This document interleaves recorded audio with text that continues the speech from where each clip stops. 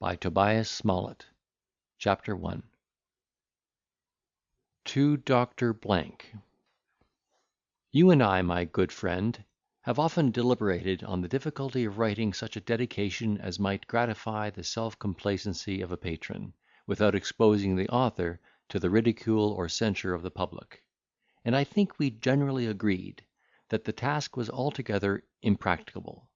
Indeed, this was one of the few subjects on which we have always thought in the same manner; for, notwithstanding that deference and regard which we mutually pay to each other, certain it is, we have often differed, according to the predominancy of those different passions, which frequently warp the opinion, and perplex the understanding of the most judicious. In dedication, as in poetry, there is no medium; for if any one of the human virtues be omitted, in the enumeration of the patron's good qualities, the whole address is construed into an affront, and the writer has the mortification to find his praise prostituted to very little purpose. On the other hand, should he yield to the transports of gratitude or affection, which is always apt to exaggerate, and produce no more than the genuine effusions of his heart, the world will make no allowance for the warmth of his passion, but ascribe the praise he bestows to interested views and sordid adulation. Sometimes, too, dazzled by the tinsel of a character which he has no opportunity to investigate, he pours forth the homage of his admiration upon some false Maecenas, whose future conduct gives the lie to his eulogium, and involves him in the shame and confusion of face. Such was the fate of the late ingenious author, the author of the Seasons, who was so often put to the blush for the undeserved incense he had offered in the heat of an enthusiastic disposition, misled by popular applause, that he had resolved to retract, in his last will, all the encomiums which he had thus prematurely bestowed, and stigmatize the unworthy by name, a laudable scheme of poetical justice, the execution of which was fatally prevented by untimely death. Whatever may have been the fate of other dedicators, I, for my own part, sit down to write this address without any apprehension of disgrace or disappointment, because I know you are too well convinced of my affection and sincerity to repine at what I shall say touching your character and conduct; and you will do me the justice to believe that this public distinction is a testimony of my particular friendship and esteem. Not that I am either insensible of your infirmities or disposed to conceal them from the notice of mankind. There are certain foibles which can only be cured by shame and mortification, and whether or not yours be of that species, I shall have the comfort to think of my best endeavours were used for your reformation. Know then, I can despise your pride, while I honour your integrity, and applaud your taste, while I am shocked at your ostentation. I have known you trifling, superficial, and obstinate in dispute, meanly jealous, and awkwardly reserved, rash and haughty in your resentments, and coarse and lowly in your connections.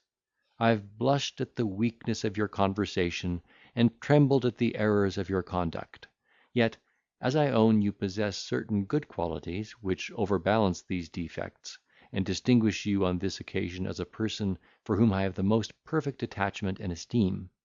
you have no cause to complain of the indelicacy with which your faults are reprehended; and as they are chiefly the excesses of a sanguine disposition and looseness of thought, impatient of caution or control, you may thus stimulated watch over your own intemperance and infirmity with redoubled vigilance and consideration, and for the future profit by the severity of my reproof. These, however, are not the only motives that induce me to trouble you with this public application. I must not only perform my duty to my friends, but also discharge the debt I owe to my own interest. We live in a censorious age, and an author cannot take too much precaution to anticipate the prejudice, misapprehension, and temerity of malice, ignorance, and presumption. I therefore think it incumbent upon me to give some previous intimation of the plan which I have executed in the subsequent performance, that I may not be condemned upon partial evidence. And to whom can I with more propriety appeal to my explanation than to you, who are so well acquainted with all the sentiments and emotions of my breast. A novel is a large diffused picture, comprehending the characters of life, disposed in different groups, and exhibited in various attitudes, for the purposes of an uniform plan and general occurrence, to which every individual figure is subservient. But this plan cannot be executed with propriety, probability, or success, without a principal personage to attract the attention, unite the incidents, unwind the clue of the labyrinth, and at last close the scene, by virtue of his own importance. Almost all the heroes of this kind, who have hitherto succeeded on the English stage, are characters of transcendent worth, conducted through the vicissitudes of fortune to that goal of happiness which ever ought to be the repose of extraordinary desert. Yet the same principle by which we rejoice at the remuneration of merit, will teach us to relish the disgrace and discomfiture of vice, which is always an example of extensive use and influence, because it leaves a deep impression of terror upon the minds of those who were not confirmed in the pursuit of morality and virtue, and, while the balance wavers, enables the right scale to preponderate.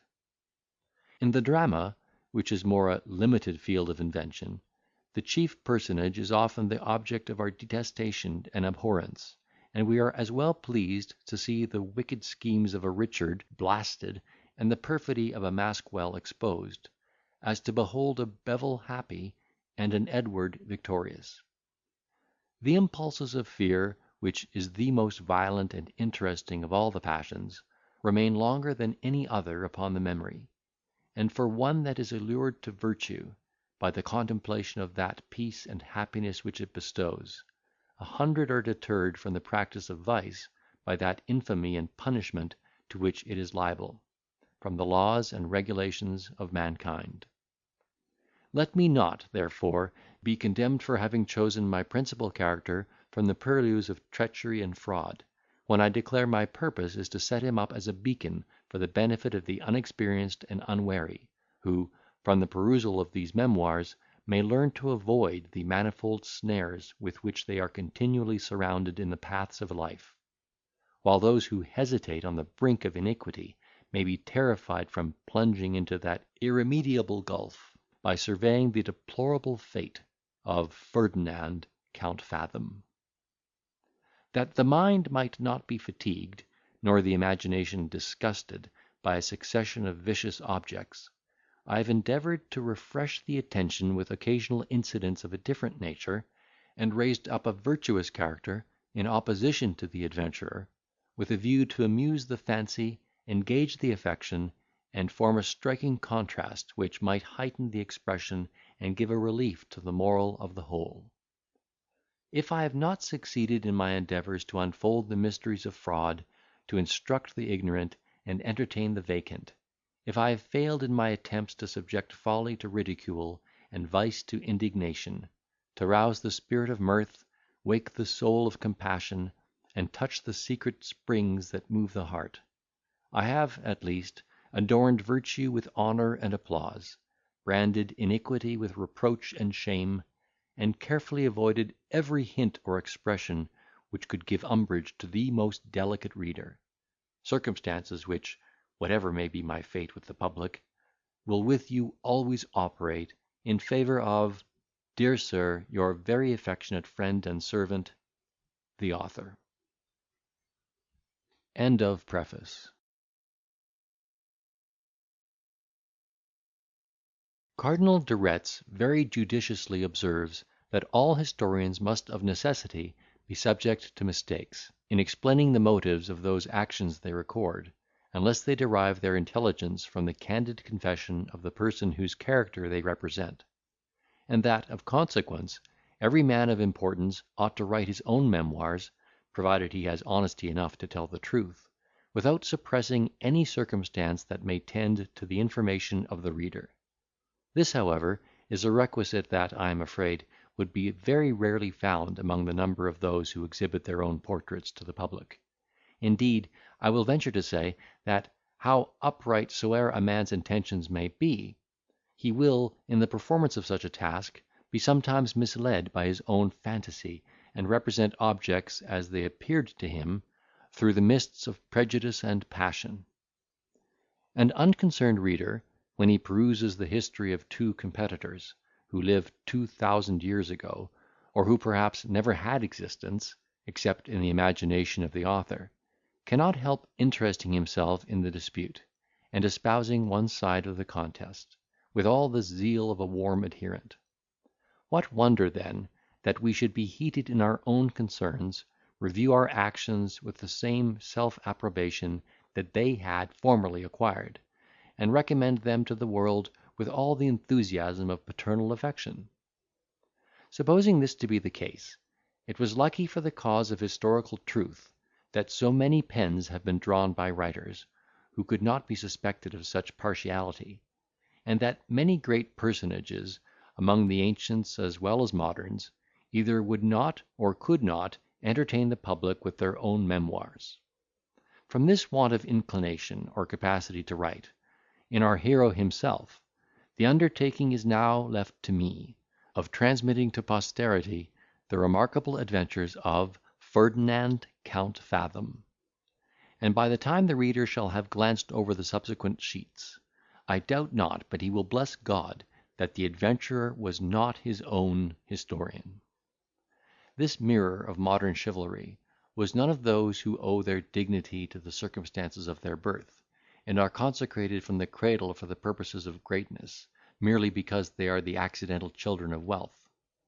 He was heir to no visible patrimony, unless we reckon a robust constitution, a tolerable appearance, and an uncommon capacity, as the advantages of inheritance. If the comparison obtains in this point of consideration, he was as much as any man indebted to his parent; and pity it was, that, in the sequel of his fortune, he never had an opportunity of manifesting his filial gratitude and regard. From this agreeable act of duty to his sire, and all those tendernesses that are reciprocally enjoyed betwixt the father and the son, he was unhappily excluded by a small circumstance, at which, however, he was never heard to repine. In short, had he been brought forth in the fabulous ages of the world, the nature of his origin might have turned to his account. He might, like other heroes of antiquity, have laid claim to divine extraction, without running the risk of being claimed by an earthly father. Not that his parents had any reason to disown or renounce their offspring, or that there was anything preternatural in the circumstances of his generation and birth. On the contrary, he was, from the beginning, a child of promising parts, and in due course of nature ushered into the world amidst a whole cloud of witnesses. But that he was acknowledged by no mortal sire solely proceeded from the uncertainty of his mother, whose affections were so dissipated among a number of admirers, that she could never pitch upon the person from whose loins our hero sprung. Over and above this important doubt under which he was begotten, other particularities attended his birth, and seemed to mark him out as something uncommon among the sons of men. He was brought forth in a waggon, and might be said to be literally a native of two different countries; for, though he first saw the light in Holland, he was not born till after the carriage arrived in Flanders; so that, all these extraordinary circumstances considered, the task of determining to what government he naturally owed allegiance would be at least as difficult as that of ascertaining the so much contested birthplace of Homer. Certain it is, the Count's mother was an Englishwoman, who, having been 5 times a widow in one campaign, was, in the last year of the renowned Marlborough's command, numbered among the baggage of the allied army, which she still accompanied, through pure benevolence of spirit, supplying the ranks with the refreshing streams of choice Geneva, and accommodating individuals with clean linen, as the emergency of their occasions required. Nor was her philanthropy altogether confined to such ministration. She abounded with the milk of human kindness, which flowed plentifully among her fellow creatures; and to every son of Mars who cultivated her favour, she liberally dispensed her smiles, in order to sweeten the toils and dangers of the field. And here it will not be amiss to anticipate the remarks of the reader, who, in the chastity and excellency of his conception, may possibly exclaim, "Good heaven! Will these authors never reform their imaginations, and lift their ideas from the obscene objects of low life? Must the public be again disgusted with the grovelling adventures of a waggon? Will no writer of genius draw his pen in the vindication of taste, and entertain us with the agreeable characters, the dignified conversation, the poignant repartee, in short, the genteel comedy of the polite world? Have a little patience, gentle, delicate, sublime critic. You, I doubt not, are one of those consummate connoisseurs who, in their purifications, let humour evaporate, while they endeavour to preserve decorum, and polish wit, until the edge of it is quite worn off; or perhaps of that class, who, in the sapience of taste, are disgusted with those very flavours in the productions of their own country, which have yielded infinite delectation to their faculties, when imported from another clime; and damn an author in despite of all precedent and prescription, who extol the writings of Petronius Arbiter, read with rapture the amorous sallies of Ovid's pen, and chuckle over the story of Lucian's ass; yet, if a modern author presumes to relate the progress of a simple intrigue, are shocked at the indecency and immorality of the scene; who delight in following Guzman d'Alfarache through all the mazes of squalid beggary; who with pleasure accompany Don Quixote and his squire in the lowest paths of fortune; who are diverted with the adventures of Scarron's ragged troop of strollers, and highly entertained with the servile situations of Gil Blas; yet, when a character in humble life occasionally occurs in a performance of our own growth, exclaim with an air of disgust, "Was ever anything so mean? Sure this writer must have been very conversant with the lowest scenes of life." Who, when Swift or Pope represents a coxcomb in the act of swearing, scruple not to laugh at the ridiculous execrations, but, in a less reputed author, condemn the use of such profane expletives; who eagerly explore the jakes of Rabelais for amusement, and even extract humour from the Dean's description of a lady's dressing room; yet, in a production of these days, unstamped with such venerable names, will stop their noses, with all the signs of loathing and abhorrence, at a bare mention of the China chamber pot; who applauded Catullus, Juvenal, Persius, and Lucan, for their spirit in lashing the greatest names of antiquity; yet, when a British satirist of this generation has courage enough to call in question the talents of a pseudo patron in power, accuse him of insolence, rancour, and scurrility. If such be you, courteous reader, I say again, have a little patience; for your entertainment we are about to write. Our hero shall, with all convenient despatch, be gradually sublimed into those splendid connections of which you are enamoured; and God forbid that, in the meantime, the nature of his extraction should turn to his prejudice in a land of freedom like this, where individuals are every day ennobled in consequence of their own qualifications, without the least retrospective regard to the rank or merit of their ancestors. Yes, refined reader, we are hastening to that goal of perfection, where satire dares not show her face, where nature is castigated almost even to still life, where humour turns changeling, and slavers in an insipid grin, where wit is volatilized into a mere vapour, where decency, divested of all substance, hovers about like a fantastic shadow, where the salt of genius, escaping, leaves nothing but pure and simple phlegm, and the inoffensive pen for ever drops the mild manna of soul-sweetening praise. End of chapter 1.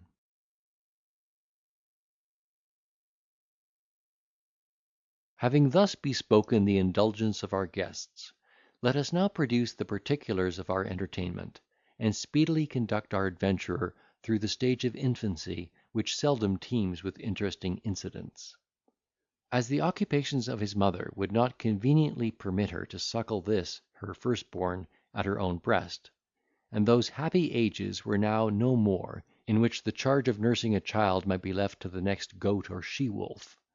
she resolved to improve upon the ordinances of nature, and foster him with a juice much more energetic than the milk of goat, wolf, or woman.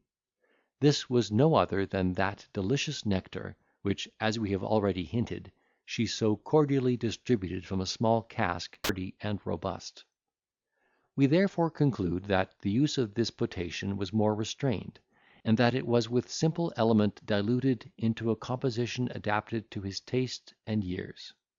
Be this as it will, he certainly was indulged in the use of it to such a degree as would have effectually obstructed his future fortune, had not he been happily cloyed with the repetition of the same fare, for which he conceived the utmost detestation and abhorrence, rejecting it with loathing and disgust, like those choice spirits who, having been crammed with religion in their childhood, renounce it in their youth, among other absurd prejudices of education.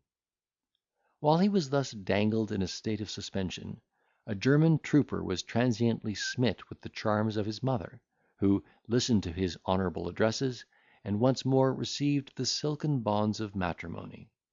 the ceremony having been performed as usual at the drumhead.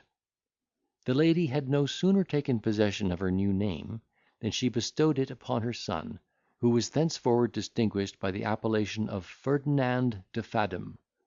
Nor was the husband offended at this presumption in his wife, which he not only considered as a proof of her affection and esteem, but also as a compliment, by which he might in time acquire the credit of being the real father of such a hopeful child. Notwithstanding this new engagement with a foreigner, our hero's mother still exercised the virtues of her calling among the English troops, so much was she biassed by that laudable partiality which, as Horace observes, the natale solum generally inspires. Indeed, this inclination was enforced by another reason, that did not fail to influence her conduct in this particular. All her knowledge of the High Dutch language consisted in some words of traffic absolutely necessary for the practice of hex vocation, together with sundry oaths and terms of reproach, that kept her customers in awe; so that, except among her own countrymen, she could not indulge that propensity to conversation for which she had been remarkable from her earliest years. Nor did this instance of her affection fail of turning to her account in the sequel. She was promoted to the office of cook to a regimental mess of officers, and before the peace of Utrecht was actually in possession of a Stutling tent pitched for the accommodation of the gentlemen in the army. Meanwhile, Ferdinand improved apace in the accomplishments of infancy. His beauty was conspicuous, and his vigour so uncommon, that he was with justice likened unto Hercules in the cradle. The friends of his father-in-law dandled him on their knees, while he played with their whiskers, and, before he was 13 months old, taught him to suck brandy impregnated with gunpowder through the touch-hole of a pistol. At the same time, he was caressed by divers sergeants of the British army, who severally and in secret contemplated his qualifications with a father's pride, excited by the artful declaration with which the mother had flattered each apart. Soon as the war was, for her unhappily, concluded, she, as in duty bound, followed her husband into Bohemia, and his regiment being sent into garrison at Prague, she opened a cabaret in that city, which was frequented by a good many guests of the Scotch and Irish nations, who were devoted to the exercise of arms in the service of the Emperor. It was by this communication that the English tongue became vernacular to young Ferdinand, who, without such opportunity, would have been a stranger to the language of his forefathers, in spite of all his mother's loquacity and elocution; though it must be owned, for the credit of her maternal care, that she let slip no occasion of making it familiar to his ear and conception; for, even at those intervals in which she could find no person to carry on the altercation, she used to hold forth in earnest soliloquies upon the subject of her own situation, giving vent to many opprobrious invectives against her husband's country, between which and Old England she drew many odious comparisons; and prayed without ceasing that Europe might speedily be involved in a general war, so as that she might have some chance of re-enjoying the pleasures and emoluments of a Flanders campaign. Chapter 2.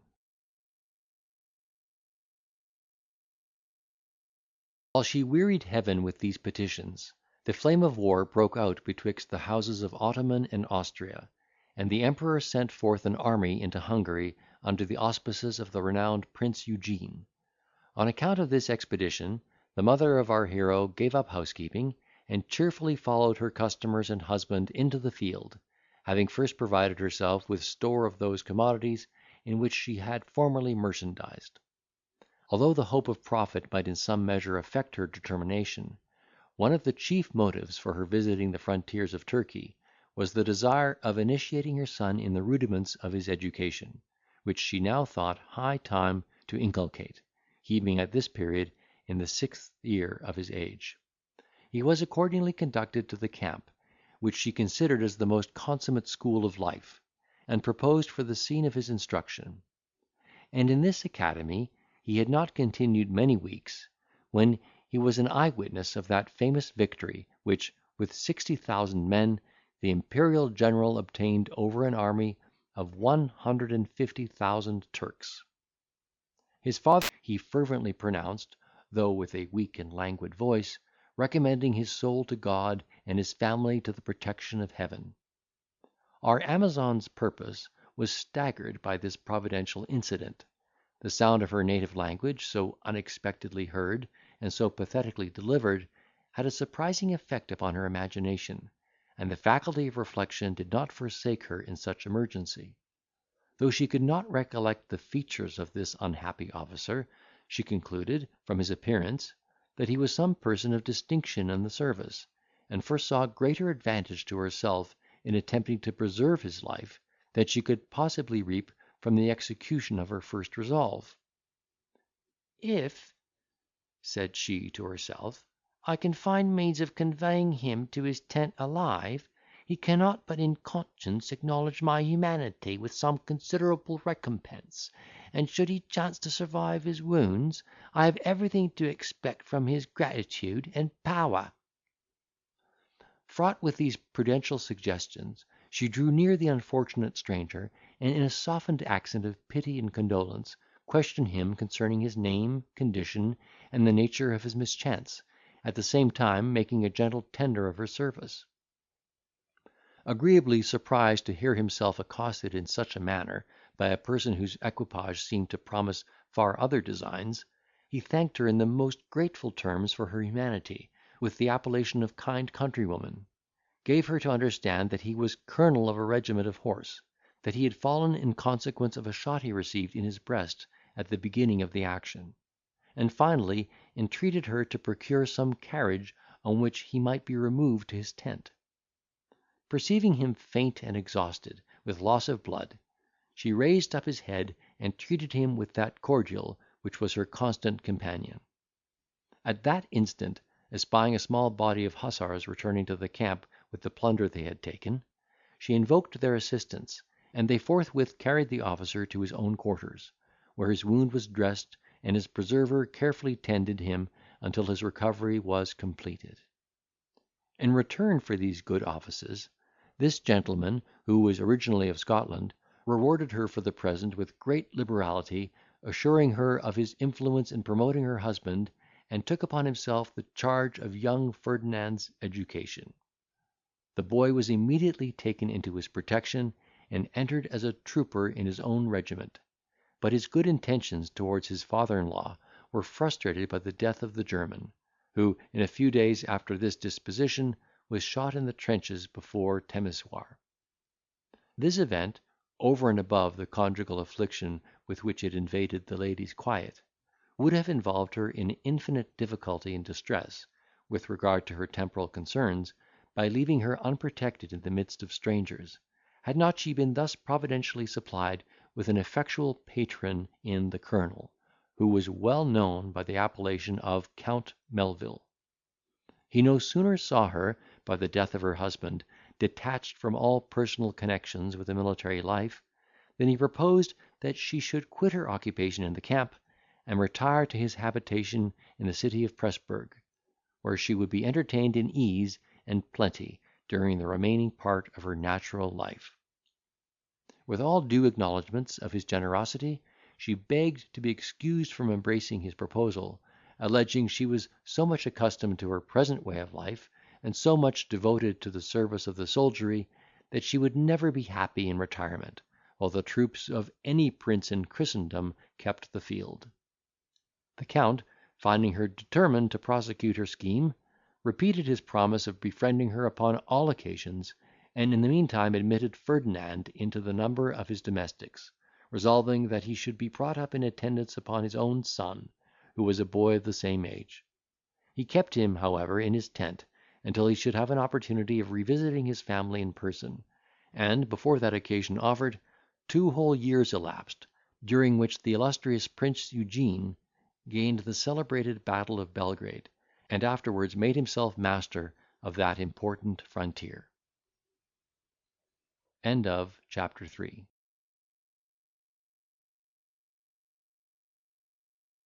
It would have been impossible for the mother of our adventurer, such as she hath been described, to sit quietly in her tent, while such an heroic scene was acting.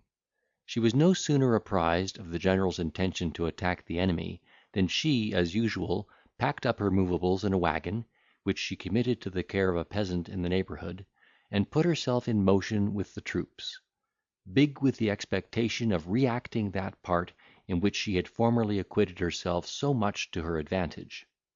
Nay, she by this time looked upon her own presence as a certain omen of success to the cause which she espoused;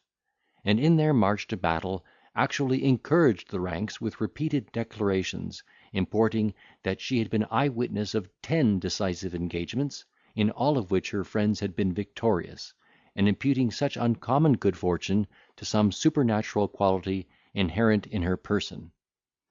Whether or not this confidence contributed to the fortune of the day, by inspiring the soldiers to an uncommon pitch of courage and resolution, I shall not pretend to determine; but certain it is, the victory began from that quarter in which she had posted herself, and no corps in the army behaved with such intrepidity as that which was manifested by those who were favoured with her admonitions and example. For she not only exposed her person to the enemy's fire, with the indifference and deliberation of a veteran, but she is said to have achieved a very conspicuous exploit by the prowess of her single arm. The extremity of the line to which she had attached herself, being assaulted in flank by a body of the Spahis, wheeled about, in order to sustain the charge, and received them with such a seasonable fire, as brought a great number of turbans to the ground. Among those who fell was one of the chiefs or agas, who had advanced before the rest, with a view to signalise his valour. Our English Penthesilea no sooner saw this Turkish leader drop, than, struck with the magnificence of his own and horse's trappings, she sprung forward to seize them as her prize, and found the aga not dead, though in a good measure disabled by his misfortune, which was entirely owing to the weight of his horse, that, having been killed by a musket ball, lay upon his leg, so that he could not disengage himself. Nevertheless, perceiving the virago approach with full intent, he brandished his scimitar, and tried to intimidate his assailant with a most horrible exclamation; but it was not the dismal yell of a dismounted cavalier, though enforced with a hideous ferocity of countenance, and the menacing gestures with which he waited her approach, that could intimidate such an undaunted she-campaigner. She saw him writhing in the agonies of a situation from which he could not move, and, running towards him with the nimbleness and intrepidity of a Camilla, described a semicircle in the progress of her assault, and attacking him on one side, plunged her well-tried dagger in his throat. The shades of death encompassed him, his life-blood issued at the wound, he fell prone upon the earth, he bit the dust, and having thrice invoked the name of Allah, straight expired. While his destiny was thus fulfilled, his followers began to reel. They seemed dismayed at the fate of their chief, beheld their companions drop like the leaves in autumn, and suddenly halted in the midst of their career. The Imperialists, observing the confusion of the enemy, redoubled their fire, and raising a dreadful shout, advanced in order to improve the advantage they had gained. The Spahis durst not wait the shock of such an encounter. They wheeled to the right about, and clapping spurs to their horses, fled in the utmost disorder. This was actually the circumstance that turned the scale of the battle. The Austrians pursued their good fortune with uncommon impetuosity, and in a few minutes left the field clear for the mother of our hero, who was such an adept in the art of stripping, that in the twinkling of an eye the bodies of the Aga and his Arabian lay naked to the skin. It would have been happy for her, had she been contented with these first fruits reaped from the fortune of the day, and retired with her spoils, which were not inconsiderable. But, intoxicated with the glory she had won, enticed by the glittering caparisons that lay scattered on the plain, and without doubt prompted by the secret instinct of her fate, she resolved to seize opportunity by the forelock, and once for all indemnify herself for the many fatigues, hazards, and sorrows she had undergone. Thus determined, she reconnoitred the field, and practised her address so successfully, that in less than half an hour she was loaded with ermine and embroidery, and disposed to retreat with her burden, when her regards were solicited by a splendid bundle, which she descried at some distance lying on the ground. This was no other than an unhappy officer of hussars, who, after having the good fortune to take a Turkish standard, was desperately wounded in the thigh, and obliged to quit his horse. Finding himself in such a helpless condition, he had wrapped his acquisition round his body, that, whatever might happen, he and his glory should not be parted; and thus shrouded, among the dying and the dead, he had observed the progress of our heroine, who stalked about the field like another Atropos, finishing, wherever she came, the work of death. He did not at all doubt that he himself would be visited in the course of her peregrinations, and therefore provided for her reception, with a pistol ready cocked in his hand, while he lay perdu beneath his covert, in all appearance bereft of life. He was not deceived in his prognostic. She no sooner eyed the golden crescent, than, inflamed with curiosity or cupidity, she directed thitherward her steps, and discerning the carcass of a man, from which she thought there would be a necessity for disengaging it, she lifted up her weapon, in order to make sure of her purchase, and in the very instant of discharging her blow, received a brace of bullets in her brain. Thus ended the mortal pilgrimage of this modern Amazon, who, in point of courage, was not inferior to Semiramis, Thamyris, Zenobia, Thalestris, or any boasted heroine of ancient times. It cannot be supposed that this catastrophe made a very deep impression upon the mind of young Ferdinand, who had just then attained the 9th year of his age, and been for a considerable time weaned from her maternal caresses, especially as he felt no wants nor grievances in the family of the Count, who favoured him with a particular share of indulgence, because he perceived in him a spirit of docility, insinuation, and sagacity far above his years. He did not, however, fail to lament the untimely fate of his mother, with such filial expressions of sorrow as still more intimately recommended him to his patron, who, being himself a man of extraordinary benevolence, looked upon the boy as a prodigy of natural affection, and foresaw in his future services a fund of gratitude and attachment, that could not fail to render him a valuable acquisition to his family. In his own country he had often seen connections of that sort, which, having been planted in the infancy of the adherent, had grown up to a surprising pitch of fidelity and friendship, that no temptation could bias, and no danger dissolve. He therefore rejoiced in the hope of seeing his own son accommodated with such a faithful attendant, in the person of young Fathom, on whom he resolved to bestow the same education he had planned for the other, though conveyed in such a manner as should be suitable to the sphere in which he was ordained to move. In consequence of these determinations, our young adventurer led a very easy life in quality of page to the Count, in whose tent he lay upon a pallet, close to his field bed, and often diverted him with his childish prattle in the English tongue, which, the more seldom his master had occasion to speak, he the more delighted to hear. In the exercise of his function, the boy was incredibly assiduous and alert. Far from neglecting the little particulars of his duty, and embarking in the mischievous amusements of the children belonging to the camp, he was always diligent, sedate, agreeably officious, and anticipating; and in the whole of his behaviour seemed to express the most vigilant sense of his patron's goodness and generosity.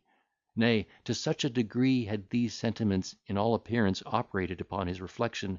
that one morning, while he supposed the Count asleep, he crept softly to his bedside, and gently kissing his hand, which happened to be uncovered, pronounced in a low voice a most fervent prayer in his behalf, beseeching heaven to shower down blessings upon him, as the widow's friend and the orphan's father. This benediction was not lost upon the Count, who chanced to be awake, and heard it with admiration.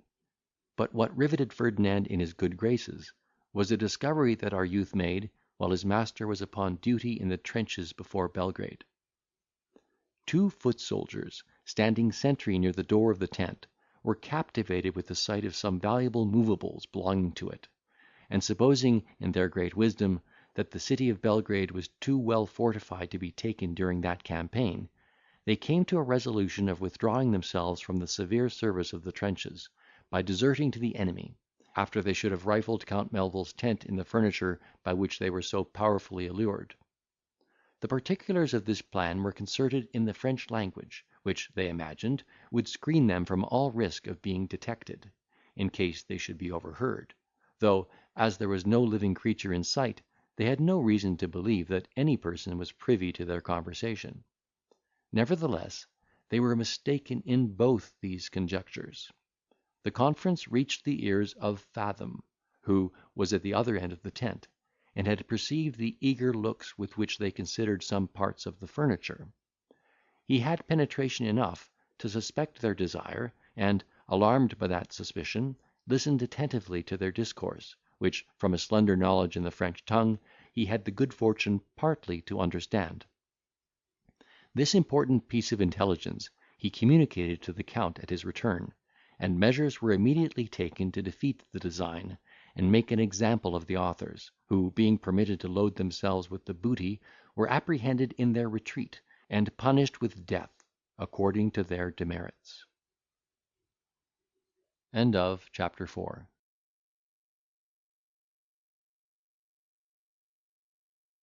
From the good opinion which the Colonel entertained of Ferdinand's principles.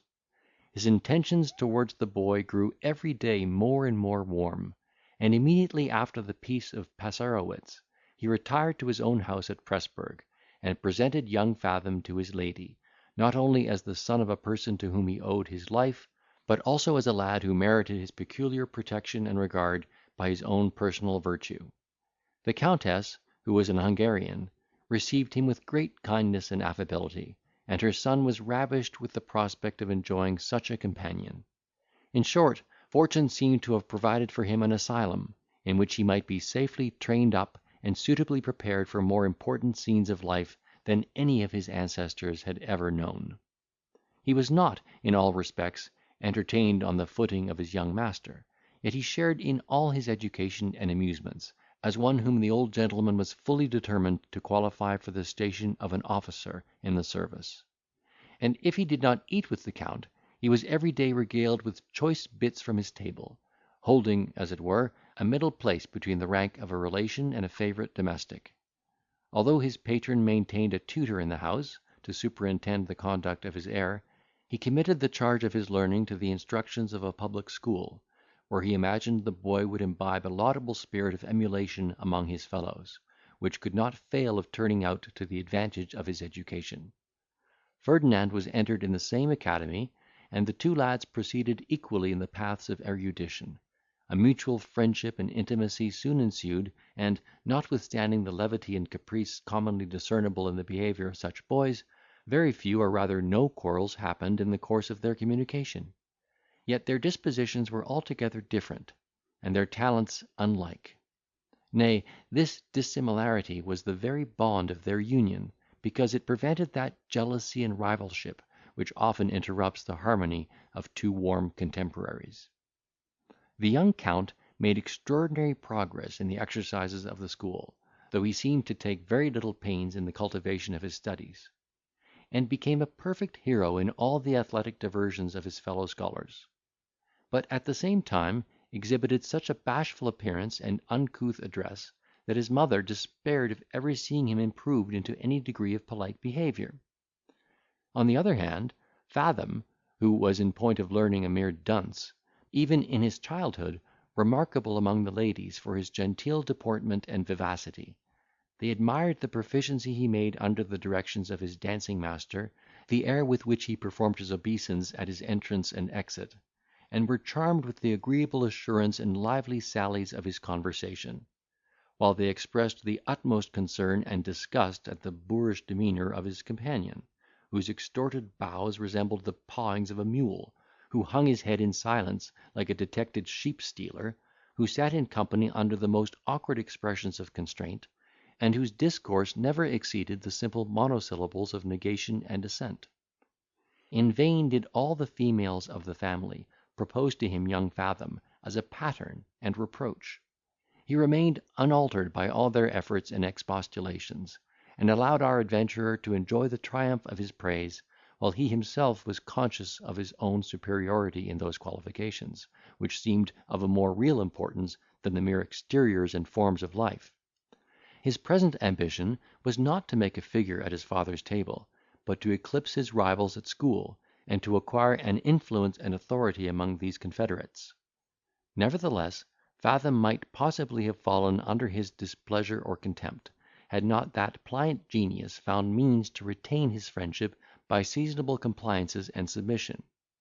For the sole study, or at least the chief aim of Ferdinand, was to make himself necessary and agreeable to those on whom his dependence was placed. His talent was in this particular suited to his inclination. He seemed to have inherited it from his mother's womb, and without all doubt would have raised upon it a most admirable superstructure of fortune and applause, had not it been inseparably yoked with a most insidious principle of self-love, that grew up with him from the cradle, and left no room in his heart for the least particle of social virtue. This last, however, he knew so well how to counterfeit, by means of a large share of ductility and dissimulation, that, surely, he was calculated by nature to dupe even the most cautious, and gratify his appetites by levying contributions on all mankind. So little are the common instructors of youth qualified to judge the capacities of those who are under their tutelage and care, that Fathom, by dint of his insinuating arts, made shift to pass upon the schoolmaster as a lad of quick parts, in despite of a natural inaptitude to retain his lessons, which all his industry could never overcome. In order to remedy, or rather to cloak this defect in his understanding, he had always recourse to the friendship of the young Count, who freely permitted him to transcribe his exercises, until a small accident happened, which had well nigh put a stop to these instances of his generosity. The adventure, inconsiderable as it is, we shall record, as the first overt act of Ferdinand's true character, as well as an illustration of the opinion we have advanced touching the blind and injudicious decisions of a right pedagogue. Among other tasks imposed by the pedant upon the form to which our two companions belonged, they were one evening ordered to translate a chapter of Caesar's Commentaries. Accordingly, the young Count went to work, and performed the undertaking with great elegance and despatch. Fathom, having spent the night in more effeminate amusements, was next morning so much hurried for want of time, that in his transcription he neglected to insert a few variations from the text, these being the terms on which he was allowed to use it, so that it was verbatim a copy of the original. As those exercises were always delivered in a heap, subscribed with the several names of the boys to whom they belonged, the schoolmaster chanced to peruse the version of Ferdinand before he looked into any of the rest, and could not help bestowing upon it particular marks of approbation. The next that fell under his examination was that of the young Count, when he immediately perceived the sameness, and, far from imputing it to the true cause, upbraided him with having copied the exercise of our adventurer, and insisted upon chastising him upon the spot for his want of application. Had not the young gentleman thought his honour was concerned, he would have submitted to the punishment without murmuring; but he inherited from his parents the pride of two fierce nations, and being overwhelmed with reproaches for that which he imagined ought to have redounded to his glory, he could not brook the indignity, and boldly affirmed that he himself was the original, to whom Ferdinand was beholden for his performance. The schoolmaster, nettled to find himself mistaken in his judgment, resolved that the Count should have no cause to exult in the discovery he had made, and, like a true flogger, actually whipped him for having allowed Fathom to copy his exercise. Nay, in the hope of vindicating his own penetration, he took an opportunity of questioning Ferdinand in private concerning the circumstances of the translation; and our hero, perceiving his drift, gave him such artful and ambiguous answers, as persuaded him that the young Count had acted the part of a plagiary, and that the other had been restrained from doing himself justice by the consideration of his own dependence. This profound director did not fail, in honour of his own discernment, to whisper about the misrepresentation, as an instance of the young Count's insolence, and Fathom's humility and good sense. The story was circulated among the servants, especially the maids belonging to the family whose favour our hero had acquired by his engaging behaviour; and at length it reached the ears of his patron, who, incensed at his son's presumption and inhospitality, called him to a severe account, when the young gentleman absolutely denied the truth of the allegation, and appealed to the evidence of Fathom himself. Our adventurer was accordingly summoned by the father, and encouraged to declare the truth, with an assurance of his constant protection. Upon which Ferdinand very wisely fell upon his knees, and, while the tears gushed from his eyes, acquitted the young Count of the imputation, and expressed his apprehension that the report had been spread by some of his enemies, who wanted to prejudice him in the opinion of his patron. The old gentleman was not satisfied of his son's integrity by this declaration, being naturally of a generous disposition, highly prepossessed in favour of the poor orphan, and chagrined at the unpromising appearance of his heir. He suspected that Fathom was overawed by the fear of giving offence, and that, notwithstanding what he had said, the case really stood as it had been represented. In this persuasion he earnestly exhorted his son to resist and combat with any impulse he might feel within himself, tending to selfishness, fraud, or imposition; to encourage every sentiment of candour and benevolence, and to behave with moderation and affability to all his fellow creatures. He laid upon him strong injunctions, not without a mixture of threats, to consider Fathom as the object of his peculiar regard, to respect him as the son of the Count's preserver, as a Briton, a stranger, and above all an helpless orphan, to whom the rights of hospitality were doubly due. Such admonitions were not lost upon the youth, who, under the rough husk of his personal exhibition, possessed a large share of generous sensibility. Without any formal professions to his father, he resolved to govern himself according to his remonstrances; and, far from conceiving the least spark of animosity against Fathom, he looked upon the poor boy as the innocent cause of his disgrace, and redoubled his kindness towards him, that his honour might never again be called in question upon the same subject. Nothing is more liable to misconstruction than an act of uncommon generosity.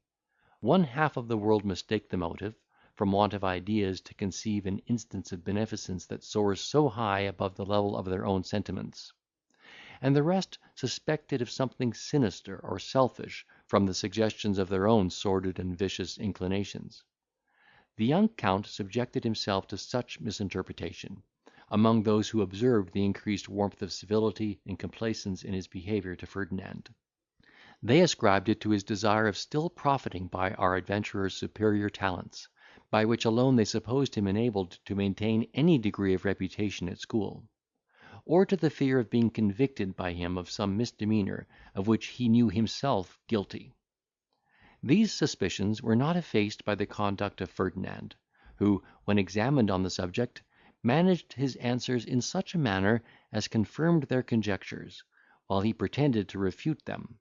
and at the same time acquired to himself credit for his extraordinary discretion and self-denial.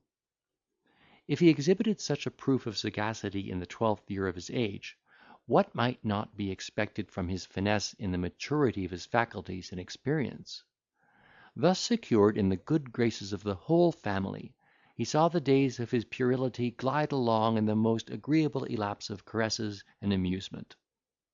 He never fairly plunged into the stream of school education, but, by floating on the surface, imbibed a small tincture of those different sciences which his master pretended to teach. In short, he resembled those vagrant swallows that skim along the level of some pool or river, without venturing to wet one feather in their wings, except in the accidental pursuit of an inconsiderable fly. Yet, though his capacity or inclination was unsuited for studies of this kind, he did not fail to manifest a perfect genius in the acquisition of other more profitable arts. Over and above the accomplishments of address, for which he hath been already celebrated, he excelled all his fellows in his dexterity at fives and billiards, was altogether unrivalled in his skill at draughts and backgammon, began, even at these years, to understand the moves and schemes of chess, and made himself a mere adept in the mystery of cards, which he learned in the course of his assiduities and attention to the females of the house. Chapter 5. The notice and friendship of his patron's daughter, a girl by 2 years older than himself, who was not insensible to his qualifications, and looked upon him with the most favourable eyes of prepossession. Whether or not he at this period of his life began to project plans for availing himself of her susceptibility is uncertain, but without all doubt he cultivated her esteem with as obsequious and submissive attention as if he had already formed the design which, in his advanced age, he attempted to put in execution. Divers circumstances conspired to promote him in the favour of this young lady. The greenness of his ears secured him from any appearance of fallacious aim, so that he was indulged in frequent opportunities of conversing with his young mistress, whose parents encouraged this communication, by which they hoped she would improve in speaking the language of her father. Such connections naturally produce intimacy and friendship. Fathom's person was agreeable, his talents calculated for the meridian of those parties, and his manners so engaging, that there would have been no just subject for wonder, had he made an impression upon the tender, unexperienced heart of Mademoiselle de Melvil, whose beauty was not so attractive as to extinguish his hope, in raising up a number of formidable rivals. Though her expectations of fortune were such as commonly lend additional lustre to personal merit.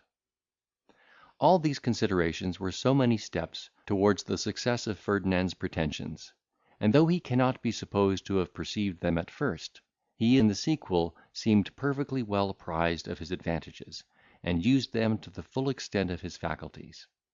Observing that she delighted in music, he betook himself to the study of that art, and, by dint of application and a tolerable ear, he learned of himself to accompany her with a German flute, while she sung and played upon the harpsichord. The Count, seeing his inclination, and the progress he had made, resolved that his capacity should not be lost for want of cultivation, and accordingly provided him with a master, by whom he was instructed in the principles of the art, and soon became a proficient in playing upon the violin. In the practice of these improvements and avocations, and in attendance upon his young master, whom he took care never to disoblige or neglect, he attained to the age of 16, without feeling the least abatement in the friendship and generosity of those upon whom he depended, but, on the contrary, received every day fresh marks of their bounty and regard. He had before this time been smit with the ambition of making a conquest of the young lady's heart, and foresaw manifold advantages to himself in becoming son-in-law to Count Melvil, who, he never doubted, would soon be reconciled to the match, if once it could be effectuated without his knowledge. Although he thought he had great reason to believe that Mademoiselle looked upon him with an eye of peculiar favour, his disposition was happily tempered with an ingredient of caution, that hindered him from acting with precipitation; and he had discerned in the young lady's deportment certain indications of loftiness and pride, which kept him in the utmost vigilance and circumspection; for he knew that, by a premature declaration, he should run the risk of forfeiting all the advantages he had gained, and blasting those expectations that now blossomed so gaily in his heart. Restricted by these reflections, he acted at a wary distance, and determined to proceed by the method of sap, and, summoning all his artifice and attractions to his aid, employed them under the insidious cover of profound respect, in order to undermine those bulwarks of haughtiness or discretion which otherwise might have rendered his approaches to her impracticable. With a view to enhance the value of his company, and sound her sentiments at the same time, he became more reserved than usual, and seldomer engaged in her parties of music and cards. Yet, in the midst of his reserve, he never failed in those demonstrations of reverence and regard, which he knew perfectly well how to express, but devised such excuses for his absence as she could not help admitting. In consequence of this affected shyness, she more than once gently chid him for his neglect and indifference, observing with an ironical air that he was now too much of a man to be entertained with such effeminate diversions. But her reproofs were pronounced with too much ease and good humour to be agreeable to our hero, who desired to see her ruffled and chagrined at his absence, and to hear himself rebuked with an angry affectation of disdain. This effort, therefore, he reinforced with the most captivating carriage he could assume, in those hours which he now so sparingly bestowed upon his mistress. He regaled her with all the entertaining stories he could learn or invent,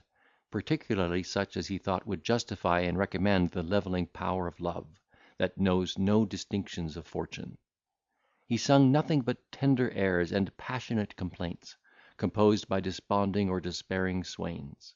and, to render his performances of this kind the more pathetic, interlarded them with some seasonable sighs, while the tears, which he had ever at command, stood collected in either eye. It was impossible for her to overlook such studied emotions. She, in a jocose manner, taxed him with having lost his heart, rallied the excess of his passion, and in a merry strain undertook to be an advocate for his love. Her behaviour was still wide of his wish and expectation. He thought she would, in consequence of her discovery, have betrayed some interested symptom; that her face would have undergone some favourable suffusion; that her tongue would have faltered, her breast heaved, and her whole deportment betokened internal agitation and disorder, in which case he meant to profit by the happy impression, and declare himself, before she could possibly recollect the dictates of her pride. Baffled, however, in his endeavours, by the serenity of the young lady, which he still deemed equivocal, he had recourse to another experiment, by which he believed he should make a discovery of her sentiments beyond all possibility of doubt. One day, while he accompanied Mademoiselle in her exercise of music, he pretended all of a sudden to be taken ill, and counterfeited a swoon in her apartment. Surprised at this accident, she screamed aloud; but, far from running to his assistance, with the transports and distraction of a lover, she ordered her maid, who was present, to support his head, and went in person to call for more help. He was accordingly removed to his own chamber, where, willing to be still more certified of her inclinations, he prolonged the farce, and lay groaning under the pretence of a severe fever. The whole family was alarmed upon this occasion, for, as we have already observed, he was a universal favourite. He was immediately visited by the old Count and his lady, who expressed the utmost concern at his distemper, ordered him to be carefully attended, and sent for a physician without loss of time. The young gentleman would scarce stir from his bedside, where he ministered unto him with all the demonstrations of brotherly affection; and Miss exhorted him to keep up his spirits, with many expressions of unreserved sympathy and regard. Nevertheless, he saw nothing in her behaviour but what might be naturally expected from common friendship, and a compassionate disposition, and was very much mortified at his disappointment. Whether the miscarriage actually affected his constitution, or the doctor happened to be mistaken in his diagnostics, we shall not pretend to determine; but the patient was certainly treated secundum artem, and all his complaints in a little time realised; for the physician, like a true graduate, had an eye to the apothecary in his prescriptions, and such was the concern and scrupulous care with which our hero was attended, that the orders of the faculty were performed with the utmost punctuality. He was blooded, vomited, purged, and blistered, in the usual forms, for the physicians of Hungary are generally as well skilled in the arts of their occupation as any other leeches under the sun; and swallowed a whole dispensary of boluses, draughts, and apozems, by which means he became fairly delirious in 3 days, and so untractable, that he could be no longer managed according to the rule. Otherwise, in all likelihood, the world would never have enjoyed the benefit of these adventures. In short, his constitution, though unable to cope with two such formidable antagonists as the doctor and the disease he had conjured up, was no sooner rid of the one, then it easily got the better of the other; and though Ferdinand, after all, found his grand aim unaccomplished, his malady was productive of a consequence which, though he had not foreseen it, he did not fail to convert to his own use and advantage. Chapter 6. While he displayed his qualifications in order to entrap the heart of his young mistress, he had unwittingly enslaved the affections of her maid. This attendant was also a favourite of the young lady, and, though her senior by 2 or 3 good years at least, unquestionably her superior in point of personal beauty. She moreover possessed a good stock of cunning and discernment, and was furnished by nature with a very amorous complexion. These circumstances being premised, the reader will not be surprised to find her smitten by those uncommon qualifications which we have celebrated in young Fathom. She had in good sooth long sighed in secret under the powerful influence of his charms, and practised upon him all those little arts by which a woman strives to attract the admiration and ensnare the heart of a man she loves. But all his faculties were employed upon the plan which he had already projected. That was the goal of his whole attention, to which all his measures tended; and whether or not he perceived the impression he had made upon Teresa, he never gave her the least reason to believe he was conscious of her victory, until he found himself baffled in his design upon the heart of her mistress.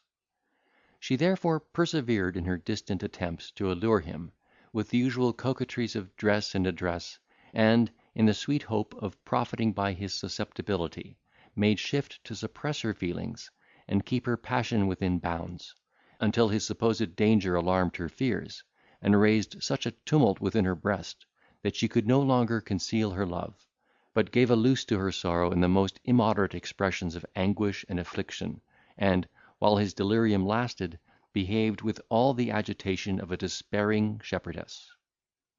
Ferdinand was, or pretended to be, the last person in the family who understood the situation of her thoughts. When he perceived her passion, he entered into deliberation with himself, and tasked his reflection and foresight, in order to discover how best he might convert this conquest to his own advantage. Here then, that we may neglect no opportunity of doing justice to our hero, it will be proper to observe, that, howsoever unapt his understanding might be to receive and retain the usual culture of the schools, he was naturally a genius self-taught in point of sagacity and invention. He dived into the characters of mankind with a penetration peculiar to himself, and, had he been admitted as a pupil in any political academy, he would have certainly become one of the ablest statesmen in Europe. Having revolved all the probable consequences of such a connection, he determined to prosecute an amour with the lady whose affection he had subdued, because he hoped to interest her as an auxiliary in his grand scheme upon Mademoiselle, which he did not as yet think proper to lay aside; for he was not more ambitious in the plan, than indefatigable in the prosecution of it. He knew it would be impossible to execute his aims upon the Count's daughter under the eye of Teresa, whose natural discernment would be whetted with jealousy, and who would watch his conduct and thwart his progress with all the vigilance and spite of a slighted maiden. On the other hand, he did not doubt of being able to bring her over to his interest by the influence he had already gained, or might afterwards acquire over her passions; in which case she would effectually espouse his cause, and employ her good offices with her mistress in his behalf. Besides, he was induced by another motive, which, though secondary, did not fail in this case to have an effect upon his determination. He looked upon Teresa with the eyes of appetite, which he longed to gratify; for he was not at all dead to the instigations of the flesh, though he had philosophy enough to resist them, when he thought they interfered with his interest. Here the case was quite different. His desire happened to be upon the side of his advantage, and therefore, resolving to indulge it, he no sooner found himself in a condition to manage such an adventure, than he began to make gradual advances in point of warmth and particular complacency to the love-sick maid. He first of all thanked her in the most grateful terms for the concern she had manifested at his distemper, and the kind services he had received from her during the course of it. He treated her upon all occasions with unusual affability and regard, assiduously courted her acquaintance and conversation, and contracted an intimacy that in a little time produced a declaration of love. Although her heart was too much intendered to hold out against all the forms of assault, far from yielding at discretion, she stood upon honourable terms with great obstinacy of punctilio, and, while she owned she was master of her inclinations, gave him to understand, with a peremptory and resolute air, that he should never make a conquest of her virtue; observing, that, if the passion he professed was genuine, he would not scruple to give such a proof of it as would at once convince her of his sincerity, and that he could have no just cause to refuse her that satisfaction, she being his equal in point of birth and situation; for, if he was the companion and favourite of the young Count, she was the friend and confidant of Mademoiselle. He acknowledged the strength of her argument, and that her condescension was greater than his deserts, but objected against the proposal as infinitely prejudicial to the fortunes of them both. He represented the state of dependence in which they mutually stood, their utter incapacity to support one another under the consequences of a precipitate match, clandestinely made, without the consent and concurrence of their patrons. He displayed with great eloquence all those gay expectations they had reason to entertain, from that eminent degree of favour which they had already secured in the family, and set forth in the most... Be this as it will, our lovers, though real voluptuaries, amidst the first transports of their enjoyment, did not neglect the great political aim of their conjunction. Teresa's bedchamber, to which our hero constantly repaired at midnight, was the scene of their deliberations, and there it was determined that the damsel, in order to avoid suspicion, should feign herself irritated at the indifference of Ferdinand, her passion for whom was by this time no secret in the family, and that, with a view to countenance this affectation, he should upon all occasions treat her with an air of loftiness and disdain. So screened from all imputation of fraud, she was furnished by him with artful instructions how to sound the inclinations of her young mistress, how to recommend his person and qualifications by the sure methods of contradiction, comparisons, revilings, and reproach; how to watch the paroxysms of her disposition, inflame her passions, and improve, for his advantage, those moments of frailty from which no woman is exempted. In short, this consummate politician taught his agent to poison the young lady's mind with her insidious conversation, tending to inspire her with the love of guilty pleasure, to debauch her sentiments, and confound her ideas of dignity and virtue. After all, the task is not so difficult to lead the unpractised heart astray, by dint of those opportunities her seducer possessed. The seeds of insinuation, seasonably sown upon the warm luxuriant soil of youth, could hardly fail of shooting up into such intemperate desires as he wanted to produce, especially when cultured and cherished in her unguarded hours, by that stimulating discourse which familiarity admits, and the looser passions engrafted in every breast are apt to relish and excuse. Fathom had previously reconnoitred the ground, and discovered some marks of inflammability in Mademoiselle's constitution. Her beauty was not such as to engage her in those gaieties of amusement which could flatter her vanity and dissipate her ideas; and she was of an age when the little loves and young desires take possession of the fancy. He therefore concluded that she had the more leisure to indulge these enticing images of pleasure that youth never fails to create, particularly in those who, like her, were addicted to solitude and study. Teresa, full fraught with the wily injunctions of her confederate, took the field, and opened the campaign with such remarkable sourness in her aspect when Ferdinand appeared, that her young lady could not help taking notice of her affected chagrin, and asked the reason of such apparent alteration in her way of thinking. Prepared for this question, the other replied in a manner calculated for giving Mademoiselle to understand that, whatever impressions Ferdinand might have formerly made on her heart, they were now altogether effaced by the pride and insolence with which he had received her advances, and that her breast now glowed with all the revenge of a slighted lover. To evince the sincerity of this declaration, she bitterly inveighed against him, and even affected to depreciate those talents in which she knew his chief merit to consist, hoping by these means to interest Mademoiselle's candour in his defence. So far the train succeeded. That young lady's love for truth was offended at the calumnies that were vented against Ferdinand in his absence. She chid her woman for the rancour of her remarks, and undertook to refute the articles of his dispraise. Teresa supported her own assertions with great obstinacy, and a dispute ensued, in which her mistress was heated into some extravagant commendations of our adventurer. His supposed enemy did not fail to make a report of her success, and to magnify every advantage they had gained, believing in good earnest that her lady's warmth was the effect of a real passion for the fortunate Mr. Fathom. But he himself viewed the adventure in a different light,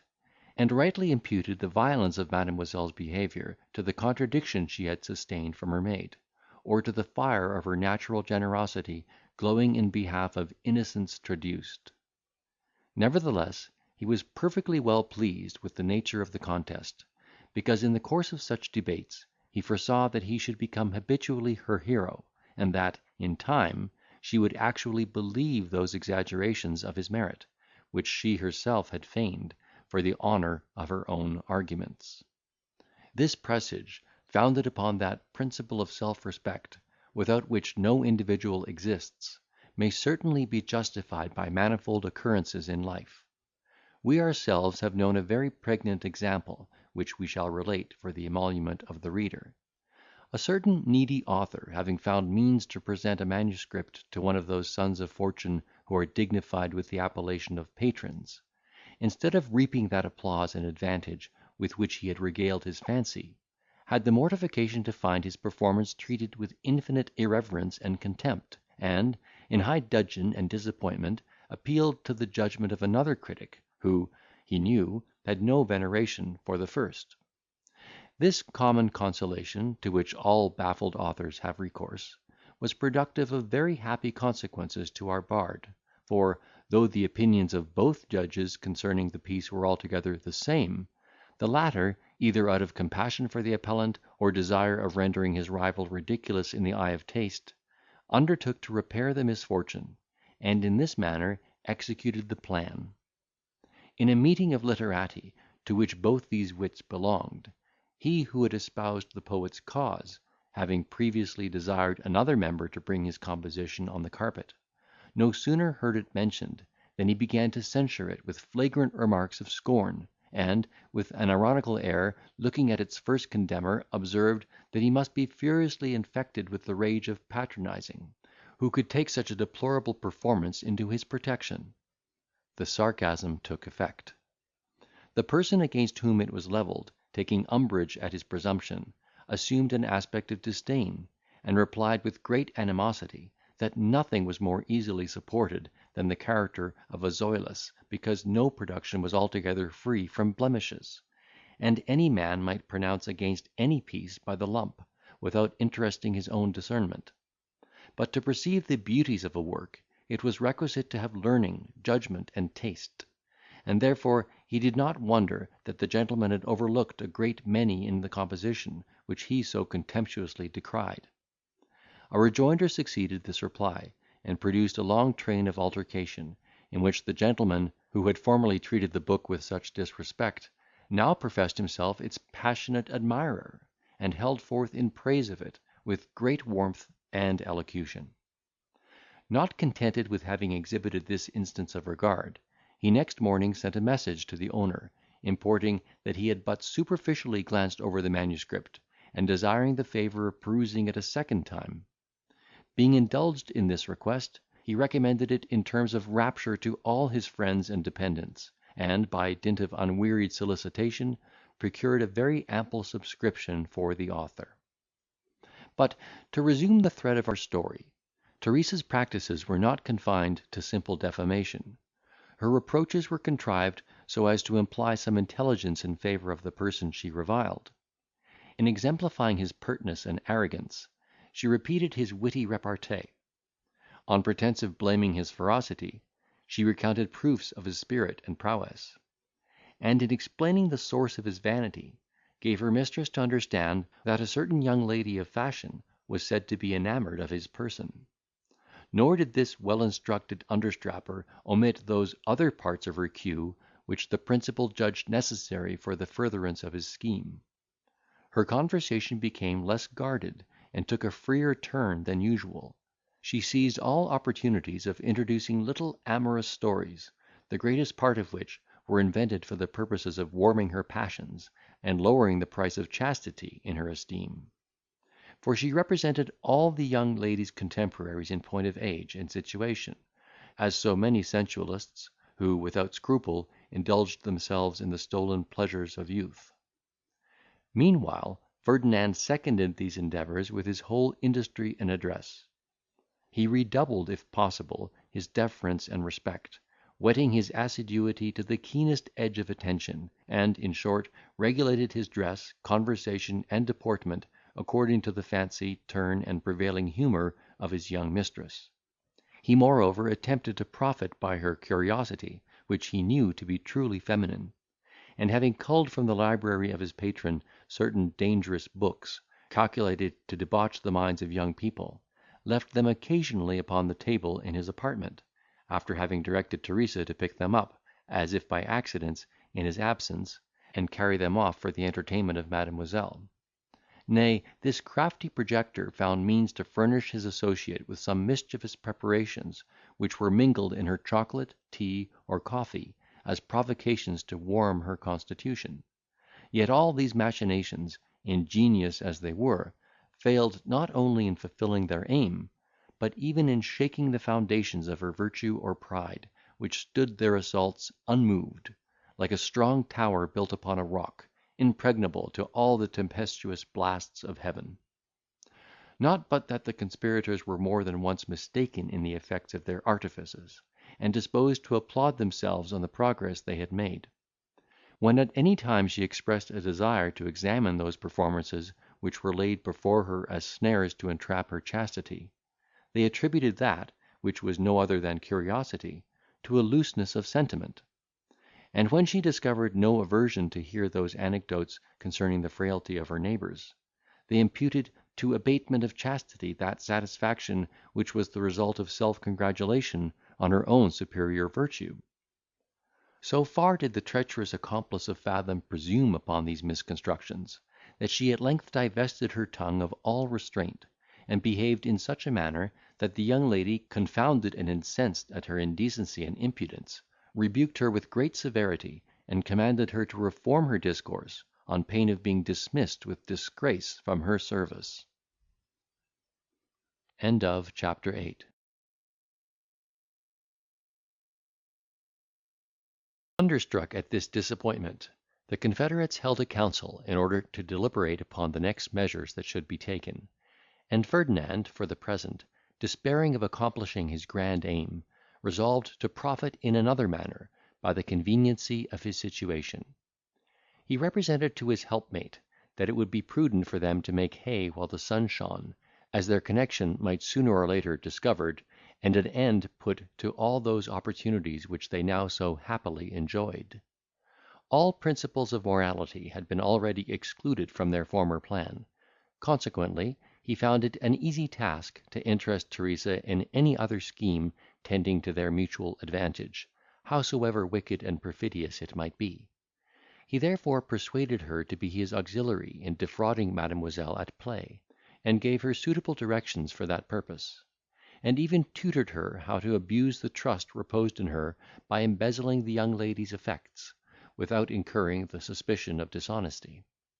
On the supposition that every servant in the house was not able to resist such temptation, the purse of her mistress, to which the maid had always access, was dropped in a passage which the domestics had occasion to frequent; and Fathom posted himself in a convenient place, in order to observe the effect of his stratagem. Here he was not disappointed in his conjecture. The first person who chanced to pass that way was one of the chambermaids with whom Teresa had lived for some time in a state of inveterate enmity, because the wench had failed in that homage and respect which was paid to her by the rest of the servants. Ferdinand had, in his heart, espoused the quarrel of his associate, and longed for an occasion to deliver her from the malicious observance of such an antagonist. When he therefore saw her approach, his heart throbbed with joyful expectations; but when she snatched up the purse, and thrust it in her bosom, with all the eagerness and confusion of one determined to appropriate the windfall to her own use, his transports were altogether unspeakable. He traced her to her own apartment, whither she immediately retreated with great trepidation, and then communicated the discovery to Teresa, together with instructions on how to behave in the sequel. In conformity with these lessons, she took the first opportunity of going to Mademoiselle, and demanding money for some necessary expense, that the loss might be known before the finder could have leisure to make any fresh conveyance of the prize; and in the meantime Ferdinand kept a strict eye upon the motions of the chambermaid. The young lady, having rummaged her pockets in vain, expressed some surprise at the loss of her purse, upon which her attendant gave indications of extreme amazement and concern. She said, it could not possibly be lost, entreated her to search her escritoire, while she herself ran about the room, prying into every corner, with all the symptoms of fear and distraction.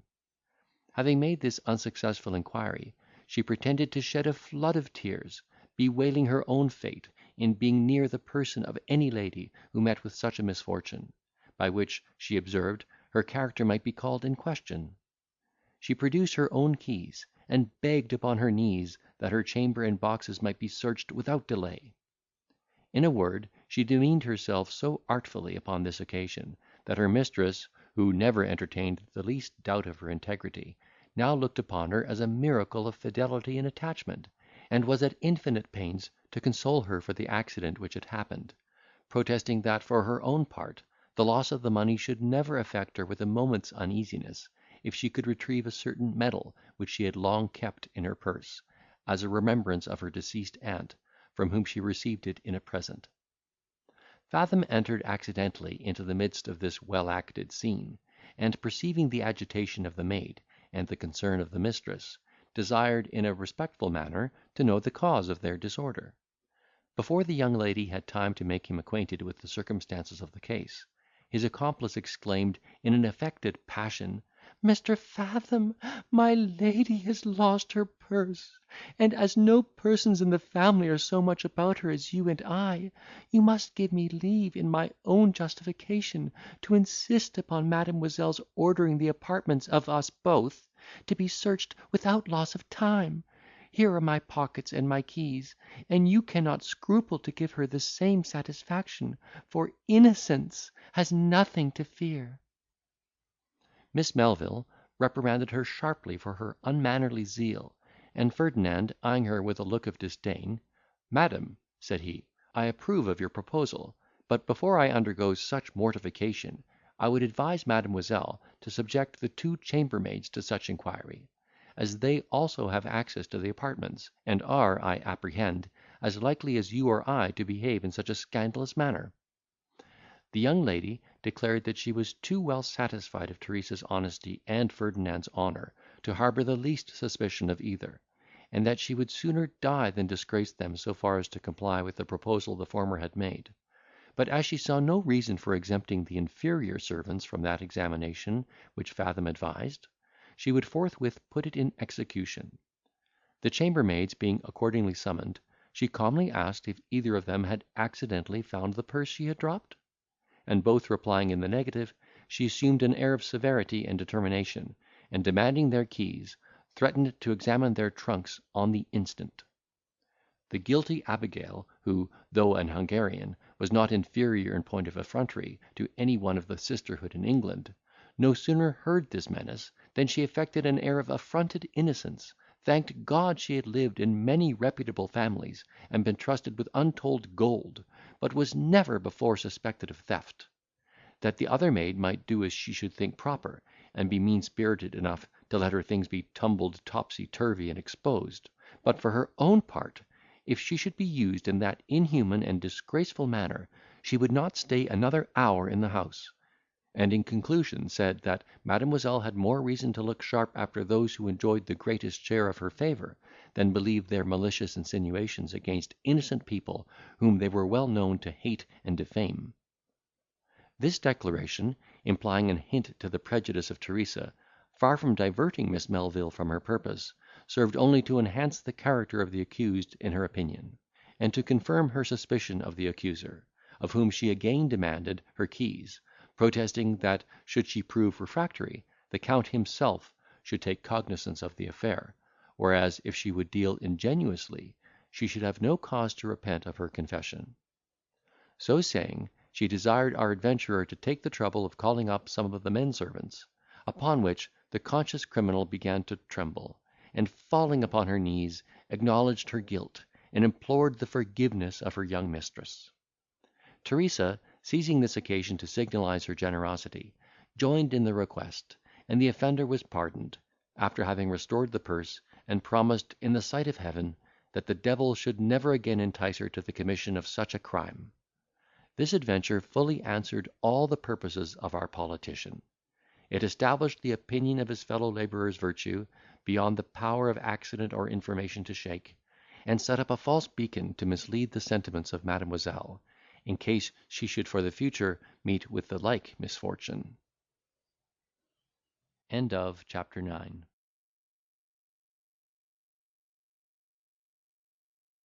After this secure cover, Teresa levied contributions upon her mistress with great success. Some trinket was missing every day. The young lady's patience began to fail. The faithful attendant was overwhelmed with consternation, and, with the appearance of extreme chagrin, demanded her dismission, affirming that these things were certainly effected by some person in the family, with a view of murdering her precious reputation. Miss Melville, not without difficulty, quieted her vexation with assurances of inviolable confidence and esteem, until a pair of diamond earrings vanished, when Teresa could no longer keep her affliction within bounds. Indeed, this was an event of more consequence than all the rest which had happened, for the jewels were valued at 500 florins. Mademoiselle was accordingly alarmed to such a degree, that she made her mother acquainted with her loss; and that good lady, who was an excellent economist, did not fail to give indications of extraordinary concern.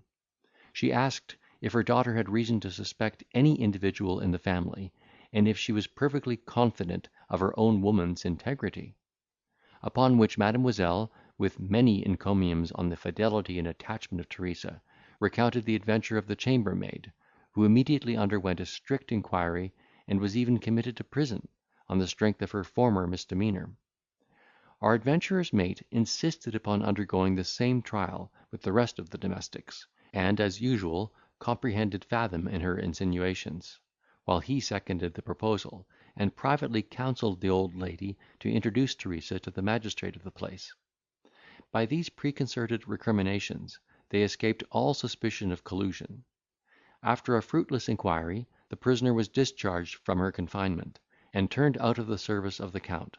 in whose private opinion the character of no person suffered so much as that of his own son, whom he suspected of having embezzled the jewels for the use of a certain inamorata, who, at that time, was said to have captivated his affections. The old gentleman felt upon this occasion all that internal anguish which a man of honour may be supposed to suffer, on account of a son's degeneracy; and, without divulging his sentiments, or even hinting his suspicions to the youth himself, determined to detach him at once from such dangerous connections, by sending him forthwith to Vienna, on pretence of finishing his exercises at the academy, and ushering him into acquaintance with the great world.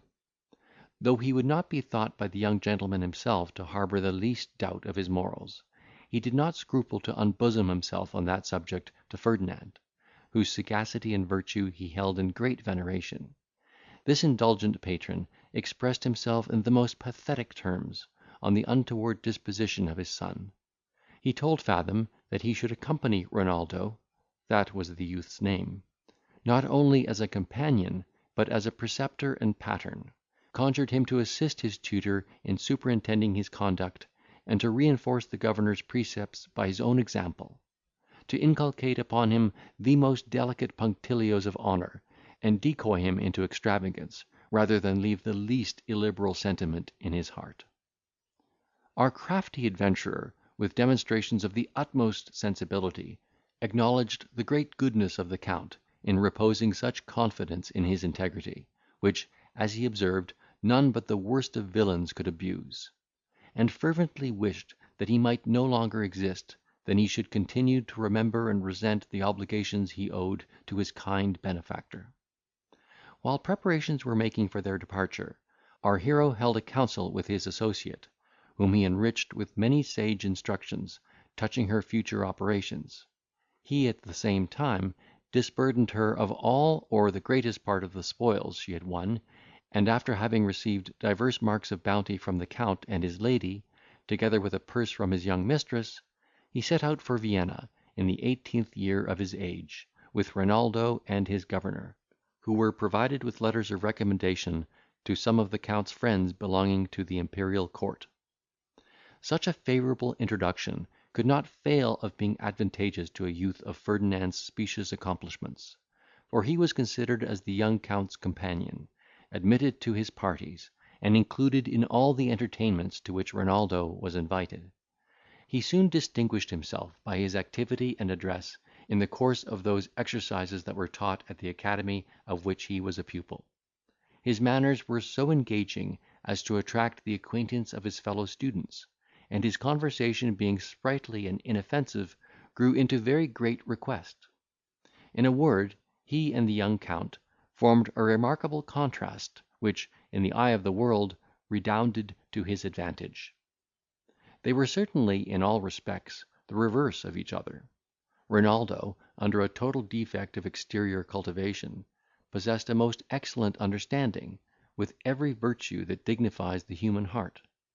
while the other, beneath a most agreeable outside, with an inaptitude and aversion to letters, concealed an amazing fund of villainy and ingratitude. Hitherto his observation had been confined to a narrow sphere,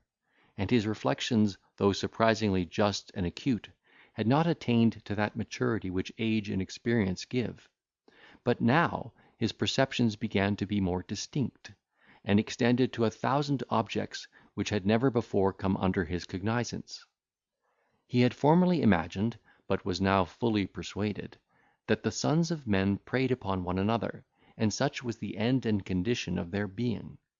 Among the principal figures of life, he observed few or no characters that did not bear a strong analogy to the savage tyrants of the wood. One resembled a tiger in fury and rapaciousness; a second prowled about like a hungry wolf, seeking whom he might devour; a third acted the part of a jackal, in beating the bush for game to his voracious employer; and the fourth imitated the wily fox, in practising 1,000 crafty ambuscades for the destruction of the ignorant and unwary. This last was the department of life for which he found himself best qualified by nature and inclination, and he accordingly resolved that his talent should not rust in his possession. He was already pretty well versed in all the sciences of play, but he had every day occasion to see these arts carried to such a surprising pitch of finesse and dexterity, as discouraged him from building his schemes on that foundation. He therefore determined to fascinate the judgment, rather than the eyes of his fellow creatures, by a continual exercise of that gift of deceiving, with which he knew himself endued to an unrivalled degree, and to acquire unbounded influence with those who might be subservient to his interest, by an assiduous application to their prevailing passions. Not that play was altogether left out in the projection of his economy. Though he engaged himself very little in the executive part of gaming, he had not been long in Vienna when he entered into league with a genius of that kind, whom he distinguished among the pupils of the academy, and who indeed had taken up his habitation in that place with a view to pillage the provincials on their first arrival in town, before they could be armed with proper circumspection to preserve their money, or have time to dispose of it in any other shape. Similar characters naturally attract each other, and people of our hero's principles are, of all others, the most apt to distinguish their own likeness wheresoever it occurs, because they always keep the faculty of discerning in full exertion. It was in consequence of this mutual alertness, that Ferdinand and the stranger, who was a native of Tyrol, perceived themselves reflected in the dispositions of each other, and immediately entered into an offensive and defensive alliance. Our adventurer undertaking for the articles of intelligence, countenance, and counsel, and his associate charging himself with the risk of execution. End of chapter 10. Thus connected, they began to hunt in couples, and Fathom, in order to profit by the alliance with a good grace, contrived a small scheme that succeeded to his wish. Renaldo, being one night intoxicated in the course of a merrymaking with his fellow pupils, from which Fathom had purposely absented himself, was by the Tyrolese so artfully provoked to play, that he could not resist the temptation, but engaged at pass dice with that fell adversary, who, in less than an hour, stripped him of a pretty round sum. Next day, when the young gentleman recovered the use of his reflection, he was sensibly chagrined at the folly and precipitation of his own conduct, on account of which he communicated in confidence to our hero, with demonstrations of infinite shame and concern. Ferdinand, having moralised upon the subject with great sagacity, and sharply inveighed against the Tyrolese, for the unfair advantage he had taken, retired to his closet, and wrote the following billet, which was immediately sent to his ally. The obligations I owe, and the attachments I feel to the Count de Melvil, will not suffer me to be an idle spectator in the wrongs offered to his son, in the dishonourable use, I understand, you made last night of his unguarded hours. I therefore insist upon your making immediate restitution of the booty which you so unjustly got. Otherwise, I expect you will meet me upon the ramparts, near the Bastion de la Porte Neuve, to-morrow morning, at daybreak, in order to justify with your sword the finesse you have practised upon the friend of Ferdinand de Fathom. The gamester no sooner received this intimation, than, according to the plan which had been preconcerted betwixt the author and him, he went to the apartment of Renaldo, and, presenting the sum of money which he had defrauded him of the preceding night, told him, with a stern countenance, that, though it was a just acquisition, he scorned to avail himself of his good fortune against any person who entertained the smallest doubt of his honour. The young Count, surprised at this address, rejected his offer with disdain, and desired to know the meaning of such an unexpected declaration. Upon which the other produced Ferdinand's billet, and threatened, in very high terms, to meet the stripling according to his invitation, and chastise him severely for his presumption. The consequence of this explanation is obvious. Renaldo, imputing the officiousness of Fathom to the zeal of his friendship, interposed in the quarrel, which was amicably compromised, not a little to the honour of our adventurer, who thus obtained an opportunity of displaying his courage and integrity without the least hazard to his person, while, at the same time, his confederate recommended himself to the esteem of the young Count, by his spirited behaviour on this occasion. So that Renaldo, being less shy of his company for the future, the Tyrolese had the fairer opportunities to prosecute his designs upon the young gentleman's purse. It would be almost superfluous to say that these were not neglected. The son of Count Melvil was not deficient in point of penetration, but his whole study was at that time engrossed by the care of his education, and he had sometimes recourse to play as an amusement by which he sought to unbend the severity of his attention. No wonder, then, that he fell a prey to an artful gamester, who had been regularly trained to the profession, and made it the sole study of his life, especially as the Hungarian was remarkable for a warmth of temper, which a knight of the post always knows how to manage for his own advantage. In the course of these operations, Fathom was a very useful correspondent. He instructed the Tyrolese in the peculiarities of Renaldo's disposition, and made him acquainted with the proper seasons for profiting by his dexterity. Ferdinand, for example, who, by the authority derived to him from the injunctions of the old Count, sometimes took upon himself the office of an adviser, cunningly chose to counsel the son at those conjunctures when he knew him least able to bear such expostulation. Advice improperly administered generally acts in diametrical opposition to the purpose for which it is supposed to be given. At least, this was the case with the young gentleman, who, inflamed by the reproof of such a tutor, used to obey the dictates of his resentment, in an immediate repetition of that conduct which our adventurer had taken the liberty to disapprove. And the gamester was always at hand to minister unto his indignation. By these means he was disencumbered of divers considerable remittances, with which his father cheerfully supplied him, on the supposition that they were spent with taste and liberality under the direction of our adventurer. But Ferdinand's views were not confined to the narrow field of this alliance. He attempted diverse enterprises in the world of gallantry, conscious of his own personal qualifications, and never doubting that he could insinuate himself into the good graces of some married lady about court, or lay an opulent dowager under contribution. But he met with an obstacle in his endeavours of this kind, which all his art was unable to surmount. This was no other than the obscurity of his birth, and the want of a title, without which no person in that country lays claim to the privileges of a gentleman. Had he foreseen this inconvenience, he might have made shift to obviate the consequences, by obtaining permission to appear in the character of the Count's kinsman;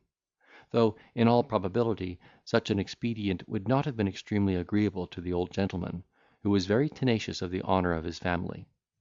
Nevertheless, his generosity might have been prevailed upon to indulge Fathom with such a pretext, in consideration of the youth's supposed attachment, and the obligations for which he deemed himself indebted to his deceased mother. True it is, Ferdinand, upon his first arrival at Vienna, had been admitted into fashionable company, on the footing of Renaldo's companion, because nobody suspected the defect of his pedigree; and even after a report had been circulated to the prejudice of his extraction, by the industry of a lacquey who attended the young Count, there were not wanting many young people of distinction who still favoured him with their countenance and correspondence.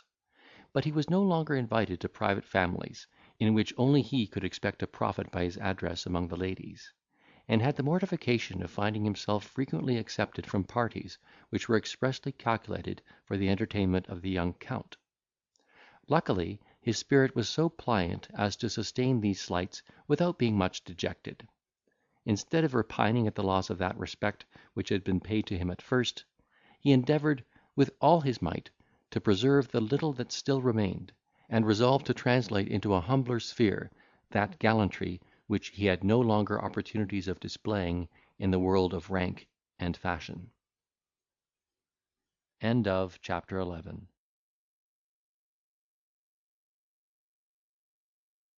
In consequence of this determination, he to the uttermost exerted his good humour among the few friends of consequence his fortune had left, and even carried his complaisance so far as to become the humble servant of their pleasures, while he attempted to extend his acquaintance in an inferior path of life, where he thought his talents would shine more conspicuous than at the assemblies of the great, and conduce more effectually to the interest of all his designs. Nor did he find himself disappointed in that expectation, sanguine as it was. He soon found means to be introduced to the house of a wealthy bourgeois, where every individual was charmed with his easy air and extraordinary qualifications. He accommodated himself surprisingly to the humours of the whole family, smoked tobacco, swallowed wine, and discoursed of stones with the husband, who was a rich jeweller, sacrificed himself to the pride and loquacity of the wife, and played upon the violin, and sung alternately, for the amusement of his only daughter, a buxom lass, nearly of his own age, the fruit of a former marriage. It was not long before Ferdinand had reason to congratulate himself on the footing he had gained in this society. He had expected to find, and in a little time actually discovered, that mutual jealousy and rancour which almost always subsist between a daughter and her step-dame, inflamed with all the virulence of female emulation; for the disparity in their ages served only to render them the more inveterate rivals in the desire of captivating the other sex. Our adventurer, having deliberated upon the means of converting this animosity to his own advantage, saw no method for this purpose so feasible as that of making his approaches to the hearts of both, by ministering to each in private, food for their reciprocal envy and malevolence; because he well knew that no road lies so direct and open to a woman's heart as that of gratifying her passions of vanity and resentment. When he had an opportunity of being particular with the mother, he expressed his concern for having unwittingly incurred the displeasure of Mademoiselle, which, he observed, was obvious in every circumstance of her behaviour towards him, protesting he was utterly innocent of all intention of offending her,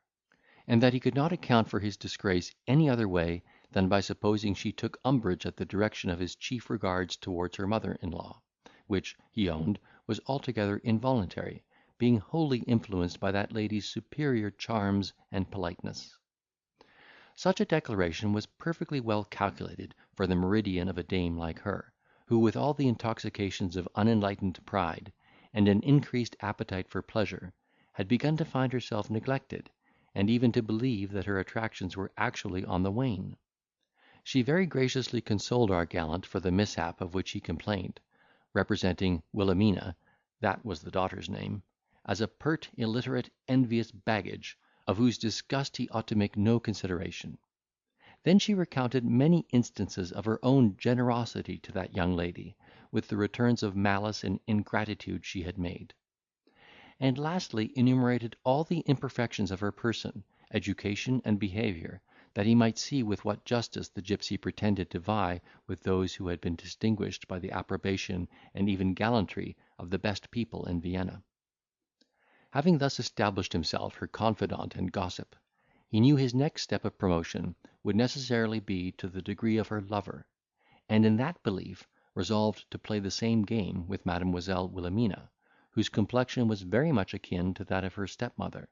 Indeed, they resembled each other too much to live upon any terms of friendship or even decorum. Fathom, in order to enjoy a private conversation with the young lady, never failed to repeat his visit every afternoon, till at length he had the pleasure of finding her disengaged, the jeweller being occupied among his workmen, and his wife gone to assist at a lying in.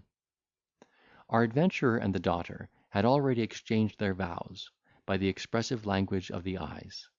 He had even declared himself in some tender ejaculations which had been softly whispered in her ear,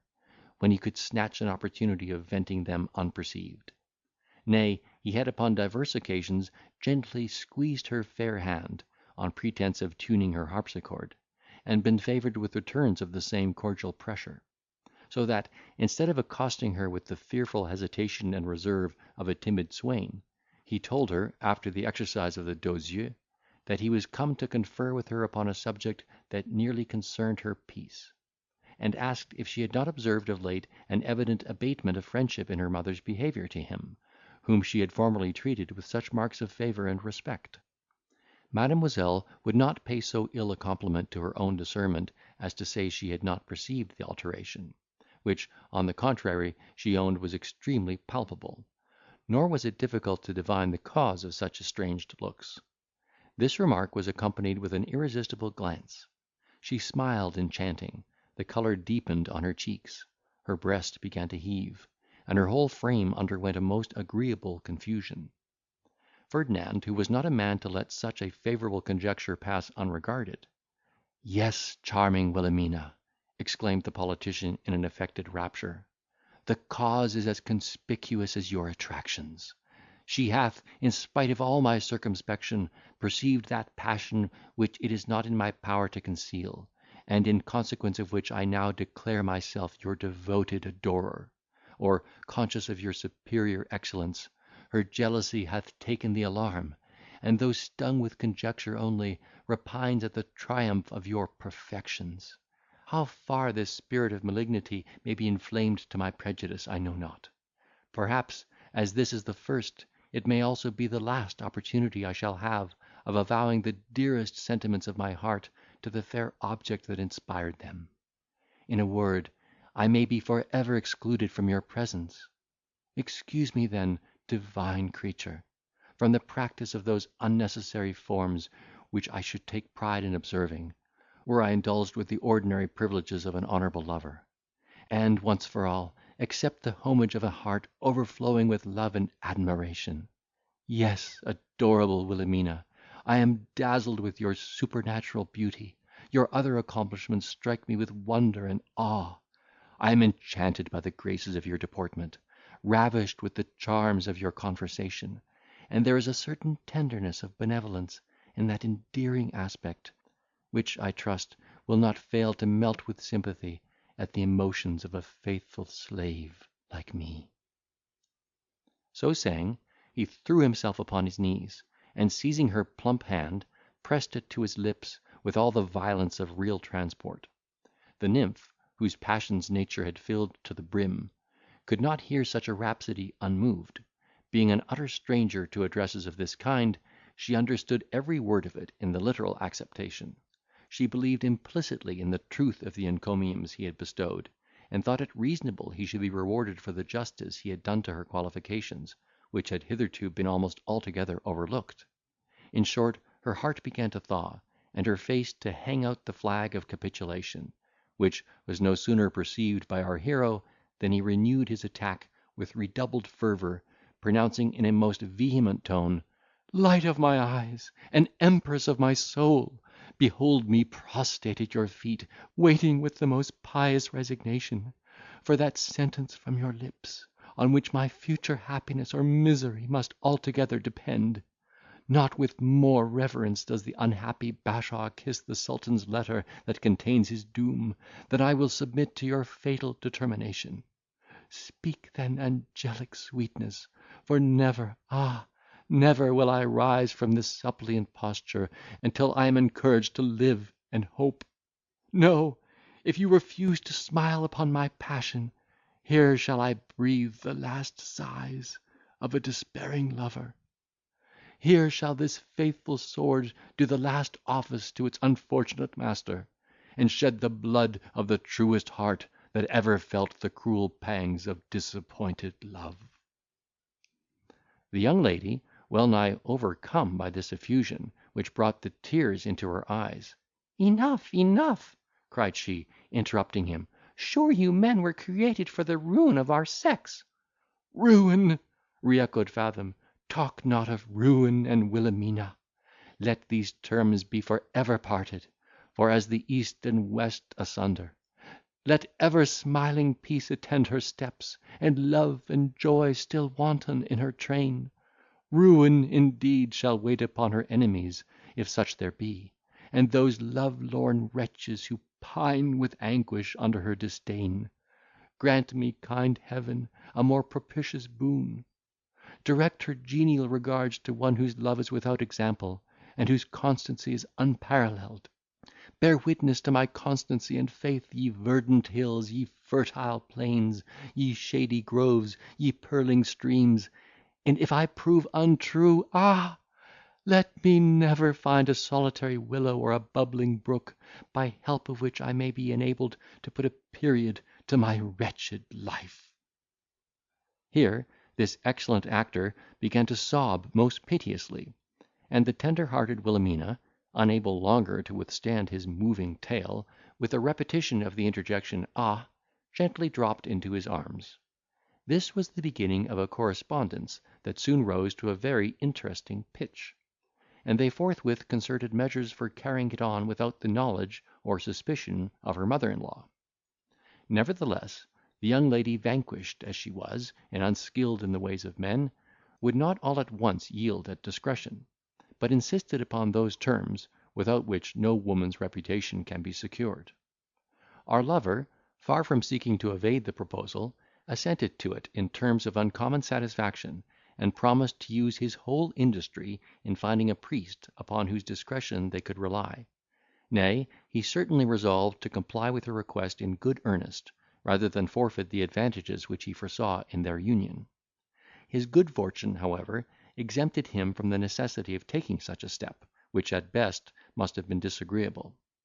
For so many difficulties occurred in the inquiry which was set on foot, and so artfully did Fathom in the meantime manage the influence he had already gained over her heart,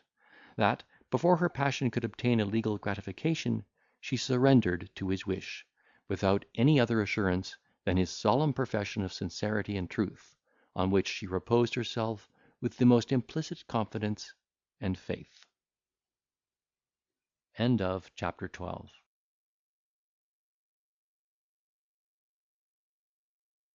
In such a momentous concern, for the principal aim of the intrigue was to make her necessary to his interested views, and even, if possible, an associate in the fraudulent plans he had projected upon her father.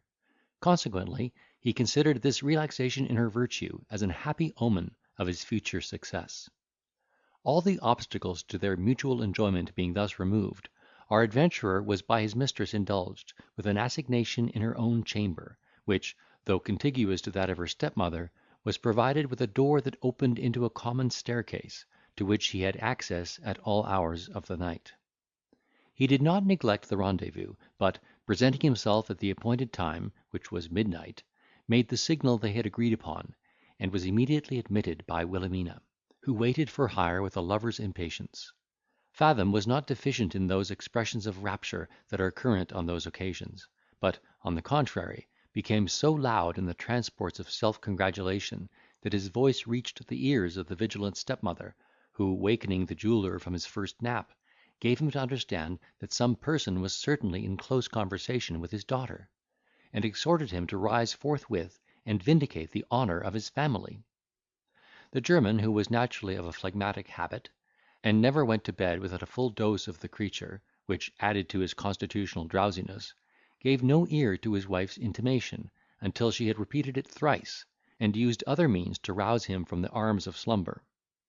Meanwhile Fathom and his inamorata overheard her information, and our hero would have made his retreat immediately, through the port by which he entered, had not his intention been overruled by the remonstrances of the young lady, who observed that the door was already fast bolted, and could not possibly be opened without creating a noise that would confirm the suspicion of her parents; and that over and above this objection he would, in sallying from that door, run the risk of being met by her father, who, in all probability, would present himself before it, in order to hinder our hero's escape.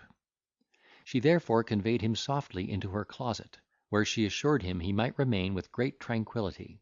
in full confidence that she would take such measures as would effectually screen him from detection. He was fain to depend upon her assurance, and accordingly ensconced himself behind her dressing table; but he could not help sweating with apprehension, and praying fervently to God for his deliverance, when he heard the jeweller thundering at the door, and calling to his daughter for admittance. Wilhelmina, who was already undressed, and had purposely extinguished the light, pretended to be suddenly waked from her sleep, and starting up, exclaimed in a tone of surprise and affright, "Jesu Maria! what is the matter?" "Hussy!" replied the German in a terrible accent, "open the door this instant. There is a man in your bedchamber, and by the lightning and thunder, I will wash away the stain he has cast upon my honour with the Shellam's heart blood." Not at all intimidated by this boisterous threat, she admitted him without hesitation, and, with a shrillness of voice peculiar to herself, began to hold forth upon her own innocence, and his unjust suspicion, mingling in her harangue sundry oblique hints against her mother-in-law, importing, that some people were so viciously inclined by their own natures, that she did not wonder at their doubting the virtue of other people; but that these people despised the insinuations of such people, who ought to be more circumspect in their own conduct, lest they themselves should suffer reprisals from those people whom they had so maliciously slandered. Having uttered these flowers of rhetoric, which were calculated for the hearing of her stepdame, who stood with a light at her husband's back, the young lady assumed an ironical air, and admonished her father to search every corner of her apartment. She even affected to assist his inquiry, with her own hands pulled out a parcel of small drawers, in which her trinkets were contained, desired him to look into her needle case and thimble, and, seeing his examination fruitless, earnestly entreated him to rummage her closet; also saying, with a sneer, that, in all probability, the dishonourer would be found in that lurking place. The manner in which she pretended to ridicule his apprehensions made an impression upon the jeweller, who was very well disposed to retreat into his own nest, when his wife, with a certain slyness in her countenance, besought him to comply with his daughter's request, and look into that same closet, by which means Wilhelmina's virtue would obtain a complete triumph. Our adventurer, who overheard the conversation, was immediately seized with a palsy of fear. He trembled at every joint, the sweat trickled down his forehead, his teeth began to chatter, his hair to stand on end; and he, in his heart, bitterly cursed the daughter's petulance, the mother's malice, together with his own precipitation, by which he was involved in an adventure so pregnant with danger and disgrace. Indeed, the reader may easily conceive his disorder, when he heard the key turning in the lock, and the German swearing that he would make him food for the beasts of the field and the fowls of the air. Fathom had come engrossed by the execution of this scheme upon the daughter. While he managed his concerns in that quarter with incredible ardour and application, he was not the less indefatigable in the prosecution of his design upon the mother-in-law, which he forwarded with all his art during those opportunities he enjoyed in the absence of Wilhelmina, who was frequently called away by the domestic duties of the house. The passions of the jeweller's wife were in such a state of exaltation as exempted our hero from the repulses and fatigue attending a long siege. We have already observed how cunningly he catered for the gratification of her ruling appetite, and have exhibited pregnant proofs of his ability in gaining upon the human heart. The reader will not therefore be surprised at the rapidity of his conquest over the affections of a lady whose complexion was perfectly amorous, and whose vanity laid her open to all the attempts of adulation. In a word, matters were quickly brought to such a mutual understanding, that, one evening, while they amused themselves at lansquenet, Fathom conjured her to give him the rendezvous next day at the house of any third person of her own sex, in whose discretion she could confide; and after a few affected scruples on her side, which he well knew how to surmount, she complied with his request, and the circumstances of the appointment were settled accordingly. After this treaty, their satisfaction rose to such a warmth, and the conversation became so reciprocally endearing, that our gallant expressed his impatience of waiting so long for the accomplishment of his wishes, and, with the most eager transport, begged she would, if possible, curtail the term of his expectation, that his brain might not suffer by his standing so many tedious hours on the giddy verge of rapture. The dame, who was naturally compassionate, sympathised with his condition, and, unable to resist his pathetic supplications, gave him to understand that his desire could not be granted, without subjecting them both to some hazard, but that she was disposed to run any risk in behalf of his happiness and peace. After this affectionate preamble, she told him that her husband was then engaged in the quarterly meeting of the jewellers, from whence he never failed to return quite overwhelmed with wine, tobacco, and the phlegm of his own constitution; so that he would fall fast asleep as soon as his head should touch the pillow, and she be at liberty to entertain the lover without interruption, provided he could find means to deceive the jealous vigilance of Wilhelmina, and conceal himself in some corner of the house, unsuspected and unperceived. Our lover, remembering his adventure with the daughter, would have willingly dispensed with this expedient, and began to repent of the eagerness with which he had preferred his solicitation; but seeing there was now no opportunity of retracting with honour, he affected to enter heartily into the conversation, and, after much canvassing, it was determined that, while Wilhelmina was employed in the kitchen, the mother should conduct our adventurer to the outer door, where he should pay the compliment of parting, so as to be overheard by the young lady; but in the meantime glide softly into the jeweller's bedchamber, which was a place they imagined least liable to the effects of a daughter's prying disposition, and conceal himself in a large press or wardrobe that stood in one corner of the apartment. The scene was immediately acted with great success, and our hero cooped up in his cage, where he waited so long that his desires began to subside, and his imagination to aggravate the danger of his situation. Suppose, he said to himself, this brutal German, instead of being stupefied with wine, should come home inflamed with brandy, to the use of which he is sometimes addicted, far from feeling any inclination to sleep, he will labour under the most fretful anxiety of watching; every irascible particle in his disposition will be exasperated; he will be offended with every object that may present itself to his view; and if there is the least ingredient of jealousy in his temper, it will manifest itself in riot and rage. What if his frenzy should prompt him to search his wife's chamber for gallants? This would certainly be the first place to which he would direct his inquiry; or, granting this supposition chimerical, I may be seized with an irresistible inclination to cough, before he is oppressed with sleep. He may be waked by the noise I shall make in disengaging myself from this embarrassed situation; and finally, I may find it impracticable to retire unseen or unheard, after everything else shall have succeeded to my wish.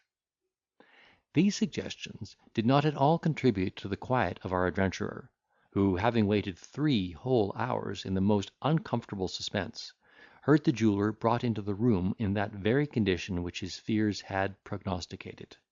He had, it seemed, quarrelled over his cups with another tradesman, and received a salutation on the forehead with a candlestick, which not only left an ignominious and painful mark upon his countenance, but even disordered his brain to a very dangerous degree of delirium;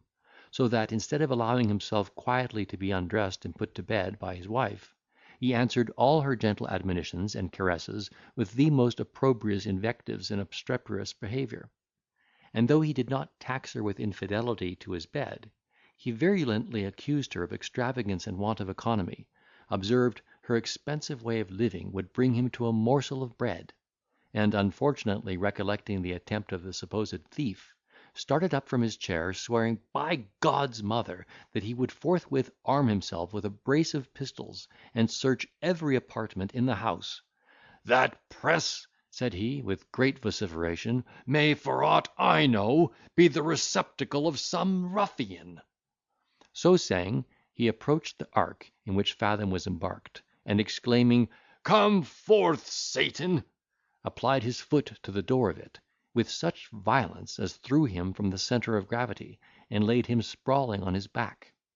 This address made such an impression upon our adventurer, that he had well nigh obeyed the summons, and burst from his concealment, in a desperate effort to escape, without being recognised by the intoxicated German.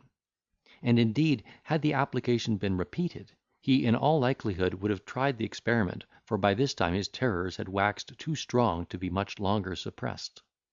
From this hazardous enterprise he was, however, exempted by a lucky accident that happened to his disturber, whose head chancing to pitch upon the corner of a chair in his fall, he was immediately lulled into a trance, during which the considerate lady, guessing the disorder of her gallant, and dreading further interruption, very prudently released him from his confinement, after she had put out the light, and in the dark conveyed him to the door, where he was comforted with the promise that she would punctually remember the rendezvous of next day.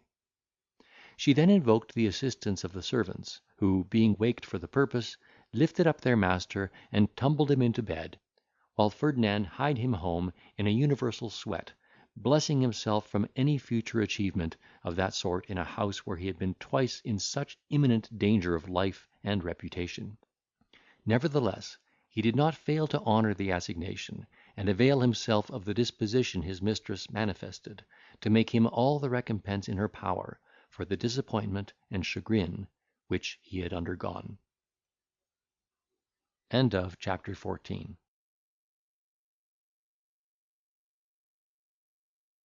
Having thus gained a complete victory over the affections of these two ladies, he began to convert his good fortune to the purposes of that principle from which his view was never, no, not for a moment, detached. In other words, he used them as ministers and purveyors to his avarice and fraud. As for the mother-in-law, she was of herself so liberal as to anticipate the wishes of any moderate adventurer, and presented him with sundry valuable jewels as memorials of her esteem.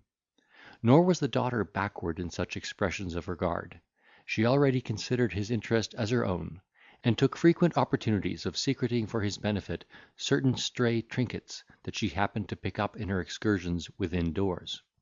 All these gratifications he received with demonstrations of infinite constraint and reluctance, and, in the midst of his rapacious extortion, acted so cunningly as to impose himself on both for a miracle of disinterested integrity. Yet, not contented with what he thus could earn, and despairing of being able to steer the bark of his fortune for any length of time between two such dangerous quicksands,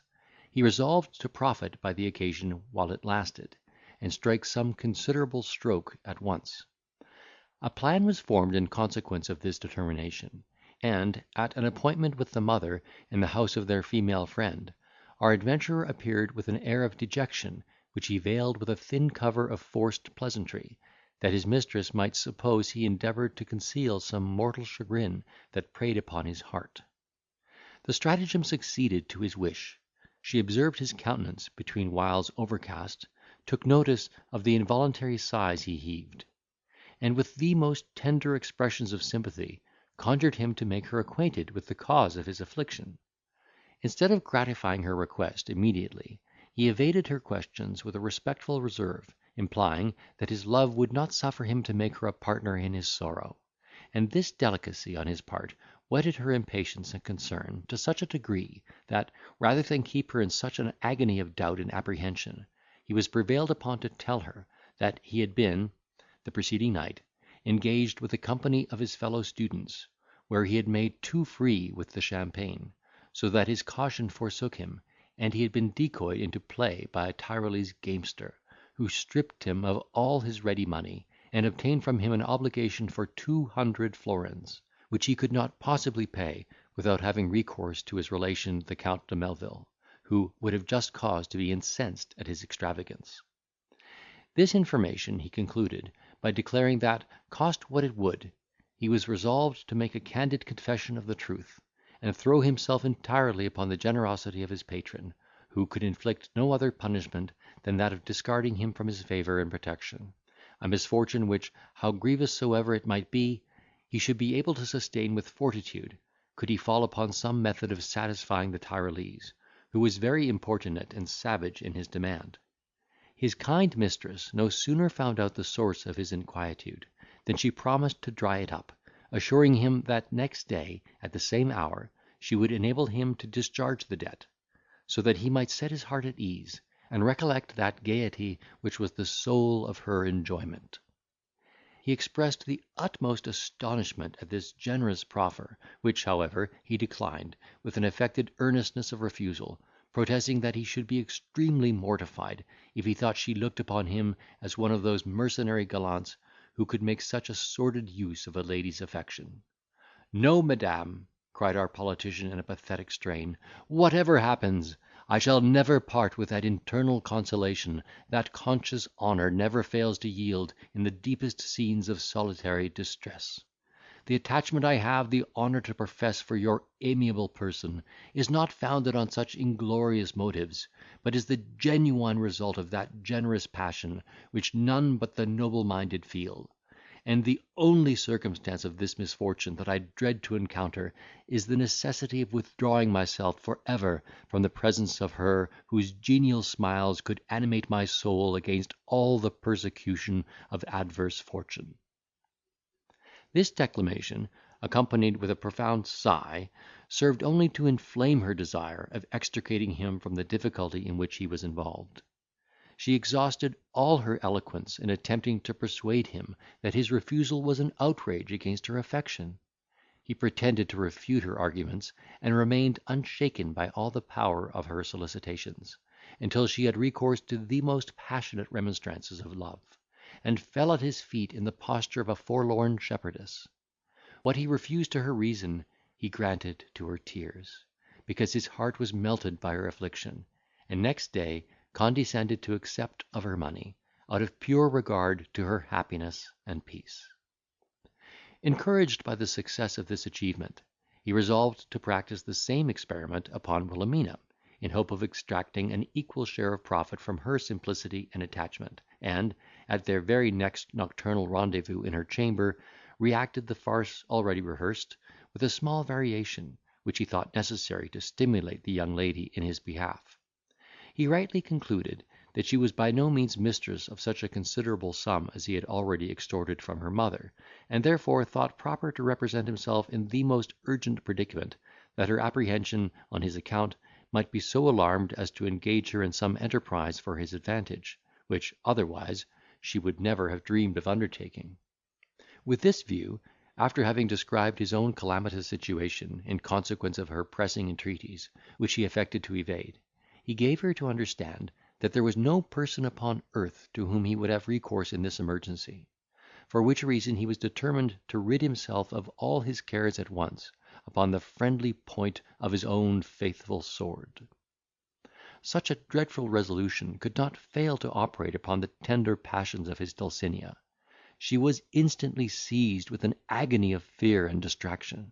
Her grief manifested itself in a flood of tears, while she hung around his neck, conjuring him in the most melting terms, by their mutual love, in which they had been so happy, to lay aside that fatal determination which would infallibly involve her in the same fate; for she took Heaven to witness that she would not one moment survive the knowledge of his death. He was not deficient in expressions of reciprocal regard. He extolled her love and tenderness with a most extravagant eulogium, and seemed wrung with mortal anguish at the prospect of parting for ever from his lovely Wilhelmina. But his honour was a stern and rigid creditor, that could not be appeased, except with his blood; and all the boon she could obtain, by dint of the most woful supplication, was a promise to defer the execution of his baleful purpose for the space of 24 hours, during which she hoped Heaven would compassionate her sufferings, and inspire her with some contrivance for their mutual relief. Thus he yielded to her fervent request, rather with a view to calm the present transports of her sorrow, than with any expectation of seeing himself redeemed from his fate by her interposition. Such at least were his professions when he took his leave, assuring her that he would not quit his being before he should have devoted a few hours to another interview with the dear object of his love. Having thus kindled the train, he did not doubt that the mine of his craft would take effect, and repaired to his own lodging in full persuasion of seeing his aim accomplished before the time fixed for their last assignation. His prognostic was next morning verified by the arrival of a messenger, who brought to him a small parcel, to which was cemented with sealing wax the following epistle: "Jewel of my soul! Scarce had you last night quitted my disconsolate arms, when I happily recollected that there was in my possession a gold chain, of value more than sufficient to answer the exigence of your present occasions. It was pledged to my grandfather for 200 crowns by a knight of Malta, who soon after perished in a sea engagement with the enemies of our faith, so that it became the property of our house, and was bequeathed to me by the old gentleman, as a memorial of his particular affection. Upon whom can I more properly bestow it than him who is already master of my heart? Receive it, therefore, from the bearer of this billet, and convert it, without scruple, to that use which shall be most conducive to your ease and satisfaction. Nor seek from a true romantic notion of honour, which I know you entertain, to excuse yourself from accepting this testimony of my affection; for I have already sworn before an image of our blessed Lady, that I will no longer own you as the sovereign of my heart, nor even indulge you with another interview, if you reject this mark of tenderness and concern, from your ever faithful Wilhelmina." The heart of our adventurer began to bound with joy when he surveyed the contents of this letter, and his eyes sparkled with transport at sight of the chain, which he immediately perceived to be worth twice the sum she had mentioned. Nevertheless, he would not avail himself, without further question of her generosity. But that same night, repairing to her apartment at the usual hour of meeting, he prostrated himself before her, and, counterfeiting extreme agitation of spirit, begged in the most urgent terms, not even unaccompanied with tears, that she would take back the present which he tendered for her acceptance, and spare him the most insufferable mortification of thinking himself exposed to the imputation of being mercenary in his love. Such, he said, was the delicacy of his passion, that he could not possibly exist under the apprehension of incurring a censure so unworthy of his sentiments; and he would 1,000 times sooner undergo the persecution of his rancorous creditor, than bear the thought of being in the smallest consideration lessened in her esteem. Nay, so far did he carry his pretensions to punctilio, as to protest, that should she refuse to quiet the scruples of his honour on this score, her unyielding beneficence would serve only to hasten the execution of his determined purpose, to withdraw himself at once from a life of vanity and misfortune. In this manner did the crafty Fathom turn to account those ingratiating qualifications he inherited from nature, and maintain, with incredible assiduity and circumspection, an amorous correspondence with two domestic rivals, who watched the conduct of each other with the most indefatigable virulence of envious suspicion, until an accident happened, which had well nigh overturned the bark of his policy, and induced him to alter the course, that he might not be shipwrecked on the rocks that began to multiply in the prosecution of his present voyage. The jeweller, who, as a German, wanted neither pride nor ostentation, never failed to celebrate the anniversary of his birth by an annual feast granted to his neighbours and friends, and on these occasions was accustomed to wear that chain, which, though bequeathed to his daughter, he considered as an ornament appertaining to the family, whereof he himself was head. Accordingly, when the time of this festival revolved, he, as usual, ordered Wilhelmina to surrender it for the day. This injunction, the reader will perceive, our young lady was in no condition to obey. She had, however, foreseen the demand, and contrived a scheme of behaviour for the occasion, which she forthwith put in execution. With an air of uncommon cheerfulness, purposely assumed, she retired to her closet, on pretence of complying with his desire, and having employed a few minutes in rummaging her drawers and disordering her movables, uttered a loud shriek, that brought her father instantly into the apartment, where he found his daughter tossing about her clothes and trinkets with violent demonstrations of disorder and affright, and heard her, in a lamentable strain, declare that she was robbed of her chain, and for ever undone. This was so far from being an agreeable intimation to the jeweller, that he was struck dumb with astonishment and vexation; and it was not till after a long pause that he pronounced the word sacrament, with an emphasis denoting the most mortifying surprise. Soon as that exclamation escaped from his lips, he flew to the escritoire as if instinctively, and, joining Wilhelmina in her occupation, tumbled its whole contents upon the floor in a trice. While he was thus employed in the most expressive silence, the wife of his bosom chanced to pass that way, and seeing them both occupied with such violence and trepidation, believed at first that they were certainly actuated by the spirit of frenzy; but when she interposed, by asking with great earnestness the cause of such transports and distracted behaviour, and heard her husband reply with an accent of despair, "The chain of my forefathers is no more,"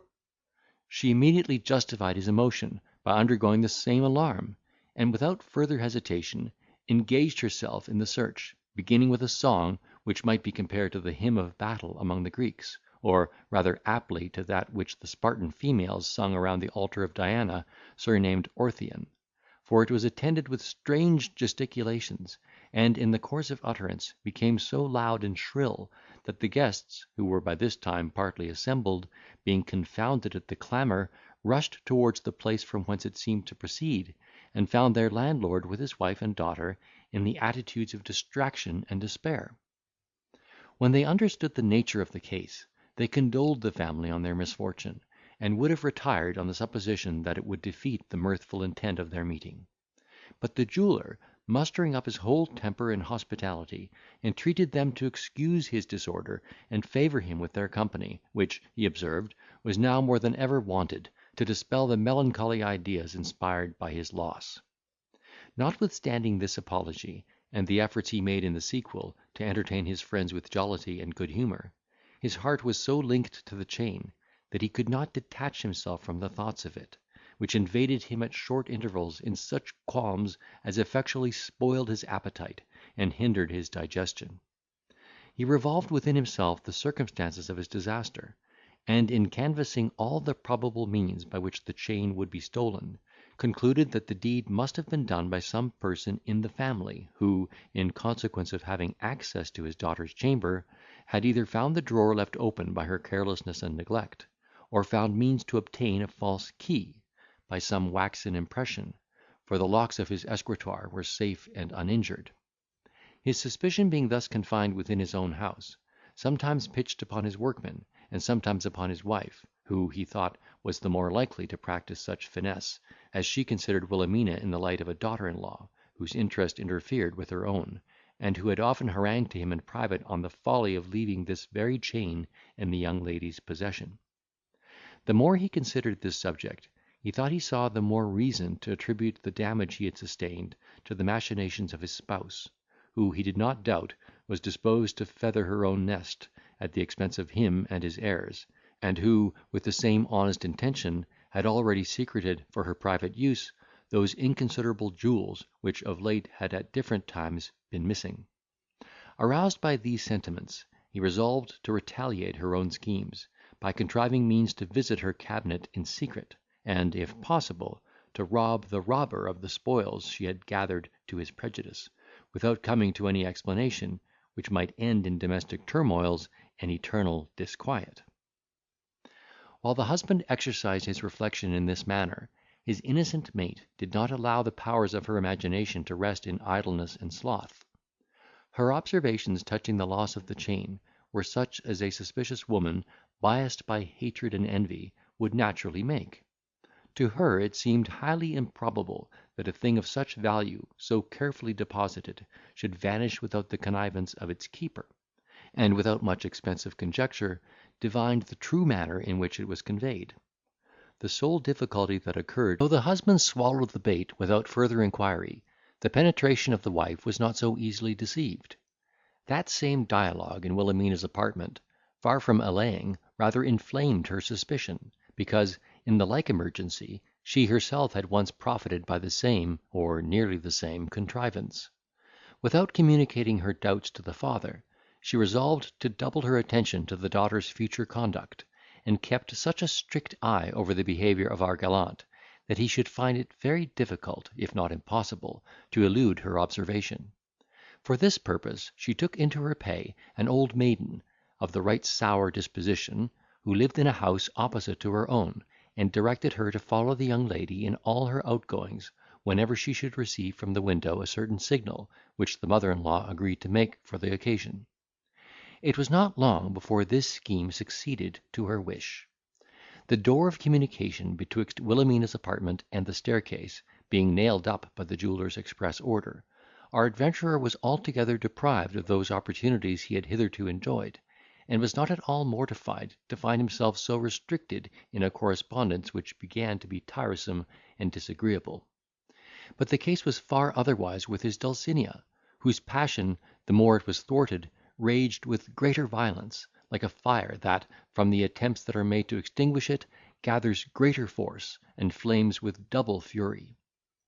Upon the second day of her misfortune, she had written a very tender billet, lamenting her unhappiness in being deprived of those meetings which constituted the chief joy of her life, and entreating him to contrive some means of renewing the delicious commerce in an unsuspected place. This intimation she proposed to convey privately into the hand of her lover, during his next visit to the family. But both were so narrowly eyed by the mother, that she found the execution of her design impracticable. The next forenoon, on pretence of going to church, repaired to the house of a companion, who, being also her confidant, undertook to deliver the billet with her own hand. The she-dragon, employed by her mother, in obedience to the sign which was displayed from the window, immediately put on her veil, and followed Wilhelmina at a distance, until she saw her fairly housed. She would not even then return from her excursion, but hovered about in sight of the door, with a view of making further observations. In less than 5 minutes after the young lady disappeared, the scout perceived her coming out, accompanied by her comrade, from whom she instantly parted, and bent her way towards the church in good earnest, while the other steered her course in another direction. The duenna, after a moment's suspense and consideration, divined the true cause of this short visit, and resolved to watch the motions of the confidant, whom she traced to the academy in which our hero lodged, and from which she saw her return, after the supposed message was delivered. Fraught with this intelligence, the rancorous understrapper hied her home to the jeweller's wife, and made a faithful recital of what she had seen, communicating at the same time her own conjectures on that subject. Her employer was equally astonished and incensed at this information. She was seized with all that frenzy which takes possession of a slighted woman, when she finds herself supplanted by a detested rival, and, in the first transports of her indignation, devoted them as sacrifices to her vengeance. Nor was her surprise so much the effect of his dissimulation, as of his want of taste and discernment. She inveighed against him, not as the most treacherous lover, but as the most abject wretch, in courting the smiles of such an awkward dowdy, while he enjoyed the favours of a woman who had numbered princes in the train of her admirers. For the brilliancy of her attractions, such as they at present shone, she appealed to the decision of her minister, who consulted her own satisfaction and interest, by flattering the other's vanity and resentment. And so unaccountable did the depravity of our hero's judgment appear to this conceited dame, that she began to believe there was some mistake in the person, and to hope that Wilhelmina's gallant was not in reality her professed admirer, Mr. Fathom, but rather one of his fellow lodgers, whose passion he favoured with his mediation and assistance. On this notion, which nothing but mere vanity could have inspired, in opposition to so many more weighty presumptions, she took the resolution of bringing the affair to a fuller explanation, before she would concert any measures to the prejudice of our adventurer, and forthwith despatched her spy back to his lodgings, to solicit on the part of Wilhelmina an immediate answer to the letter he had received. This was an expedition with which the old maiden would have willingly dispensed, because it was founded upon an uncertainty influence his behaviour on this occasion. So zealous was he for her spiritual concerns, that he would have been glad to hear she had actually taken the veil. But he knew such a step was not at all agreeable to her disposition, and that no violence would be offered to her inclinations on that score, unless her stepmother should communicate to the father that letter of Fathom's which she had intercepted, and by which the German would be convinced of his daughter's backsliding. But this measure, he rightly supposed, the wife would not venture to take, lest the husband, instead of taking her advice touching the young lady, should seek to compromise the affair by offering her in marriage to her debaucher, a proffer which, if accepted, would overwhelm the mother with vexation and despair. He therefore chose to trust to the effects of lenient time, which he hoped would gradually weaken the resentment of this Penthesilea, and dissolve his connection with the other parts of the family from which he longed to be totally detached. How well soever he might have succeeded in his attempts to shake off the yoke of the mother, who by her situation in life was restrained from prosecuting those measures her resentment had planned against his fortitude and indifference, he would have found greater difficulty than he had foreseen, in disengaging himself from the daughter, whose affections he had won under the most solemn professions of honour and fidelity, and who, now she was debarred of his company and conversation, and in danger of losing him for ever, had actually taken the resolution of disclosing the amour to her father, that he might interpose on behalf of her peace and reputation, and secure her happiness by the sanction of the church. End of chapter 17.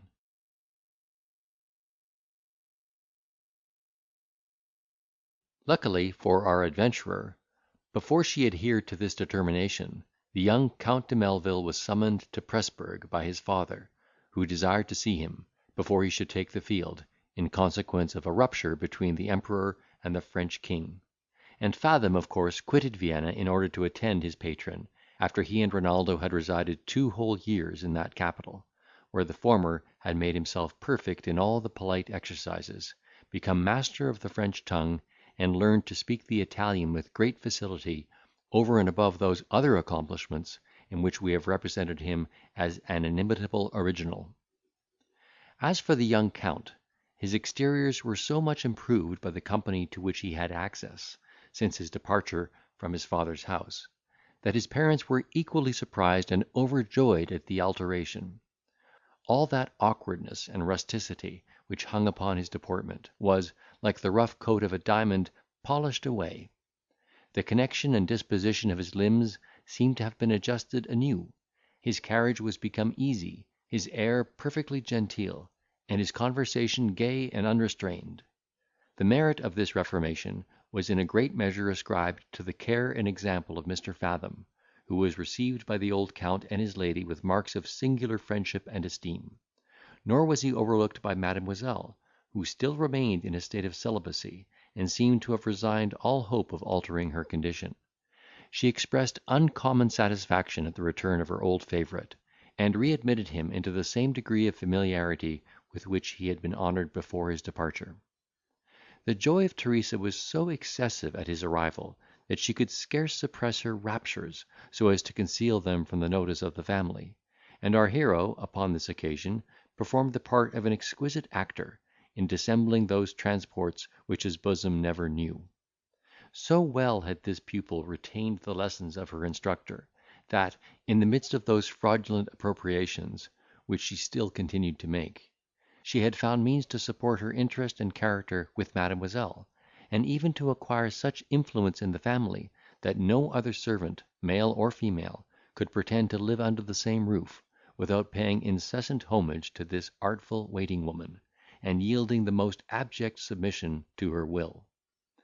The young gentleman, having tarried at Presburg about 6 weeks, during which a small field equipage was prepared for Renaldo, they repaired to the camp at Heilbronn, under the auspices of Count Melvil, in whose regiment they carried arms as volunteers, with a view to merit promotion in the service by their own personal behaviour. Our adventurer would have willingly dispensed with this occasion of signalising himself, his talents being much better adapted to another sphere of life.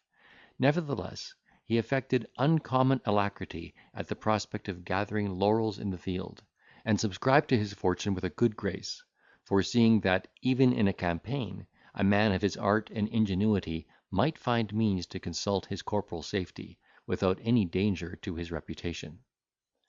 Accordingly, before he had lived full 3 weeks in camp, the damp situation and sudden change in his way of life had such a violent effect upon his constitution, that he was deprived of the use of all his limbs, and mourned, without ceasing, his hard fate, by which he found himself precluded from all opportunity of exerting his diligence, courage, and activity in the character of a soldier, to which he now aspired.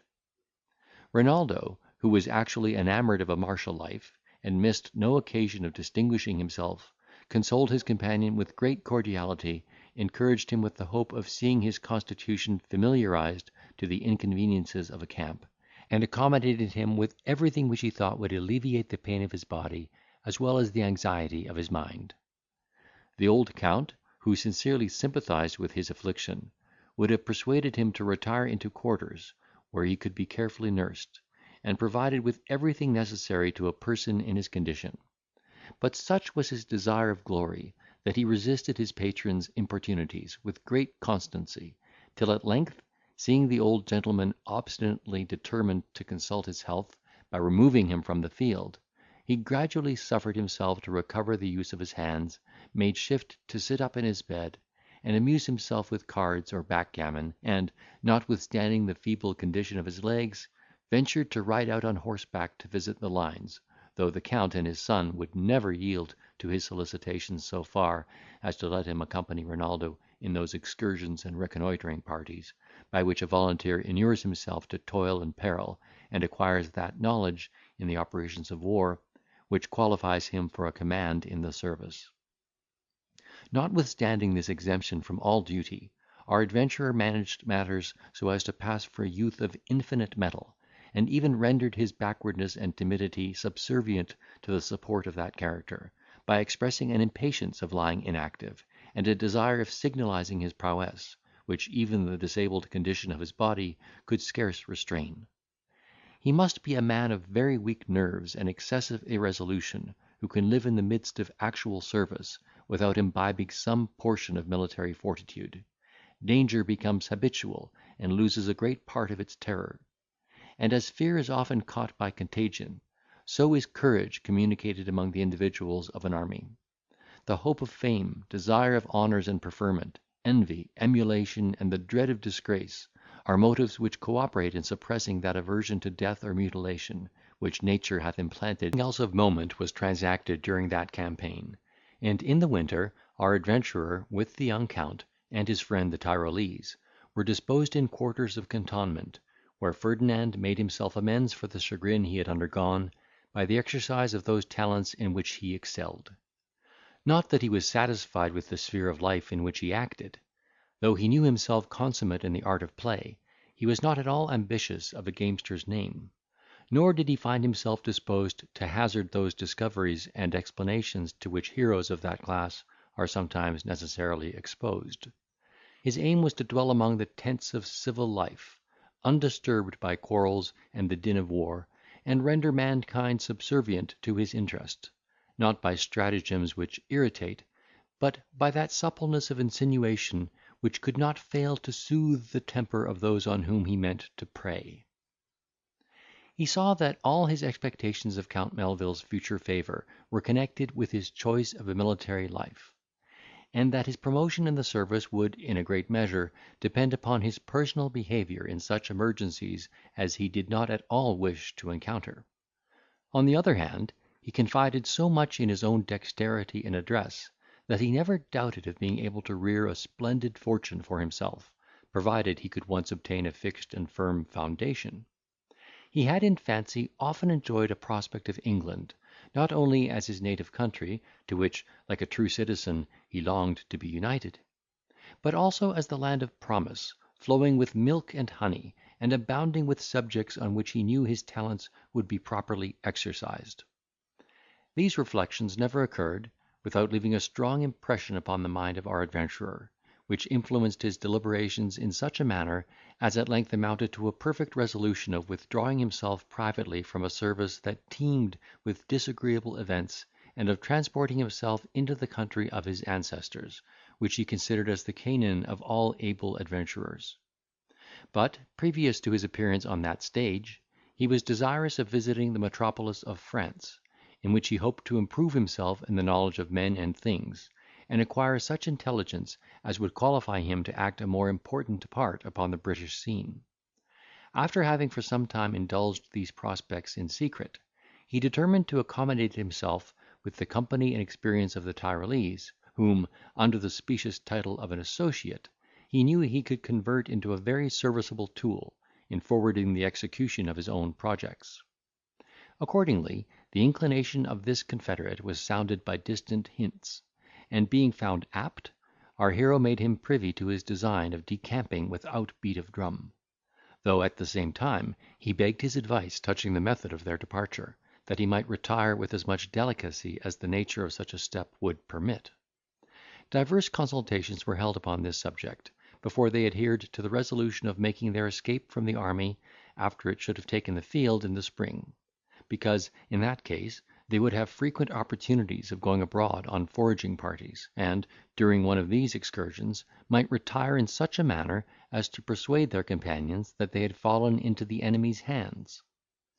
Agreeable to this determination, the camp was no sooner formed in Alsace, than our associates began to make preparations for their march, and had already taken all the previous measures for their departure, when an accident happened, which our hero did not fail to convert to his own advantage. This was no other than the desertion of Renaldo's valet, who, in consequence of a gentle chastisement, which he had richly merited, thought proper to disappear, after having plundered his master's portmanteau, which he had forced open for the purpose. Ferdinand, who was the first person that discovered the theft, immediately comprehended the whole adventure, and, taking it for granted that the delinquent would never return, resolved to finish what the fugitive had imperfectly performed. Being favoured with the unreserved confidence of the young Count, he instantly had recourse to his bureau, the locks of which he found means to burst open, and, examining a private drawer, contrived with great art to conceal Renaldo's jewels and cash, made himself master of the contents without hesitation. Then, cutting open his cloak bag, and strewing the tent with his linen and clothes, began to raise his voice and produce such a clamour as alarmed the whole neighbourhood, and brought a great many officers into the tent. He on this, as on all other occasions, performed his cue to a miracle, expressing confusion and concern so naturally in his gestures and exclamation, that no man could possibly suspect his sincerity.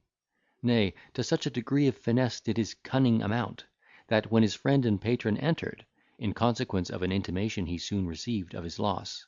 our adventurer exhibited undoubted signs of distraction and delirium, and, springing upon Renaldo with all the frantic fury of a bedlamite, "Villain," cried he, "restore the effects you have stole from your master, or you shall be immediately committed to the care of the Prevost." However mortified Monsieur de Melvil might be at his own misfortune, the condition of his friend seemed to touch him more nearly. He undervalued his own loss as a trifle that could be easily repaired, said everything which he thought would tend to soothe and compose the agitation of Ferdinand, and finally prevailed upon him to retire to rest. The calamity was wholly attributed to the deserter, and Renaldo, far from suspecting the true author, took occasion from his behaviour on this emergency to admire him as a mirror of integrity and attachment. In such an exquisite manner did he plan all his designs, that almost every instance of his fraud furnished matter of triumph to his reputation. Having thus profitably exercised his genius, this subtle politician thought it high time to relinquish his military expectations, and secured all his valuable acquisitions about his own person, rode out with his understrapper in the midst of 50 dragoons, who went in quest of forage. While the troopers were employed in making up their trusses, the two adventurers advanced towards the skirt of a wood, on pretence of reconnoitring, and the Tyrolese, who undertook to be our hero's guide, directing him to a path which leads towards Strasburg. They suddenly vanished from the eyes of their companions, who, in a few minutes, hearing the report of several pistols, which the confederates purposely fired, conjectured that they had fallen in with a party of French, by whom they were made prisoners of war. The Tyrolese had overrated his own knowledge when he took upon himself the charge of conducting our hero; for upon their arrival at a certain place, where two roads crossed each other, he chanced to follow that which not only frustrated their intention, but even led them directly to the French camp; so that, in the twilight, they fell in upon one of the outguards before they were aware of their mistake. Whatever confusion and perplexity they might undergo, when they heard themselves questioned by the sentinel on the advanced post, certain it is, they betrayed no symptoms of fear or disorder. But while Ferdinand endeavoured to recollect himself, his fellow traveller, with the appearance of admirable intrepidity and presence of mind, told the soldier that he and his companion were two gentlemen of family, who had quitted the Austrian army, on account of having sustained some ill usage, which they had no opportunity of resenting in any other way, and that they were come to offer their services to the French general, to whose quarters they desired to be immediately conveyed. The sentinel, to whom such an instance of desertion was neither rare nor indeed uncommon, directed them without scruple to the next post, where they found a sergeant's party, from which, at their request, they were transmitted to the officer of the grand guard, and by him next morning introduced to Count Coigny, who very politely received them as volunteers in the army of France. Though this translation was not at all to our hero's liking, he was forced to acquiesce in his fate, glad to find himself on these terms, in possession of his effects, of which he would otherwise have been infallibly rifled. This campaign, however, was the most disagreeable period of his whole life, because the manner in which he had entered into the service subjected him to the particular observation and notice of the French officers, so that he was obliged to be very alert in his duty, and summon all his fortitude to maintain the character he had assumed. What rendered this situation still more unpalatable was the activity of both armies in the course of this season, during which, over and above sundry fatiguing marches and counter marches, he was personally engaged in the affair of Halle, which was very obstinate; where, being in the skirts of the detachment, he was actually wounded in the face by the sword of a hussar. But this was, luckily for him, the last time he found himself under the necessity of exerting his military prowess, for a cessation of arms was proclaimed before he was cured of his wound, and peace concluded about the end of the campaign.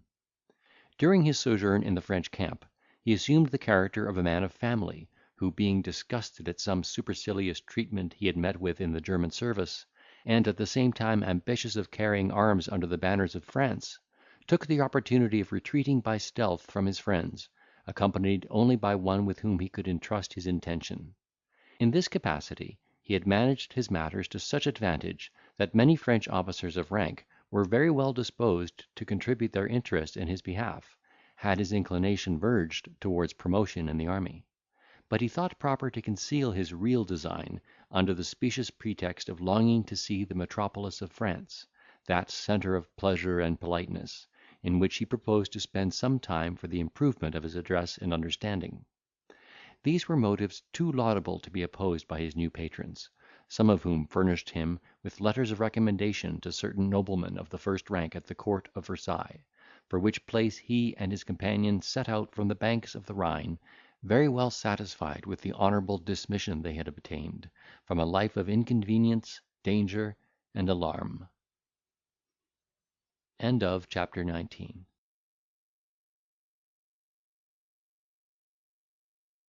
In the course of this journey, Ferdinand, who was never deficient in his political capacity, held a secret conclave with his own thoughts, not only touching the plan of his own future conduct, but also concerning his associate, of whose fidelity and adherence he began to entertain such doubts as discouraged him from the prosecution of that design in which the Tyrolese had been at first included;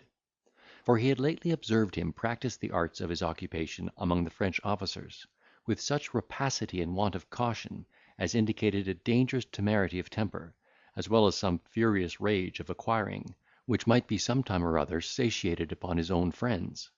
In other words, our adventurer was afraid that his accomplice would profit by his knowledge of the road and countries through which they travelled, and, after having made free with his most valuable effects, in consequence of the familiarity subsisting between them, leave him some morning without the ceremony of a formal adieu. Aroused by this suspicion, he resolved to anticipate the supposed intention of the Tyrolese, by taking his own departure in the same abrupt manner; and this scheme he actually put in execution, upon their arrival in Bar-le-Duc, where it was agreed they should spend a day to repose and refresh themselves from the fatigue of hard riding. Ferdinand, therefore, taking the advantage of his companion's absence, for the Tyrolese had walked abroad to view the town, found means to hire a peasant, who undertook to conduct him through a by road as far as Chalons,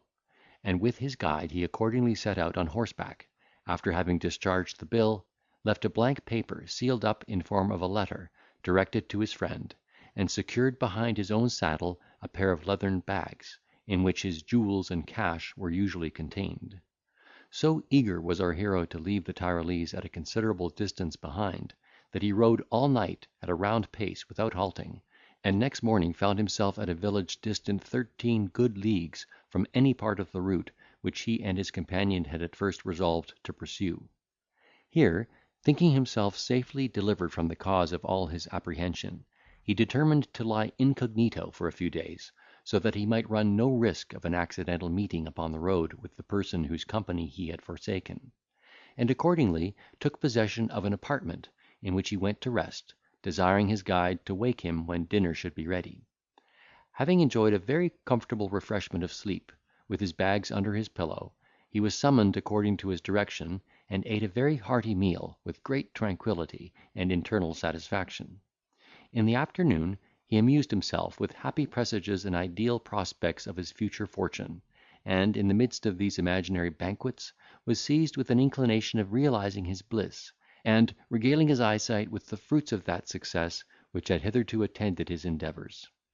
Thus inflamed, he opened the repository, and, O reader, what were his reflections, when, in lieu of Mademoiselle Melvil's earrings and necklace, the German's golden chain, divers jewels of considerable value, the spoils of sundry dupes, and about 200 ducats in ready money, he found neither more nor less than a parcel of rusty nails, disposed in such a manner as to resemble in weight and bulk the movables he had lost. It is not to be supposed our adventurer made this discovery without emotion. If the eternal salvation of mankind could have been purchased for the 10th part of his treasure, he would have left the whole species in a state of reprobation, rather than redeem them at that price, unless he had seen in the bargain some evident advantage to his own concerns. One may, therefore, easily conceive with what milkiness of resignation he bore the loss of the whole, and saw himself reduced from such affluence to the necessity of depending upon about 20 ducats, and some loose silver, which he carried in his pocket, for his expense upon the road. However bitter this pill might be in swallowing, he so far mastered his mortification as to digest it with a good grace. His own penetration at once pointed out the canal through which this misfortune had flowed upon him. He forthwith placed the calamity to the account of the Tyrolese, and, never doubting that he had retired with the booty across the Rhine into some place to which he knew Fathom would not follow his footsteps, he formed the melancholy resolution of pursuing with all despatch his journey to Paris, that he might, with all convenient expedition, indemnify himself for the discomfiture he had sustained. With regard to his confederate, his conjecture was perfectly right. That adventurer, though infinitely inferior to our hero in point of genius and invention, had manifestly the advantage of him in the articles of age and experience. He was no stranger to Fathom's qualifications, the happy exertion of which he had often seen. He knew him to be an economist of the most frugal order, consequently concluded his finances were worthy of examination, and, upon the true principles of a sharper, eased him of the encumbrance, taking it for granted that in so doing he only precluded Ferdinand from the power of acting the same tragedy upon him, should ever opportunity concur with his inclination. He had therefore concerted his measures with the dexterity of an experienced conveyancer, and, snatching the occasion, while our hero, travel tainted, lay sunk in the arms of profound repose, he ripped up the seams of the leathern depository, withdrew the contents, introduced the parcel of nails, which he had made up for the purpose, and then repaired the breach with great deliberation. Had Fathom's good genius prompted him to examine his effects next morning, the Tyrolese, in all probability, would have maintained his acquisition by force of arms; for his personal courage was rather more determined than that of our adventurer, and he was conscious of his own ascendancy in this particular. But his good fortune prevented such explanation. Immediately after dinner, he availed himself of his knowledge, and, betaking himself to a remote part of the town, set out in a post-chaise for Luneville, while our hero was meditating his own escape. Fathom's conception was sufficient to comprehend the whole of his adventure, as soon as his chagrin would give his sagacity fair play, nor would he allow his resolution to sink under the trial. On the contrary, he departed from the village that same afternoon under the auspices of his conductor, and found himself benighted in the midst of a forest, far from the habitations of men. The darkness of the night, the silence and solitude of the place, the indistinct images of the trees that appeared on every side, stretching their extravagant arms athwart the gloom, conspired, with the dejection of spirits occasioned by his loss, to disturb his fancy, and raise strange phantoms in his imagination. Although he was not naturally superstitious, his mind began to be invaded with an awful horror, that gradually prevailed over all the consolations of reason and philosophy. Nor was his heart free from the terrors of assassination. In order to dissipate these disagreeable reveries, he had recourse to the conversation of his guide, by whom he was entertained with the history of divers travellers who had been robbed and murdered by ruffians, whose retreat was in the recesses of that very wood. In the midst of this communication, which did not at all tend to the elevation of our hero's spirits, the conductor made an excuse for dropping behind, while our traveller jogged on in expectation of being joined again by him in a few minutes. He was, however, disappointed in that hope. The sound of the other horse's feet by degrees grew more and more faint, and at last altogether died away. Alarmed at this circumstance, Fathom halted in the middle of the road, and listened with the most fearful attention. But his sense of hearing was saluted with naught but the dismal sighings of the trees, that seemed to foretell an approaching storm. Accordingly, the heavens contracted a more dreary aspect, the lightning began to gleam, and the thunder to roll, and the tempest, raising its voice to a tremendous roar, descended in a torrent of rain. In this emergency, the fortitude of our hero was almost quite overcome. So many concurring circumstances of danger and distress might have appalled the most undaunted breast. What impression then must they have made upon the mind of Ferdinand, who was by no means a man to set fear at defiance? Indeed, he had well nigh lost the use of his reflection, and was actually invaded to the skin, before he could recollect himself so far as to quit the road, and seek for shelter among the thickets that surrounded him. Having rode some furlongs into the forest, he took his station under a tuft of tall trees, that screened him from the storm, and in that situation called a council within himself, to deliberate upon his next excursion. He persuaded himself that his guide had deserted him for the present, in order to give intelligence of a traveller to some gang of robbers with whom he was connected, and that he must of necessity fall a prey to those banditti, unless he should have the good fortune to elude their search, and disentangle himself from the mazes of the wood. Harrowed with these apprehensions, he resolved to commit himself to the mercy of the hurricane, as of two evils the least, and penetrate straight forwards through some devious opening, until he should be delivered from the forest. For this purpose he turned his horse's head in a line quite contrary to the direction of the high road which he had left, on the supposition that the robbers would pursue that track in quest of him, and that they would never dream of his deserting the highway to traverse an unknown forest, amidst the darkness of such a boisterous night. After he had continued in this progress through a succession of groves and bogs and thorns and brakes, by which not only his clothes, but also his skin suffered in a grievous manner, while every nerve quivered with eagerness and dismay, he at length reached an open plain, and pursuing his course, in full hope of arriving at some village, where his life would be safe, he descried a rushlight at a distance, which he looked upon as the star of his good fortune, and riding towards it at full speed, arrived at the door of a lone cottage, into which he was admitted by an old woman, who, understanding he was a bewildered traveller, received him with great hospitality. When he learned from his hostess that there was not another house within 3 leagues, that she should accommodate him with a tolerable bed, and his horse with lodging and oats, he thanked Heaven for his good fortune in stumbling upon this homely habitation, and determined to pass the night under the protection of the old cottager, who gave him to understand that her husband, who was a faggot maker, had gone to the next town to dispose of his merchandise, and that, in all probability, he would not return till next morning, on account of the tempestuous night.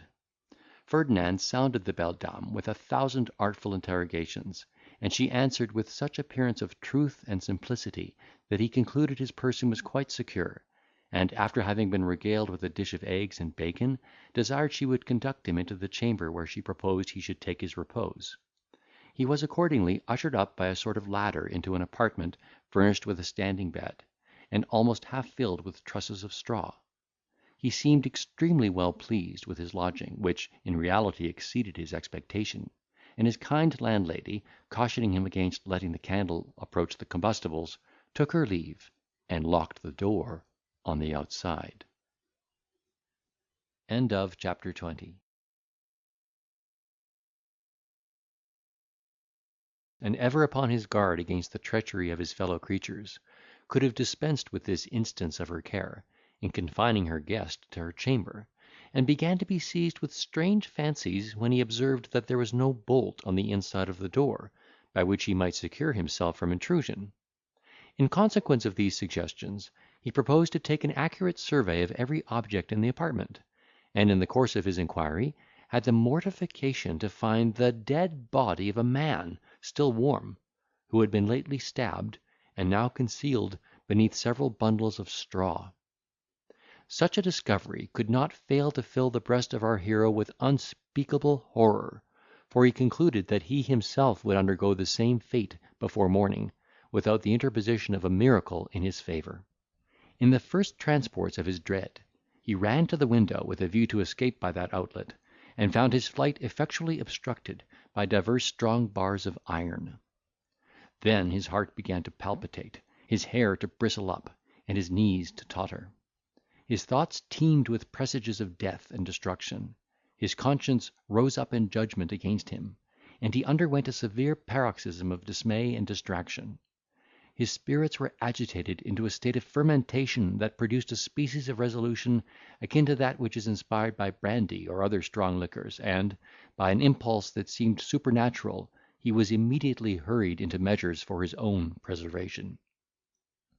What upon a less interesting occasion his imagination durst not propose, he now executed without scruple or remorse. He undressed the corpse that lay bleeding among the straw, and, conveying it to the bed in his arms, deposited it in the attitude of a person who sleeps at his ease. Then he extinguished the light, took possession of the place from whence the body had been removed, and, holding a pistol ready cocked in each hand, waited for the sequel with that determined purpose which is often the immediate production of despair. About midnight he heard the sound of feet ascending the ladder. The door was softly opened. He saw the shadow of two men stalking towards the bed. A dark lanthorn being unshrouded, directed their aim to the supposed sleeper,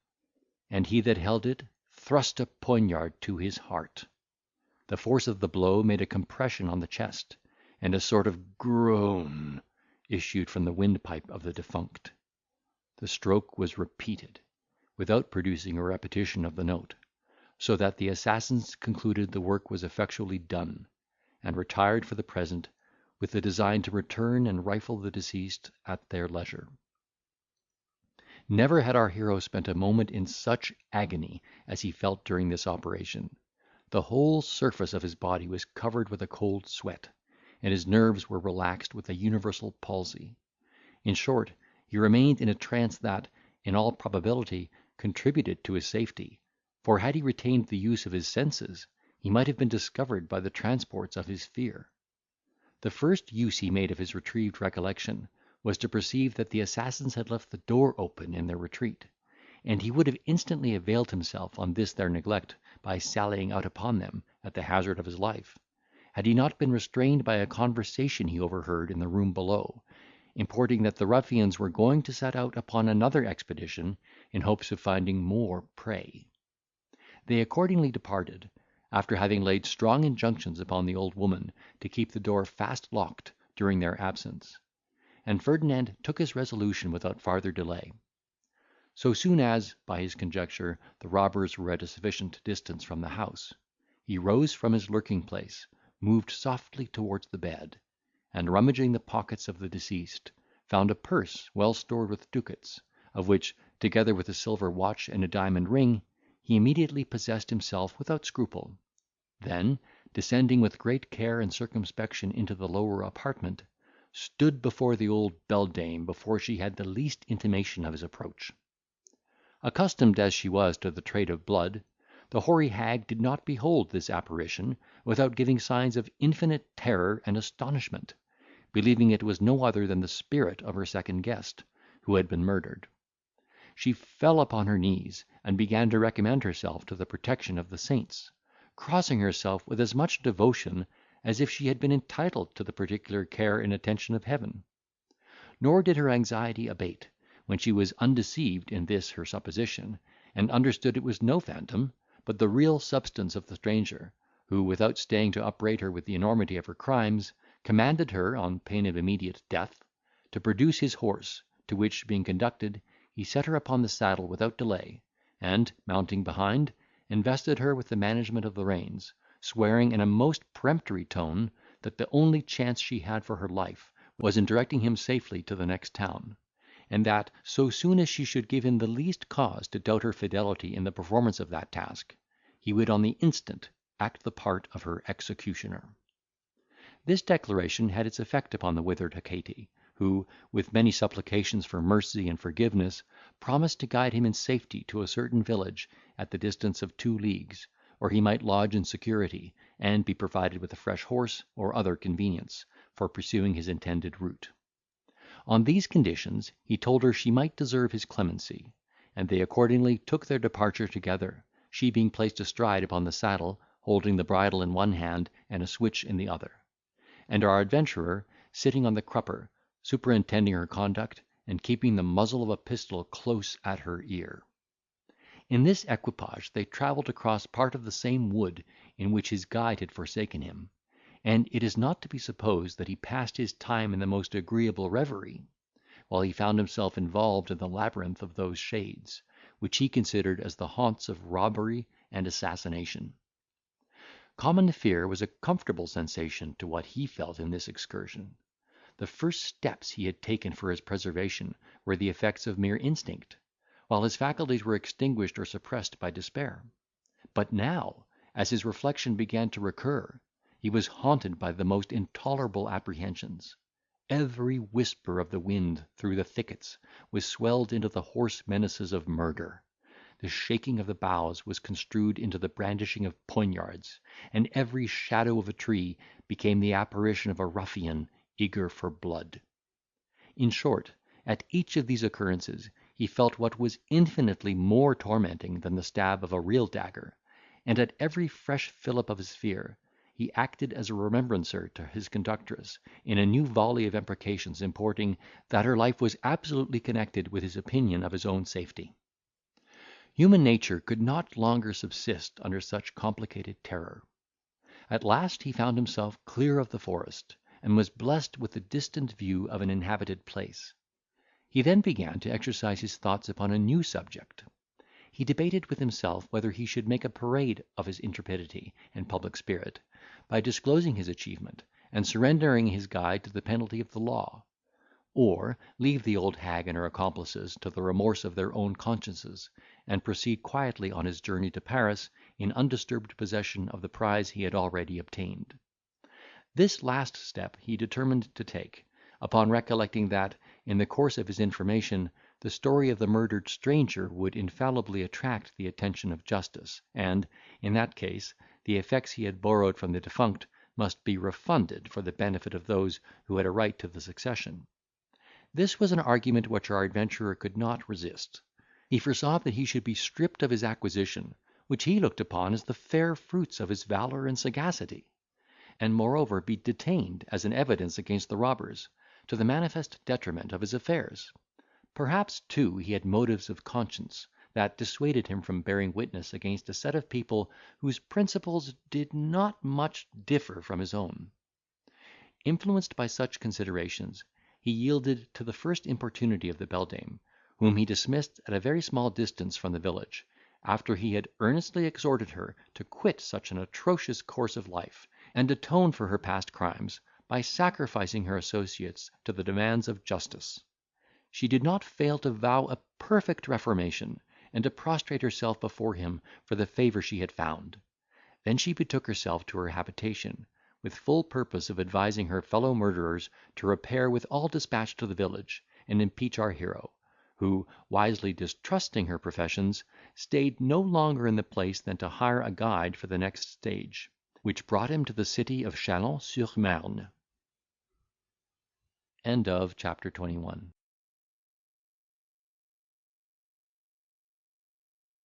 Of this ancient town, but that he abandoned it as soon as he could procure a post-chaise, in which he arrived at Paris, without having been exposed to any other troublesome adventure upon the road. He took lodgings at a certain hotel in the Faubourg de Saint Germain, which is the general rendezvous of all the strangers that resort to this capital, and now sincerely congratulated himself upon his happy escape from his Hungarian connections, and from the snares of the banditti, as well as upon the spoils of the dead body, and his arrival at Paris, from whence there was such a short conveyance to England, whither he was attracted,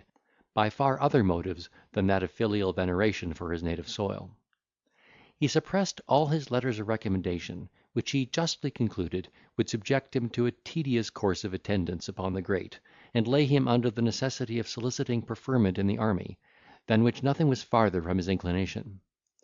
and resolved to make his appearance in the character of a private gentleman, which would supply him with opportunities of examining the different scenes of life in such a gay metropolis, so as that he should be able to choose that sphere in which he could move the most effectually to his own advantage.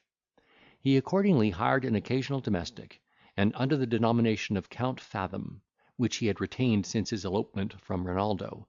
repaired to dinner at an ordinary, to which he was directed as a reputable place, frequented by fashionable strangers of all nations. He found this piece of information perfectly just, for he no sooner entered the apartment than his ears were saluted with a strange confusion of sounds, among which he at once distinguished the High and Low Dutch, barbarous French, Italian, and English languages. He was rejoiced at this occasion of displaying his own qualifications, took his place at one of the three long tables, betwixt a Westphalian count and a Bolognian marquis, insinuated himself into the conversation with his usual address, and in less than half an hour found means to accost a native of each different country in his own mother tongue. Such extensive knowledge did not pass unobserved. A French abbe, in a provincial dialect, complimented him upon his retaining that purity in pronunciation which is not to be found in the speech of a Parisian. The Bolognian, mistaking him for a Tuscan, "Sir," said he, "I presume you are from Florence. I hope the illustrious house of Lorraine leaves you gentlemen of that famous city no room to regret the loss of your own princes." The castle of Versailles becoming the subject of conversation, Monsieur le Comte appealed to him, as to a native German, whether it was not inferior in point of magnificence to the chateau of Grubenhagen. The Dutch officer, addressing himself to Fathom, drank to the prosperity of Faderland, and asked if he had not once served in garrison in Schenkenschans; and an English knight swore, with great assurance, that he had frequently rambled with him at midnight among the hundreds of Drury. To each person he replied in a polite though mysterious manner, which did not fail to enhance their opinion of his good breeding and importance; and long before the dessert appeared, he was by all the company supposed to be a personage of great consequence, who, for some substantial reasons, found it convenient to keep himself incognito. This being the case, it is not to be doubted that particular civilities were poured upon him from all quarters. He perceived their sentiments, and encouraged them, by behaving with that sort of complaisance which seems to be the result of engaging condescension in a character of superior dignity and station. His affability was general, but his chief attention limited to those gentlemen already mentioned, who chanced to sit nearest him at table; and he no sooner gave them to understand that he was an utter stranger in Paris, than they unanimously begged to have the honour of making him acquainted with the different curiosities peculiar to that metropolis. He accepted of their hospitality. "Beware of your flattery, and upon my guard against all your knavish pranks, and I come into your company for my own amusement only." Fathom, having reconnoitred this peculiarity of temper, instead of treating him with that assiduous complaisance which he received from the other gentlemen of the party, kept aloof from him in the conversation, with a remarkable shyness of distant civility, and seldom took notice of what he said, except with a view to contradict him, or retort some of his satirical observations. This he conceived to be the best method of acquiring his good opinion, because the Englishman would naturally conclude he was a person who could have no sinister views upon his fortune, else he would have chosen quite a different manner of deportment. Accordingly, the knight seemed to bite at the hook. He listened to Ferdinand with uncommon regard. He was even heard to commend his remarks, and at length drank to their better acquaintance. End of chapter 22. The Italian and the Abbé were the first who began to grow whimsical under the influence of the Burgundy, and, in the heat of their elevation, proposed that the company should amuse themselves during the remaining part of the night at the house of an obliging dame, who maintained a troop of fair nymphs for the accommodation of the other sex. The proposal was approved by all, except the Hollander, whose economy the wine had not as yet invaded; and, while he retreated soberly to his own lodgings, the rest of the society adjourned in 2 coaches to the Temple of Love, where they were received by the venerable priestess, a personage turned of 70, who seemed to exercise the functions of her calling in despite of the most cruel ravages of time; for age had bent her into the form of a Turkish bow. Her head was agitated by the palsy, like the leaf of the poplar tree; her hair fell down in scanty parcels, as white as the driven snow; her face was not simply wrinkled, but ploughed into innumerable furrows; her jaws could not boast of one remaining tooth; one eye distilled a large quantity of rheum, by virtue of the fiery edge that surrounded it; the other was altogether extinguished, and she had lost her nose in the course of her ministration. The Delphic Sibyl was but a type of this hoary matron, who, by her figure, might have been mistaken for the consort of Chaos, or mother of Time. Yet there was something meritorious in her appearance, as it denoted her an indefatigable minister to the pleasure of mankind, and as it formed an agreeable contrast with the beauty and youth of the fair damsels that wantoned in her train. It resembled those discords in music which, properly disposed, contribute to the harmony of the whole piece, or those horrible giants who, in the world of romance, used to guard the gates of the castle in which the enchanted damsel was confined. This Urganda seemed to be aware of her own importance, and perfectly well acquainted with the human appetite, for she compelled the whole company to undergo her embrace. Then a lacquey, in magnificent livery, ushered them into a superb apartment, where they waited some minutes, without being favoured with the appearance of the ladies, to the manifest dissatisfaction of the abbe, who, sending for the gouvernante, reprimanded her severely for her want of politesse. The old lady, who was by no means a pattern of patience and submission, retorted his reproaches with great emphasis and vivacity. Her eloquence flowed altogether in the Covent Garden strain; and I question whether the celebrated Mother Douglas herself could have made such a figure in an extemporaneous altercation. After having bestowed upon the abbe the epithets of saucy insignificant pimp, she put him in mind of the good offices which he had received at her hands; how she had supplied him with bed, board, and bedfellow, in his greatest necessity, sent him abroad with money in his pockets, and, in a word, cherished him in her bosom when his own mother had abandoned him to distress. She then reviled him for presuming to affront her before strangers, and gave the company to understand that the young ladies would wait upon them as soon as they could be confessed, and received absolution from a worthy cordelier, who was now employed in performing that charitable office. The gentlemen were satisfied with this remonstrance, which argued the old lady's pious concern for the souls that were under her care, and our adventurer proposed an accommodation betwixt her and the abbe, who was prevailed upon to ask her pardon, and received her blessing upon his knees. This affair had not been long adjusted, when 5 damsels were introduced in a very gay dishabille, and our hero was complimented with the privilege of choosing his Amanda from the whole bevy. When he was provided, the others began to pair themselves, and, unhappily, the German count chanced to pitch upon the same nymph who had captivated the desires of the British knight. A dispute immediately ensued, for the Englishman made his addresses to the lady, without paying the least regard to the priority of the other's claim; and she, being pleased with his attachment, did not scruple to renounce his rival, who swore by the thunder, lightning, and sacrament, that he would not quit his pretensions for any prince in Christendom, much less for a little English cavalier, whom he had already honoured too much in condescending to be his companion. The knight, provoked at this stately declaration, which was the immediate effect of anger and ebriety, eyed his antagonist with a most contemptuous aspect, and advised him to avoid such comparisons for the future. "We all know," said he, "the importance of a German count. I suppose your revenue amounts to 300 rix dollars, and you have a chateau that looks like the ruins of an English gaol.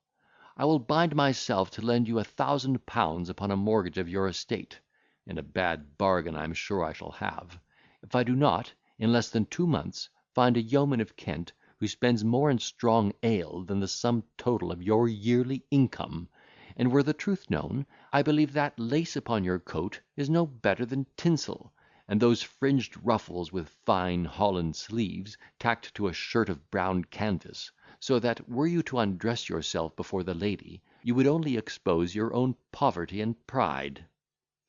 The Count was so much enraged at these sarcastic observations, that his faculty of speech was overwhelmed by his resentment; though, in order to acquit himself of the Englishman's imputation, he forthwith pulled off his clothes with such fury that his brocade waistcoat was torn from top to bottom. The knight, mistaking his meaning, considered this demeanour as a fair challenge, to try which was the better man in the exercise of boxing; and on that supposition began to strip in his turn, when he was undeceived by Fathom, who put the right interpretation upon the Count's behaviour, and begged that the affair might be compromised. By this time the Westphalian recovered the use of his tongue, and, with many threats and imprecations, desired they would take notice how falsely he had been aspersed, and do him justice in espousing his claim to the damsel in question. Before the company had time or inclination to interest themselves in the quarrel, his opponent observed that no person who was not a mere German would ever dream of forcing the inclinations of a pretty girl, whom the accidents of fortune had subjected to his power; that such compulsion was equivalent to the most cruel rape that could be committed; and that the lady's aversion was not at all surprising; for, to speak his own sentiments, were he a woman of pleasure, he would as soon grant favours to a Westphalian hog, as to the person of his antagonist. The German, enraged at this comparison, was quite abandoned by his patience and discretion. He called the knight an English clown, and, swearing he was the most untoward beast of a whole nation of mules, snatched up one of the candlesticks, which he launched at him with such force and violence, that it sung through the air, and, winging in its flight into the antechamber, encountered the skull of his own valet, who, with immediate prostration, received the message of his master.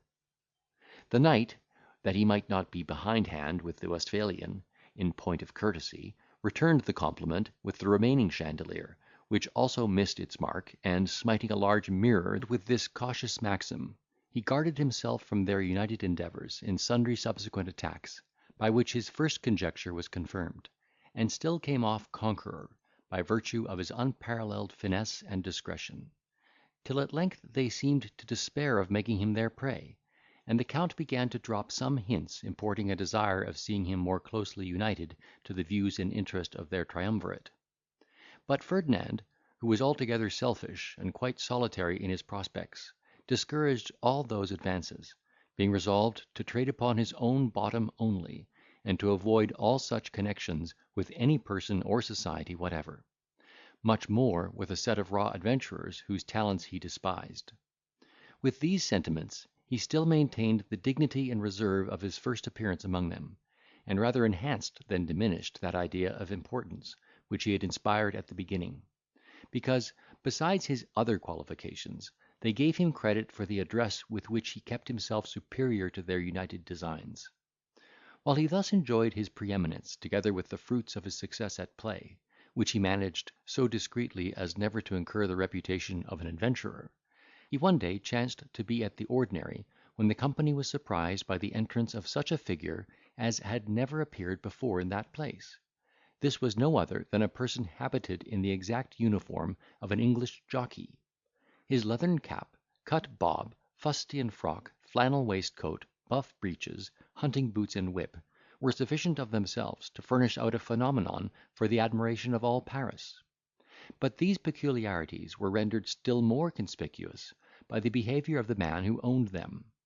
When he crossed the threshold of the outward door, he produced such a sound from the smack of his whip, as equalled the explosion of an ordinary cohorn, and then broke forth into the halloo of a fox hunter, which he uttered with all its variations, in a strain of vociferation that seemed to astonish and confound the whole assembly, to whom he introduced himself and his spaniel, by exclaiming in a tone something less melodious than the cry of mackerel or live cod, "By your leave, gentlefolks, I hope there's no offence in an honest plain Englishman's coming with money in his pocket, to taste a bit of your French fricassee and ragouts." This declaration was made in such a wild fantastical manner, that the greatest part of the company mistook him for some savage monster or maniac, and consulted their safety by starting up from the table and drawing their swords. The Englishman, seeing such a martial apparatus produced against him, recoiled 2 or 3 steps, saying, "Wands, I believe the people are all bewitched. What do they take me for, a beast of prey? Is there nobody here that knows Sir Stentor style, or can speak to me in my own lingo?" He had no sooner pronounced these words, than the baronet, with marks of infinite surprise, ran towards him, crying, "Good heavens, Sir Stentor, who expected to meet with you in Paris?" Upon which the other, eyeing him very earnestly, "Odds harklikins!" cried he, "my neighbour, Sir Giles Squirrel, as I am a living soul." With these words he flew upon him like a tiger, kissed him from ear to ear, demolished his periwig, and disordered the whole economy of his dress, to the no small entertainment of the company. Having well nigh stifled his countryman with embraces, and besmeared himself with pulville from head to foot, he proceeded in this manner: "Mercy upon thee, knight, thou art so transmogrified, and bedaubed, and bedizened, that thou mought rob thy own mother without fear of information. Look ye here now, I will be trussed, if the very bitch that was brought up in thy own bosom knows thee again. Hey, Sweetlips, here, hussy, damn thou Toad, dost not know thy old measter? Thou mayest smell till Christmas. I'll be bound to be hanged, knight, if the creature's nose an't found her by the damned stinking perfumes you have got among you." These compliments being passed, the 2 knights sat down by one another, and Sir Stentor began asking by his neighbour, upon what errand he had crossed the sea, gave him to understand that he had come to France in consequence of a wager with Squire Snaffle, who had laid £1,000 that he, Sir Stentor, would not travel to Paris by himself, and for a whole month appear every day at a certain hour in the public walks, without wearing any other dress than that in which he saw him. "The fellow has got no more stuff in his pate," continued this polite stranger, "than a jackass. To think I could not find my way thither, thought I could not jabber your French lingo, ecod! The people of this country are sharp enough to find out your meaning when you want to spend anything among them; and as for the matter of dress, bodykins, for £1,000 I would engage to live in the midst of them, and show myself without any clothes at all. Odds heart, a true born Englishman needs not be ashamed to show his face, nor his backside neither, with the best Frenchman that ever trod the ground. Though we Englishmen don't beplaister our doublets with gold and silver, I believe as how we have our pockets better lined than most of our neighbours. And for all my bit of a fustian frock, that cost me in all but 40 shillings. I believe, between you and me, knight, I have more dust in my fob than all those powdered sparks put together. But the worst of the matter is this: here is no solid belly timber in this country. One can't have a slice of delicate sirloin, or nice buttock of beef, for love nor money. A pies upon them! I could get no eatables upon the road, but what they call bully, which looks like the flesh of Pharaoh's lean kine stewed into rags and tatters. And then their pigeon, rabbit them! One would think every old woman in this kingdom hatched pigeons from her own body." It is not to be supposed that such an original sat unobserved. The French and other foreigners, who had never been in England, were struck dumb with amazement at the knight's appearance and deportment, while the English guests were overwhelmed with shame and confusion, and kept a most wary silence, for fear of being recognised by their countrymen. As for our adventurer, he was inwardly transported with joy at the sight of this curiosity. He considered him as a genuine rich country booby, of the right English growth, fresh as imported, and his heart throbbed with rapture when he heard Sir Stentor value himself upon the lining of his pockets. He foresaw, indeed, that the other knight would endeavour to reserve for him his own game.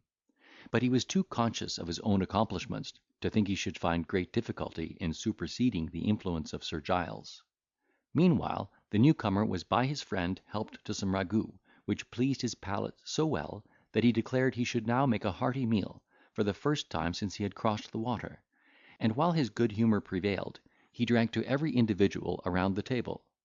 Ferdinand seized this opportunity of insinuating himself into his favour, by saying in English, he was glad to find there was anything in France that was agreeable to Sir Stentor. To this compliment the knight replied with an air of surprise, "Waunds, I find here's another countryman of mine in this here company. Sir, I am proud to see you with all my heart." So speaking, he thrust out his right hand across the table, and shook our hero by the fist with such violence of civility as proved very grievous to a French marquis, who, in helping himself to soup, was jostled in such a manner as to overturn the dividing spoon in his own bosom. The Englishman, seeing the mischief he had produced, cried, "No offence, I hope," in a tone of vociferation, which the marquis, in all probability, misconstrued; for he began to model his features into a very sublime and peremptory look,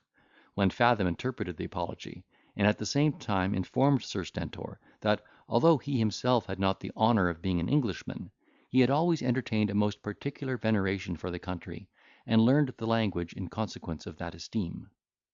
"Blood!" answered the knight, "I think myself the more obliged to you for your kind opinion, than if you was my countryman in good earnest; for there be abundance of we English, no offence, Sir Giles, that seem to be ashamed of their own nation, and leave their homes to come and spend their fortunes abroad, among a parcel of—you understand me, sir, a word to the wise, as the saying is." Here he was interrupted by an article of the second course, that seemed to give him great disturbance. This was a roasted leveret, very strong of the fumet, which happened to be placed directly under his nose. His sense of smelling was no sooner encountered by the effluvia of this delicious fare, than he started up from the table, exclaiming, "Odds my liver! here's a piece of carrion that I would not offer to e'er a hound in my kennel. 'Tis enough to make any Christian vomit, both gut and gall." And indeed, by the wry faces he made while he ran to the door, his stomach seemed ready to justify this last assertion. The abbe, who concluded from these symptoms of disgust, that the leveret was not sufficiently stale, began to exhibit marks of discontent, and desired that it might be brought to the other end of the table for his examination. He accordingly hung over it with the most greedy appetite, feasting his nostrils with the steams of animal putrefaction, and at length declared that the morceau was passable, though he owned it would have been highly perfect had it been kept another week. Nevertheless, mouths were not wanting to discuss it, insipid as it was; for in 3 minutes there was not a vestige to be seen of that which had offended the organs of Sir Stentor, who now resumed his place, and did justice to the dessert. But what he seemed to relish better than any other part of the entertainment, was the conversation of our adventurer, whom, after dinner, he begged to have the honour of treating with a dish of coffee, to the seeming mortification of his brother knight, over which Fathom exulted in his own heart. In short, our hero, by his affability and engaging deportment, immediately gained possession of Sir Stentor's good graces, insomuch that he desired to crack a bottle with him in the evening, and they repaired to an auberge, whither his fellow knight accompanied him, not without manifest signs of reluctance.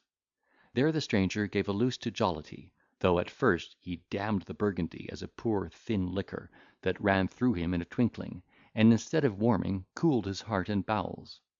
However, it insensibly seemed to give him the lie to his imputation, for his spirits rose to a more elevated pitch of mirth and good fellowship. He sung, or rather roared, the early horn, so as to alarm the whole neighbourhood, and began to slabber his companions with a most bear-like affection. Yet whatever haste he made to the goal of ebriety, he was distanced by his brother baronet, who from the beginning of the party made little other use of his mouth than to receive the glass, and now sunk down upon the floor in a state of temporary annihilation. He was immediately carried to bed by the direction of Ferdinand, who now saw himself in a manner possessor of that mind to which he had made such eager and artful advances. That he might, therefore, carry on the approaches in the same cautious manner, he gradually shook off the trammels of sobriety, gave a loose to that spirit of freedom which good liquor commonly inspires, and, in the familiarity of drunkenness, owned himself head of a noble family of Poland, from which he had been obliged to absent himself on account of an affair of honour, not yet compromised.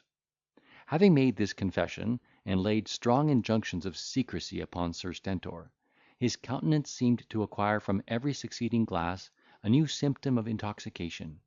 They renewed their embraces, swore eternal friendship from that day, and swallowed fresh bumpers, till both being in all appearance quite overpowered, they began to yawn in concert, and even nod in their chairs.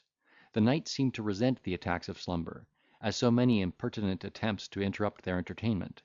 He cursed his own propensity to sleep, imputing it to the damned French climate, and proposed to engage in some pastime that would keep them awake. "Odds flesh!" cried the Briton, "when I'm at home, I defy all the devils in hell to fasten my eyelids together, if so be as I'm otherwise inclined; for there's mother and sister Nan, brother Numps, and I, continue to divert ourselves at all fours, brag, cribbage, teetotum, hustle, cap, and chuck varthing; and though I say it that shouldn't say it, I won't turn my back to e'er a he in England at any of these pastimes; and so, Count, if you are so disposed, I am your man, that is, in the way of friendship, at which of these you shall please to pitch upon." To this proposal Fathom replied, he was quite ignorant of all the games he had mentioned, but, in order to amuse Sir Stentor, he would play with him at lansquenet for a trifle, as he had laid it down for a maxim to risk nothing considerable at play. "Wounds!" answered the knight, "I hope you don't think I come here in quest of money. Thank God, I have a good landed estate worth 5,000 a year, and owe no man a halfpenny; and I question whether there may be many counts in your nation, no offence, I hope, that can say a bolder word. As for your lambskin net, I know nothing of the matter, but I will toss up with you for a guinea, cross or pile, as the saying is; or, if there's such a thing in this country as a box and dice, I love to hear the bones rattle sometimes." Fathom found some difficulty in concealing his joy at the mention of this last amusement, which had been one of his chief studies, and in which he had made such progress, that he could calculate all the chances with the utmost exactness and certainty.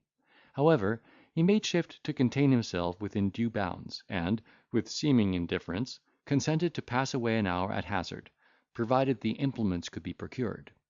Accordingly, the landlord was consulted, and their desire gratified. The dice were produced, and the table resounded with the effects of their mutual eagerness. Fortune, at first, declared for the Englishman, who was permitted by our adventurer to win 20 broad pieces, and he was so elated with his success, as to accompany every lucky throw with a loud burst of laughter, and other savage and simple manifestations of excessive joy, exclaiming in a tone something less sweet than the bellowing of a bull, "Now for the main, Count! Odd! Here they come! Here are the 7 black stars, i' faith! Come along, my yellow boys, odds heart! I never liked the face of Lewis before." Fathom drew happy presages from these boyish raptures, and, after having indulged them for some time, began to avail himself of his arithmetic, in consequence of which the knight was obliged to refund the greatest part of his winning. Then he altered his note, and became as intemperate in his chagrin as he had been before immoderate in his mirth. He cursed himself and his whole generation, damned his bad luck, stamped with his feet upon the floor, and challenged Ferdinand to double stakes. This was a very welcome proposal to our hero, who found Sir Stentor just such a subject as he had long desired to encounter with. The more the Englishman laid, the more he lost, and Fathom took care to inflame his passions by certain well-timed sarcasms upon his want of judgment, till at length he became quite outrageous, swore the dice were false, and threw them out at the window, pulled off his periwig, and committed it to the flames, spoke with the most rancorous contempt of his adversary's skill, insisting upon his having stripped many a better man for all he was a count, and threatening that, before they parted, he should not only look like a Pole, but also smell like a Pole cat. This was a spirit which our adventurer industriously kept up, observing that the English were dupes to all the world, and that, in point of genius and address, they were no more than noisy braggadocios. In short, another pair of dice was procured, the stakes were again raised, and, after several vicissitudes, fortune declared so much in favour of the knight, that Fathom lost all the money in his pocket, amounting to a pretty considerable sum. By this time he was warmed into uncommon eagerness and impatience. Being equally piqued at the success and provoking exultations of his antagonist, whom he now invited to his lodgings, in order to decide the contest. Sir Stentor complied with this request. The dispute was renewed with various success, till, towards daylight, Ferdinand saw this noisy, raw, inexperienced simpleton carry off all his ready cash, together with his jewels, and almost everything that was valuable about his person; and, to crown the whole, the victor at parting told him with a most intolerable sneer, that as soon as the Count should receive another remittance from Poland, he would give him his revenge. Chapter 24.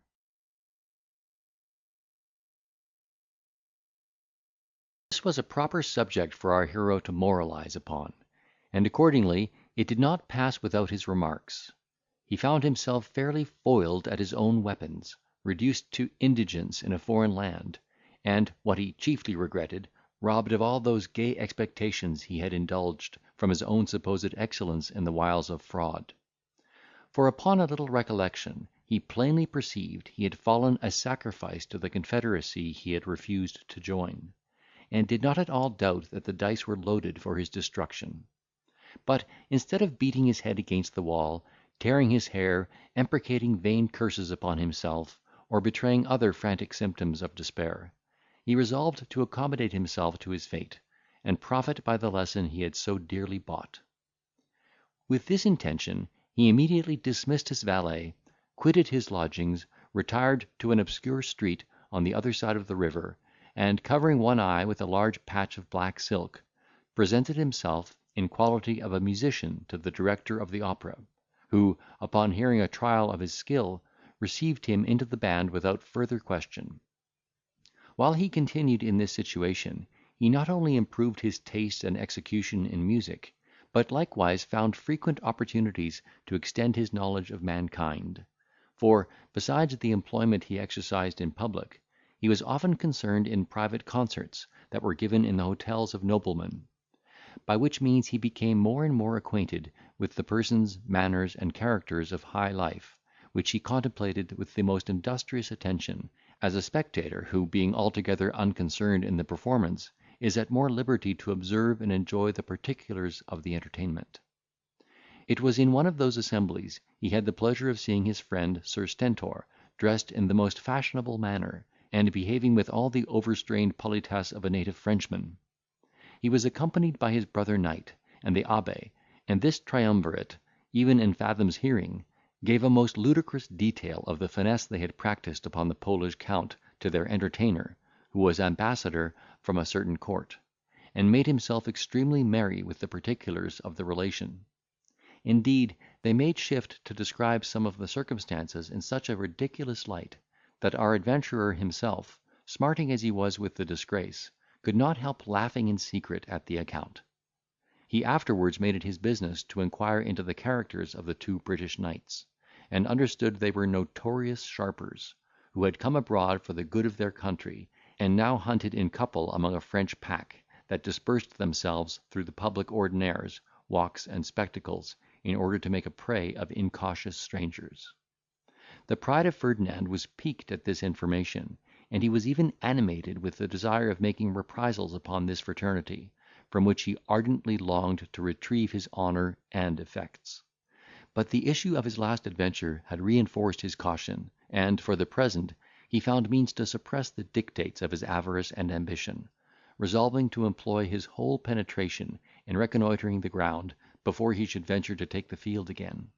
He therefore continued to act the part of a one-eyed fiddler, under the name of Fedini, and lived with incredible frugality, that he might save a purse for his future operations.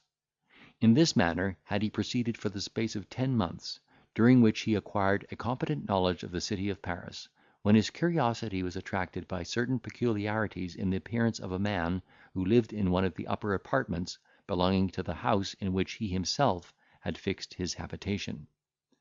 He was a tall, thin, meagre figure, with a long black beard, an aquiline nose, a brown complexion, and a most piercing vivacity in his eyes.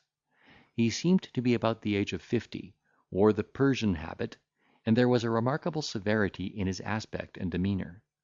He and our adventurer had been fellow lodgers for some time, and, according to the laudable custom in these days, had hitherto remained as much estranged to one another as if they had lived on opposite sides of the globe. But of late the Persian seemed to regard our hero with particular attention. When they chanced to meet on the staircase, or elsewhere, he bowed to Ferdinand with great solemnity, and complimented him with the pas. He even proceeded in the course of this communication to open his mouth, and salute him with a good morrow, and sometimes made the common remarks upon the weather. Fathom, who was naturally complaisant, did not discourage these advances. On the contrary, he behaved to him with marks of particular respect, and one day desired the favour of his company to breakfast. This invitation the stranger declined with due acknowledgment, on pretence of being out of order; and in the meantime our adventurer bethought himself of questioning the landlord concerning his outlandish guest. His curiosity was rather inflamed than satisfied with the information he could obtain from this quarter; for all he learned was, that the Persian went by the name of Ali Beeker, and that he had lived in the house for the space of 4 months, in a most solitary and parsimonious manner, without being visited by one living soul; that for some time after his arrival he had been often heard to groan dismally in the night, and even to exclaim in an unknown language, as if he had laboured under some grievous affliction; and though the first transports of his grief had subsided, it was easy to perceive he still indulged a deep-rooted melancholy, for the tears were frequently observed to trickle down his beard. The commissaire of the quarter had at first ordered this Oriental to be watched in his outgoings, according to the maxims of the French police; but his life was found so regular and inoffensive, that this precaution was soon set aside. Any man of humane sentiments, from the knowledge of these particulars, would have been prompted to offer his services to the forlorn stranger; but as our hero was devoid of all these infirmities of human nature, it was necessary that other motives should produce the same effect. His curiosity, therefore, joined with the hopes of converting the confidence of Ali to his own emolument, effectually impelled him towards his acquaintance, and in a little time they began to relish the conversation of each other; for, as the reader may have already observed, Fathom possessed all the arts of insinuation, and had discernment enough to perceive an air of dignity in the Persian, which the humility of his circumstances could not conceal. He was, moreover, a man of good understanding, not without a tincture of letters, perfectly well bred, though in a ceremonious style, extremely moral in his discourse, and scrupulously nice in his notions of honour. Our hero conformed himself in all respects to the other's opinions, and managed his discretion so as to pass upon him for a gentleman reduced by misfortunes to the exercise of an employment which was altogether unsuitable to his birth and quality. He made earnest and repeated tenders of his good offices to the stranger, and pressed him to make use of his purse with such cordial perseverance, that at length Ali's reserve was overcome, and he condescended to borrow of him a small sum, which, in all probability, saved his life; for he had been driven to the utmost extremity of want before he would accept of this assistance. Fathom, having gradually stole into his good graces, began to take notice of many piteous sighs that escaped him in the moments of their intercourse, and seemed to denote a heart fraught with woe, and, on pretence of administering consolation and counsel, begged to leave know the cause of his distress, observing that his mind would be disburdened by such communication, and perhaps his grief alleviated by some means by which they might jointly concert and execute in his behalf. Ali, thus solicited, would often shake his head, with marks of extreme sorrow and despondence, and, while the tears gushed from his eyes, declare that his distress was beyond the power of any remedy but death, and that, by making our hero his confidant, he should only extend his unhappiness to a friend, without feeling the least remission of his own torture.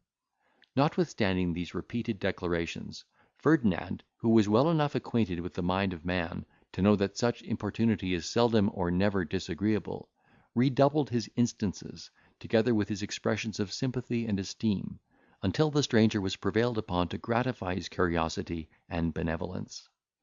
Having therefore secured the chamber door one night, while all the rest of the family were asleep, the unfortunate Ali disclosed himself in these words. End of chapter 25.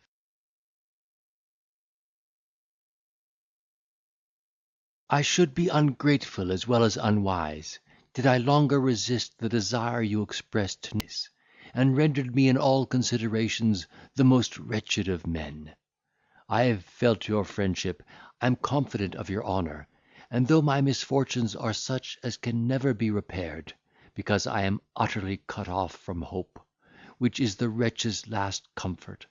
yet I may, by your means, be enabled to bear them with some degree of fortitude and resignation. Know then, my name is not Ali, neither am I of Persian extraction. I had once the honour to own myself a Castilian, and was, under the appellation of Don Diego de Zelos, respected as the head of one of the most ancient families of that kingdom. Judge then how severe that distress must be, which compels a Spaniard to renounce his country, his honours, and his name.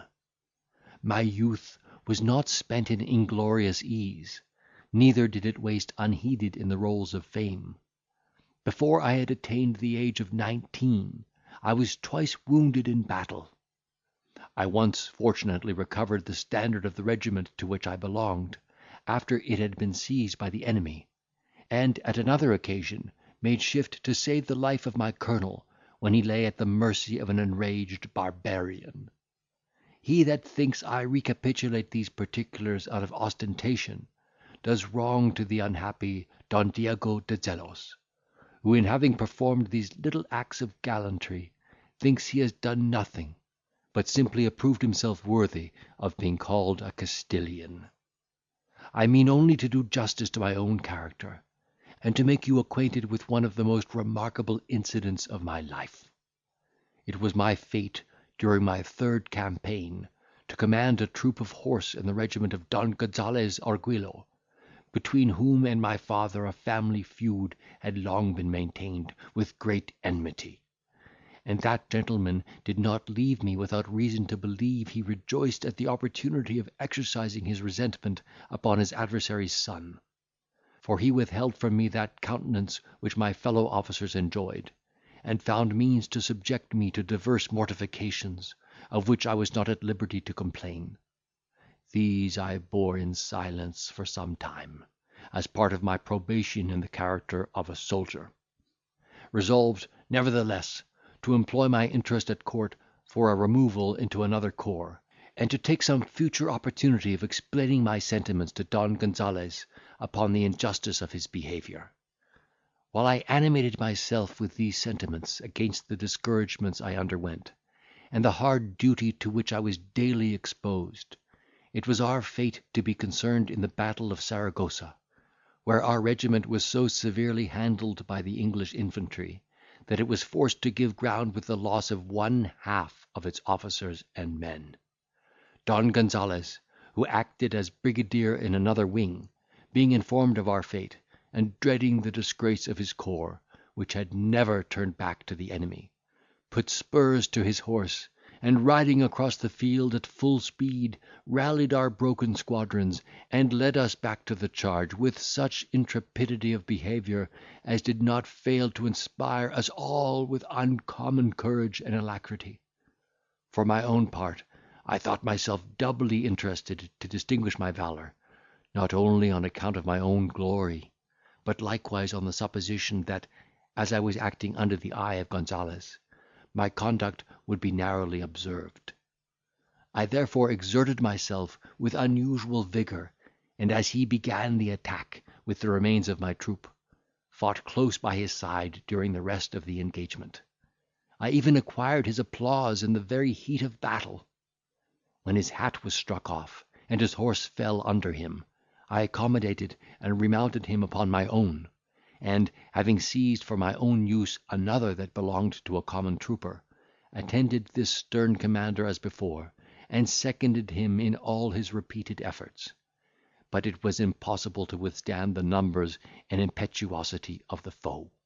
and Don Gonzales, having the mortification to see his regiment cut in pieces, and the greatest part of the army routed, was fain to yield to the fortune of the day. Yet he retired as became a man of honour and a Castilian. That is, he marched off with the great deliberation in the rear of the Spanish troops, and frequently faced about to check the pursuit of the enemy. Indeed, this exercise of his courage had well nigh cost him his life, for, in one of those wheelings, he was left almost alone, and a small party of the Portuguese horse had actually cut off our communication with the retreating forces of Spain. In this dilemma we had no other chance of saving our lives and liberty, than that of opening a passage sword in hand, and this was what Gonzales instantly resolved to attempt. We accordingly recommended our souls to God, and, charging the line abreast of one another, bore down all opposition, and were in a fair way of accomplishing our retreat without further danger. But the gallant Orguilo, in crossing a ditch, had the misfortune to be thrown from his horse, and was almost the same instant overtaken by one of the Portuguese dragoons, whose sword was already suspended over his head, as he lay half stunned with his fall. When I rode up, discharged a pistol in the ruffian's brain, and seating my colonel on his horse, had the good fortune to conduct him to a place of safety. Here he was provided with such accommodation as his case required, for he had been wounded in the battle, and dangerously bruised by his fall; and, when all the necessary steps were taken towards his recovery, I desired to know if he had any further commands for his service, being resolved to join the army without delay. I thought proper to communicate this question by message, because he had not spoke one word to me during our retreat, notwithstanding the good office he had received at my hands; a reserve which I attributed to his pride, and resented accordingly. He no sooner understood my intention than he desired to see me in his apartment, and, as near as I can remember, spoke to this effect: "Were your father Don Alonso alive, I should now, in consequence of your behaviour, banish every suggestion of resentment, and solicit his friendship with great sincerity. Yes, Don Diego, your virtue hath triumphed over that enmity I bore your house, and I upbraid myself with the ungenerous treatment you have suffered under my command. But it is not enough for me to withdraw that rigour which it was unjust to exercise, and would be wicked to maintain. I must likewise atone for the injuries you have sustained, and make some suitable acknowledgment for that life which I have twice to-day owed to your valour and generosity. Whatever interest I have at court shall be employed in your behalf, and I have other designs in your favour, which shall be disclosed in due season. Meanwhile, I desire you will still add one obligation to the debt which I have already incurred, and carry this billet in person to my Estifania, who, from the news of this fatal overthrow, must be in despair upon my account." So saying, he presented a letter directed to his lady, which I received in a transport of joy, with expressions suitable to the occasion, and immediately set out for his country house, which happened to be about 30 leagues from the spot. This expedition was equally glorious and interesting, for my thoughts upon the road were engrossed by the hope of seeing Don Argulo's daughter and heiress Antonia, who was reported to be a young lady of great beauty, and the most amiable accomplishments. However ridiculous it may seem for a man to conceive a passion for an object which he hath never beheld, certain it is, my sentiments were so much prepossessed by the fame of her qualifications, that I must have fallen victim to her charms, had they been much less powerful than they were. Notwithstanding the fatigues I had undergone in the field, I closed not an eye until I arrived at the gate of Gonzales, being determined to precede the report of the battle, that Madame d'Orgulo must not be alarmed for the life of her husband. I declared my errand, and was introduced into a saloon, where I had not waited above 3 minutes, when my colonel's lady appeared, and in great confusion received the letter, exclaiming, "Heaven grant that Don Gonzales be well!" In reading the contents, She underwent a variety of agitations, but, when she had perused the whole, her countenance regained its serenity, and regarding me with an air of ineffable complacency,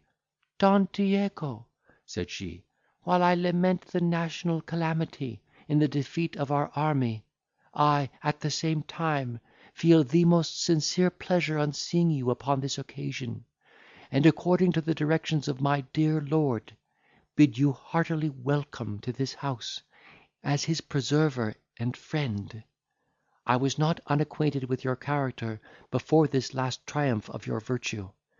and have often prayed to Heaven for some lucky determination of that fatal quarrel which raged so long between the family of Gonzales and your father's house. My prayers have been heard, the long wished for reconciliation is now effected, and I hope nothing will ever intervene to disturb this happy union." To this polite and affectionate declaration I made such reply as become a young man, whose heart overflowed with joy and benevolence, and desired to know how soon her answer to my commander would be ready, that I might gratify his impatience with all possible despatch. After having thanked me for this fresh proof of my attachment, she begged I would retire into a chamber, and repose myself from the uncommon fatigues I must have undergone. But, finding I persisted in the resolution of returning to Don Gonzales, without allowing myself the least benefit of sleep, she left me engaged in conversation with an uncle of Don Gonzales, who lodged in the house, and gave orders that a collation should be prepared in another apartment, while she retired to her closet, and wrote a letter to her husband. In less than an hour from my first arrival, I was introduced into a most elegant dining room, where a magnificent entertainment was served up, and where we were joined by Donna Estifania, and her beautiful daughter, the fair Antonia, who, advancing with the most amiable sweetness, thanked me in very warm expressions of acknowledgment for the generosity of my conduct towards her father. I had been ravished with her first appearance, which far exceeded my imagination, and my faculties were so disordered by this address, that I answered her compliment with the most awkward confusion. But this disorder did not turn to my prejudice in the opinion of that lovely creature, who has often told me in the sequel that she gave herself credit for that perplexity in my behaviour, and that I never appeared more worthy of her regard and affection than at that juncture, when my dress was discomposed, and my whole person disfigured by the toils and duty of the preceding day. For this very dishabille presented itself to her reflection as the immediate effect of that very merit by which I was entitled to her esteem. Wretch that I am, to survive the loss of such an excellent woman, endeared to my remembrance by the most tender offices of wedlock, happily exercised for the space of 25 years! Forgive these tears, they are not the drops of weakness, but remorse. Not to trouble you with idle particulars, suffice it is to say, I was favoured with such marks of distinction by Madame d'Orgullo, that she thought it incumbent upon her to let me know that she had not overreacted her hospitality, and while we sat at table, accosted me in these words: "You will not be surprised, Don Diego, at my expressions of regard, which I own are unusual from a Spanish lady to a young cavalier like you, when I communicate the contents of this letter from Don Gonzales." So saying, she put the billet into my hand, and I read these words, or words to this effect: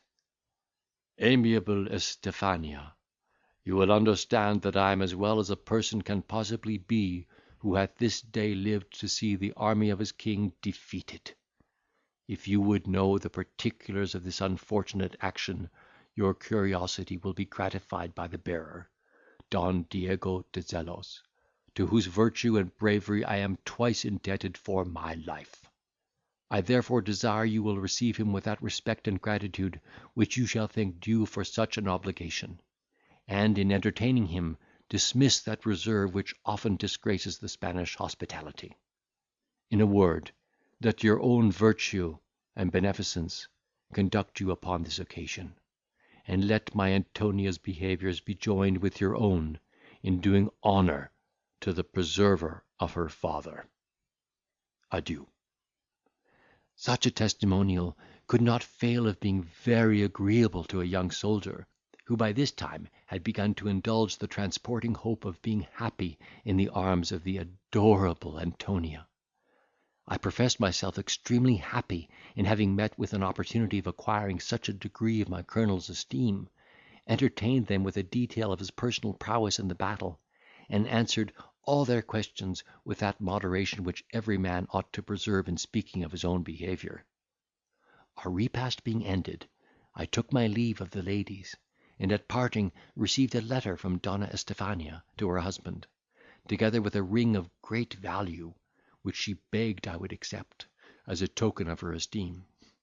Thus loaded with honour and caresses, I set out on my return for the quarters of Don Gonzales, who could scarce credit his own eyes when I delivered his lady's billet, for he thought it impossible to perform such a journey in so short a time.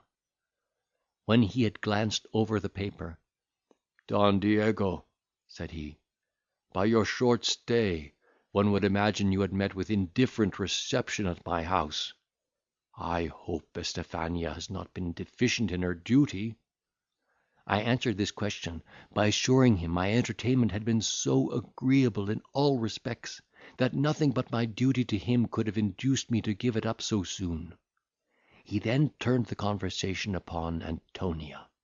and hinted his intention of giving her in marriage to a young cavalier,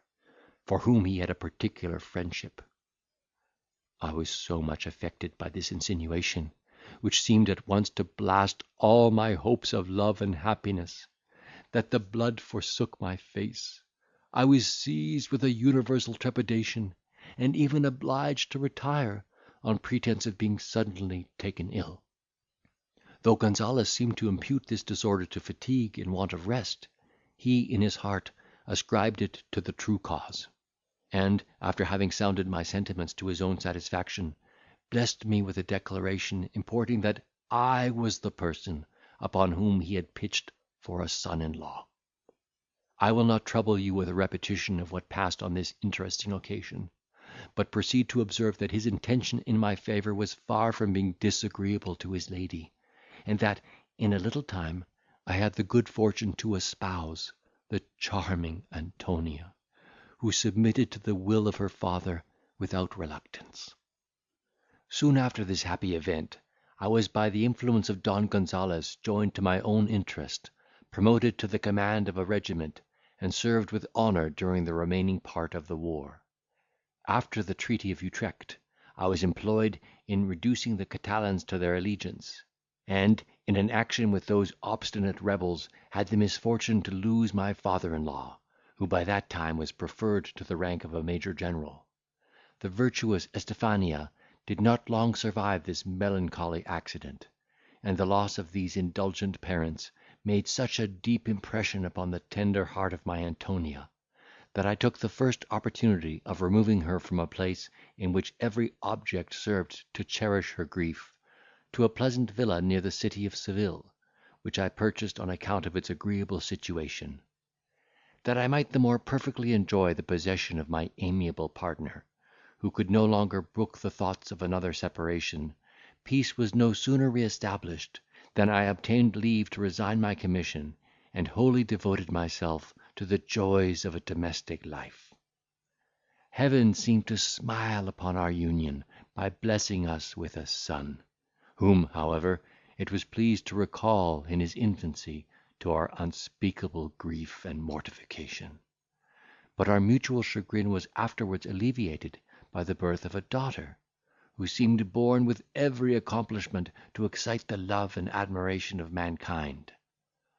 Why did nature debase such a masterpiece with the mixture of an alloy which hath involved herself and her whole family in perdition? But the ways of Providence are unsearchable. She hath paid the debt of her degeneracy. Peace be with her soul.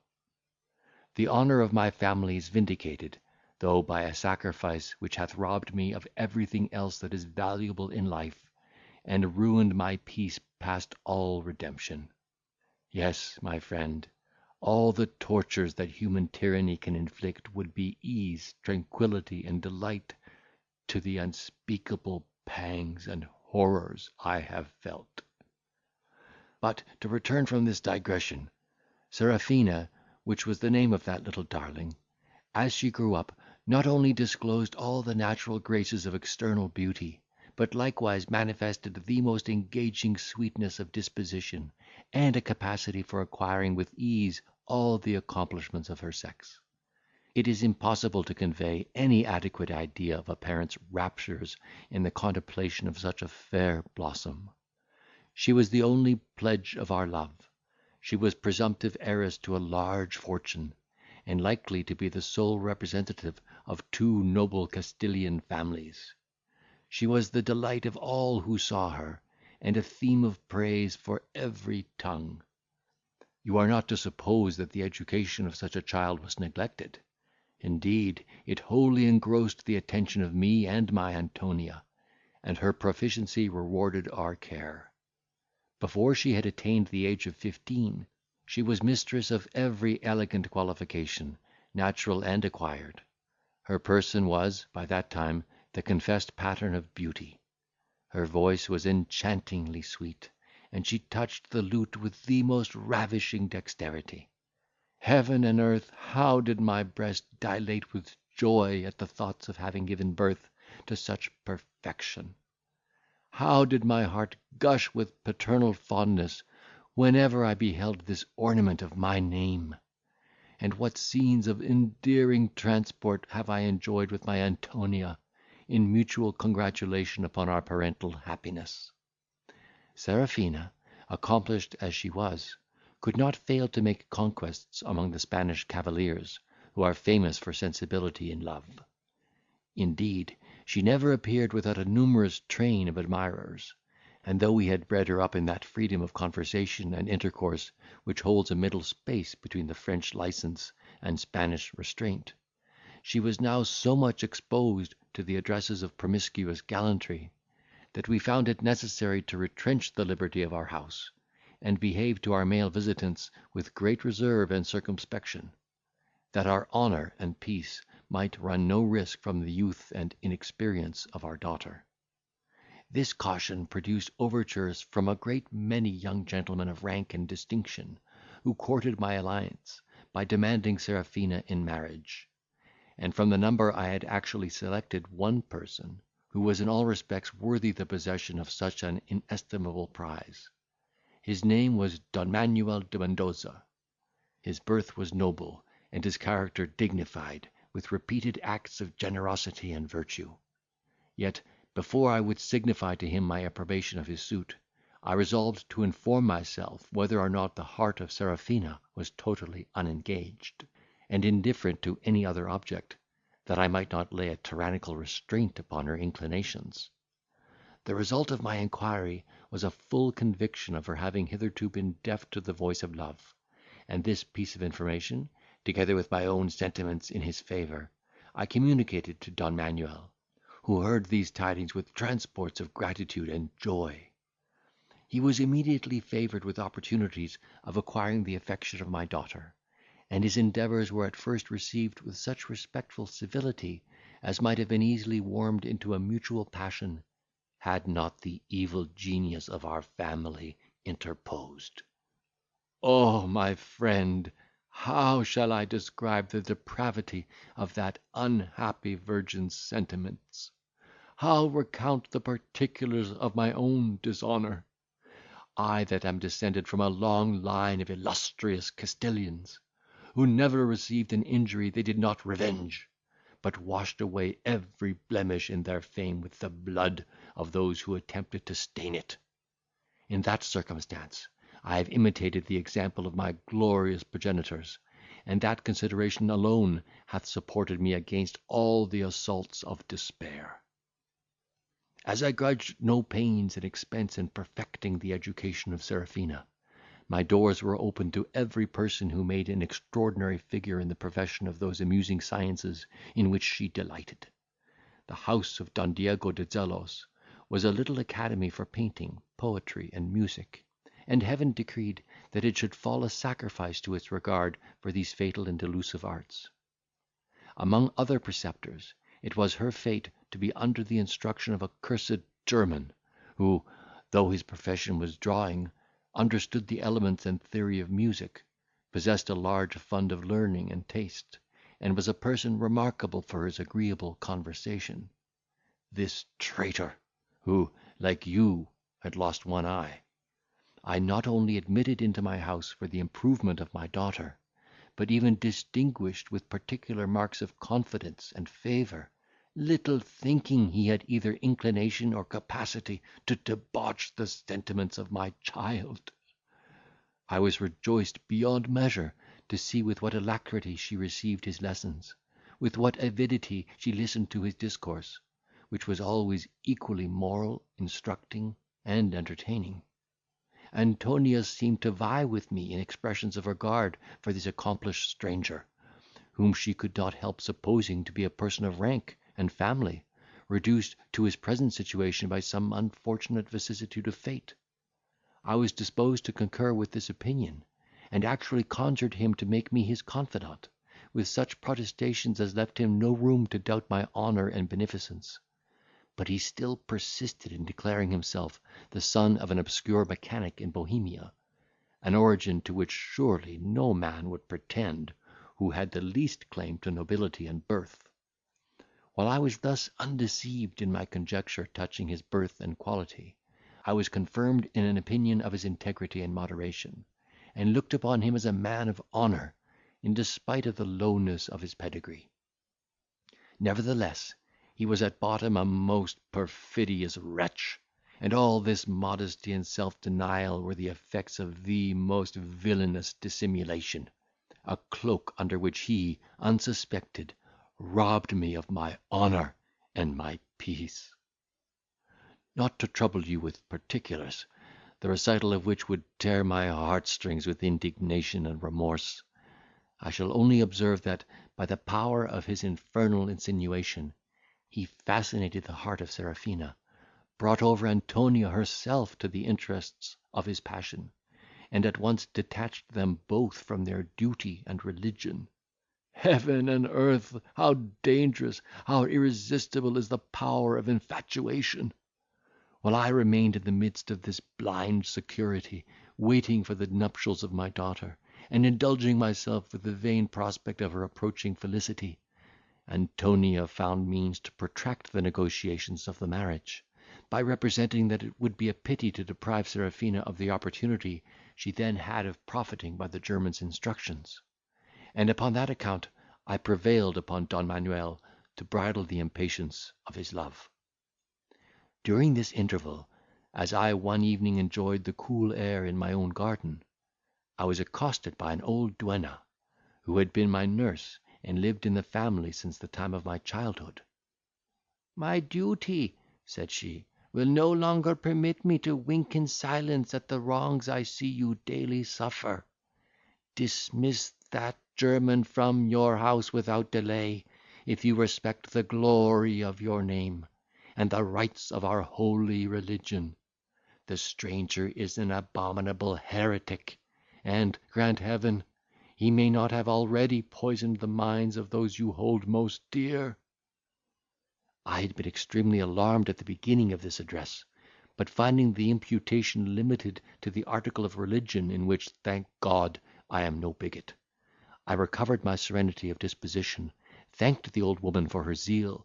commended her piety, and encouraged her to persevere in making observations on such subjects as should concern my honour and my quiet. We live in such a world of wickedness and fraud, that a man cannot be too vigilant in his own defence. Had I employed such spies from the beginning, I should in all probability have been at this day in possession of every comfort that renders life agreeable. The duenna thus authored. Fathom, who had lent an attentive ear to every circumstance in this disastrous story, no sooner heard it concluded, than, with an aspect of a generous and cordial compassion, not even unattended with tears, he condoled the lamentable fate of Don Diego de Zelos, deplored the untimely death of the gentle Antonia and the fair Serafina, and undertook the interest of the wretched Castilian with such warmth of sympathising zeal as drew a flood from his eyes, while he wrung his benefactor's hand in a transport of gratitude. Those were literally tears of joy, or at least of satisfaction, on both sides, as our hero wept with affection and attachment to the jewels that were to be committed to his care; but, far from discovering the true source of his tenderness, he affected to dissuade the Spaniard from parting with the diamonds, which he counselled him to reserve for a more pressing occasion, and in the meantime earnestly entreated him to depend upon his friendship for present relief.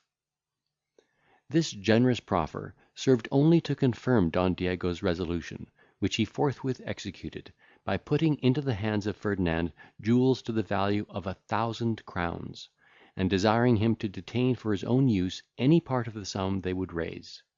Our adventurer thanked him for the good opinion he entertained of his integrity, an opinion fully manifested in honouring him with such important confidence, and assured him he would transact his affairs with the utmost diligence, caution, and despatch.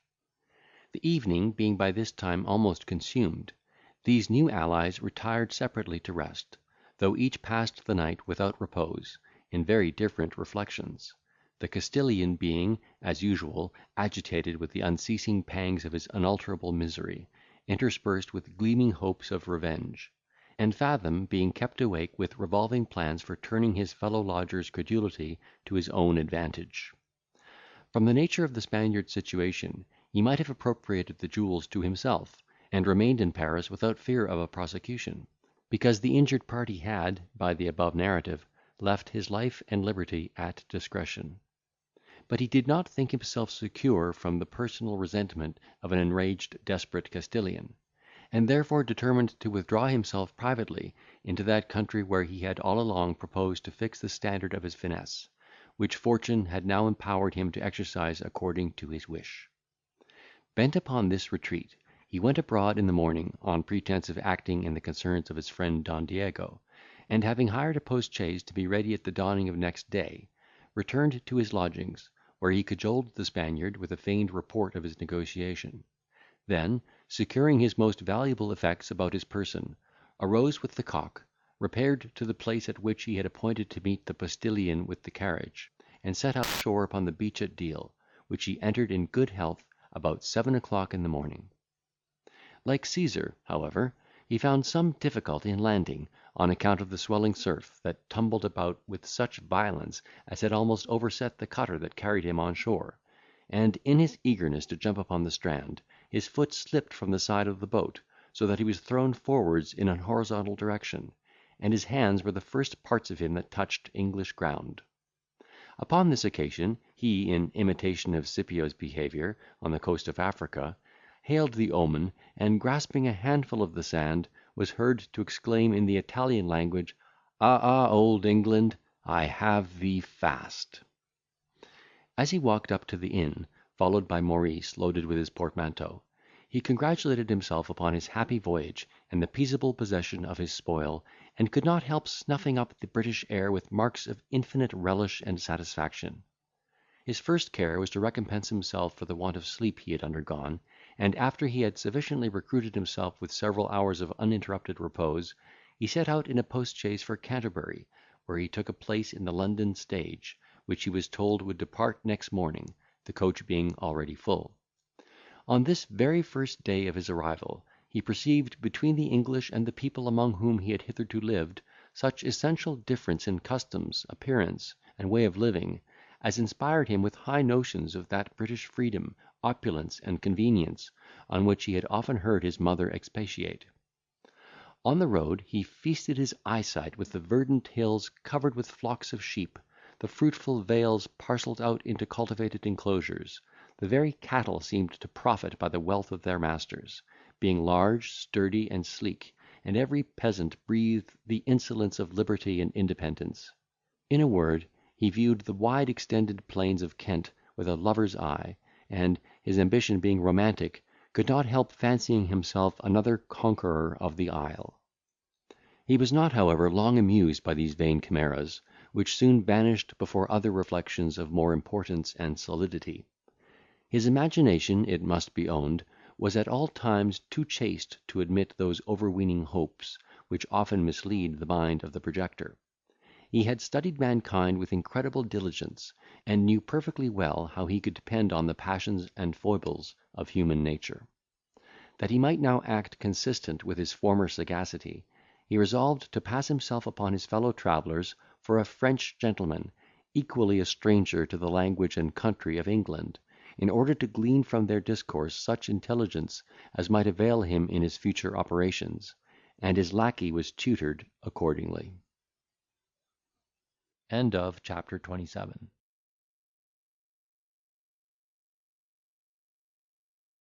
Understanding the sixth seat was engaged by a foreigner, determined to profit by his ignorance, and with that politeness which is peculiar to this happy island, fixed themselves in the vehicle in such a manner, before he had the least intimation of their design, that he found it barely practicable to insinuate himself sidelong between a corpulent Quaker and a fat whopping landlady, in which attitude he stuck fast, like a thin quarto between two voluminous dictionaries on a bookseller's shelf.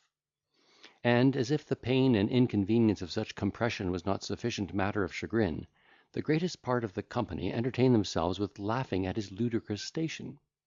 The jolly dame at his left hand observed with a loud exclamation of mirth, that monsieur would be soon better acquainted with a buttock of English beef, and said, by that time they should arrive at their dining place, he might be spitted without larding.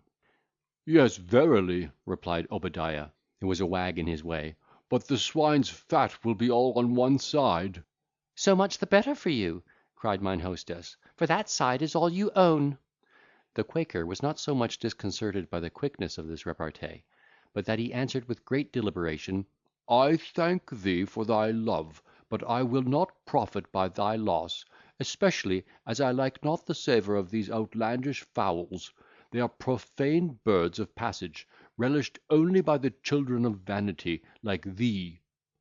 The plump gentlewoman took umbrage at this last expression, which she considered as a double reproach, and repeated the words, "children of vanity," with an emphasis of resentment. "I believe, if the truth were known," said she, "there's more vanity than midriff in that great belly of yours, for all the pretending to humility and religion. Sirrah, my corporation is made up of good wholesome English fat; but you are puffed up with the wind of vanity and delusion, and when it begins to gripe your entrails, you pretend to have emotion, and then get up and preach nonsense. Yet you'll take it upon you to call your betters children. Marry, come up, Mr. Goosecap, I have got children that are as good men as you, or any hypocritical trembler in England." A person who sat opposite to the Quaker, hearing this remonstrance, which seemed pregnant with contention, interposed in the conversation with a conscious leer, and begged there might be no rupture between the spirit and the flesh. By this remonstrance he relieved Obadiah from the satire of this female orator, and brought the whole vengeance of her elocution upon his own head. "Flesh!" cried she with all the ferocity of an enraged Thalestris. "None of your names, Mr. Yellow Chaps. What! I warrant you have an antipathy to flesh, because you yourself are nothing but skin and bone. I suppose you are some poor starved journeyman tailor, come from France, where you have been learning to cabbage, and have not seen a good meal of victuals these 7 years. You have been living upon rye bread and soup maigre, and now you come over like a walking atomy with a rat's tail at your wig, and a tinsy jacket; and so, forsooth, you set up for a gentleman, and pretend to find fault with a sirloin of roast beef." The gentleman heard this address with admirable patience, and when she had rung out her alarm, very coolly replied, "Anything but your stinking fish, madam. Since when, I pray, have you travelled in stage coaches, and left off your old profession of crying oysters in winter, and rotten mackerel in June? You was then known by the name of Kate Brawn, and in good repute among the alehouses in Thames Street, till that unlucky amour with the master of a corn vessel, in which he was unfortunately detected by his own spouse; but you seem to have risen by that fall, and I wish you joy of your present plight; though, considering your education on Bear Quay, you can give but a sorry account of yourself." The Amazon, though neither exhausted nor dismayed, was really confounded at the temper and assurance of this antagonist, who had gathered all these anecdotes from the fertility of his own invention. After a short pause, however, she poured forth a torrent of obloquy sufficient to overwhelm any person who had not been used to take up arms against such seas of trouble; and a dispute ensued, which would not have only disgraced the best orators on the Thames, but even have made a figure in the celebration of the Eleusinian mysteries, during which the Athenian matrons rallied one another from different waggons, with that freedom of altercation so happily preserved in this our age and country. Such a redundancy of epithets and variety of metaphors, tropes, and figures were uttered between these well-matched opponents, that an epic bard would have found his account in listening to the contest, which, in all probability, would not have been confined to words, had it not been interrupted for the sake of a young woman of an agreeable countenance and modest carriage, who, being shocked at some of their flowers of speech, and terrified by the menacing looks and gestures of the fiery featured dame, began to scream aloud, and beg leave to quit the coach. Her perturbation put an end to the high debate. The sixth passenger, who had not opened his mouth, endeavoured to comfort her with assurances of protection. The Quaker proposed a cessation of arms. The male disputant acquiesced in the proposal, assuring the company he had entered the lists for their entertainment only, without acquiring the least grudge or ill will to the fat gentlewoman, who he protested he had never seen before that day, and who, for aught he knew, was a person of credit and reputation. He then held forth his hand in token of amity, and asked pardon of the offended party, who was appeased by his submission, and, in testimony of her benevolence, presented to the other female, whom she had discomposed, an Hungary water bottle filled with cherry brandy, recommending it as a much more powerful remedy than the sal volatile which the other held to her nose. Peace being thus re-established, in a treaty comprehending Obadiah and all present, it will now be proper to give the reader some further information touching the several characters assembled in this vehicle. The Quaker was a London merchant, who had been at Deal superintending the repairs of a ship which had suffered by a storm in the Downs. The Wapping landlady was on her return from the same place, where she had attended the payment of a man of war, with sundry powers of attorney, granted by the sailors, who had lived upon credit at her house. Her competitor in fame was a dealer in wine, a smuggler of French lace, and a petty gamester just arrived from Paris, in the company of an English barber, who sat on his right hand, and the young woman was daughter of a country curate, in her way to London, where she was bound apprentice to a milliner. Hitherto Fathom had sat in silent astonishment at the manners of his fellow travellers, which far exceeded the notions he had preconceived of English plainness and rusticity. He found himself a monument of that disregard and contempt which a stranger never fails to meet with from the inhabitants of this island, and saw, with surprise, an agreeable young creature sit as solitary and unheeded as himself. He was, indeed, allured by the roses of her complexion, and the innocence of her aspect, and began to repent of having pretended ignorance of the language, by which he was restrained from exercising his eloquence upon her heart. He resolved, however, to ingratiate himself, if possible, by the courtesy and politeness of dumb show, and for that purpose put his eyes in motion without farther delay. End of chapter 28.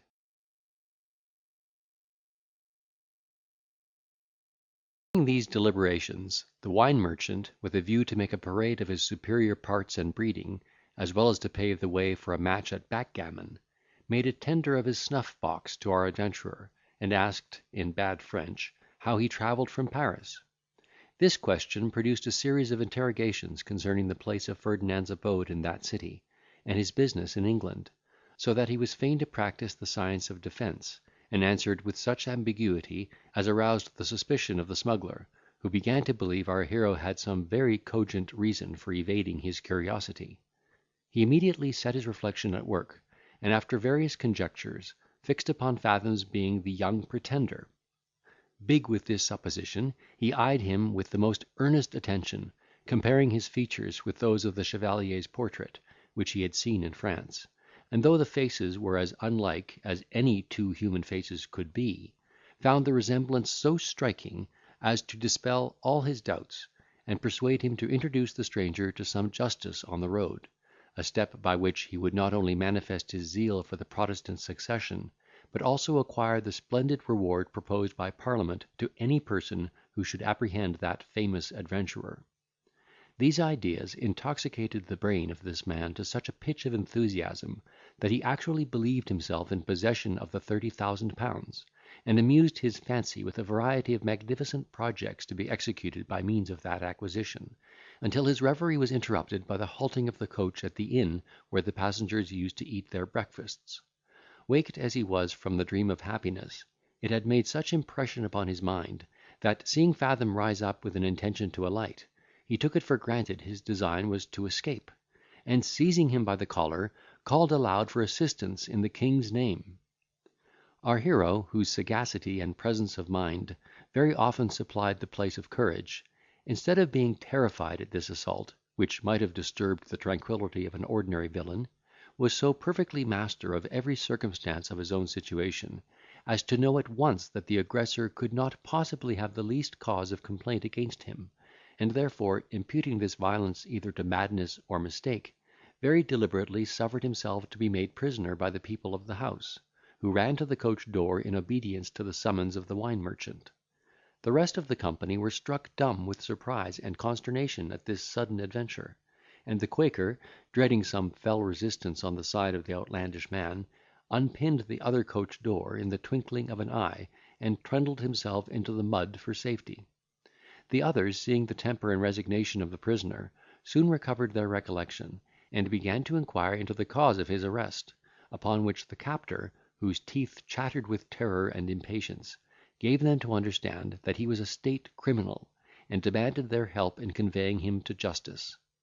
Luckily for both parties, there happened to be at the inn a company of squires, just returned from the death of a leash of hares, which they had ordered to be dressed for dinner, and among these gentlemen was one of the quorum, to whom the accuser had immediate recourse, marching before the captive, who walked very peaceably between the landlord and one of his waiters, and followed by a crowd of spectators, some of whom had secured the faithful Maurice, who in his behaviour closely imitated the deliberation of his master. In this order did the procession advance to the apartment in which the magistrate, with his fellows of the chase, sat smoking his morning pipe over a tankard of strong ale, and the smuggler being directed to the right person, "May it please your worship," said he, "I have brought this foreigner before you on a violent suspicion of his being proclaimed outlaw, and I desire before these witnesses that my title may be made good to the reward that shall become due upon his conviction." "Friend," replied the justice, "I know nothing of you or your titles; but this I know, if you have any information to give in, you must come to my house when I am at home, and proceed in a lawful way; that is, do you mind ye, if you swear as to how this here person is an outlaw, then, if so be as he has nothing to say to the contrary, my clerk shall make out a mittimus, and so to jail with him till next size." "But, sir," answered the impeacher, "this is a case that admits of no delay. The person I have apprehended is a prisoner of consequence to the state." "How, feller!" cried the magistrate, interrupting him, "is there any person of more consequence than one of his majesty's justices of the peace, who is besides a considerable member of the landed interest? Do you know, sirrah, who you are talking to? If you don't go about your business, I believe I shall lay you by the heels." The smuggler, fearing his prize would escape through the ignorance, pride, and obstinacy of this country justice, approached his worship, and, in a whisper which was overheard by all the company, assured him he had indubitable reason to believe the foreigner was no other than the Pretender's eldest son. At mention of this formidable name, every individual of the audience started, with signs of terror and amazement.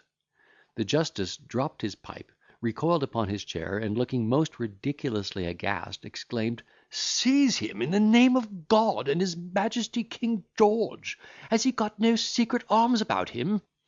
Fathom, being thus informed of the suspicion under which he stood, could not help smiling at the eagerness with which the spectators flew upon him, and suffered himself to be searched with great composure, well knowing they would find no movables about his person, but such as upon examination would turn to his account.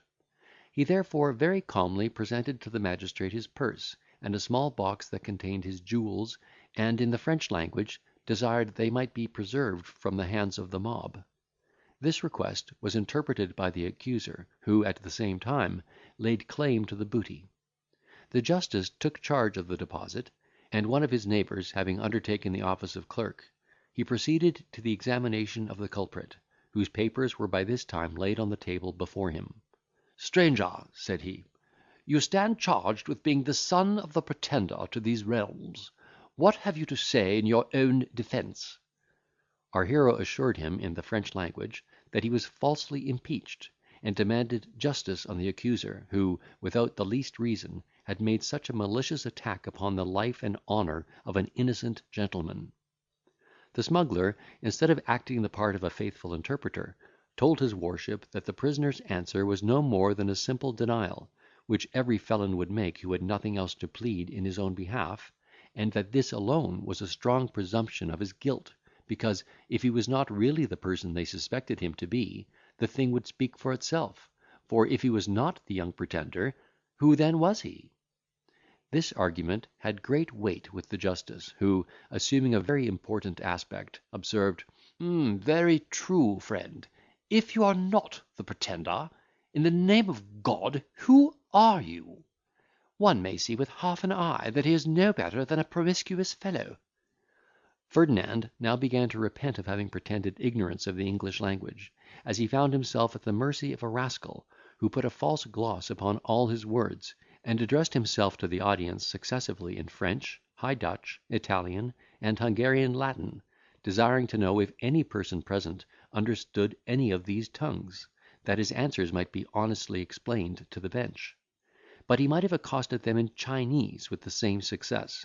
There was not one person present tolerably versed in his mother tongue, much less acquainted with any foreign language, except the wine merchant, who, incensed at this appeal, which he considered as an affront to his integrity, gave the judge to understand, that the delinquent, instead of speaking to the purpose, contumaciously insulted his authority in sundry foreign lingoes, which he apprehended was the additional proof of his being the chevalier's son, inasmuch as no person would take the pains to learn such a variety of gibberish, except with some sinister intent.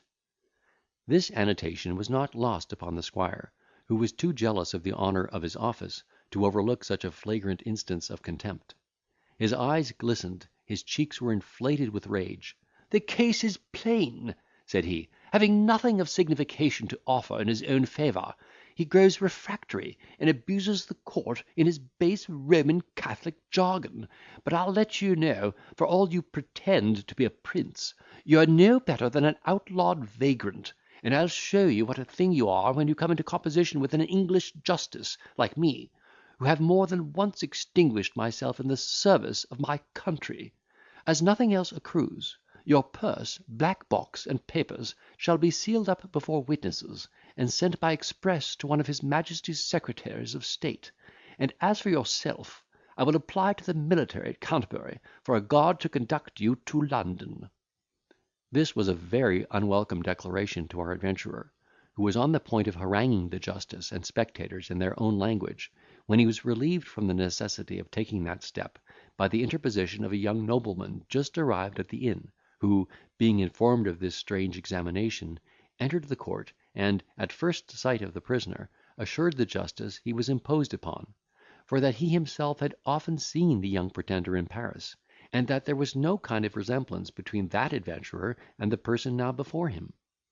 The accuser was not a little mortified at his lordship's affirmation, which met with all due regard from the bench, though the magistrate took notice, that, granting the prisoner was not the young chevalier himself, it was highly probable he was an emissary of that house, as he could give no satisfactory account of himself, and was possessed of things of such value as no honest man could expose to the accidents of the road.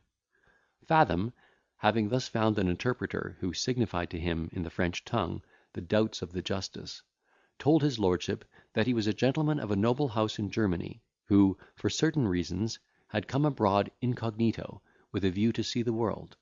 and that, although the letters they had seized would prove the truth of that assertion, he should be loath to expose his private concerns to the knowledge of strangers, if he could possibly be released without that mortification. The young nobleman explained his desire to the court, but his own curiosity being interested, observed at the same time, that the justice could not be said to have discharged the duties of his station, until he should have examined every circumstance relating to the prisoner. Upon which remonstrance, he was requested by the bench to peruse the papers, and accordingly communicated the substance of one letter to this effect: "My dear son, though I am far from approving the rash step you have taken in withdrawing yourself from your father's house, in order to avoid an engagement which would have been equally honourable and advantageous to your family, I cannot so far suppress my affection as to bear the thought of your undergoing those hardships which, for your disobedience, you deserve to suffer. I have therefore, without the knowledge of your father, sent the bearer to attend you in your peregrinations. His fidelity, you know, hath been tried in a long course of service, and I have entrusted to his care, for your use, a purse of 200 ducats, and a box of jewels to the value of twice that sum, which, though not sufficient to support an equipage suitable to your birth, will, at least, for some time, preserve you from the importunities of want. When you are dutiful enough to explain your designs and situation, you may expect further indulgence from your tender and disconsolate mother, Countess of Fathom." This letter, which, as well as the others, our hero had forged for the purpose, effectually answered his intent, in throwing dust in the eyes and understanding of the spectators, who now regarded the prisoner with looks of respectful remorse, as a man of quality who had been falsely accused. His lordship, to make a parade of his own politeness and importance, assured the bench he was no stranger to the family of the Fathoms, and, with a compliment, gave Ferdinand to understand he had formerly seen him at Versailles. There being no longer room for suspicion, the justice ordered our adventurer to be set at liberty, and even invited him to be seated, with an apology for the rude manner in which he had been treated, owing to the misinformation of the accuser, who was threatened with the stocks for his malice and presumption. But this was not the only triumph our hero obtained over the wine merchant. Maurice was no sooner unfettered, than, advancing into the middle of the room, "My lord," said he, addressing himself in French to his master's deliverer, "since you have been so generous as to protect a noble stranger from the danger of such a false accusation, I hope you will still lay an additional obligation upon the Count, by retorting the vengeance of the law upon his perfidious accuser, whom I know to be a trader in those articles of merchandise which are prohibited by the ordinances of this nation. I have seen him lately at Boulogne, and am perfectly well acquainted with some persons who have supplied him with French lace and embroidery, and as proof of what I allege, I desire you will order him and this barber, who is his understrapper, to be examined on the spot." This charge, which was immediately explained to the bench, yielded extraordinary satisfaction to the spectators, one of whom, being an officer of the customs, forthwith began to exercise his function upon the unlucky perruquier, who, being stripped of his upper garments, and even of his shirt, appeared like the mummy of an Egyptian king, most curiously rolled up in bandages of rich figured gold shalloon, that covered the skirts of 4 embroidered waistcoats. The merchant, seeing his expectations so unhappily reversed, made an effort to retire with a most rueful aspect, but was prevented by the officer, who demanded the interposition of the civil power, that he might undergo the same examination to which the other had been subjected. He was accordingly rifled without loss of time, and the inquiry proved well worth the care of him who made it; for a considerable booty of the same sort of merchandise was found in his boots, breeches, hat, and between the buckram and lining of his surtout. Yet, not contented with this prize, the experienced spoiler proceeded to search his baggage, and, perceiving a false bottom in his portmanteau, detected beneath it a valuable accession to the plunder he had already obtained. End of chapter 29.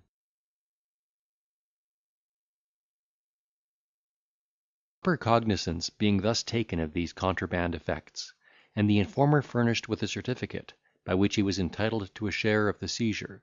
the coachman summoned his passengers to the carriage. The purse and jewels were restored to Count Fathom, who thanked the justice, and his lordship in particular, for the candour and hospitality with which he had been treated,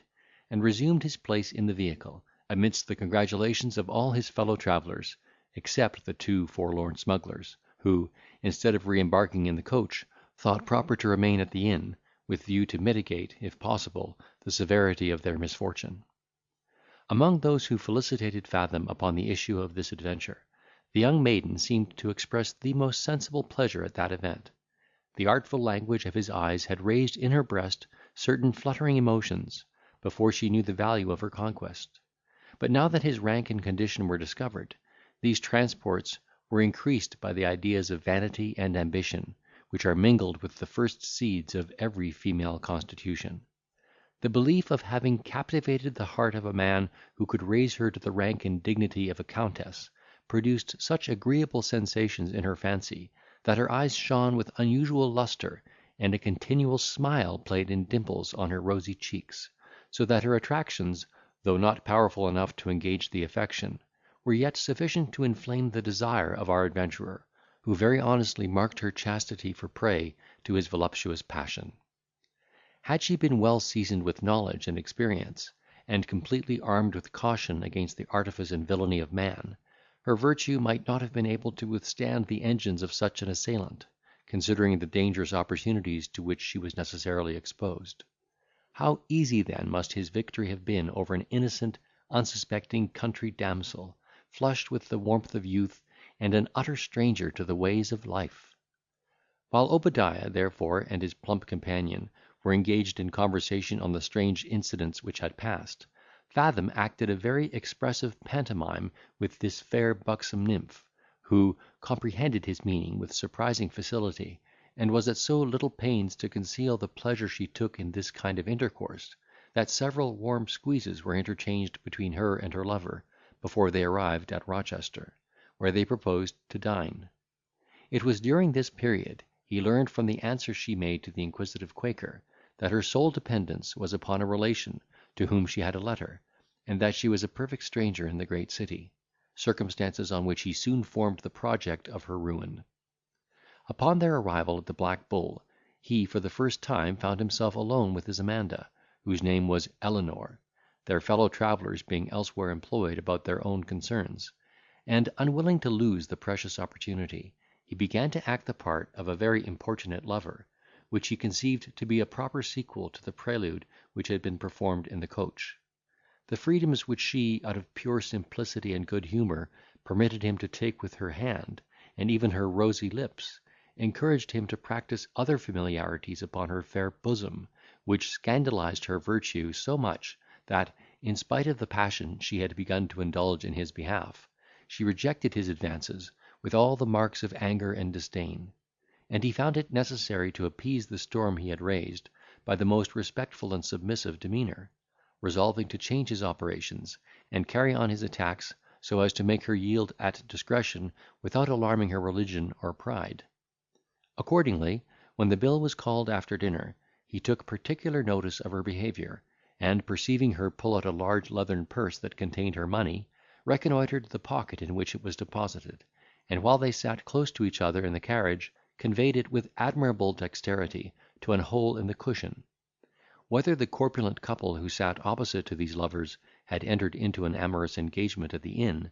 or were severally induced by other motives, it is uncertain; but sure it is, both left the coach on that part of the road which lies nearest to Gravesend, and bade adieu to the other pair, on pretence of having urgent business at that place. Ferdinand, not a little pleased at their departure, renewed his most pathetic expressions of love, and sung several French songs on that tender subject, which seemed to thrill the soul of his beauteous Helen.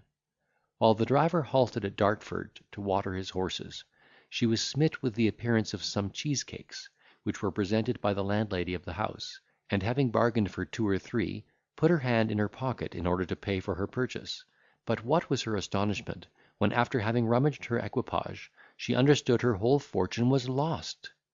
This mishap was, by a loud shriek, announced to our hero, who affected infinite amazement and concern, and no sooner learned the cause of her affliction, than he presented her with his own purse, from which he, in emphatic dumb show, begged she would indemnify herself for the damage she had sustained.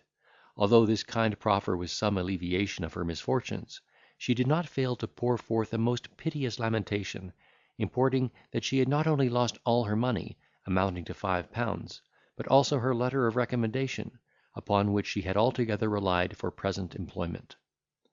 The vehicle was minutely searched from top to bottom by herself and our adventurer, assisted by Maurice and the coachman,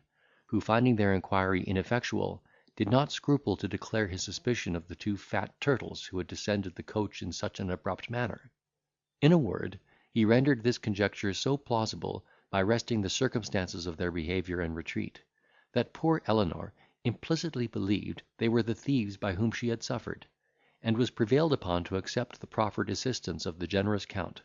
who, seeing her very much discorded by this mischance, insisted upon her drinking a large glass of canary, to quiet the perturbation of her spirits.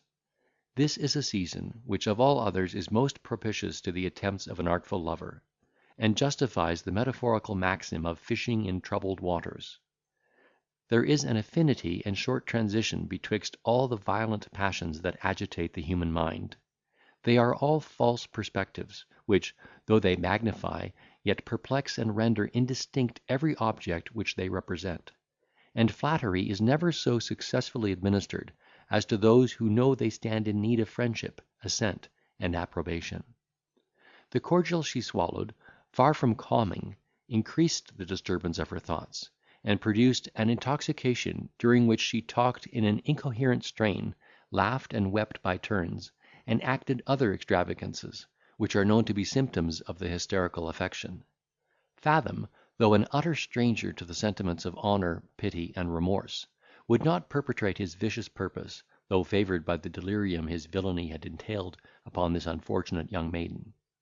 because his appetite demanded a more perfect sacrifice than that which she could yield in her present deplorable situation,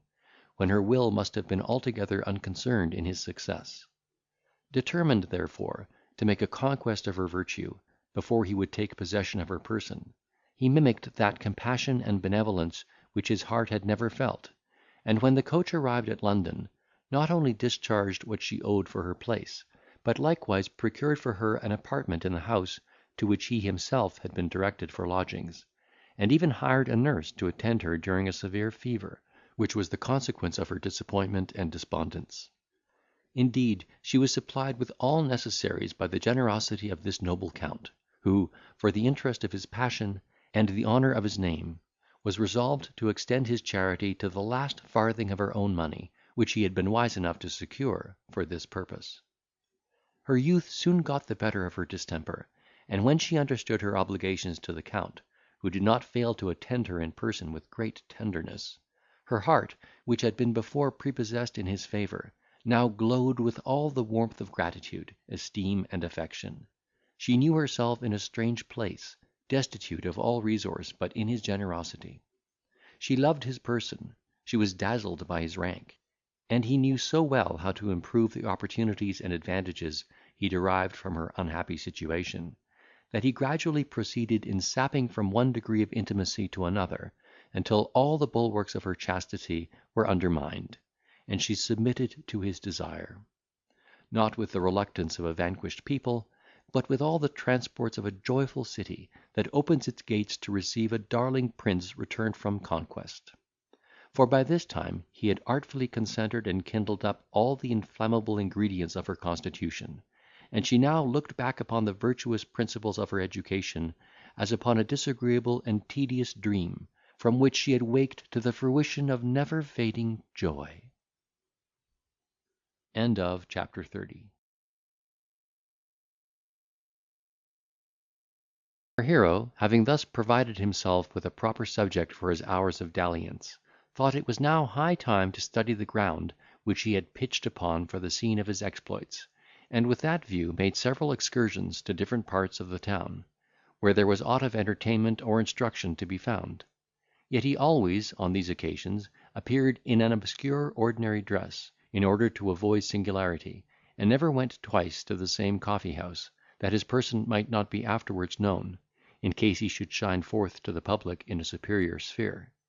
On his return from one of those expeditions, while he was passing through Ludgate, his eyes were suddenly encountered by the apparition of his old friend the Tyrolese, who, perceiving himself fairly caught in the toil, made a virtue of necessity, and, running up to our adventurer with an aspect of eagerness and joy, clasped him in his arms, as some dear friend, whom he had casually found after a most tedious and disagreeable separation. Fathom, whose genius never failed him in such emergencies, far from receiving these advances with the threats and reproaches which the other had deserved at his hands, returned the salute with equal warmth, and was really overjoyed at meeting with a person who might one way or other make amends for the perfidy of his former conduct. The Tyrolese, whose name was Ratchcali,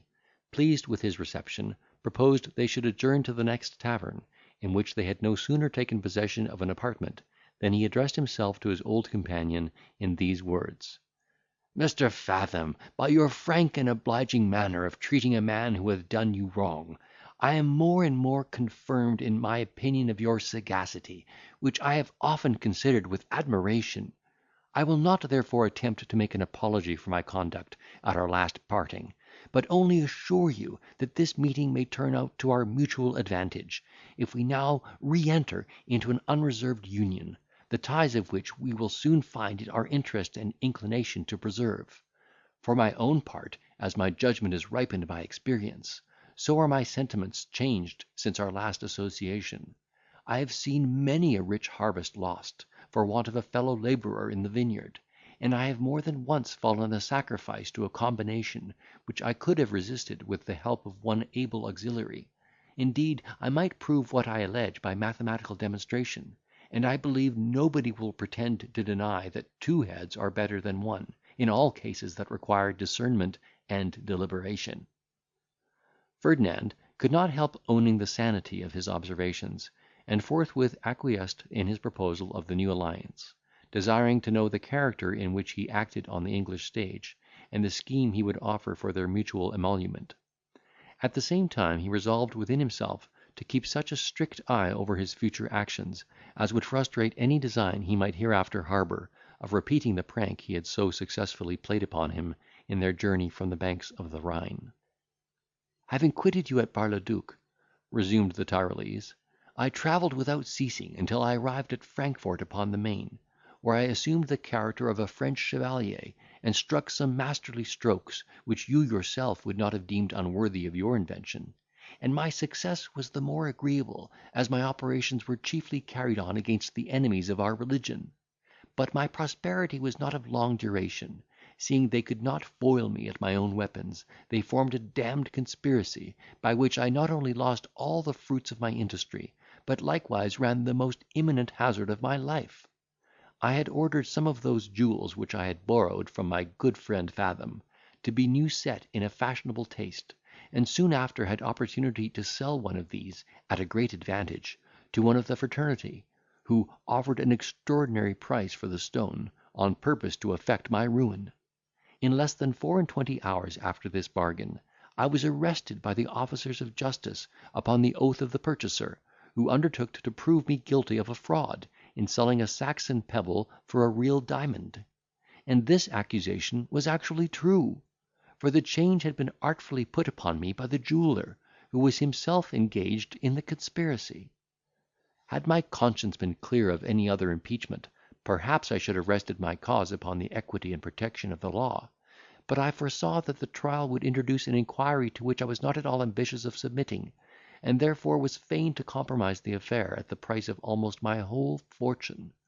Yet this accommodation was not made so secretly, but that my character was blasted, and my credit overthrown, so that I was fain to relinquish my occasional equipage, and hire myself as journeyman to a lapidary, an employment which I had exercised in my youth. In this obscure station I laboured with great assiduity, until I made myself perfect in the knowledge of stones, as well as in the different methods of setting them off to the best advantage; and having, by dint of industry and address, got possession of a small parcel, set out for this kingdom, in which I happily arrived about 4 months ago; and surely England is the paradise of artists of our profession. One would imagine that nature had created the inhabitants for the support and enjoyment of adventurers like you and me. Not that these islanders open the arms of hospitality to all foreigners without distinction. On the contrary, they inherit from their fathers an unreasonable prejudice against all nations under the sun;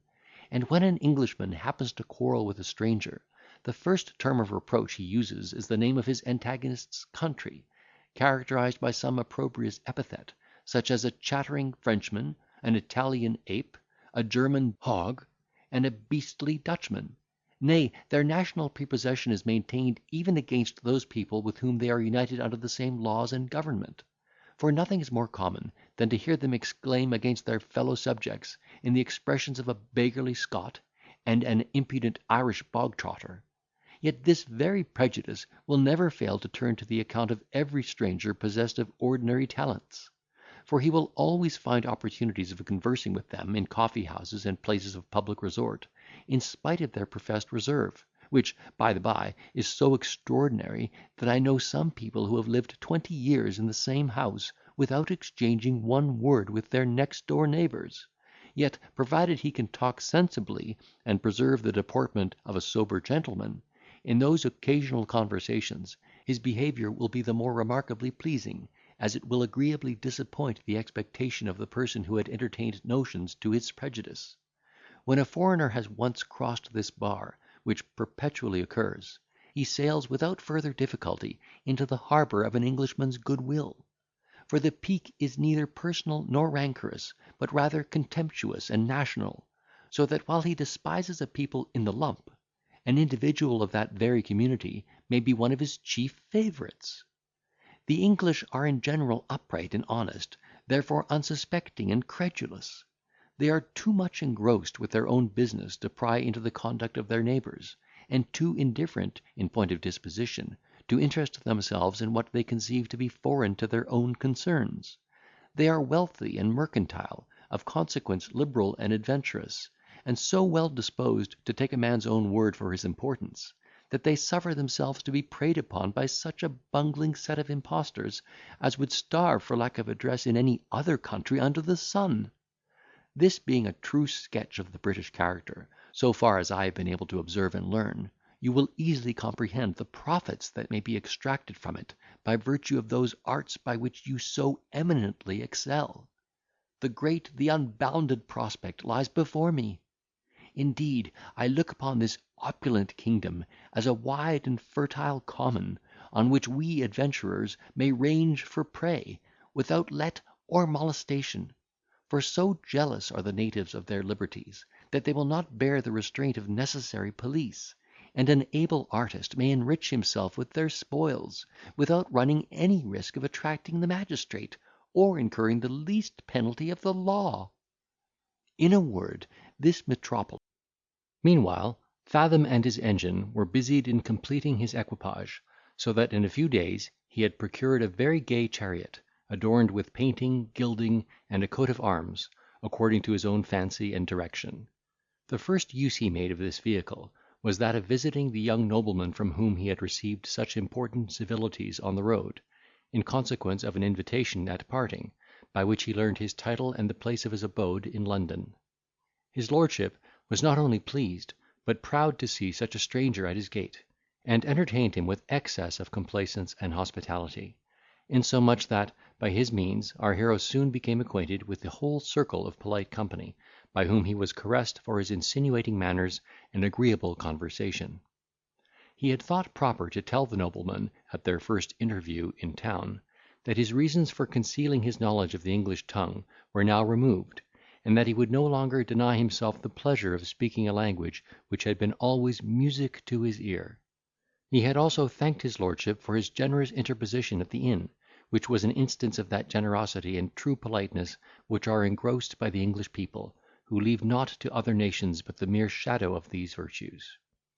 A testimony like this, from the mouth of such a noble stranger, won the heart of the peer, who professed a friendship for him on the spot, and undertook to see justice done to his lacquey, who in a short time was gratified with a share of the seizure which had been made upon his information, amounting to 50 or 60 pounds. Ferdinand put not forth the whole strength of his accomplishments at once, but contrived to spring a new mine of qualification every day, to the surprise and admiration of all his acquaintance.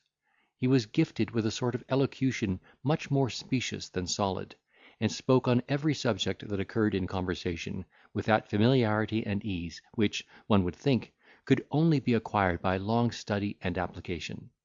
This plausibility and confidence are faculties really inherited from nature, and effectually serve the possessor, in lieu of that learning which is not to be obtained without infinite toil and perseverance. The most superficial tincture of the arts and sciences in such a juggler is sufficient to dazzle the understanding of half mankind, and, if managed with circumspection, will enable him even to spend his life among the literati, without once forfeiting the character of a connoisseur. Our hero was perfectly master of this legerdemain, which he carried to such a pitch of assurance, as to declare, in the midst of a mathematical assembly, that he intended to gratify the public with a full confutation of Sir Isaac Newton's philosophy, to the nature of which he was as much a stranger as the most savage Hottentot in Africa. His pretensions to profound and universal knowledge were supported not only by this kind of presumption, but also by the facility with which he spoke so many different languages, and the shrewd remarks he had made in the course of his travels and observation. Among politicians, he settled the balance of power upon a certain footing, by dint of ingenious schemes, which he had contrived for the welfare of Europe. With officers, he reformed the art of war, with improvements which had occurred to his reflection while he was engaged in a military life. He sometimes held forth upon painting, like a member of the Dilettanti Club. The theory of music was a theme upon which he seemed to expatiate with particular pleasure. In the provinces of love and gallantry he was a perfect Orundates. He possessed a most agreeable manner of telling entertaining stories, of which he had a large collection. He sung with great melody and taste, and played upon the violin with surprising execution. To these qualifications let us add his affability and pliant disposition, and then the reader will not wonder that he was looked upon as the pattern of human perfection, and his acquaintance courted accordingly. While he thus captivated the favour and affection of the English nobility, he did not neglect to take other measures in behalf of the partnership to which he had subscribed. The adventure with the two squires at Paris had weakened his appetite for play, which was not at all restored by the observations he had made in London, where the art of gaming is reduced into a regular system, and its professors so laudably devoted to the discharge of their functions, as to observe the most temperate regimen, lest their invention should be impaired by the fatigue of watching or exercise, and their ideas disturbed by the fumes of indigestion. No Indian Brockman could live more abstemious than the two of the pack, who hunted in couple, and kennelled in the upper apartments of the hotel in which our adventurer lived. They abstained from animal food, with the abhorrence of Pythagoreans. Their drink was a pure simple element. They were vomited once a week, took physic or a glister every third day, spent the forenoon in algebraical calculations, and slept from 4 o'clock till midnight, that they might then take the field with that cool serenity which is the effect of refreshment and repose. These were the terms upon which our hero would not risk his fortune. He was too much addicted to pleasure to forego every other enjoyment but that of amassing, and did not so much depend upon his dexterity in play as upon his talent of insinuation, which by this time had succeeded so far beyond his expectation, that he began to indulge the hope of enslaving the heart of some rich heiress, whose fortune would at once raise him above all dependence. Indeed, no man ever set out with a fairer prospect on such an expedition;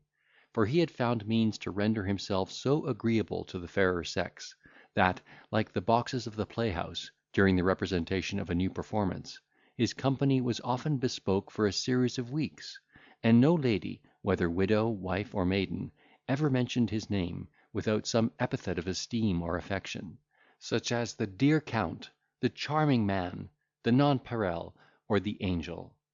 While he thus shone in the zenith of admiration, it is not to be doubted that such a preeminence could not be enjoyed without exciting the malevolence of envy and detraction, in the propagation of which none were so industrious as the brethren of his own order, who had, like him, made a descent upon this island, and could not, without repining, see the whole harvest in the hands of one man, who, with equal art and discretion, avoided all intercourse with their society. In vain they strove to discover his pedigree, and detect the particular circumstances of his life and conversation. All their inquiries were baffled by the obscurity of his origin, and that solitary scheme which he had adopted in the beginning of his career. The whole fruit of their investigation amounted to no more than a certainty that there was no family of any consideration in Europe known by the denomination of Fathom; and this discovery they did not fail to divulge for the benefit of our adventurer, who had by this time taken such firm root in the favour of the great, as to set all those little arts at defiance, and when the report reached his ear, actually made his friends merry with the conjectures which had been circulated at his expense. His adversaries, finding themselves disappointed in this effort, held a consultation to devise other measures against him, and came to a resolution of ending him by the sword, or rather of expelling him from the kingdom by the fear of death, which they hoped he had not courage enough to resist, because his deportment had always been remarkably mild and pacific. It was upon this supposition that they left to the determination of the dice the choice of the person who should execute their plan, and the lot falling upon a Swiss, who from the station of a foot soldier in the Dutch service, out of which he had been drummed for theft, had erected himself into the rank of a self-created chevalier, this hero fortified himself with a double dose of brandy, and betook himself to a certain noted coffee house, with an intent to affront Count Fathom in public. He was lucky enough to find our adventurer sitting at a table in conversation with some persons of the first rank, upon which he seated himself in the next box, and, after having intruded himself into their discourse, which happened to turn upon the politics of some German courts, "Count," said he to Ferdinand, in a very abrupt and disagreeable manner of address, "I was last night in company with some gentlemen, among whom a dispute happened about the place of your nativity. Pray, what country are you of?" "Sir," answered the other with great politeness, "I at present have the honour to be of England." "Oho!" replied the chevalier, "I ask your pardon, that is to say, you are incog. Some people may find it convenient to keep themselves in that situation." "True," said the Count, "but some people are too well known to enjoy that privilege." The Swiss, being a little disconcerted at this repartee, which extracted a smile from the audience, after some pause, observed that persons of a certain class had good reason to drop the remembrance of what they have been; but a good citizen will not forget his country or former condition. "And a bad citizen," said Fathom, "cannot, if he would, provided he has met with his deserts. A sharper may as well forget the shape of a die, or a discarded soldier the sound of a drum."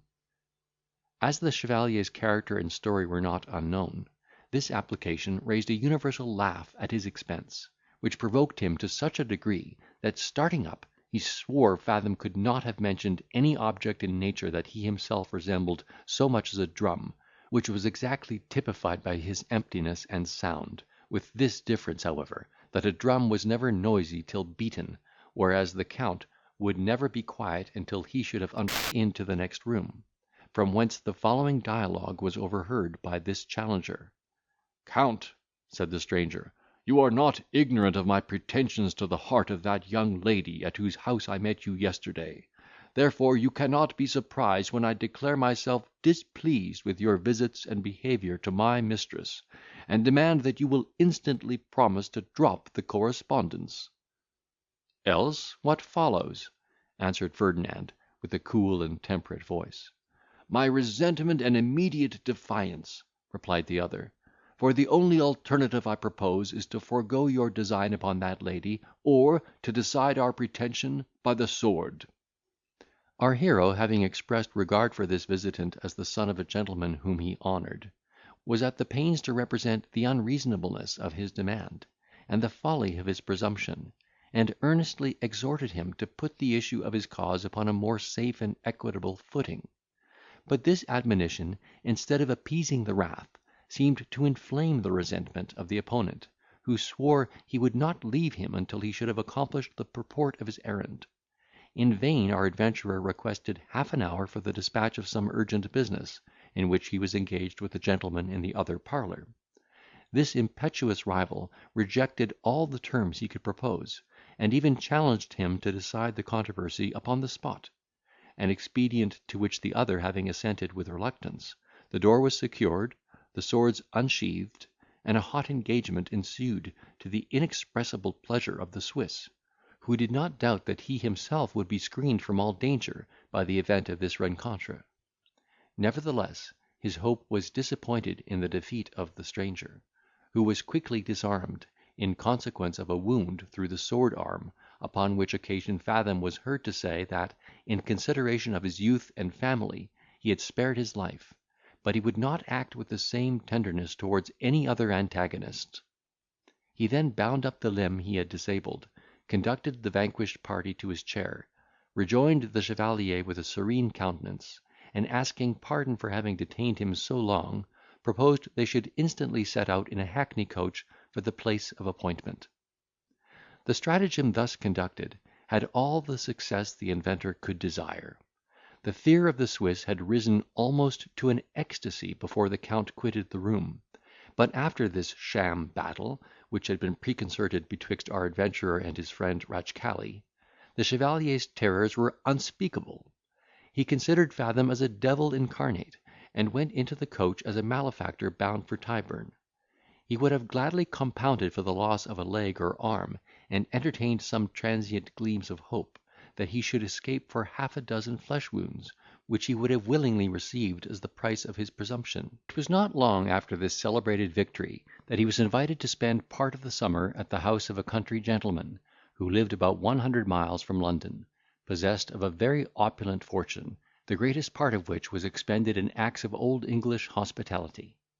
He had met with our hero by accident at the table of a certain great man, and was so struck with his manner and conversation as to desire his acquaintance, and cultivate his friendship;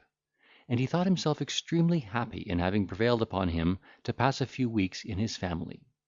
Fathom, among his other observations, perceived that there was a domestic uneasiness, occasioned by a very beautiful young creature, about the age of 15, who resided in the house under the title of the gentleman's niece, though she was in reality his natural daughter, born before his marriage.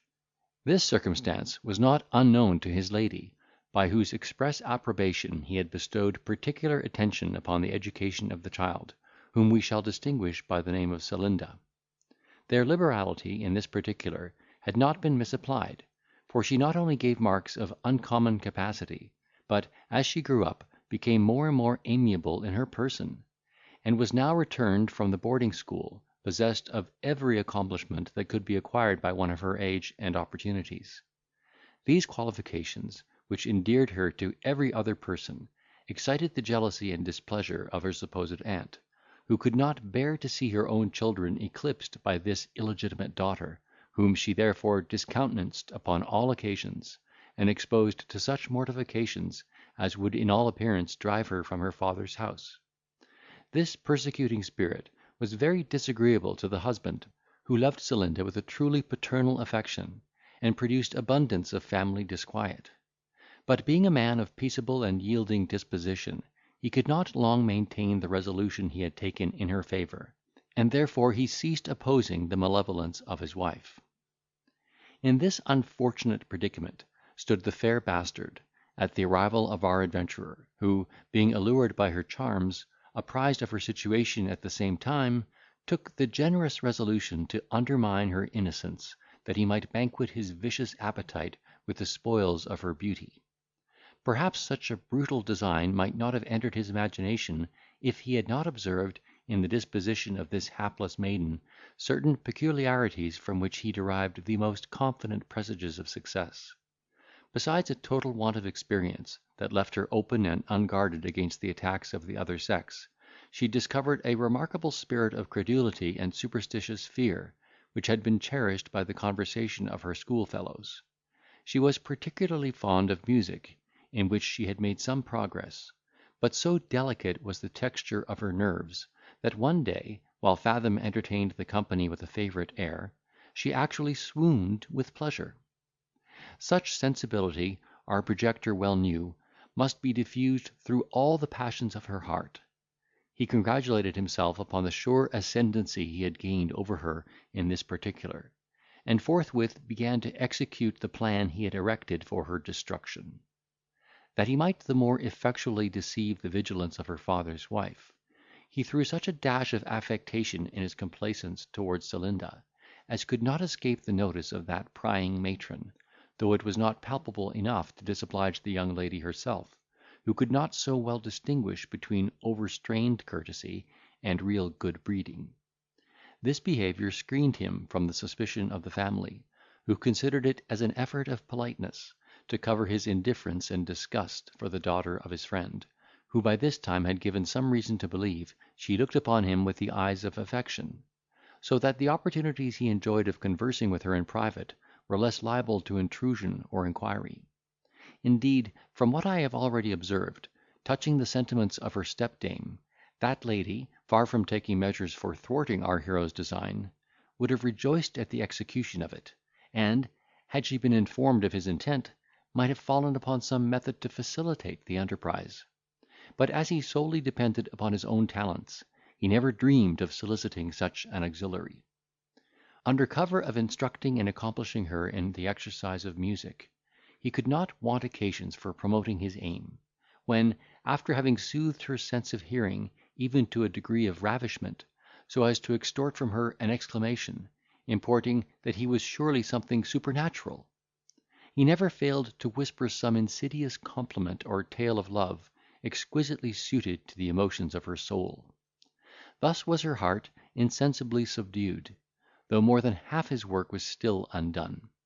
For at all times she discovered such purity of sentiment, such inviolable attachment to religion and virtue, and seemed so averse to all sorts of inflammatory discourse, that he durst not presume upon the footing he had gained in her affection,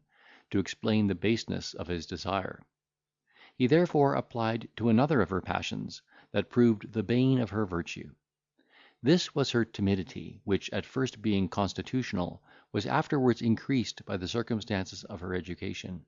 and now aggravated by the artful conversation of Fathom, which he chequered with dismal stories of omens, portents, prophecies, and apparitions, delivered upon such unquestionable testimony, and with such marks of conviction, as captivated the belief of the devoted Celinda, and filled her imagination with unceasing terrors. In vain she strove to dispel those frightful ideas, and avoid such topics of discourse for the future. The more she endeavoured to banish them, the more troublesome they became; and such was her infatuation, that as her terrors increased, her thirst after that sort of knowledge was augmented. Many sleepless nights did she pass amidst those horrors of fancy, starting at every noise, and sweating with dreary apprehension, yet ashamed to own her fears, or solicit the comfort of a bedfellow, lest she should incur the ridicule and censure of her father's wife. And what rendered this disposition the more irksome, was the solitary situation of her chamber, that stood at the end of a long gallery, scarce within hearing of any other inhabited part of the house. All these circumstances had been duly weighed by our projector, who, having prepared Celinda for his purpose, stole at midnight from his apartment, which was in another story, and approaching her door, there uttered a piteous groan, then softly retired to his bed, in full confidence of seeing next day the effect of this operation. Nor did his arrow miss the mark. Poor Celinda's countenance gave such indications of melancholy and dismay, that he could not omit asking the cause of her disquiet, and she, at his earnest request, was prevailed upon to communicate the dreadful salutation of the preceding night, which she considered as an omen of death to some person of the family, in all probability to herself, as the groan seemed to issue from one corner of her own apartment. Our adventurer argued against this supposition, as contradictory to the common observation of those supernatural warnings which are not usually imparted to the person who is doomed to die, but to some faithful friend or trusty servant, particularly interested in the event. He therefore supposed that the groans foreboded the death of my lady, who seemed to be in a drooping state of health, and were, by her genius, conveyed to the organs of Celinda, who was the chief sufferer by her jealous and barbarous disposition. He likewise expressed an earnest desire to be an ear witness of such solemn communication, and, alleging that it was highly improper for a young lady of her delicate feelings to expose herself alone to such another dismal visitation, begged he might be allowed to watch all night in her chamber, in order to defend her from the shocking impressions of fear. Though no person ever stood more in need of a companion or guard, and her heart throbbed with transports of dismay at the prospect of night, she rejected his proposal with due acknowledgment, and resolved to trust solely to the protection of Heaven. Not that she thought her innocence or reputation could suffer by her compliance with his request; for, hitherto, her heart was a stranger to those young desires which haunt the fancy and warm the breast of youth. so that, being ignorant of her danger, she saw not the necessity of avoiding temptation; but she refused to admit a man into her bedchamber, merely because it was a step altogether opposite to the forms and decorum of life. Nevertheless, far from being discouraged by this repulse, he knew her fears would multiply and reduce that reluctance, which, in order to weaken, he had recourse to another piece of machinery that operated powerfully in behalf of his design. Some years ago, a 12-stringed instrument was contrived by a very ingenious musician, by whom it was aptly entitled the harp of Aeolus, because, being properly applied to a stream of air, it produces a wild irregular variety of harmonious sounds, that seem to be the effect of enchantment, and wonderfully dispose the mind for those romantic situations. Fathom, who was really a virtuoso in music, had brought one of those new-fashioned guitars into the country, and as the effect of it was still unknown in the family, he that night converted it to the purposes of his amour, by fixing it in the casement of a window belonging to the gallery, exposed to the west wind, which then blew in a gentle breeze. The strings no sooner felt the impression of the balmy zephyr, than they began to pour forth a stream of melody more ravishingly delightful than the song of Philomel, the warbling brook, and all the concert of the wood.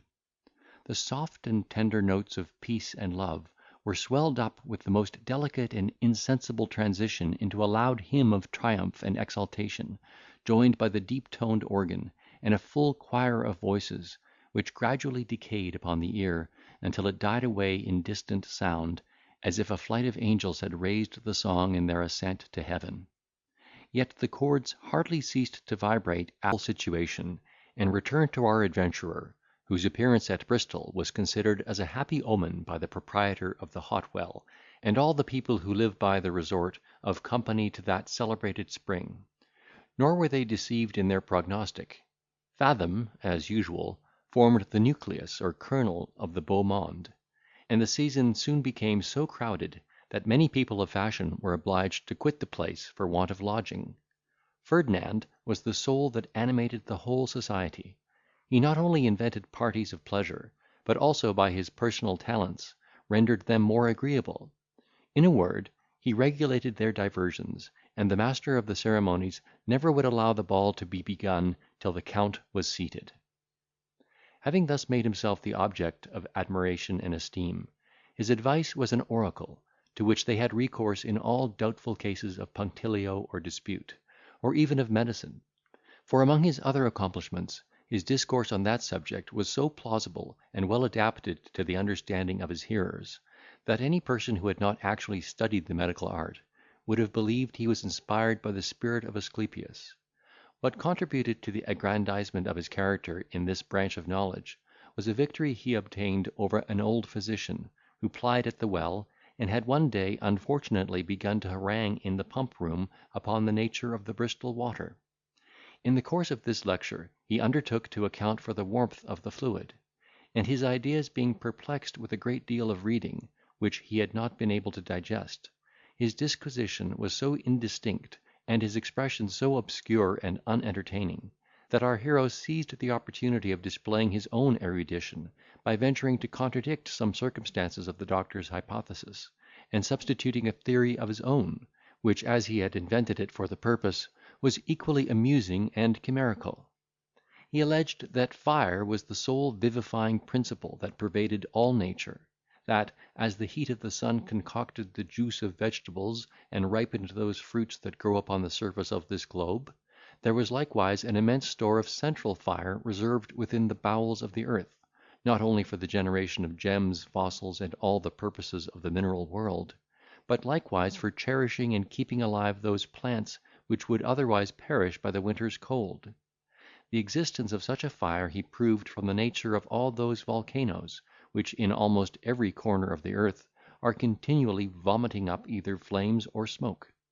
"These," said he, "are the great vents appointed by nature for the discharge of that rarefied air and combustible matter, which, if confined, would burst the globe asunder; but, besides the large outlets, there are some small chimneys through which part of the heat transpires. A vapour of that sort, I conceive, must pass through the bed or channel of this spring, the waters of which, accordingly, retain a moderate warmth. This account, which totally overthrew the other's doctrine, was so extremely agreeable to the audience, that the testy doctor lost his temper, and gave them to understand, without preamble, that he must be a person wholly ignorant of natural philosophy, who could invent such a ridiculous system, and they involved in worse than an Egyptian fog, that could not at once discern its weakness and absurdity. This declaration introduced a dispute, which was unanimously determined in favour of our adventurer. On all such occasions, the stream of prejudice runs against the physician, even though his antagonist has nothing to recommend himself to the favour of the spectators; and this decision depends upon divers considerations. In the first place, there is a continual war carried on against the learned professions, by all those who, conscious of their own ignorance, seek to level the reputation of their superiors with their own. Secondly, in all disputes upon physic that happen betwixt a person who really understands the art, and an illiterate pretender, the arguments of the first will seem obscure and unintelligible to those who are unacquainted with the previous systems on which they are built;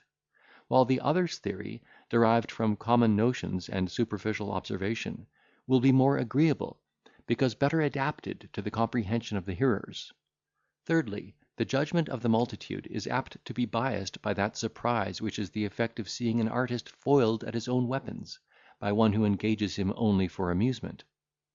Fathom, besides these advantages, was blessed with a flow of language, an elegant address, a polite and self-denying style of argumentation, together with a temper not to be ruffled; so that the victory could not long waver between him and the physician, to whom he was infinitely superior in every acquisition but that of solid learning, of which the judges had no idea.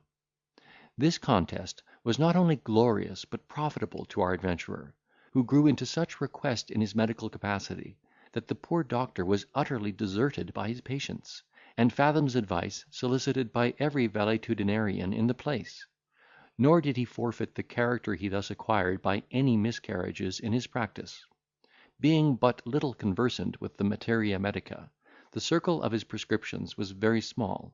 His chief study was to avoid all drugs of rough operation and uncertain effect,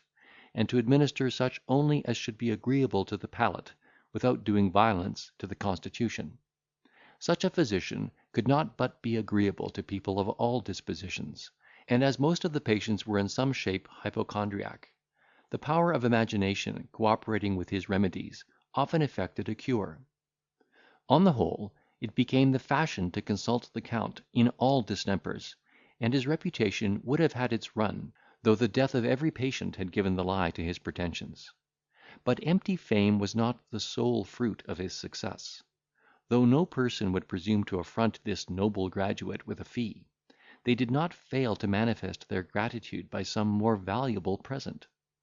Every day some superb piece of china, curious snuff box, or jewel, was pressed upon him, so that, at the end of the season, he could almost have furnished a toy shop with the acknowledgments he had received.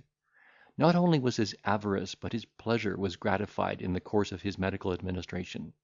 He enjoyed free access, egress, and regress with all the females at the well, and no matron scrupled to put her daughter under his care and direction. These opportunities could not be lost upon a man of his intriguing genius, though he conducted his amours with such discretion, that during the whole season no lady's character suffered on his account, yet he was highly fortunate in his addresses, and we may venture to affirm that the reproach of barrenness was more than once removed by the vigour of his endeavours. End of chapter 35.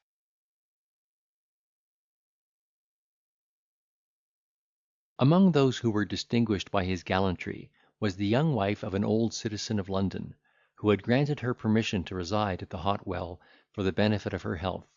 under the eye and inspection of his own sister, who was a maiden of 50 years. The pupil, whose name was Mrs. Trapwell, though low in stature, was finely shaped, her countenance engaging, though her complexion was brown, her hair and colour rivalled the raven's back, and her eyes emulated the lustre of the diamond. Fathom had been struck with her first appearance, but found it impracticable to elude the vigilance of her duenna, so as to make a declaration of his flame. until she herself, guessing the situation of his thoughts, and not displeased with the discovery, thought proper to furnish him with the opportunity he wanted, by counterfeiting an indisposition, for the cure of which she knew his advice would be implored. This was the beginning of an acquaintance, which was soon improved to his wish; and so well did she manage her attractions, as in some measure to fix the inconstancy of his disposition; for, at the end of the season, his passion was not sated, and they concerted the means of continuing their commerce even after their return to London. This intercourse effectually answered the purpose of the husband, who had been decoyed into matrimony by the cunning of his spouse, whom he had privately kept as a concubine before marriage. Conscious of her own precarious situation, she had resolved to impose upon the infirmities of Trapwell, and, feigning herself pregnant, gave him to understand she could no longer conceal her condition from the knowledge of her brother, who was an officer in the army, and of such violent passions, that, should he once discover her backsliding, he would undoubtedly wipe away the stains of his family dishonour with her own blood, as well as that of her keeper. The citizen, to prevent such a catastrophe, took her to wife, but soon after perceiving the trick which had been played upon him, set his invention at work, and at length contrived a scheme which he thought would enable him not only to retrieve his liberty, but also indemnify himself for the mortification he had undergone. Far from creating any domestic disturbance, by upbraiding her with her finesse, he seemed perfectly well pleased with his acquisition; and, as he knew her void of any principle, and extremely addicted to pleasure, he chose proper occasions to insinuate that she might gratify her own inclination, and at the same time turn her beauty to good account. She joyfully listened to these remonstrances, and, in consequence of their mutual agreement, she repaired to Bristol Spring, on pretence of an ill state of health, accompanied by her sister-in-law, whom they did not think proper to entrust with the real motive of her journey. Fathom's person was agreeable, and his finances supposed to be in flourishing order. Therefore she selected him from the herd of gallants, as a proper sacrifice to the powers which she adored, and, on her arrival in London, made her husband acquainted with the importance of her conquest. Trapwell overwhelmed her with caresses and praise for her discreet and dutiful conduct, and faithfully promised that she should pocket in her own privy purse one half of the spoils that should be gathered from her gallant, whom she therefore undertook to betray, after he had swore, in the most solemn manner, that his intention was not to bring the affair to a public trial, which would redound to his own disgrace, but to extort a round sum of money from the Count, by way of composition. Confiding in this protestation, she in a few days gave him intelligence of an assignation she had made with our adventurer, at a certain Benigno near Covent Garden, upon which he secured the assistance of a particular friend, and his own journeyman, with whom and a constable he repaired to the place of rendezvous, where he waited in an adjoining room, according to the directions of his virtuous spouse, until she made the preconcerted signal of hemming 3 times aloud, when he and his associates rushed into the chamber, and surprised our hero in bed with his inamorata. The lady on this occasion acted her part to a miracle. She screamed at their approach, and, after an exclamation of "ruined and undone," fainted away in the arms of her spouse, who had by this time seized her by the shoulders, and began to upbraid her with her infidelity and guilt. As for Fathom, his affliction was unutterable, when he found himself discovered in that situation, and made prisoner by the 2 assistants, who had pinioned him in such a manner that he could not stir, much less accomplish an escape. All his ingenuity and presence of mind seemed to forsake him in this emergency. The horrors of an English jury overspread his imagination, for he at once perceived that the toil into which he had fallen was laid for the purpose. Consequently, he took it for granted that there would be no deficiency in point of evidence. Soon as he recollected himself, he begged that no violence might be offered to his person, and entreated the husband to favour him with a conference, in which the affair might be compromised, without prejudice to the reputation of either. At first Trapwell breathed nothing but implacable revenge; but, by the persuasion of his friends, after he had sent home his wife in a chair, he was prevailed upon to hear the proposals of the delinquent, who, having assured him, by way of apology, that he had always believed the lady was a widow, made him an offer of £500, as an atonement for the injury he had sustained; this being a sum no ways adequate to the expectation of the citizen, who looked upon the Count as a possessor of an immense estate. He rejected the terms with disdain, and made instant application to a judge, from whom he obtained a warrant for securing his person till the day of trial. Indeed, in this case, money was but a secondary consideration with Trapwell, whose chief aim was to be legally divorced from a woman he detested. Therefore there was no remedy for the unhappy Count, who in vain offered to double the sum. He found himself reduced to the bitter alternative of procuring immediate bail, or going directly to Newgate. In this dilemma he sent a messenger to his friend Ratchcali, whose countenance fell when he understood the Count's condition; nor would he open his mouth in the style of consolation, until he had consulted a certain solicitor of his acquaintance, who assured him the law abounded with such resources as would infallibly screen the defendant, had the fact been still more palpable than it was. He said there was a great presumption to believe the Count had fallen a sacrifice to a conspiracy, which by some means or other would be detected; and in that case the plaintiff might obtain 1 shilling in lieu of damages. If that dependence should fail, he hinted that, in all probability, the witnesses were not incorruptible, or, should they prove to be so, one man's oath was as good as another's, and, thank Heaven, there was no dearth of evidence provided money could be found to answer the necessary occasions. Ratchcali, comforted by these insinuations, and dreading the resentment of our adventurer, who, in his despair, might punish him severely for his want of friendship, by some precipitate explanation of the commerce they had carried on, moved, I say, by these considerations, and moreover tempted with the prospect of continuing to reap the advantages resulting from their conjunction, he and another person of credit with whom he largely dealt in jewels, condescended to become sureties for the appearance of Fathom, who was accordingly admitted to bail. Not but that the Tyrolese knew Ferdinand too well to confide in his parole. He depended chiefly upon his ideas of self-interest, which he thought would persuade him to risk the uncertain issue of a trial rather than quit the field before the harvest was half over; and he was resolved to make his own retreat without ceremony, should our hero be unwise enough to abandon his bail. Such an adventure could not long lie concealed from the notice of the public, even if both parties had been at pains to suppress the circumstances; but the plaintiff, far from seeking to cover, affected to complain loudly of his misfortune, that he might interest his neighbours in his behalf, and raise a spirit of rancour and animosity, to influence the jury against this insolent foreigner, who had come over into England to debauch our wives and deflower our daughters; while he employed a formidable band of lawyers to support the indictment, which he laid at £10,000 damages. Meanwhile, Fathom and his associate did not fail to take all proper measures for his defence. They retained a powerful bar of counsel, and the solicitor was supplied with £100 after another, to answer the expense of secret service, still assuring his clients that everything was in excellent train, and that his adversary would gain nothing but shame and confusion of face. Nevertheless, there was a necessity for postponing the trial, on account of a material evidence, who, though he wavered, was not yet quite brought over; and the attorney found means to put off the decision from term to term, until there was no quibble left for further delay. While this suit was depending, our hero continued to move in his usual sphere, nor did the report of his situation at all operate to his disadvantage in the polite world. On the contrary, it added a fresh plume to his character in the eyes of all those who were not before acquainted with the triumphs of his gallantry. Notwithstanding this countenance of his friends, he himself considered the affair in a very serious light;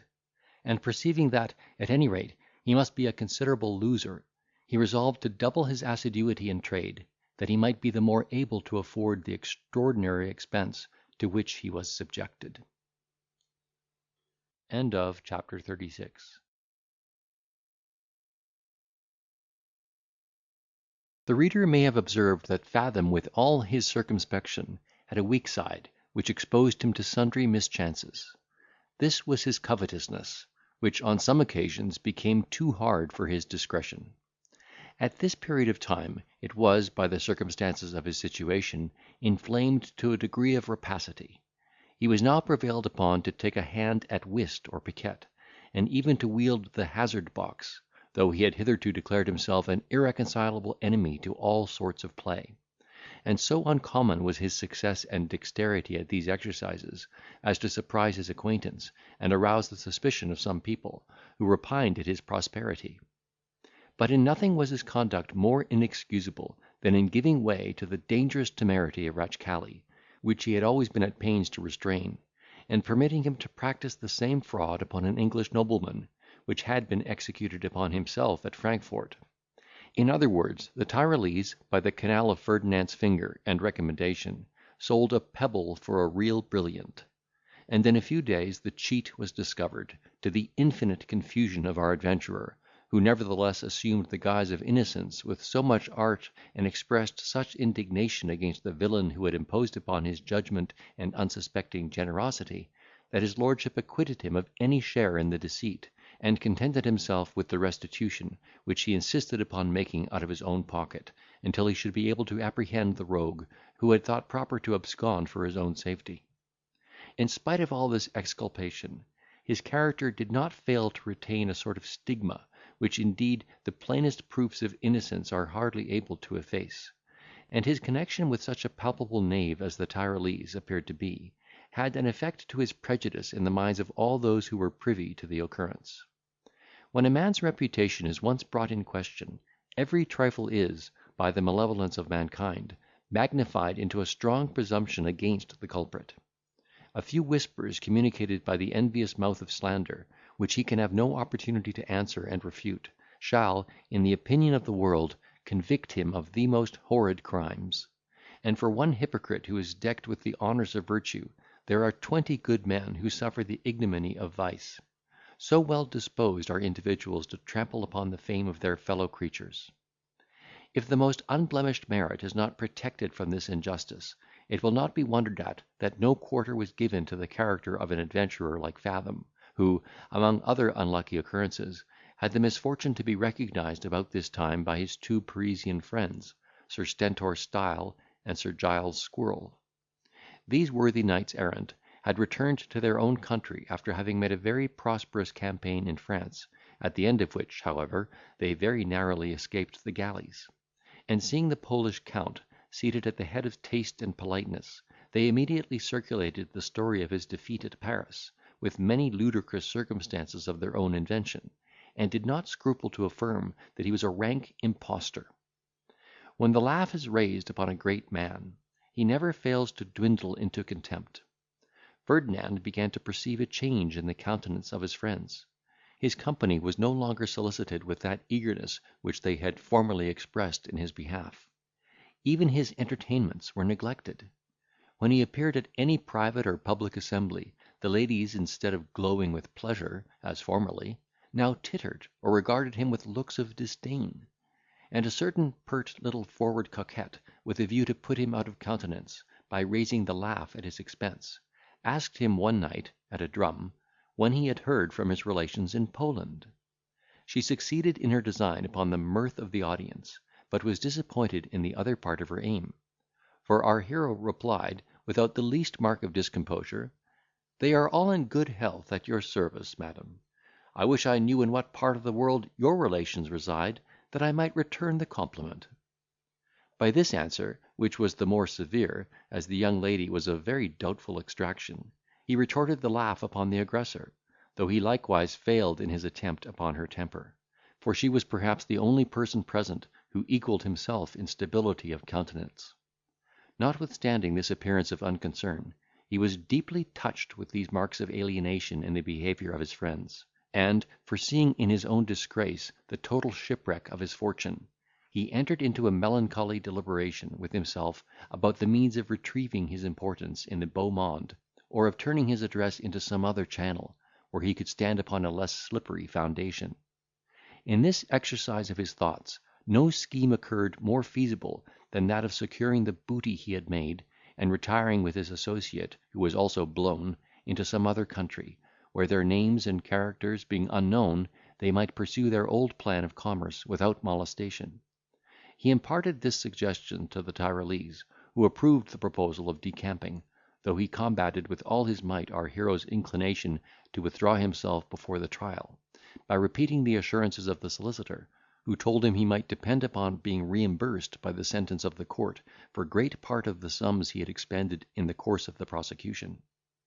Fathom suffered himself to be persuaded by these arguments, supported with the desire of making an honourable retreat, and, waiting patiently for the day of trouble, discharged his sureties by a personal appearance in court.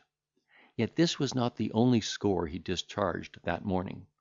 The solicitor presented his own bill before they set out for Westminster Hall, and gave the Count to understand that it was the custom, from time immemorial, for the client to clear with his attorney before trial. Ferdinand had nothing to object against this established rule, though he looked upon it as a bad omen, in spite of all the solicitor's confidence and protestations, and he was not a little confounded, when, looking into the contents, he found himself charged with 350 attendances. He knew it was not in his interest to disoblige his lawyer at such a juncture; nevertheless, he could not help expostulating with him on this article, which seemed to be so falsely stated with regard to the number. When his questions drew on an explanation, by which he found he had incurred the penalty of 3 shillings and 4pence for every time he chanced to meet the conscientious attorney, either in the park, the coffee house, or the street, provided they had exchanged the common salutation, and he had good reason to believe the solicitor had often thrown himself in his way, with a view to swell this item of his account.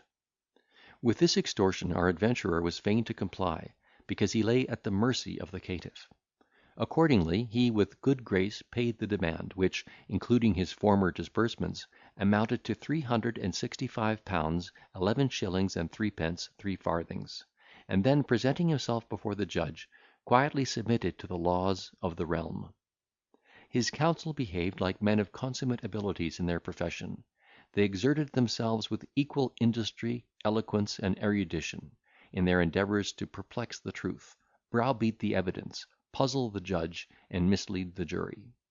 But the defendant found himself woefully disappointed in the deposition of Trapwell's journeyman, whom the solicitor pretended to have converted to his interest. This witness, as the attorney afterwards declared, played booty, and the facts came out so clear, that Ferdinand Count Fathom was convicted of criminal conversation with the plaintiff's wife, and cast in £1,500, under the denomination of damages. He was not so much surprised as afflicted at this decision, because he saw it gradually approaching from the examination of the first evidence. His thoughts were now employed in casting about for some method of deliverance from the snare in which he found himself entangled. To escape, he foresaw it would be impracticable, as Trapwell would undoubtedly be prepared for arresting him before he could quit Westminster Hall. He was too well acquainted with Ratchcali's principles to expect any assistance from that quarter in money matters, and he was utterly averse to the payment of the sum awarded against him, which would have exhausted his whole fortune. He therefore resolved to try the friendship of some persons of fashion, with whom he had maintained an intimacy of correspondence. Should they fail him in the day of his necessity, he proposed to have recourse to his former sureties, one of whom he meant to bilk, while the other might accompany him in his retreat; or, should both these expedients miscarry, he determined, rather than part with his effects, to undergo the most disagreeable confinement, in hope of obtaining the jailor's connivance at his escape. These resolutions being taken, he met his fate with great fortitude and equanimity, and calmly suffered himself to be conveyed to the house of a sheriff's officer, who, as he made his exit from the hall, according to his own expectation, executed a writ against him, at the suit of Trapwell, for a debt of £2,000. To this place he was followed by his solicitor, who was allured by the prospect of another job, and who, with great demonstrations of satisfaction, congratulated him upon the happy issue of the trial, arrogating to himself the merit of having saved him £8,000 in the article of damages, by the previous steps he had taken, and the noble defence that he and his friends the counsel had made for their client. He even hinted an expectation of receiving a gratuity for his extraordinary care and discretion. Fathom, galled as he was with his misfortune, and enraged at the effrontery of this pettifogger, maintained a serenity of countenance, and sent the attorney with a message to the plaintiff, importing that, as he was a foreigner, and could not be supposed to have so much cash about him as to spare £1,500 from the funds of his ordinary expense, he would grant him a bond payable in 2 months, during which period he should be able to procure a proper remittance from his own estate. While the solicitor was employed in this negotiation, he dispatched his valet de chambre to one nobleman, and Maurice to another, with billets signifying the nature of the verdict which his adversary had obtained, and desiring that each would lend him £1,000 upon his parole, until he could negotiate bills upon the continent. His 3 messengers returned almost at the same instant of time, and these were the answers they brought back. Trapwell absolutely rejected his personal security, and threatened him with all the horrors of a jail, unless he would immediately discharge the debt, or procure sufficient bondsmen; and one of his quality friends favoured him with this reply to his request: "My dear Count, I am mortally chagrined at the triumph you have furnished to that rascally citizen. By the Lard, the judge must have been in the terrors of cuckoldom to influence the decision, and the jury a mere herd of horned beasts to bring in such a barbarous verdict. Egad! At this rate, no gentleman will be able to lie with another man's wife but at the risk of a cursed prosecution. But to waive this disagreeable circumstance, which you must strive to forget, I declare my mortification is still the greater, because I cannot at present supply you with the trifle your present exigency requires. For to tell you a secret, my own finances are in damnable confusion, but a man of Count Fathom's figure and address can never be puzzled for the want of such a paltry sum. Adieu, my dear Count. We shall, I suppose, have the pleasure of seeing you to-morrow at White's. Meanwhile, I have the honour to be, with the most perfect attachment, yours, Grizzlegrin." The other noble peer, to whom he addressed himself on this occasion, cherished the same sentiments of virtue, friendship, and generosity, but his expression was so different, that we shall, for the edification of the reader, transcribe his letter in his own words: "Sir, I was never more astonished at the receipt of your very extraordinary billet, wherein you solicit the loan of £1,000, which you desire may be sent with the bearer on faith of your parole. Sir, I have no money to send you or lend you, and cannot help repeating my expressions of surprise at your confidence in making such a strange and unwarranted demand. 'Tis true, I may have made professions of friendship, while I looked upon you as a person of honour and good morals; but now that you are convicted of such a flagrant violation of the laws of that kingdom where you have been treated with such hospitality and respect, I think myself fully absolved from any such conditional promise, which indeed is never interpreted into any other than a bare compliment. I am sorry you have involved your character and fortune in such a disagreeable affair, and am, sir, yours, etc., Troppington." Ferdinand was not so much a novice in the world as to be disappointed at these repulses, especially as he had laid very little stress upon the application, which was made by way of an experiment upon the gratitude or caprice of those 2 noblemen, whom he had actually more than once obliged with the same sort of assistance which he now solicited, though not to such a considerable amount. Having nothing further to expect from the fashionable world, he sent the Tyrolese to the person who had been bail for his appearance, with full instructions to explain his present occasion in the most favourable light, and desire he would reinforce the credit of the Count with his security. But that gentleman, though he placed the most perfect confidence on the honour of our hero, and would have willingly entered into bonds again for his personal appearance, was not quite so well satisfied of his circumstances as to become liable for the payment of £2,000, an expense which, in his opinion, the finances of no foreign count were able to defray. He therefore lent a deaf ear to the most pressing remonstrances of the ambassador, who had recourse to several other merchants, with the same bad success;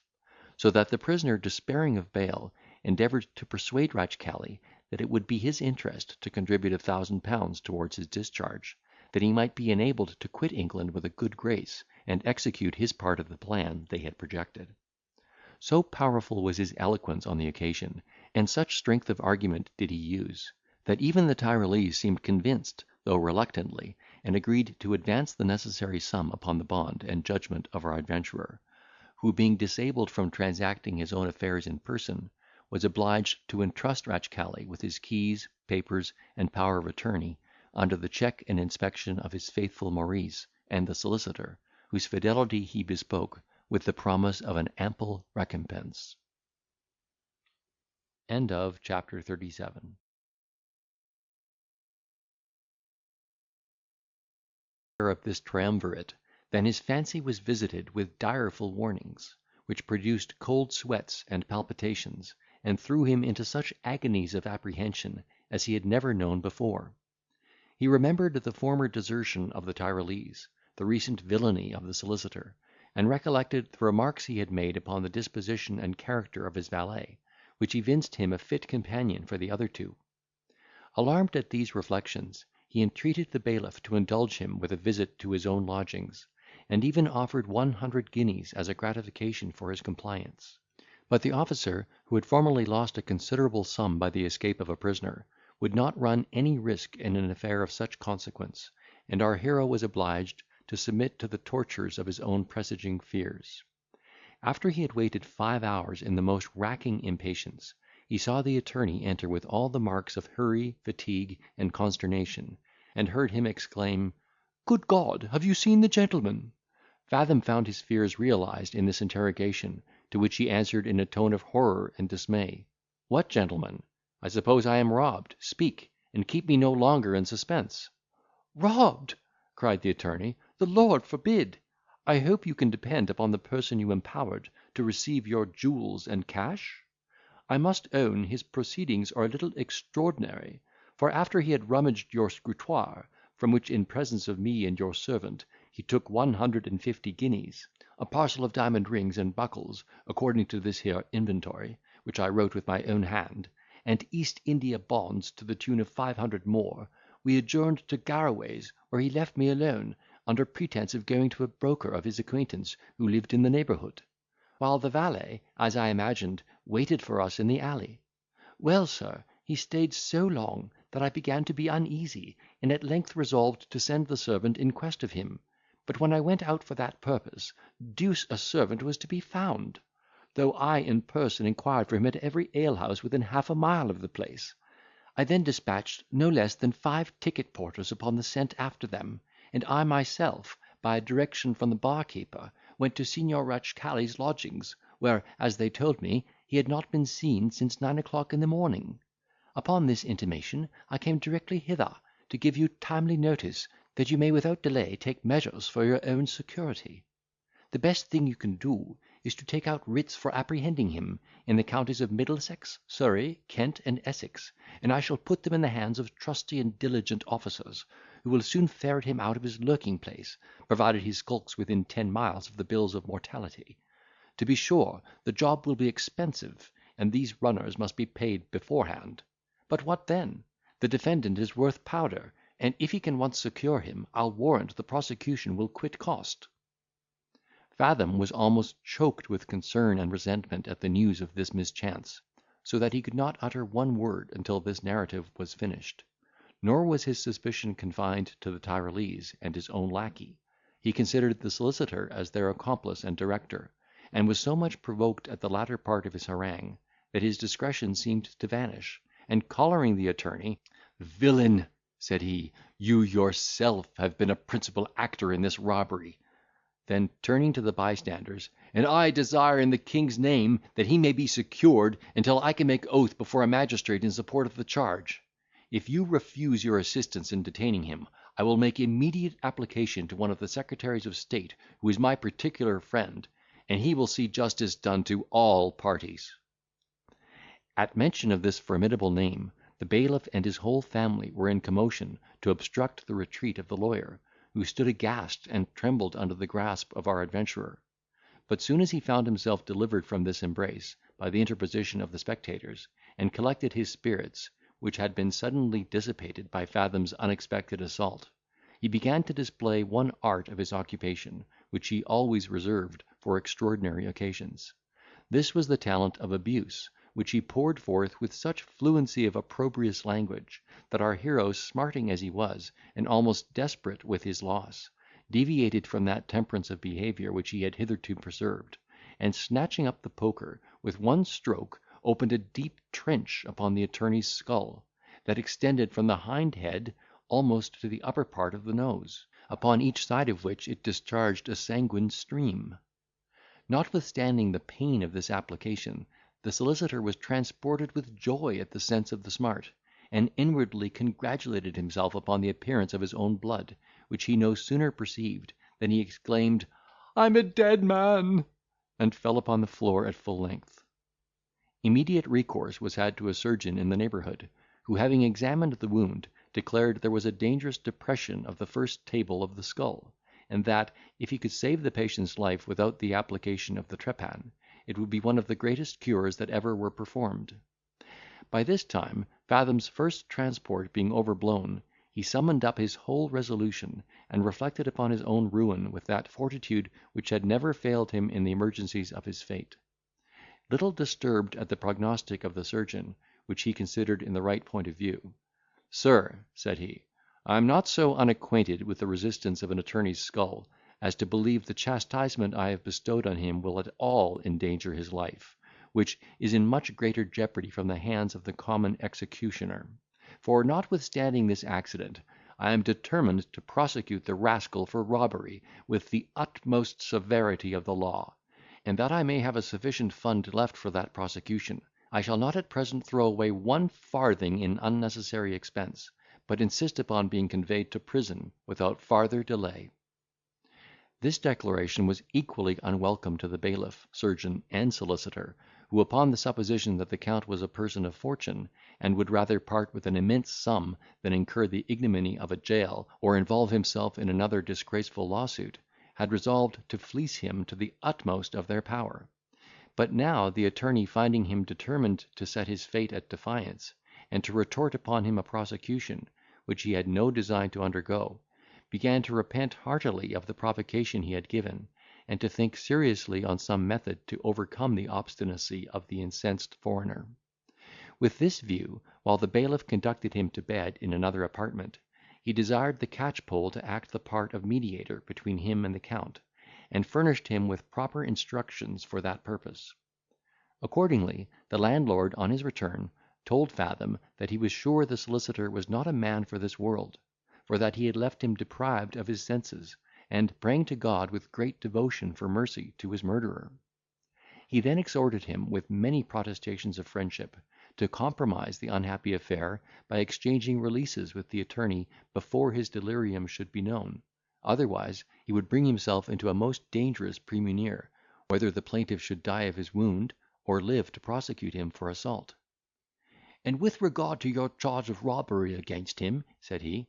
"as it is no more than a base suspicion, unsupported by the least shadow of evidence, the bill would be thrown out, and then he might sue you for damages. I therefore, out of pure friendship and good nature, advise you to compromise the affair, and if you think proper, will endeavour to bring about a mutual release." Our hero, whose passion was by this time pretty well cooled, saw reason for assenting to the proposal; upon which the deed was immediately executed, the mediator's bill was discharged, and Ferdinand conveyed in an hackney coach to prison, after he had empowered his own landlord to discharge his servants, and convert his effects into ready money. Thus he saw himself, in the course of a few hours, deprived of his reputation, rank, liberty, and friends, and his fortune reduced from £2,000 to something less than 200, 50 of which he had carried to jail in his pocket. Chapter 38.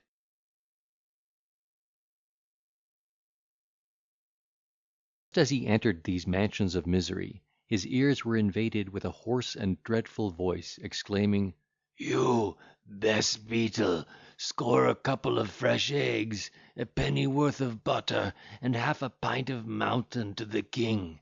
and stop credit till the bill is paid. He is now debtor for 15 shillings and 6pence, and damn me if I trust him one farthing more, if he was the best king in Christendom. And d'ye hear, send Raggedhead with 5 pounds of potatoes for Major Macleaver's supper, and let him have what drink he wants. The fat widow gentlewoman from Pimlico is promised to quit his score.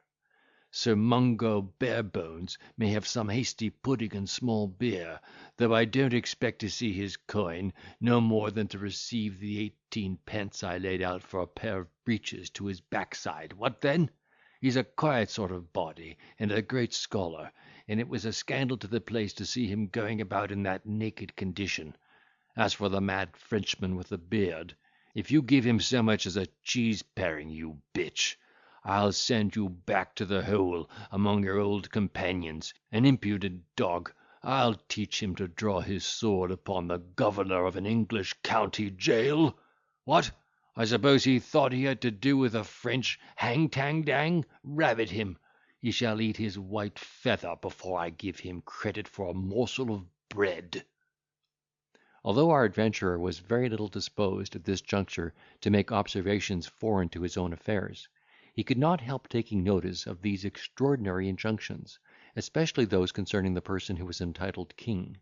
whom, however, he supposed to be some prisoner elected as the magistrate by the joint suffrage of his fellows.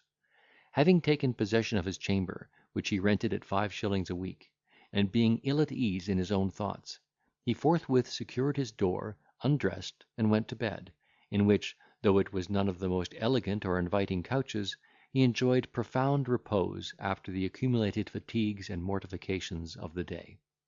Next morning, after breakfast, the keeper entered his apartment, and gave him to understand that the gentlemen under his care, having heard of the Count's arrival, had deputed one of their number to wait upon him with the compliments of condolence suitable to the occasion, and invite him to become a member of their society.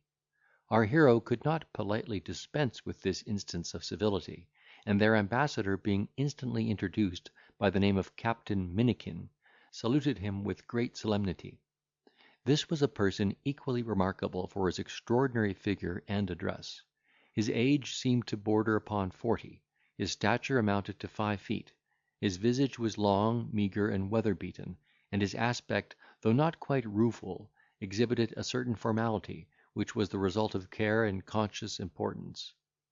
It was very little encumbered with flesh and blood, yet what body he had was well proportioned, his limbs were elegantly turned, and by his carriage he was well entitled to that compliment which we pay to any person when we say he has very much the air of a gentleman.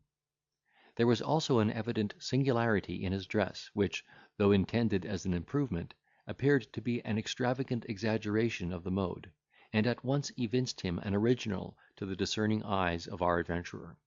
who received him with his usual complaisance, and made a very eloquent acknowledgment of the honour and satisfaction he received from the visit of the representative, and the hospitality of his constituents. The captain's peculiarities were not confined to his external appearance, for his voice resembled the sound of a bassoon, or the aggregate hum of a whole beehive, and his discourse was almost nothing else than a series of quotations from the English poets, interlarded with French phrases, which he retained for their significance, on the recommendation of his friends, being himself unacquainted with that or any other outlandish tongue. Fathom, finding this gentleman of a very communicative disposition, thought he could not have a fairer opportunity of learning the history of his fellow prisoners, and turning the conversation on that subject, was not disappointed in his expectation. "I think sum is 1200,000 pounds. I make no doubt that he would accomplish his aim, vast and romantic as it seems to be. Besides these, we have another messmate who is a French chevalier, an odd sort of a man, a kind of Lazarillo de Tormes, a caricatura. He wears a long beard, pretends to be a great poet, and makes damned fracas with his verses. The king has been obliged to exert his authority over him more than once, by ordering him to close confinement, for which he was so rash as to send his majesty a challenge; but he afterwards made his submission, and was again taken into favour. The truth is, I believe his brain is a little disordered, and he being a stranger, we overlook his extravagancies. Sir, we shall think ourselves happy in your accession to our society.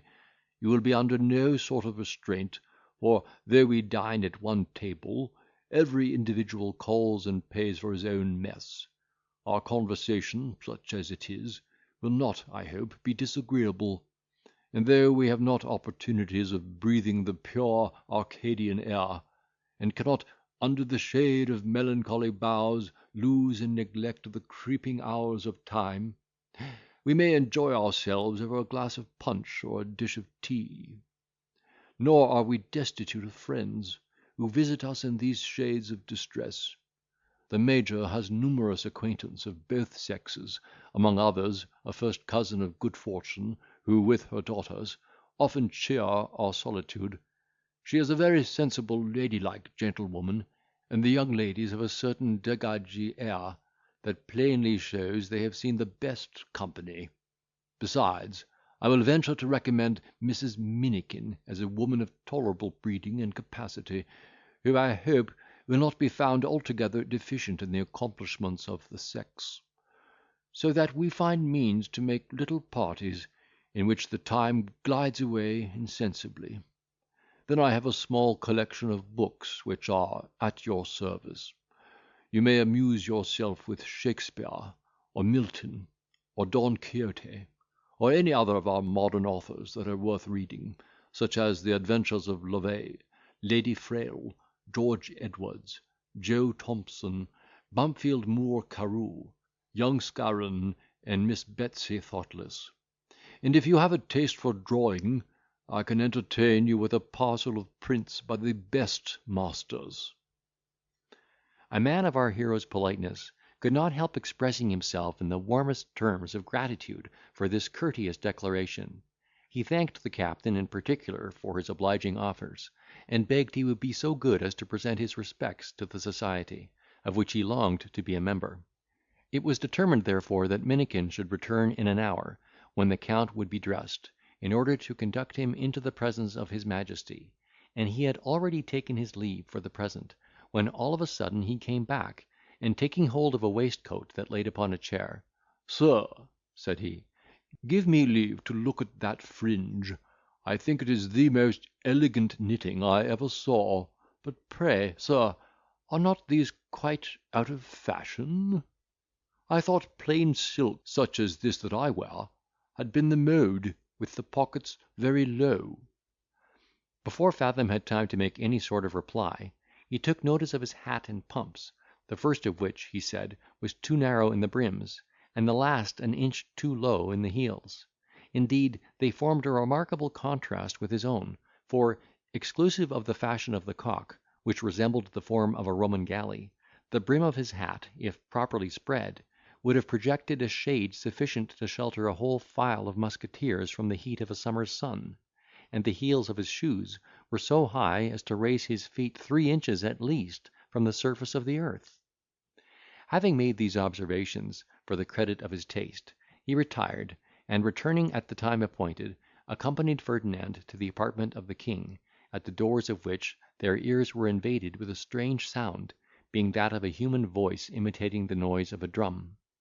The captain, hearing this alarm, made a full stop, and giving the Count to understand that his Majesty was busy, begged he would not take it amiss, if the introduction should be delayed for a few moments.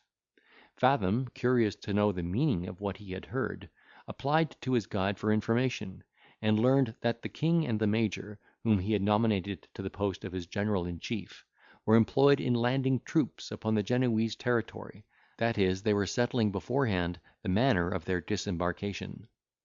He then, by the direction of his conductor, reconnoitred them through the keyhole, and perceived the sovereign and his minister sitting on opposite sides of a deal board table, covered with a large chart or map, upon which he saw a great number of mussel and oyster shells ranged in a certain order, and, at a little distance, several regular squares and columns made of cards cut in small pieces.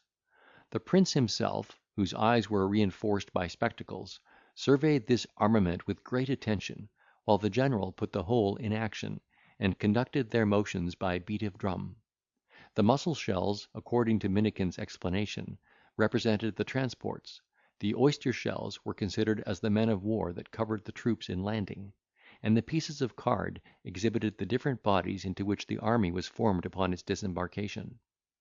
As an affair of such consequence could not be transacted without opposition, they had provided divers ambuscades, consisting of the enemy, whom they represented by grey peas; and accordingly General Macleaver, perceiving the said grey peas marching along shore to attack his forces before they could be drawn up in battalia, thus addressed himself to the oyster shells in an audible voice: "You men of war, don't you see the front of the enemy advancing, and the rest of the detachment following out of sight? Hurrah! The devil burn you, why don't you come ashore and open your batteries?" So saying, he pushed the shells towards the breach, performed the cannonading with his voice. The grey peas were soon put in confusion, the general was beat, the cards marched forwards in order of battle, and the enemy having retreated with great precipitation, they took possession of their ground without farther difficulty. End of chapter 39.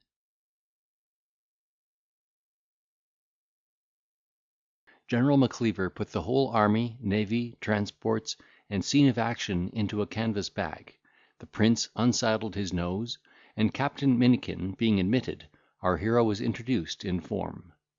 Very gracious was the reception he met with from his majesty, who, with a most princely demeanour, welcomed him to court, and even seated him on his right hand, in token of particular regard. True it is, this presence chamber was not so superb, nor the appearance of the king so magnificent, as to render such an honour intoxicating to any person of our hero's coolness and discretion. In lieu of tapestry, the apartment was hung with halfpenny ballads; a truckle bed without curtains supplied the place of a canopy, and instead of a crown, his majesty wore a woollen nightcap. Yet, in spite of these disadvantages, there was an air of dignity in his deportment, and a nice physiognomist would have perceived something majestic in the features of his countenance. He was certainly a personage of very prepossessing mien; his manners were engaging, his conversation agreeable, and any man whose heart was subject to the meltings of humanity would have deplored his distress, and looked upon him as a most pathetic instance of that miserable reverse to which all human grandeur is exposed.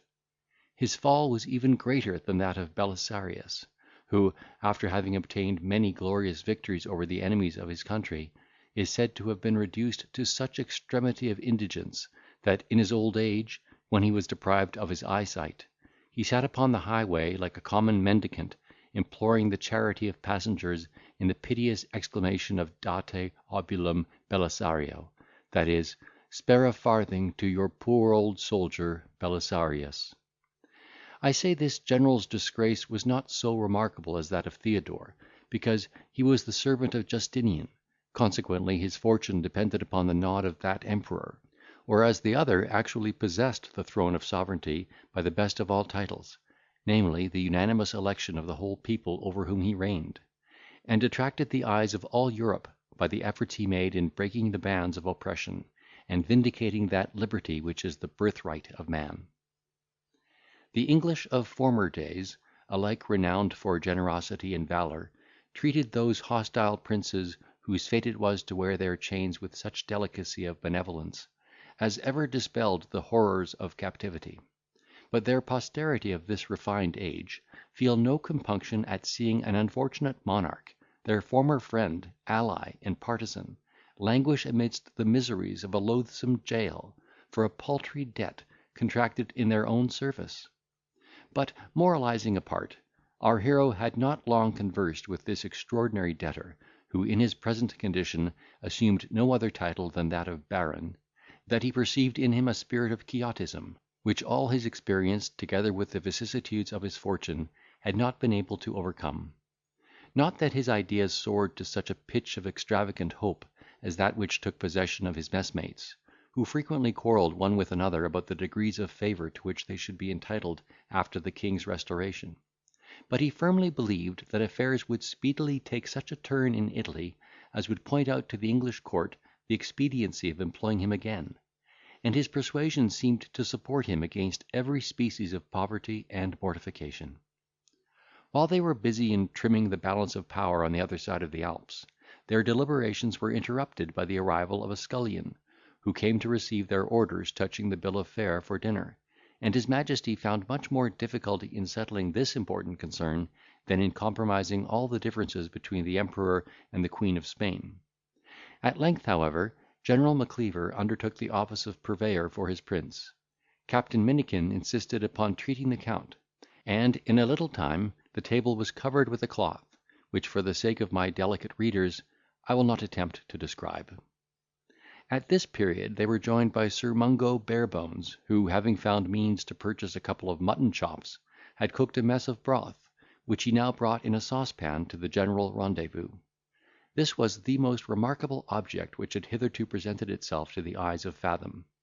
Being naturally of a meagre habit, he was, by indigence and hard study, wore almost to the bone, and so bended towards the earth, that in walking his body described at least 150 degrees of a circle.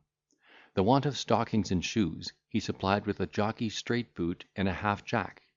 His thighs and middle were cased in a monstrous pair of brown trunk breeches, which the keeper bought for his use from the executor of a Dutch seaman, who had lately died in the jail. His shirt retained no signs of its original colour. His body was shrouded in an old greasy tattered plaid nightgown. A blue and white handkerchief surrounded his head, and his looks betokened that immense load of care which he had voluntarily incurred for the eternal salvation of sinners. Yet this figure, uncouth as it was, made his compliments to our adventurer in terms of the most elegant address, and, in the course of conversation, disclosed a great fund of valuable knowledge. He had appeared in the great world, and borne divers offices of dignity and trust with universal applause. His courage was undoubted, his morals were unimpeached, and his person held in great veneration and esteem. When his evil genius engaged him in the study of Hebrew, and the mysteries of the Jewish religion, which fairly disordered his brain, and rendered him incapable of managing his temporal affairs. When he ought to have been employed in the functions of his post, he was always wrapped in visionary conferences with Moses on the Mount. Rather than regulate the economy of his household, he chose to exert his endeavours in settling the precise meaning of the word Elohim; and having discovered that now the period was come when the Jews and Gentiles would be converted, he postponed every other consideration, in order to facilitate that great and glorious event. By this time Ferdinand had seen every member of the club, except the French chevalier, who seemed to be quite neglected by the society, for his name was not once mentioned during this communication, and they sat down to dinner without asking whether he was dead or alive. The king regaled himself with a plate of ox cheek. The major, who complained that his appetite had forsaken him, amused himself with some 40 hard eggs, malaxed with salt butter. The knight indulged upon his soup and bouilli, and the captain entertained our adventurer with a neck of veal, roasted with potatoes. But before Fathom could make use of his knife and fork, he was summoned to the door, where he found the chevalier in great agitation, his eyes sparkling like coals of fire. Our hero was not a little surprised at this apparition, who, having asked pardon for the freedom he had used, observed that, understanding the Count was a foreigner, he could not dispense with appealing to him concerning an outrage he had suffered from the keeper, who, without any regard to his rank or misfortunes, had been base enough to refuse him credit for a few necessaries, until he could have a remittance from his steward in France. He therefore conjured Count Fathom, as a stranger and nobleman like himself, to be the messenger of defiance, which he resolved to send to that brutal jailer, that, for the future, he might learn to make proper distinctions in the exercise of his function. Fathom, who had no inclination to offend this choleric Frenchman, assured him that he might depend upon his friendship, and in the meantime prevailed upon him to accept of a small supply, in consequence of which he procured a pound of sausages, and joined the rest of the company without delay, making a very suitable addition to such an assemblage of rarities. Though his age did not exceed 30 years, his beard, which was of a brindled hue, flowed down, like Aaron's, to his middle. Upon his legs he wore red stockings rolled up over the joint of the knee. His breeches were of blue drab, with vellum buttonholes, and garters of gold lace, his waistcoat of scarlet, his coat of rusty black cloth, his hair, twisted into a ramilie, hung down to his rump, of the colour of jet, and his hat was adorned with a white feather. This original had formed many ingenious schemes to increase the glory and grandeur of France, but was discouraged by Cardinal Fleury, who, in all appearance, jealous of his great talents, not only rejected his projects, but even sent him to prison, on pretence of being offended at his impertinence. Perceiving that, like the prophet, he had no honour in his own country, he no sooner obtained his release than he retired to England, where he was prompted by his philanthropy to propose an expedient to our ministry, which would have saved a vast effusion of blood and treasure. This was an agreement between the Queen of Hungary and the late Emperor, to decide their pretensions by a single combat; in which case he offered himself as the Bavarian champion.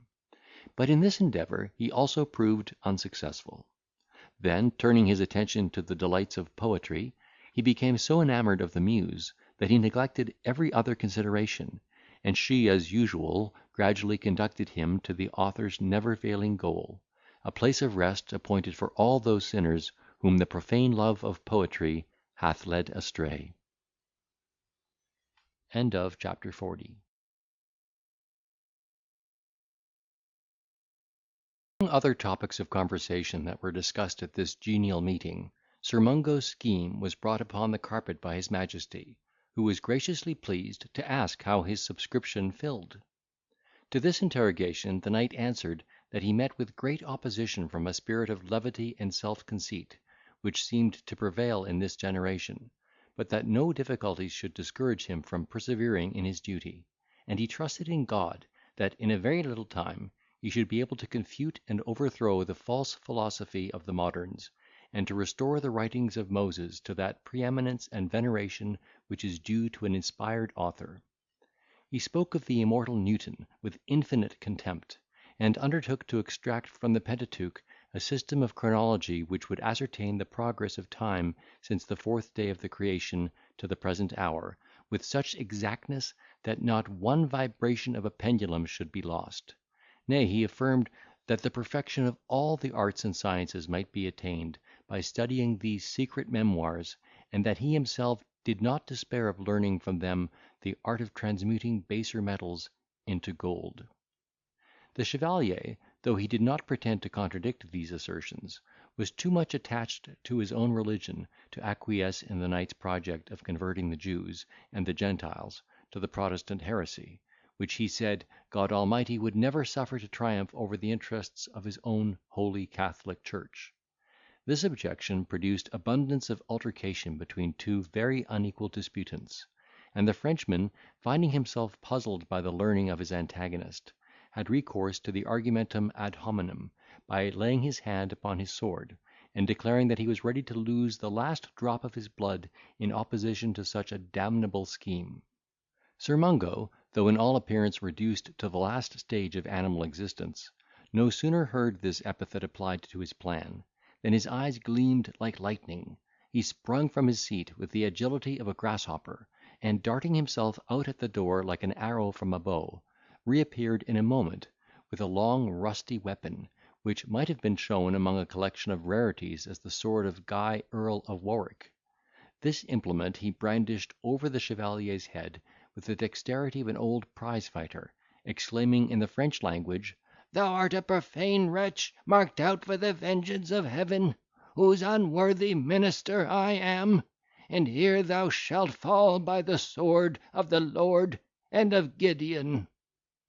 The chevalier, unterrified by this dreadful salutation, desired he would accompany him to a more convenient place, and the world might have been deprived of one or both of these knights errant, had not General Macleaver, at the desire of his majesty, interposed, and found means to bring matters to an accommodation. In the afternoon, the society was visited by the major's cousin and her daughters, who no sooner appeared than they were recognised by our adventurer, and his acquaintance with them renewed in such a manner as alarmed the delicacy of Captain Minikin, who in the evening repaired to the Count's apartment, and with a formal physiognomy accosted him in these words: "Sir, I beg pardon for this intrusion, but I come to consult you about an affair in which my honour is concerned; and the soldier without honour, you know, is no better than a body without a soul. I have always admired that speech of Hotspur in the first part of Henry the Fourth. By heaven, methinks it were an easy leap to pluck bright honour from the pale-faced moon, or dive into the bottom of the deep, where Fathom line could never touch the ground, and pluck up drowned honour, by the locks. There is a boldness and ease in the expression, and the images are very picturesque. But, without any further preamble, pray, sir, give me leave to ask how long you have been acquainted with those ladies who drank tea with us this afternoon? You'll forgive this question, sir, when I tell you that Major Macleaver introduced Mrs. Minikin to them as to ladies of character, and I don't know how, sir, I have a sort of presentiment that my wife has been imposed upon. Perhaps I may be mistaken, and God grant I may, but there was a je ne sais quoi in their behaviour to-day which begins to alarm my suspicion. Sir, I have nothing but my reputation to depend upon, and I hope you will excuse me when I earnestly beg to know what rank they maintain in life." Fathom, without minding the consequence, told him, with a simper, that he knew them to be very good-natured ladies, who devoted themselves to the happiness of mankind. This explanation had no sooner escaped from his lips, than the captain's face began to glow with indignation. His eyes seemed bursting from their spheres. He swelled to twice his natural dimensions, and, raising himself on his tiptoes, pronounced in a strain that emulated thunder, "Blood, sir, you seem to make very light of the matter, but it is no joke to me, I'll assure you, and Macleaver shall see that I am not to be affronted with impunity. Sir, I shall take it as a singular favour if you will be the bearer of a billet to him, which I shall write in 3 words. Nay, sir, you must give me leave to insist upon it, as you are the only gentleman of our mess whom I can entrust with an affair of this nature." Fathom, rather than run the risk of disobliging such a punctilious warrior, after having in vain attempted to dissuade him from his purpose, undertook to carry the challenge, which was immediately penned in these words: "Sir, you have violated my honour in imposing upon Mrs. Minikin your pretended cousins as ladies of virtue and reputation. I therefore demand such satisfaction as a soldier ought to receive, and expect you will adjust with my friend Count Fathom the terms upon which you shall be met by the much injured Goliah Minikin." This morceau, being sealed and directed, was forthwith carried by our adventurer to the lodgings of the Major, who had by this time retired to rest; but hearing the Count's voice, he got up and opened the door in cuerpo, to the astonishment of Ferdinand, who had never before seen such a Herculean figure. He made an apology for receiving the Count in his birthday suit, to which he said he was reduced by the heat of his constitution, though he might have assigned a more adequate cause, by owning that his shirt was in the hands of his washerwoman. Then, shrouding himself in a blanket, desired to know what had procured him the honour of such an extraordinary visit. He read the letter with great composure, like a man accustomed to such intercourse. Then, addressing himself to the bearer, "I will be after diverting the gentleman," said he, "in any manner he shall think proper; but, by Jesus, this is no place for such amusements, because, as you well know, my dear Count, if both should be killed by the chance of war, neither of us will be able to escape, and after the breath is out of his body, he will make but a sorry excuse to his family and friends. But that is no concern of mine, and therefore I am ready to please him in his own way."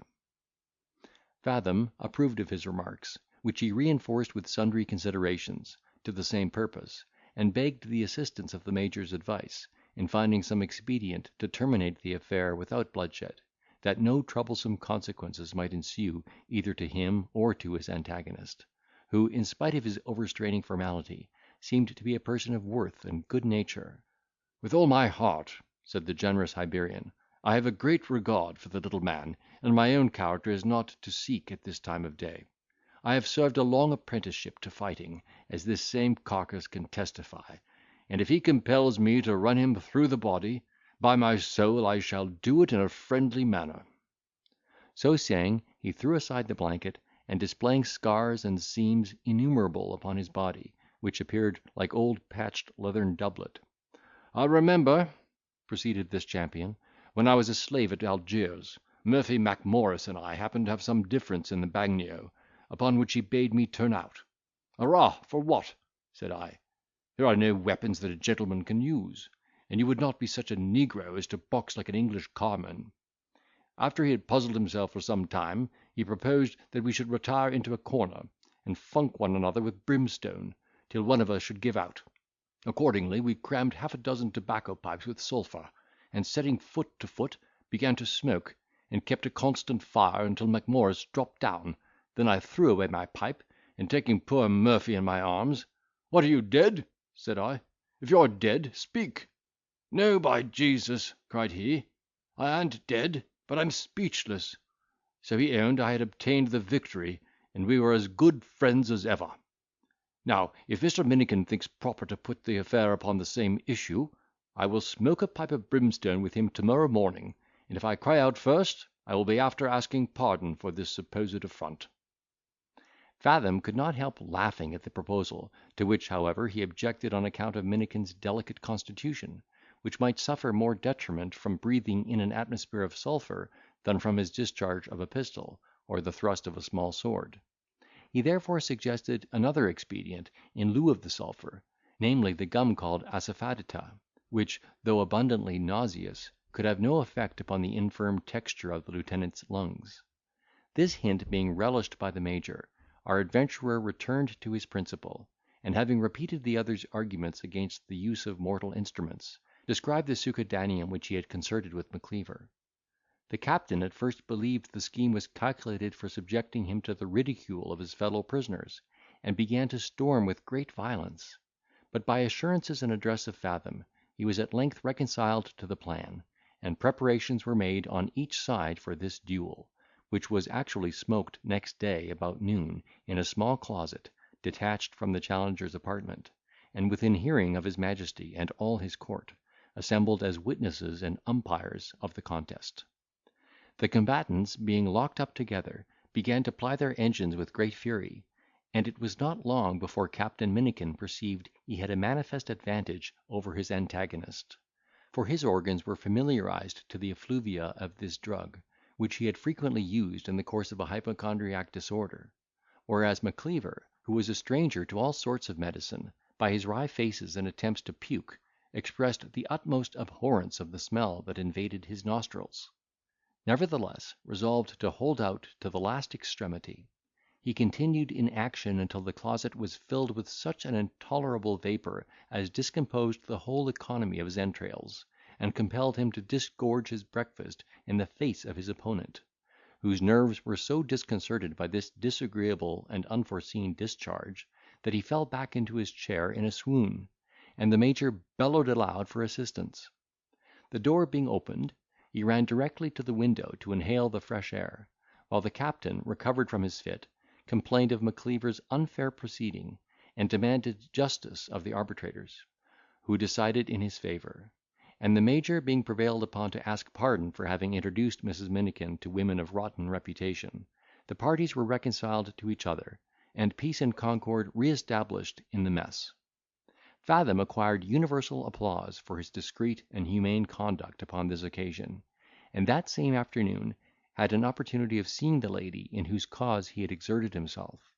He was presented to her as the husband's particular friend, and when she understood how much she was indebted to his care and concern for the captain's safety, she treated him with uncommon marks of distinction, and he found her a genteel, well-bred woman, not without a good deal of personal charms, and a well-cultivated understanding. End of chapter 41.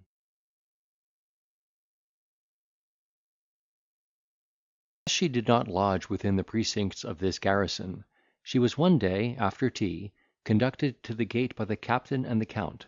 and just as they approached the turnkeys' lodge, our hero's eyes were struck with the apparition of his old companion Renaldo, son of his benefactor and patron, the Count de Melvil. What were the emotions of his soul when he saw that young gentleman enter the prison, and advance towards him, after having spoke to the jailor! He never doubted that, being informed of his confinement, he was come to upbraid him with his villainy and ingratitude, and he in vain endeavoured to recollect himself from that terror and guilty confusion which his appearance had inspired;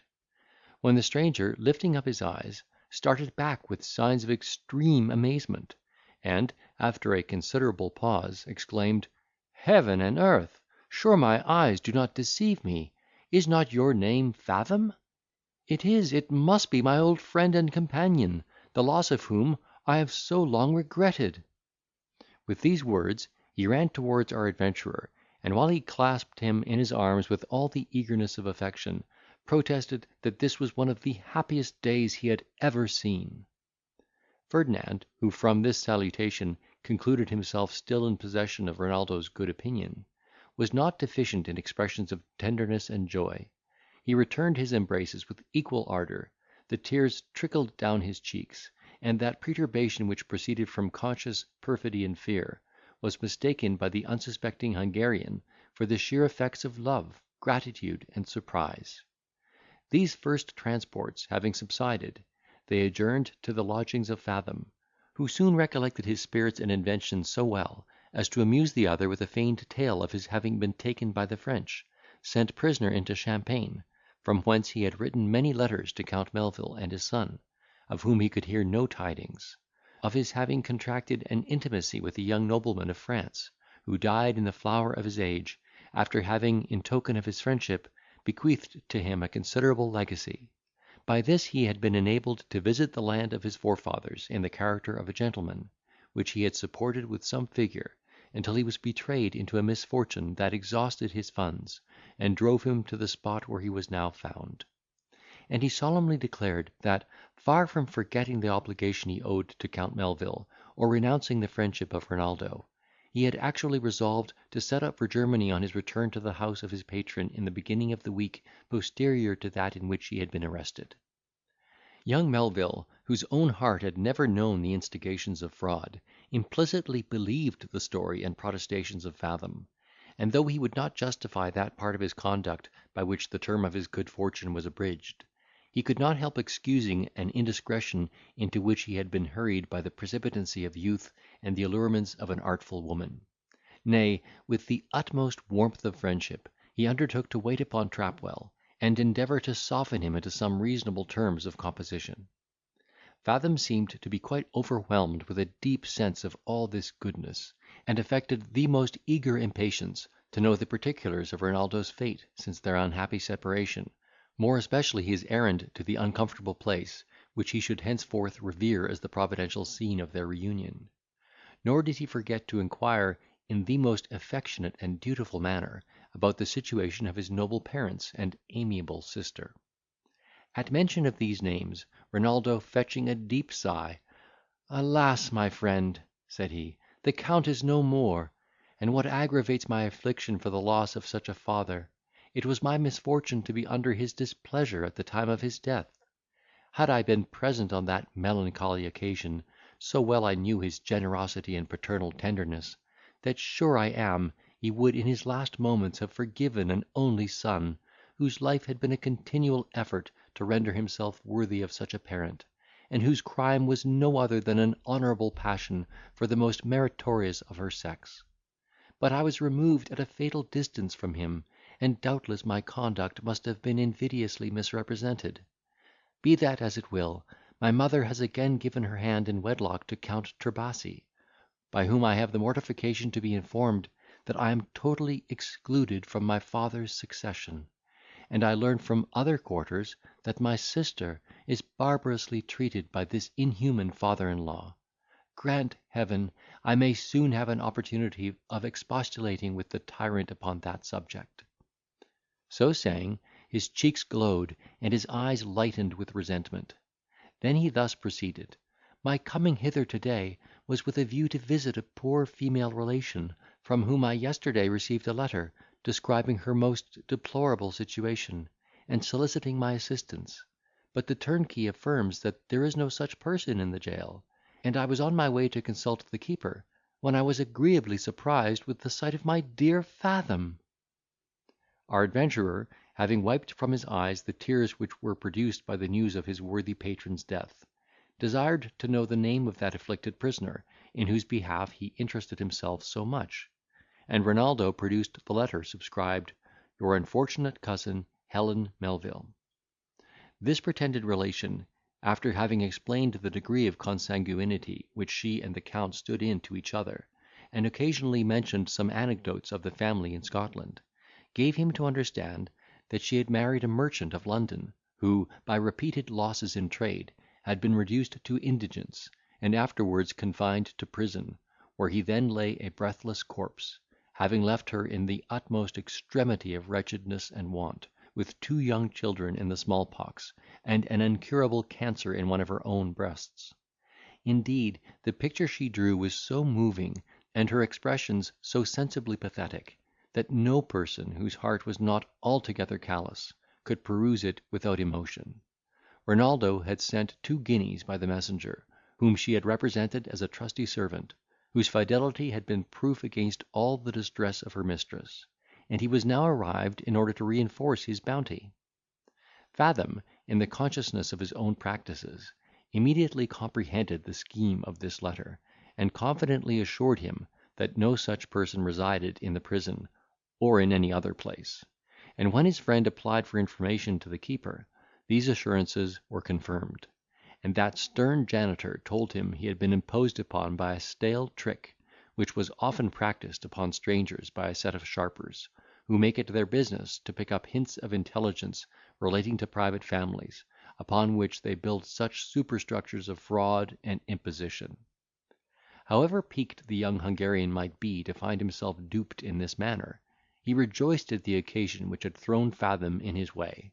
and, after having made him a tender of his purse, took his leave, on purpose to wait upon Trapwell, who was not quite so untractable as an enraged cuckold commonly is; for by this time he had accomplished the best part of his aim, which was to be divorced from his wife, and was fully convinced that the defendant was no more than a needy adventurer, who, in all probability, would be released by an act of parliament for the benefit of insolvent debtors, in which case he, the plaintiff, would reap no solid advantage from his imprisonment. He therefore listened to the remonstrances of the mediator, and after much canvassing, agreed to discharge the defendant, in consideration of £200, which were immediately paid by Count Melvil, who, by this deduction, was reduced to somewhat less than 30. Nevertheless, he cheerfully beggared himself in behalf of his friend, for whose release he forthwith obtained an order; and next day, our adventurer, having bid a formal adieu to his fellows in distress, and in particular to his Majesty, for whose restoration his prayers were preferred, he quitted the jail, and accompanied his deliverer with all the outward marks of unutterable gratitude and esteem. Surely, if his heart had been made of penetrable stuff, it would have been touched by the circumstances of this redemption; but had not his soul been invincible to all such attacks, these memoirs would possibly never have seen the light. When they arrived at Renaldo's lodgings, that young gentleman honoured him with other proofs of confidence and friendship, by giving him a circumstantial detail of all the adventures in which he had been engaged after Fathom's desertion from the imperial camp. He told him that, immediately after the war was finished, his father had pressed him to a very advantageous match, with which he would have complied, though his heart was not at all concerned, had not he been inflamed with the desire of seeing the world before he could take any step towards a settlement for life;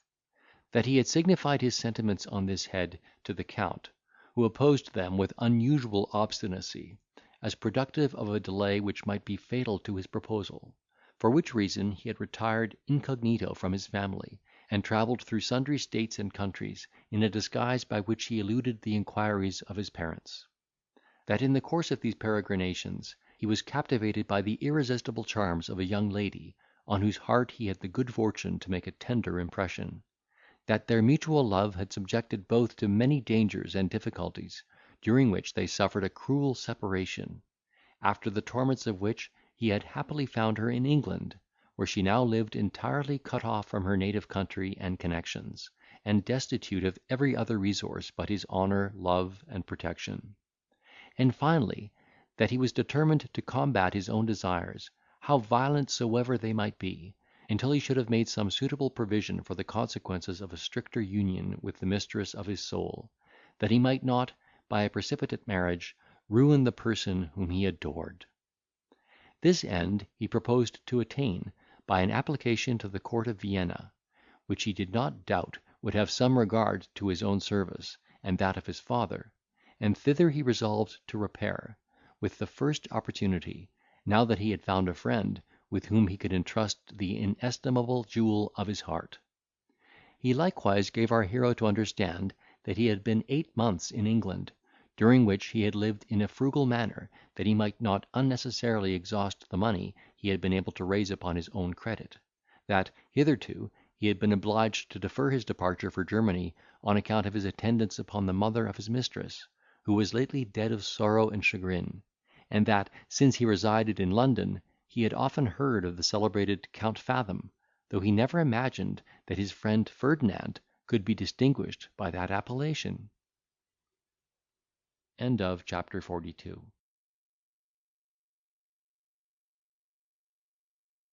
Deep impression upon the mind of our adventurer, who nevertheless concealed his emotions from the knowledge of his friend,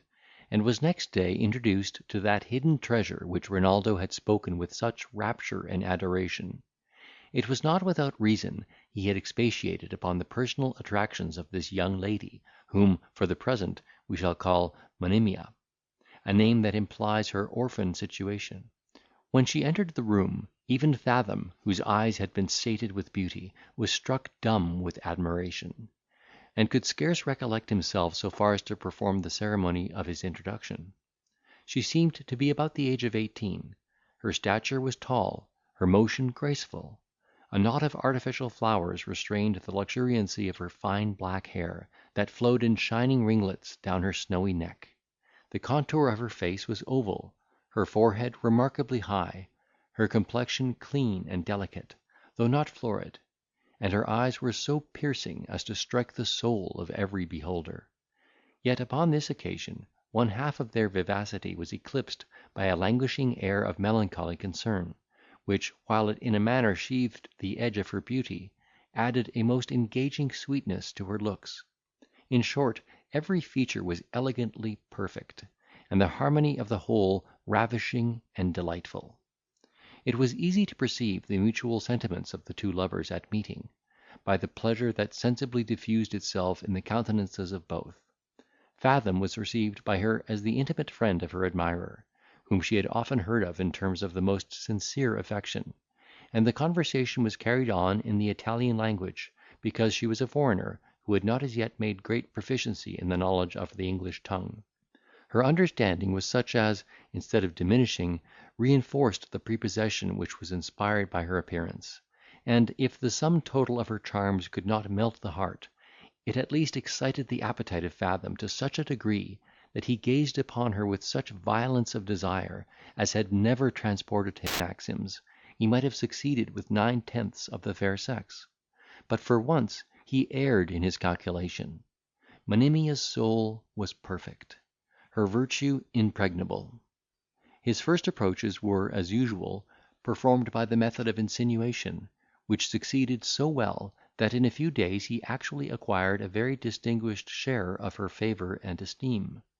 To this he had been recommended, in the warmest strains of exaggerating friendship, by her dear Renaldo, so that, placing the most unreserved confidence in his honour and integrity, and being almost quite destitute of acquaintance, she made no scruple of owning herself pleased with his company and conversation, and therefore he was never abridged in point of opportunity. She had too much discernment to overlook his uncommon talents and agreeable address, and too much susceptibility to observe them with indifference. She not only regarded him as the confidant of her lover, but admired him as a person whose attachment did honour to Count Melvil's choice. She found his discourse remarkably entertaining, his politeness dignified with an air of uncommon sincerity, and she was ravished with his skill in music, an art of which she was deeply enamoured. While he thus ingratiated himself with the fair Monimia, Renaldo rejoiced at their intimacy, being extremely happy in the thought of having found a friend who could amuse and protect the dear creature in his absence. That she might be the better prepared for the temporary separation which he meditated, he began to be less frequent in his visits, or rather to interrupt, by gradual intermissions, the constant attendance he had bestowed upon her since her mother's death. This alteration she was enabled to bear by the assiduities of Fathom,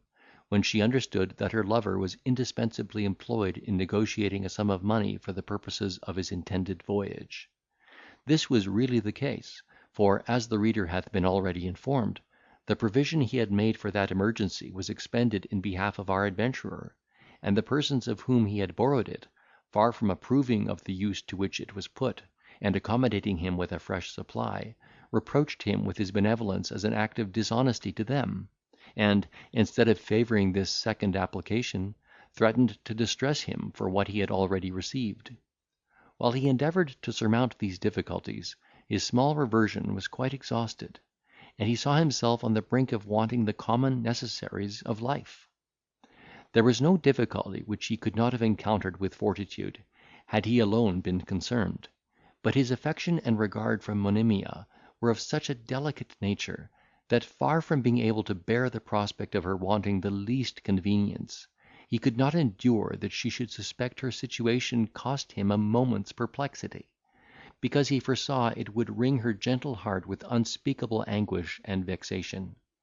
This therefore he endeavoured to anticipate by expressions of confidence in the Emperor's equity, and frequent declarations touching the goodness and security of that credit from which he derived his present subsistence. Chapter 43. His affairs being thus circumstanced, it is not to be supposed that he passed his time in tranquillity. Every day ushered in new demands and fresh anxiety; for though his economy was frugal, it could not be supported without money; and now not only his funds were drained, but also his private friends tired of relieving his domestic necessities; nay, they began to relinquish his company, which formerly they had coveted; and those who still favoured him with their company embittered that favour with disagreeable advice mingled with impertinent reproof. They loudly exclaimed against the last instance of his friendship for Fathom, as a piece of wrong-headed extravagance, which neither his fortune could afford nor his conscience excuse; and alleged that such specimens of generosity are vicious in any man, let his finances be never so opulent, if he has any relations of his own who need his assistance; but altogether scandalous, not to say unjust, in a person who depends for his own support on the favour of his friends. These expostulations did not even respect the beauteous, the accomplished, the gentle-hearted, the orphan Monimia, although they owned her perfections, and did not deny that it would be highly meritorious in any man of fortune to make her happy. They disapproved of Renaldo's attachment to the fair beggar, made light of that intimate union of hearts which subsisted between the two lovers, and which no human consideration could dissolve;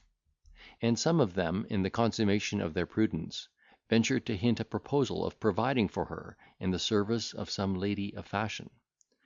Any reader of sensibility will easily conceive how these admonitions were relished by a young gentleman whose pride was indomitable, whose notions of honour were scrupulously rigid and romantic, whose temper was warm, and whose love was intense. Every such suggestion was as a dagger to his soul; and what rendered the torture more exquisite, he lay under obligations to those very persons whose selfish and sordid sentiments he disdained, so that he was restricted by gratitude from giving vent to his indignation, and his forlorn circumstances would not permit him to renounce their acquaintance. While he struggled with these mortifications, his wants grew more and more importunate, and his creditors became clamorous. Fathom, to whom all grievances were disclosed, lamented his hard hap, with all the demonstrations of sympathy which he could expect to find in such a zealous adherent. He upbraided himself incessantly as the cause of his patron's distress, took God to witness that he would rather have perished in gaol than have enjoyed his liberty, had he known it would have cost his dearest friend and benefactor 1/10 part of the anguish he now saw him suffer;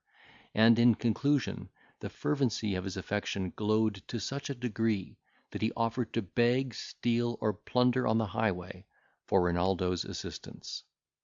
Certain it is, he might have recollected a less disagreeable expedient than any of these to alleviate the pangs of this unhappy lover; for at that very period he was possessed of money and movables to the amount of a much greater sum than that which was necessary to remove the severest pangs of the Count's misfortune.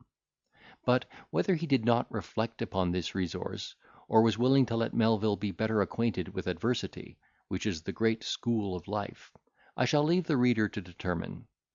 Yet so far was he from supplying the wants of the young Hungarian, that he did not scruple to receive a share of the miserable pittance which that gentleman made shift to extort from the complaisance of a few companions, whose countenance he still enjoyed. Renaldo's life was now become a sacrifice to the most poignant distress. Almost his whole time, notwithstanding these accumulated oppressions, he still persevered with fortitude in his endeavours to disentangle himself from this maze of misery. To these he was encouraged by a letter about this time he received from his sister, importing that she had good reason to believe the real will of her father had been suppressed for certain sinister views, and desiring him to hasten his departure for Hungary, where he would still find some friends who were both able and willing to support his cause. He had some trinkets left, the pawnbroker's shop was still open, and hitherto he made shift to conceal from Monimia the extent of his affliction. The money broker whom he employed, after having amused him with a variety of schemes, which served no other purpose than that of protracting his own job, at length undertook to make him acquainted with a set of moneyed men, who had been very venturous in lending sums upon personal security. He was therefore introduced to their club in the most favourable manner, after the broker had endeavoured to prepossess them separately with magnificent ideas of his family and fortune.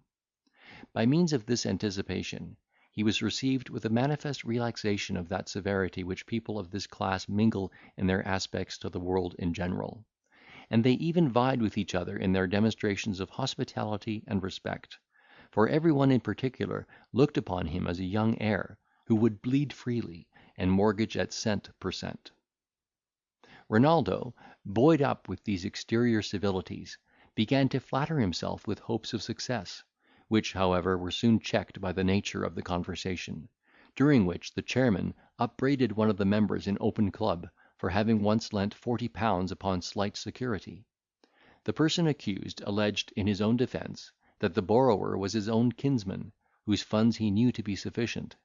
that he had granted his bond, and been at the expense of insuring his life for the money, and, in conclusion, had discharged it to the day with great punctuality. These allegations were not deemed exculpatory by the rest of the assembly, who with one voice pronounced him guilty of unwarrantable rashness and indiscretion, which, in time coming, must undoubtedly operate to the prejudice of his character and credit. This was a bitter declaration to the young Count, who nevertheless endeavoured to improve the footing he had gained among them, by courting their company, conforming to their manners, and attentively listening to their discourse.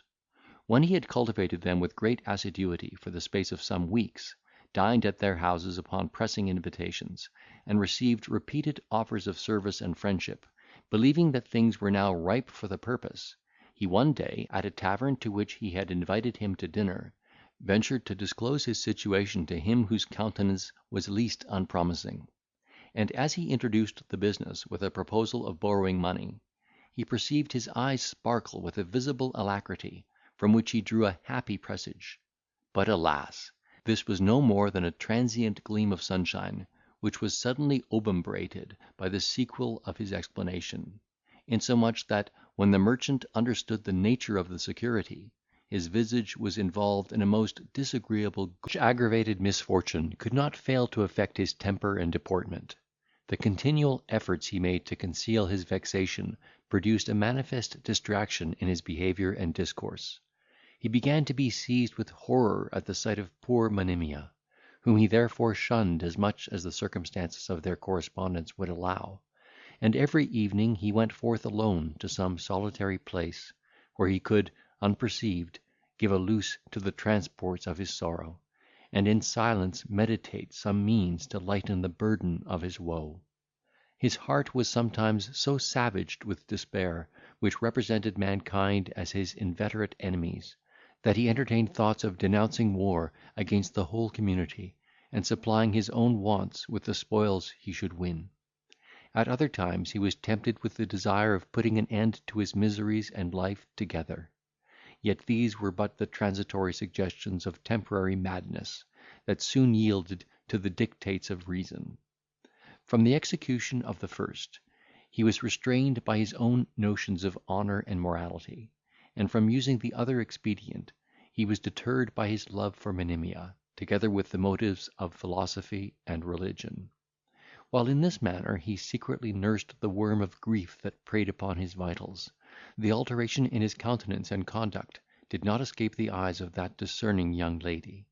She was alarmed at the change, yet afraid to inquire into the source of it; for, being ignorant of his distress, she could impute it to no cause in which her happiness was not deeply interested. She had observed his strained complaisance and extraordinary emotion; she had detected him in repeated attempts to avoid her company, and taken notice of his regular excursions in the dark. These were alarming symptoms to a lover of her delicacy and pride. She strove in vain to put the most favourable construction on what she saw, and finally imputed the effects of his despondence to the alienation of his heart. Made miserable beyond expression by these suspicions, she imparted them to Fathom, who by this time was in full possession of her confidence and esteem, and implored his advice touching her conduct in such a nice conjuncture.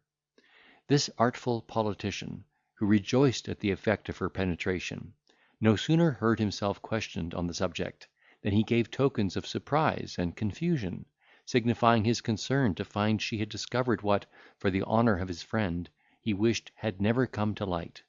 His behaviour on this occasion confirmed her fatal conjecture, and she conjured him, in the most pathetic manner, to tell her if he thought Renaldo's heart had contracted any new engagement. At this question he started with signs of extreme agitation, and stifling an artificial sigh, "Sure, madam," said he, "you cannot doubt the Count's constancy. I am confident he is certainly. I protest, madam, I am so shocked." Here he made a full pause, as if the conflict between his integrity and his friendship would not allow him to proceed, and summoned the moisture into either eye. "Then are my doubts removed," cried the afflicted Monimia. "I see your candour in the midst of your attachment to Renaldo, and will no longer torment you with impertinent interrogations and vain complaints." With these words, a flood of tears gushed from her enchanting eyes, and she instantly withdrew into her own apartment, where she indulged her sorrow to excess. Nor was her grief unanimated with resentment. She was by birth, nature, and education inspired with that dignity of pride which ennobles the human heart, and this, by the circumstance of her present dependence, was rendered extremely jealous and susceptible, insomuch that she could not brook the least shadow of indifference, much less an injury of such a nature, from the man whom she had honoured with her affections, and for whom she had disobliged and deserted her family and friends. Though her love was so unalterably fixed on this unhappy youth, that, without the continuation of reciprocal regard, her life would have become an unsupportable burden, even amidst all the splendour of affluence and pomp; and although she foresaw that, when his protection should cease, she must be left a wretched orphan in a foreign land, exposed to all the miseries of want, yet such was the loftiness of her displeasure, that she disdained to complain, or even demand an explanation from the supposed author of her wrongs. While she continued undetermined in her purpose, and fluctuating on this sea of torture, Fathom, believing that now was the season for working upon her passions, while they were all in commotion, became, if possible, more assiduous than ever about the fair mourner, modelled his features into a melancholy cast, pretended to share her distress with the most emphatic sympathy, done anything to incur her displeasure. Monimia, hearing herself bluntly accosted in this unusual strain, after repeated instances of his reserve and supposed inconstancy, considered the question as a fresh insult, and, summoning her whole pride to her assistance, replied with affected tranquillity, or rather with an air of scorn, that she had no title to judge, neither did she pretend to condemn his conduct. This answer, so wide of that tenderness and concern which had hitherto manifested itself in the disposition of his amiable mistress, deprived him of all power to carry on the conversation, and he retired with a low bow, fully convinced of his having irretrievably lost the place he had possessed in her affection; for, to his imagination, warped and blinded by his misfortunes, her demeanour seemed fraught not with a transient gleam of anger, which a respectful lover would soon have appeased, but with that contempt and indifference which denote a total absence of affection and esteem. She, on the other hand, misconstrued his sudden retreat,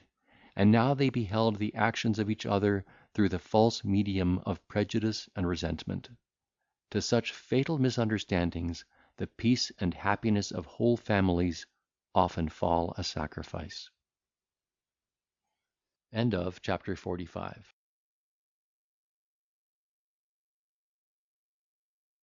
By this dire mistake, the breast of those unhappy lovers began to be invaded with the horrors of jealousy. The tender-hearted Monimia endeavoured to devour her griefs in silence. She in secret bemoaned her forlorn fate without ceasing. Her tears flowed without intermission from night to morn, and from morn to night. She sought not to know the object for which she was forsaken. She meant not to upbraid her undoer. Her aim was to find a sequestered corner, in which she could indulge her sorrow, where she could brood over the melancholy remembrance of her former felicity, where she could recollect those happy scenes she had enjoyed under the wings of her indulgent parents, where her whole life was a revolution of pleasures, and she was surrounded with affluence, pomp, and admiration, where she could, unmolested, dwell upon the wretched comparison between her past and present condition, and paint every circumstance of her misery in the most aggravating colours, that they might make the deeper impression upon her mind, and the more speedily contribute to that dissolution for which she ardently wished, as a total release from woe. Amidst these pinings, she began to loathe all sustenance. Her cheeks grew wan, her bright eyes lost their splendour, the roses vanished from her lips, and her delicate limbs could hardly support their burden. In a word, her sole consolation was limited to the prospect of depositing her sorrows in the grave, and her only wish was to procure a retreat in which she might wait with resignation for that happy period. Yet this melancholy comfort she could not obtain without the advice and mediation of Fathom, whom she therefore still continued to see and consult. While these consultations were held, Renaldo's bosom was ravaged with tempests of rage and distraction. He believed himself superseded in the affection of his mistress by some favoured rival, whose success rankled at his soul; and though he scarce durst communicate the suspicion to his own heart, his observation continually whispered to him that he was supplanted by his friend Fathom; for Monimia was totally detached from the conversation of every other man, and he had of late noted their intercourse with distempered eyes. These considerations sometimes transported him to such a degree of frenzy, that he was tempted to sacrifice them both as traitors to gratitude, friendship, and love. But such deliriums soon vanished before his honour and humanity.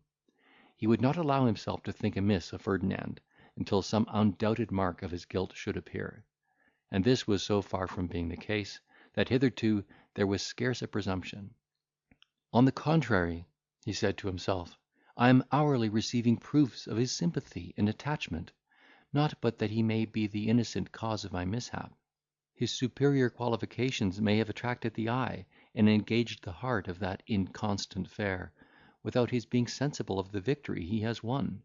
or, perhaps, shocked at the conquest he hath unwillingly made, he discourages her advances, tries to reason down her unjustifiable passion, and in the meantime conceals from me the particulars, out of regard to my happiness and quiet. Under cover of these favourable conjectures, our adventurer securely prosecuted his scheme upon the unfortunate Monimia. He dedicated himself wholly to her service and conversation, except at those times when his company was requested by Renaldo, who now very seldom exacted his attendance. In his ministry about the person of the beauteous orphan, this cunning incendiary mingled such awful regard, such melting compassion, as effectually screened him from the suspicion of treachery, while he widened the fatal breach between her and her lover by the most diabolical insinuations. He represented his friend as a voluptuary, who gratified his own appetite without the least regard to honour or conscience, and with a show of infinite reluctance imparted some anecdotes of his sensuality, which he had feigned for the purpose. Then he would exclaim in an affected transport, "Gracious heaven! is it possible for any man who has the least title to perception or humanity to injure such innocence and perfection? For my own part, had I been so undeservedly happy, heaven and earth, forgive my transports, madam, I cannot help seeing and admiring such divine attractions. I cannot help resenting your wrongs. It is the cause of virtue I espouse. It ought to be the cause of every honest man." He had often repeated such apostrophes as these, which she ascribed to nothing else than sheer benevolence and virtuous indignation, and actually began to think he had made some impression upon her heart. Not that he now entertained the hope of an immediate triumph over her chastity. The more he contemplated her character, the more difficult the conquest seemed to be. He therefore altered his plan, and resolved to carry on his operations under the shelter of honourable proposals, foreseeing that a wife of her qualifications, if properly managed, would turn greatly to the account of the husband; or, if her virtues should prove refractory, that he could at any time rid himself of the encumbrance, by decamping without beat of drum, after he should be cloyed with possession. Elevated by these expectations, he one day, in the midst of a preconcerted rhapsody, importing that he could no longer conceal the fire that preyed upon his heart, threw himself on his knees before the lovely mourner, and imprinted a kiss on her fair hand. Though he did not presume to take this liberty till after such preparation as he thought had altogether extinguished her regard for Melvil, and paved the way for his own reception in room of that discarded lover, he had so far overshot his mark, that Monimia, instead of favouring his declaration, started up and retired in silence, her cheeks glowing with shame, and her eyes gleaming with indignation. Ferdinand no sooner recovered from the confusion produced by this unexpected repulse, than he saw the necessity of coming to a speedy determination, lest the offended fair one should appeal to Renaldo, in which case they might be mutually undeceived, to his utter shame and confusion. He therefore resolved to deprecate her anger by humble supplications, and by protesting that, whatever tortures he might suffer by suppressing his sentiments, she should never again be offended with a declaration of his passion. Having thus appeased the gentle Monimia, and discovered that, in spite of her resentment, his friend still kept possession of her heart, he determined to work an effectual separation, so that the young lady, being utterly deserted by Melvil, should be left altogether in his power. With this Christian intention, he began to sadden his visage with a double shade of pensive melancholy in the presence of Renaldo, to stifle a succession of involuntary sighs, to answer from the purpose, to be incoherent in his discourse, and, in a word, to act the part of a person wrapped up in sorrowful cogitation. Count Melvil, soon as he perceived these symptoms, very kindly inquired into the cause of them, and was not a little alarmed to hear the artful and evasive answers of Ferdinand, who, without disclosing the source of his disquiet, earnestly begged leave to retire into some other corner of the world. Debased beneath your consideration, her love is, without all doubt, extinguished, and her honour irretrievably lost; insomuch that, were she to profess sorrow for her indiscretion, and implore your forgiveness, with the most solemn promises of regarding you for the future with unalterable fidelity and affection, you ought not to restore her to that place in your heart which she hath so meanly forfeited, because you could not at the same time reinstate her in the possession of that delicate esteem, without which there is no harmony, no rapture, no true enjoyment in love. No, my dear Renaldo, expel the unworthy tenant from your bosom. Allow her to fill up the measure of her ingratitude by deserting her lover, friend, and benefactor. Your glory demands her dismission. The world will applaud your generosity, and your own heart approve of your conduct. So disencumbered, let us exert ourselves once more in promoting your departure from this island, that you may revisit your father's house, do justice to yourself and amiable sister, and take vengeance on the author of your wrongs. Then dedicate yourself to glory in imitation of your renowned ancestors, and flourish in the favour of your imperial patron." These remonstrances had such an effect upon the Hungarian, that his face was lighted up with a transient gleam of satisfaction. He embraced Ferdinand with great ardour, calling him his pride, his mentor, his good genius, and entreated him to gratify the inclination of that fickle creature so far as to convey her to another lodging without loss of time, while he would, by absenting himself, favour their retreat. Our hero, having obtained this permission, went immediately to the skirts of the town, where he had previously bespoke a small though neat apartment in the house of an old woman, widow of a French refugee. He had already reconnoitred the ground, by sounding his landlady, from whose poverty and complaisance he found reason to expect all sorts of freedom and opportunity for the accomplishment of his aim upon Monimia's person. The room being prepared for her reception, he returned to that disconsolate beauty, to whom he presented 10 guineas, which he pretended to have raised by pledging the picture, though he himself acted as the pawnbroker on this occasion for a very plain and obvious reason. The fair orphan was overjoyed to find her wish so speedily accomplished. She forthwith packed up her necessities in a trunk, and a hackney coach was called in the dusk of the evening, in which she embarked with her baggage and conductor. Yet she did not leave the habitation of Renaldo without regret. In the instant of parting, the idea of that unfortunate youth was associated with every well-known object that presented itself to her eyes, not as an inconstant, ungenerous, and perjured swain, but as the accomplished, the virtuous, the melting lover, who had captivated her virgin heart. As Fathom led her to the door, she was met by Renaldo's dog, which had long been her favourite, and the poor animal, fawning upon her as she passed, her heart was overwhelmed with such a gush of tenderness, that a flood of tears streamed down her cheeks, and she had well nigh sunk upon the floor. Ferdinand, considering this emotion as the last tribute she would pay to Renaldo, hurried her into the coach, where she soon recovered her composure, and in a little time he ushered her into the house of Madame la Mare, by whom she was received with great cordiality, and conducted to her apartment, with which she found no other fault than that of its being too good for one in her forlorn situation. Here, while the tear of gratitude started in either eye, she thanked our adventurer for his benevolence and kind concern, assuring him that she would not fail duly to beseech the Most High to shower down blessings upon him as the orphan's friend and protector. Fathom was not deficient in those expressions that were best adapted to her present turn of mind. He observed that what he had done was in obedience to the dictates of common humanity, which would have prompted him to assist any fellow creature in distress; but her particular virtue and qualifications were such as challenged the utmost exertion of his faculties in her service. He said, that surely Heaven had not created such perfection in vain; that she was destined to receive, as well as to communicate, happiness; and that the Providence, which she so piously adored, would not fail, in due season, to raise her from distress and affliction to that honour and felicity for which she was certainly ordained. In the meantime, he entreated her to depend upon his service and fidelity, and the article of her board being settled, he left her to the company and consolation of her discreet hostess, who soon insinuated herself into the good opinion of her beauteous lodger. While our hero was employed in this transaction, Renaldo sallied forth in a sort of intoxication, which Fathom's admonitions had inspired,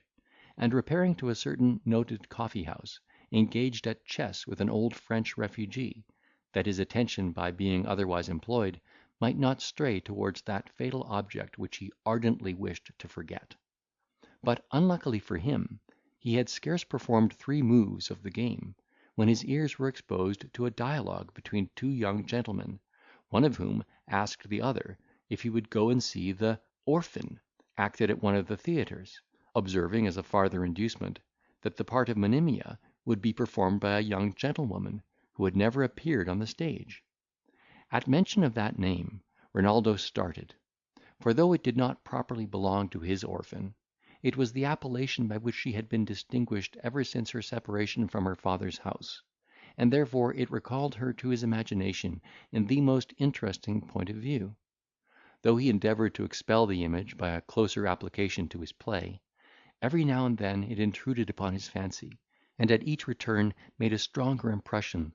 so that he found himself in the situation of an unfortunate bark stranded upon some hidden rock, which, when the wind begins to blow, feels every succeeding wave more boisterous than the former, until, with irresistible fury, they surmount her deck, sweep everything before them, and dash her all to pieces.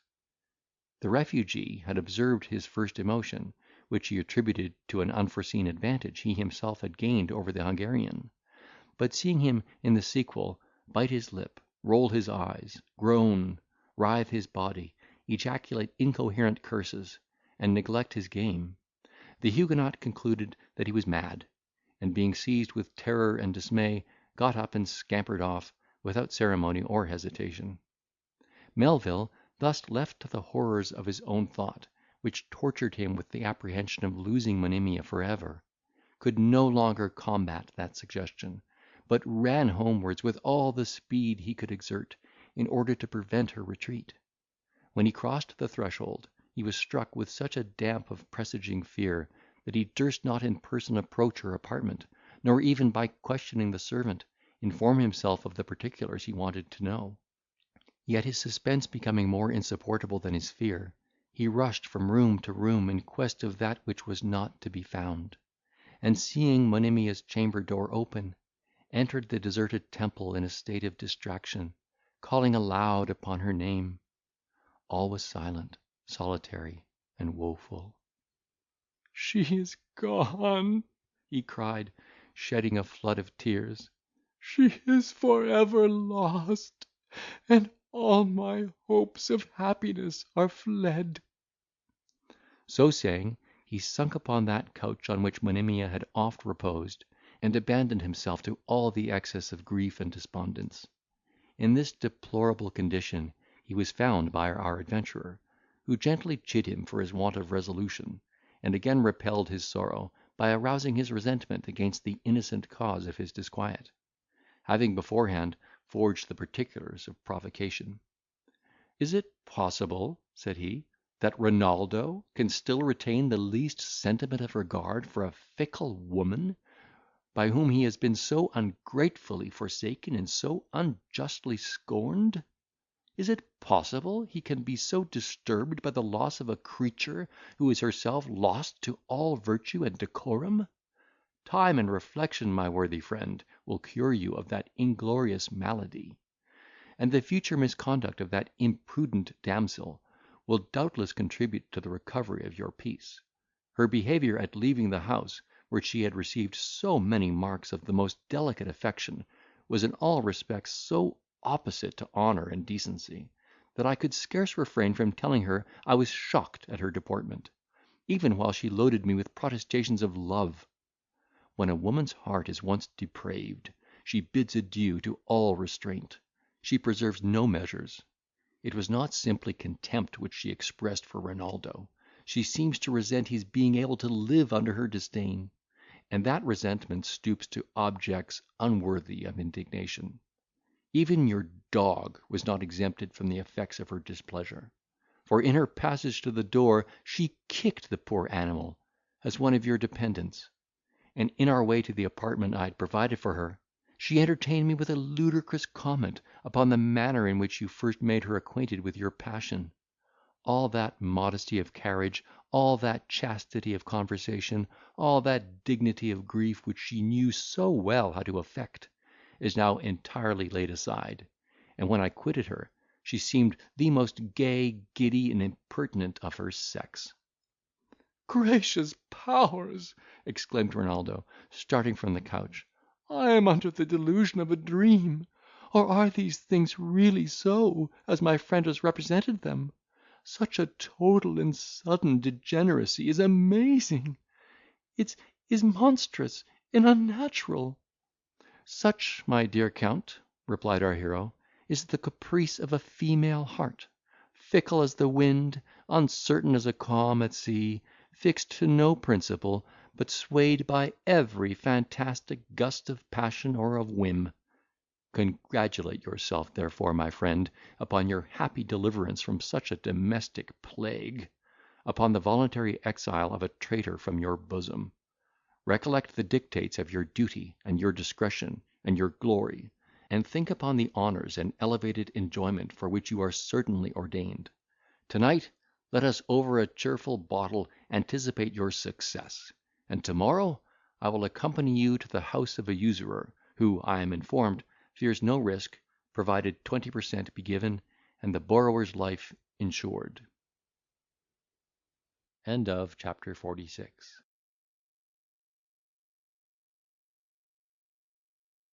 In this manner did the artful incendiary work upon the passions of the credulous unsuspect friendship, calling him his guardian, his saviour, his second father, and gave himself up wholly to his advice.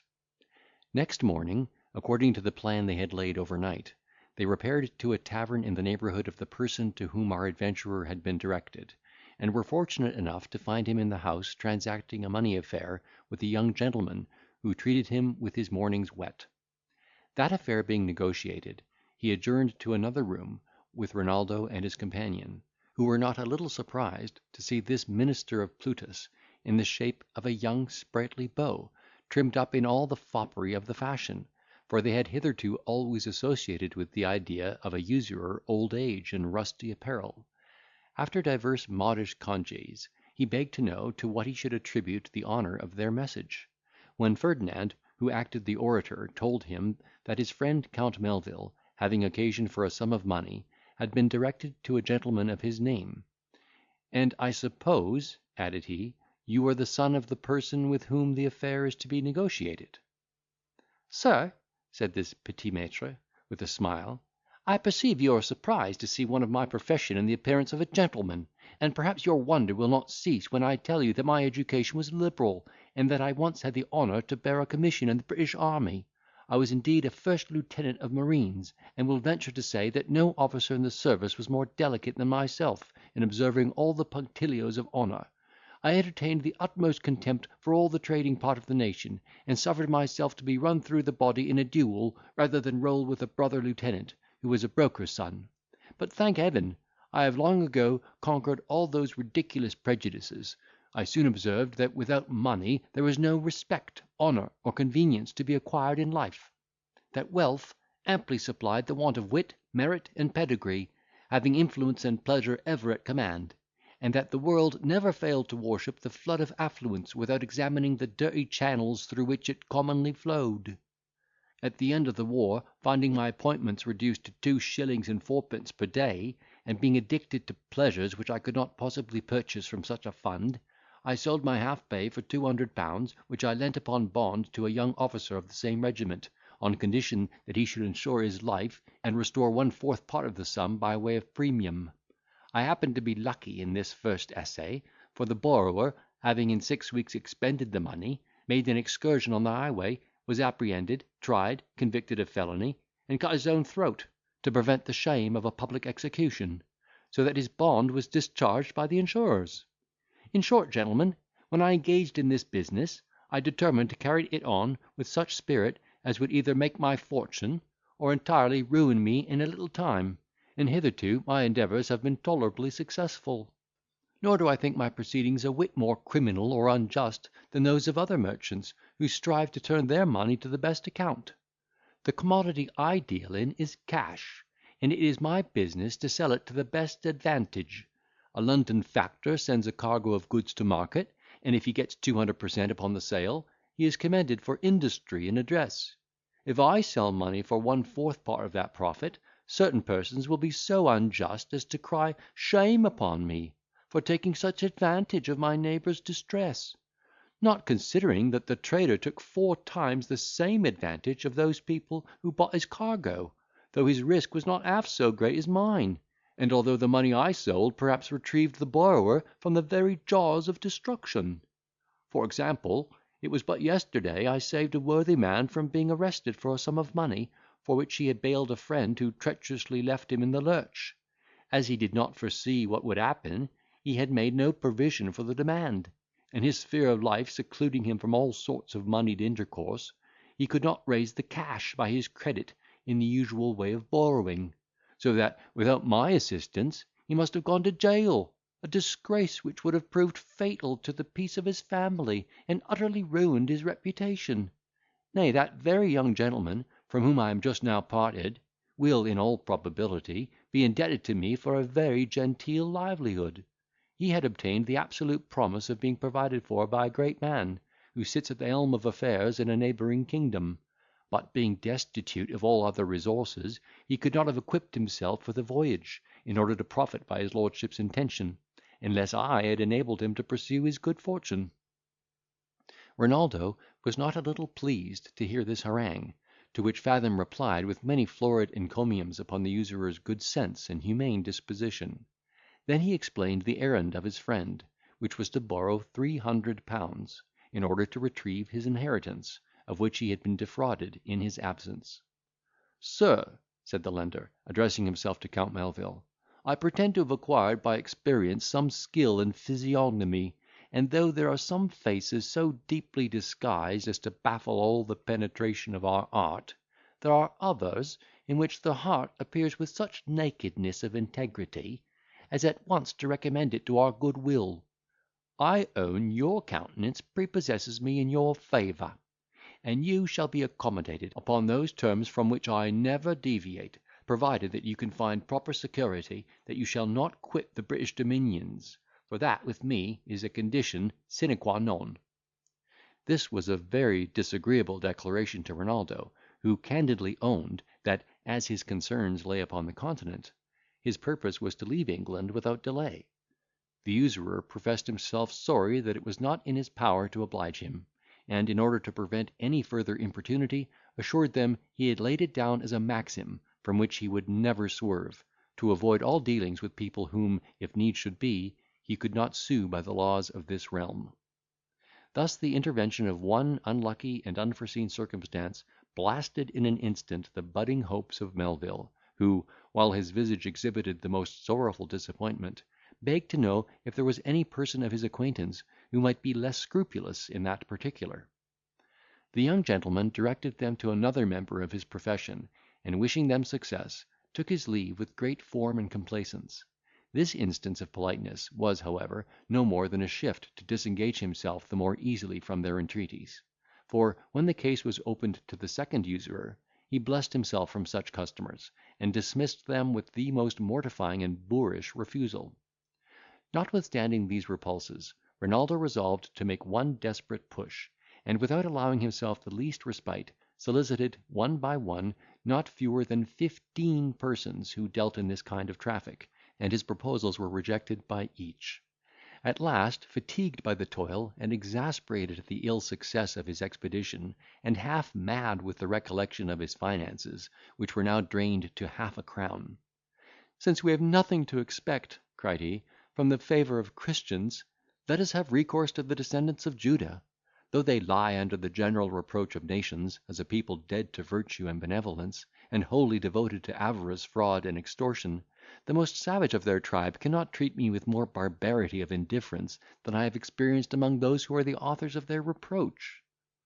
Although Fathom looked upon this proposal as an extravagant symptom of despair, he affected to approve of the scheme, and encouraged Renaldo with the hope of succeeding in another quarter, even if this expedition should fail. Every necessary preparation being made, Renaldo, accompanied by our adventurer, took the road to Dover, where he embarked in a packet boat for Calais, after having settled a correspondence with his dear Ferdinand, from whom he did not part without tears.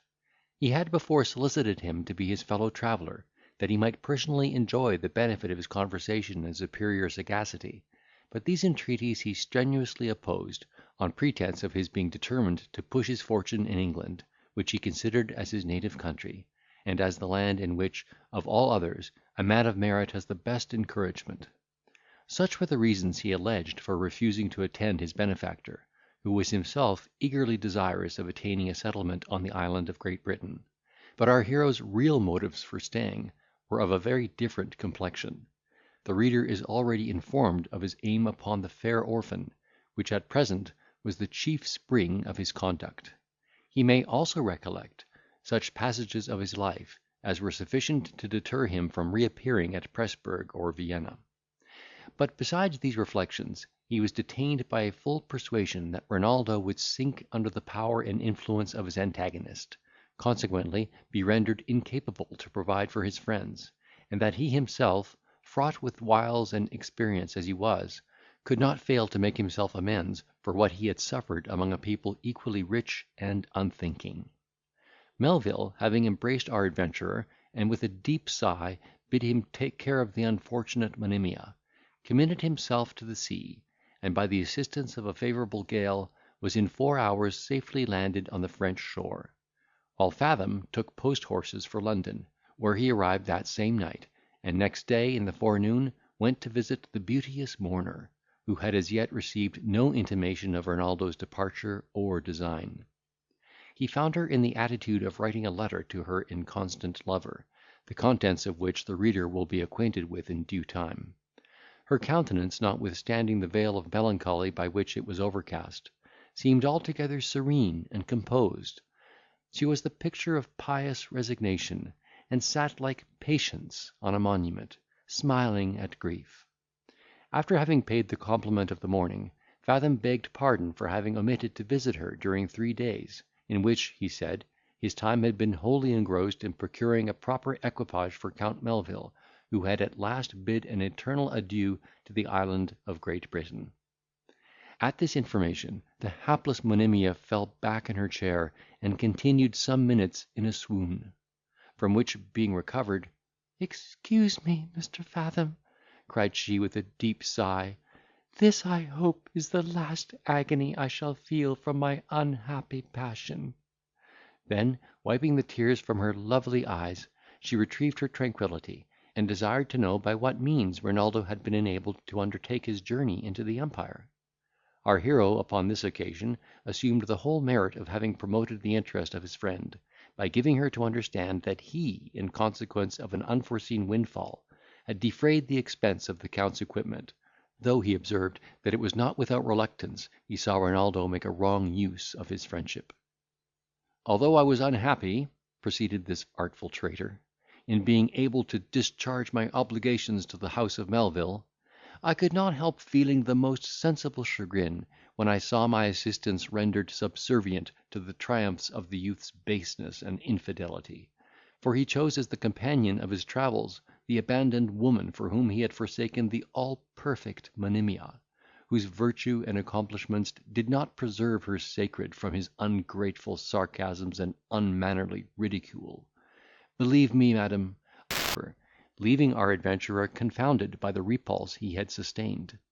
Not that he was discouraged from prosecuting his aim; on the contrary, this rebuff seemed to add fresh vigour to his operations. He now thought it high time to bring over Madame la Mare to his interest, and, to facilitate her conversion, took an opportunity of bribing her with some inconsiderable presents, after having amused her with a plausible tale of his passion for Monimia, with whom she undertook the office of his mediatrix, on the supposition that his intentions were honourable, and highly advantageous to her lodger. She was, first of all, invested with the office of obtaining pardon for the offence he had given. In this negotiation she succeeded so well as to become an advocate for his suit. Accordingly, she took all occasions of magnifying his praise. His agreeable person was often the subject of her discourse to the fair mourner. Her admiration dwelt upon his politeness, good sense, and winning deportment; and she every day retailed little stories of his benevolence and greatness of soul. The defect in his birth she represented as a circumstance altogether foreign from the consideration of his merit, especially in a nation where such distinctions are as little respected as they will be in a future state. She mentioned several persons of note, who basked in the sunshine of power and fortune, without having enjoyed the least hereditary assistance from their forefathers. One, she said, sprung from the loins of an obscure attorney; another was the grandson of a valet de chambre; a third was the issue of an accountant; and a fourth the offspring of a woollen draper. All these were the children of their own good works, and had raised themselves upon their personal virtues and address; a foundation certainly more solid and honourable than a vague inheritance derived from ancestors, in whose deserts they could not be supposed to have borne the least share. Monimia listened to all these arguments with great patience and affability, though she at once dived into the source from which all such insinuations flowed. She joined in the commendations of Fathom, and owned herself a particular instance of that benevolence which the old lady had so justly extolled. But once for all, to prevent the supplication which Madame la Mare was about to make, she solemnly protested that her heart was altogether shut against any other earthly engagement, and that her thoughts were altogether employed upon her eternal salvation. The assiduous landlady, perceiving the steadiness of her disposition, thought proper to alter her method of proceeding, and for the present suspended that scheme by which she found her fair lodger disobliged. Resolved to reconcile Monimia to life, before she would again recommend Ferdinand to her love, she endeavoured to amuse her imagination by recounting the occasional incidents of the day, hoping gradually to decoy her attention to those sublunary objects from which it had been industriously weaned. She seasoned her conversation with agreeable sallies, enlarged upon the different scenes of pleasure and diversion appertaining to this great metropolis, practised upon her palate with the delicacies of eating, endeavoured to shake her temperance with repeated proffers and recommendations of certain cordials and restoratives, which she alleged were necessary for the recovery of her health, and pressed her to make little excursions into the fields that skirt the town, for the benefit of air and exercise. While this auxiliary plied the disconsolate Monimia on one hand, Fathom was not remiss on the other. He now seemed to have sacrificed his passion to her quiet. His discourse turned upon more indifferent subjects. He endeavoured to dispel her melancholy with arguments drawn from philosophy and religion. On some occasions he displayed all his fund of good humour, with a view to beguile her sorrow. He importuned her to give him the pleasure of squiring her to some place of innocent entertainment, and finally insisted upon her accepting a pecuniary reinforcement to her finances, which he knew to be in a most consumptive condition. Chapter 48.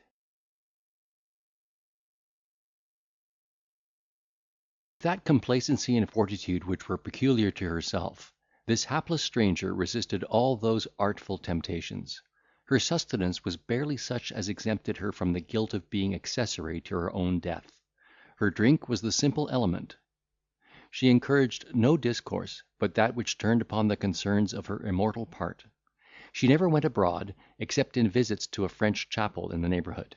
She refused the proffered assistance of our adventurer with equal obstinacy and politeness, and with pleasure saw herself wasting towards that period of mortality which was the consummation of her wish.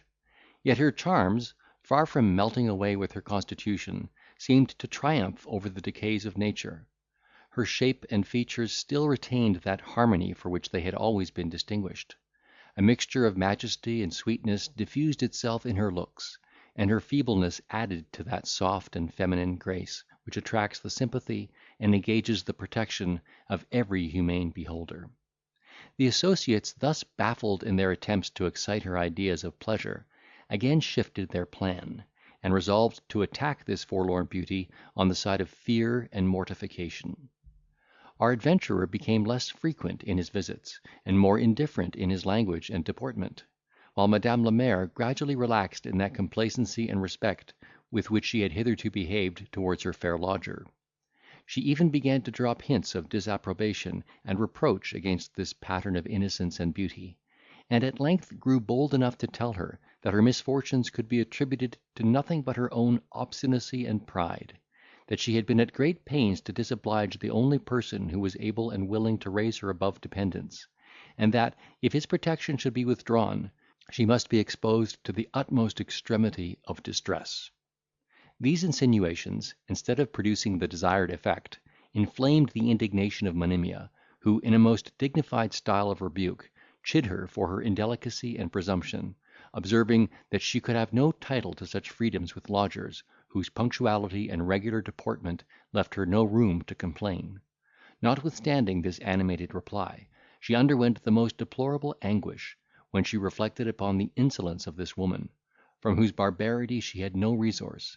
and seeing no other possibility of redress than that of appealing to the good offices of Fathom, she conquered her reluctance so far as to complain to him of Madame la Mare's incivility. Pleased with this application, he gave her to understand, with very little ceremony or preamble, that it wholly depended upon herself whether she should continue to be wretched, or be delivered at once from all her cares and perplexity; that, notwithstanding the disdain with which she had treated his addresses, he was still ready to lay himself and his fortune at her feet; and that, if she should again reject the disinterested proposal, the whole world and her own conscience would charge upon herself whatever calamities she might be subjected to in the sequel. Interpreting into a favourable hesitation her silence, which was the result of wrath and amazement, he proceeded to throw himself at her feet, and utter a romantic rhapsody, in the course of which, laying aside all that restraint which he had hitherto preserved, he seized her delicate hand, and pressed it to his lips. Nay, so far did he forget himself on this occasion, that he caught the fair creature in his arms, and rudely ravished a kiss from those lips which he had before contemplated with the most distant reverence of desire. Having thus broken down the fences of decorum, and being heated with transport, he, in all probability, would have acted the part of young Tarquin, and violated by force that sacred shrine of honour, beauty, and unblemished truth, had not the wrath kindled by such an unexpected outrage inspired her with strength and spirits sufficient to protect her virtue, and intimidate the ruffian who could offer violence to such perfection. She broke from his detested embrace with surprising agility, and called aloud to her landlady for assistance; but that discreet matron was resolved to hear nothing, and Fathom's appetite being whetted to a most brutal degree of eagerness, "Madam," said he, "all opposition is vain. What you have refused to my entreaties you shall yield to my power, and I am determined to force you to your own advantage." So saying, he sprung towards her with the most savage and impious intent;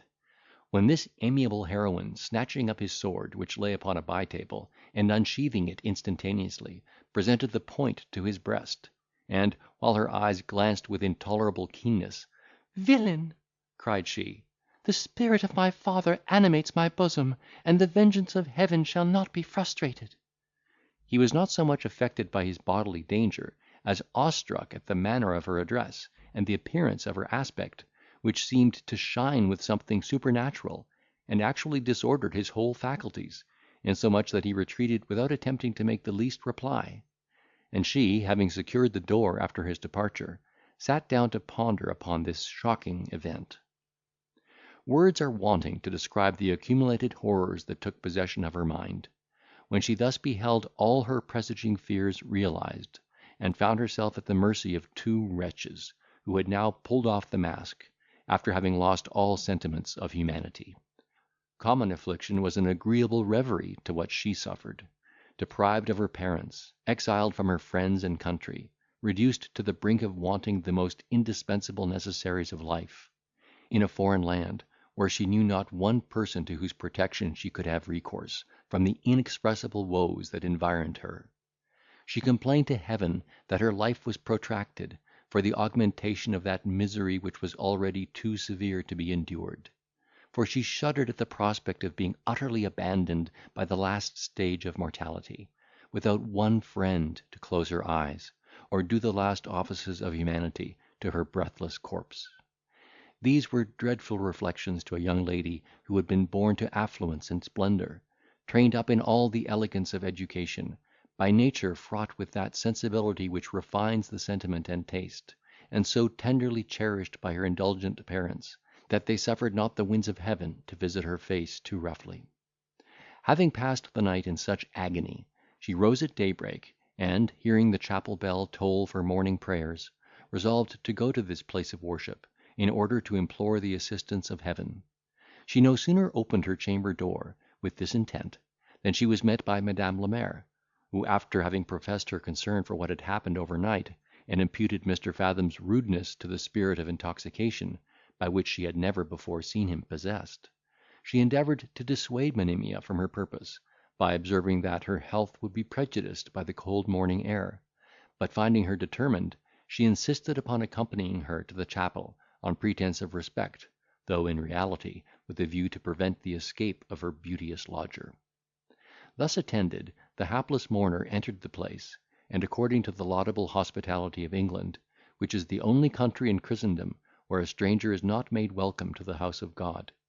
this amiable creature, emaciated and enfeebled as she was, must have stood in a common passage during the whole service, had not she been perceived by a humane gentlewoman, who, struck with her beauty and dignified air, and melted with sympathy at the ineffable sorrow which was visible in her countenance, opened the pew in which she sat, and accommodated Monimia and her attendant. If she was captivated by her first appearance, she was not less affected by the deportment of her fair guest, which was the pattern of genuine devotion. In a word, this good lady, who was a merchant's widow in opulent circumstances, was inflamed with a longing desire to know and befriend the amiable stranger, who, after service, turning about to thank her for her civility, Madame Clement, with that frankness which is the result of true benevolence, told her she was too much prepossessed in her favour to let slip this opportunity of craving her acquaintance, and of expressing her inclination to alleviate, if possible, that affliction which was manifest in her looks. Monimia, overwhelmed with gratitude and surprise at this unexpected address, gazed upon the lady in silence, and, when she repeated her tenders of service, could make no other reply to her goodness than by bursting into a flood of tears. This was a species of eloquence which did not pass unregarded by Madam Clement,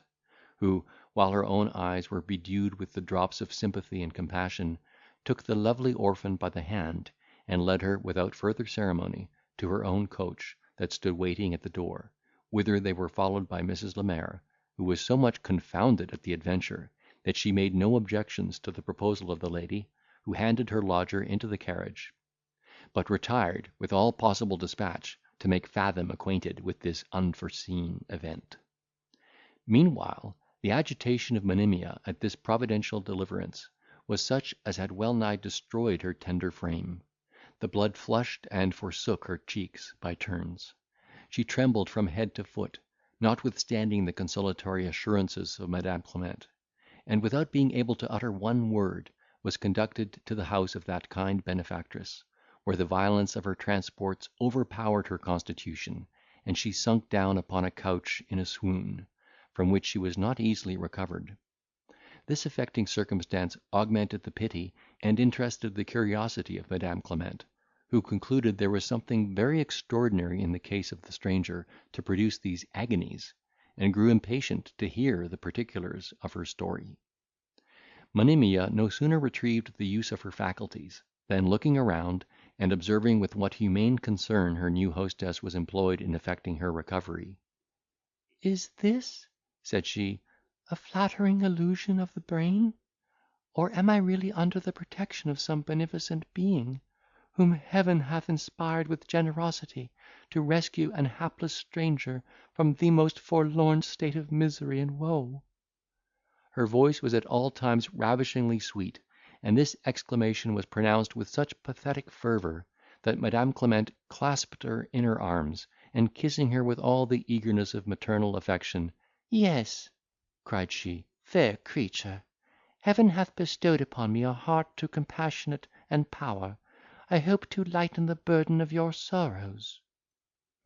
She then prevailed upon her to take some nourishment, and afterwards to recount the particulars of her fate, a task she performed with such accuracy and candour, that Madame Clement, far from suspecting her sincerity, saw truth and conviction in every circumstance of her tale,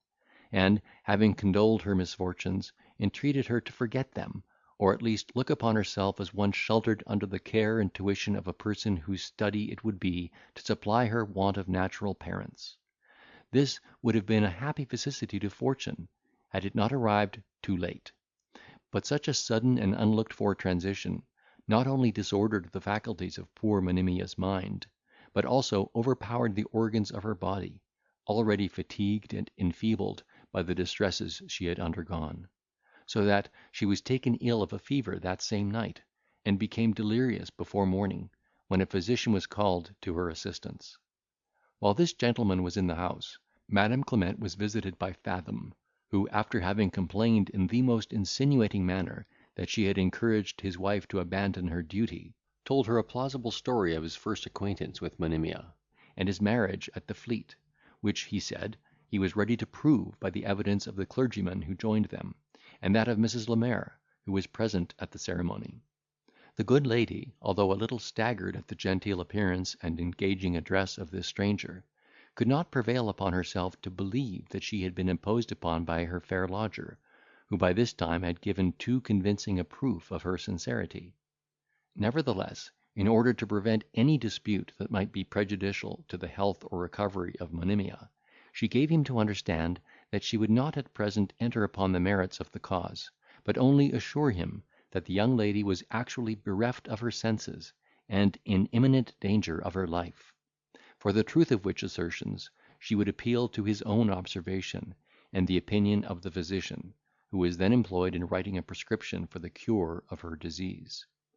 So saying, she conducted him into the chamber, where he beheld the hapless virgin stretched upon a sick bed, panting under the violence of a distemper too mighty for her weakly frame, her hair dishevelled, and discomposure in her looks. All the roses of her youth were faded, yet all the graces of her beauty were not fled. She retained that sweetness and symmetry which death itself could not destroy; and though her discourse was incoherent, her voice was still musical, resembling those feathered songsters who warble their native wood notes wild. Fathom, as upon all other occasions, so on this, did behave like an inimitable actor. He ran to the bedside with all the trepidation of a distracted lover. He fell upon his knees, and, while the tears rolled down his cheeks, imprinted 1,000 kisses on the soft hand of Monimia, who, regarding him with a lacklustre and undistinguishing eye, "Alas, Renaldo," said she, "we were born to be unhappy." "Would to Heaven," cried Ferdinand, in a transport of grief, "the wretch Renaldo had never been born! That is the villain who seduced the affection of this unfortunate woman. I admitted the traitor into my friendship and confidence, relieved him in his necessities, and, like the ungrateful viper, he hath stung the very bosom that cherished him in his distress." Then he proceeded to inform Madam Clement how he had delivered that same Renaldo from prison, maintained him afterwards at a great expense, and at length furnished him with a sum of money and proper credentials to support his interest at the court of Vienna. Having finished this detail, he asked the physician's sentiments of his wife's distemper, and being told that her life was in extreme jeopardy, begged he would use his utmost endeavours in her behalf, and even made him a tender of an extraordinary fee, which was refused. He also thanked Madam Clement for her charity and benevolence towards a stranger, and took his leave with many polite professions of gratitude and esteem. He had no sooner quitted the house, than the physician, who was a humane man, and a foreigner, began to caution the lady against his insinuations, observing, that some circumstances of the story concerning Renaldo were, to his particular knowledge, contrary to truth; for that he himself had been applied to for letters of recommendation in behalf of Count Melvil, by a Jew merchant of his acquaintance, who had supplied the young gentleman with money sufficient for his occasions, in consequence of a minute inquiry he had made into the character of Renaldo, who was, by all reports, a youth of strict honour and untainted morals. Madam Clement, thus cautioned, entered into deliberation with her own thoughts, and, comparing the particulars of this account with those of Monimia's own story, she concluded that Fathom was the very traitor he himself had described, and that he had, by abusing the confidence of both, effected a fatal breach between two innocent and deserving lovers. She accordingly looked upon him with horror and detestation, but nevertheless resolved to treat him with civility in the meantime, that the poor young lady might not be disturbed in her last moments, for she had now lost all hopes of her recovery. Yet the fever abated, and in 2 days she retrieved the use of her reason, though the distemper had affected her lungs, and she was in all appearance doomed to linger a few weeks longer in a consumption. Fathom was punctual in his visitation, though never admitted into her presence after the delirium vanished, and he had the opportunity of seeing her conveyed in a chariot to Kensington gravel pits, a place which may be termed the last stage of many a mortal peregrination. He now implicitly believed that death would in a few days baffle all his designs upon the unfortunate Monimia, and foreseeing that, as he had owned himself her husband, he might be obliged to defray the expenses incurred by her sickness and burial, he very prudently intermitted in his visits, and had recourse to the intelligence of his auxiliary. As for Monimia, she approached the goal of life not simply with resignation, but with rapture. She enjoyed in tranquillity the conversation of her kind benefactress, who never stirred from her apartment. She was blessed with the spiritual consolation of a worthy clergyman, who removed all her religious scruples; and she congratulated herself upon the near prospect of that land of peace where sorrow is not known. At length Mrs. Lemaire gave notice to our adventurer of this amiable young lady's decease, and the time fixed for the interment; upon which these two virtuous associates took possession of a place from whence they could, unperceived, behold the funeral. He must have a hard heart, who, without an emotion of pity, can see the last offices performed to a young creature cut off in the flower of youth and beauty, even though he knows not her name, and is an utter stranger to her virtues. How callous then must the soul of that wretch have been, who, without a symptom of remorse or concern, saw the sable hearse adorned with white plumes, as emblems of Monimia's purity, pass before him, while her incomparable merit stood full in his remembrance, and he knew himself the wicked cause of her untimely fate. Perfidious wretch! Thy crimes turn out so atrocious, that I half repent me of having undertaken to record thy memoirs; yet such monsters ought to be exhibited to public view, that mankind may be upon their guard against imposture, that the world may see how fraud is apt to overshoot itself, and that, as virtue, though it may suffer for a while, will triumph in the end; so iniquity, though it may prosper for a season, will at last be overtaken by that punishment and disgrace which are its due. End of chapter 49.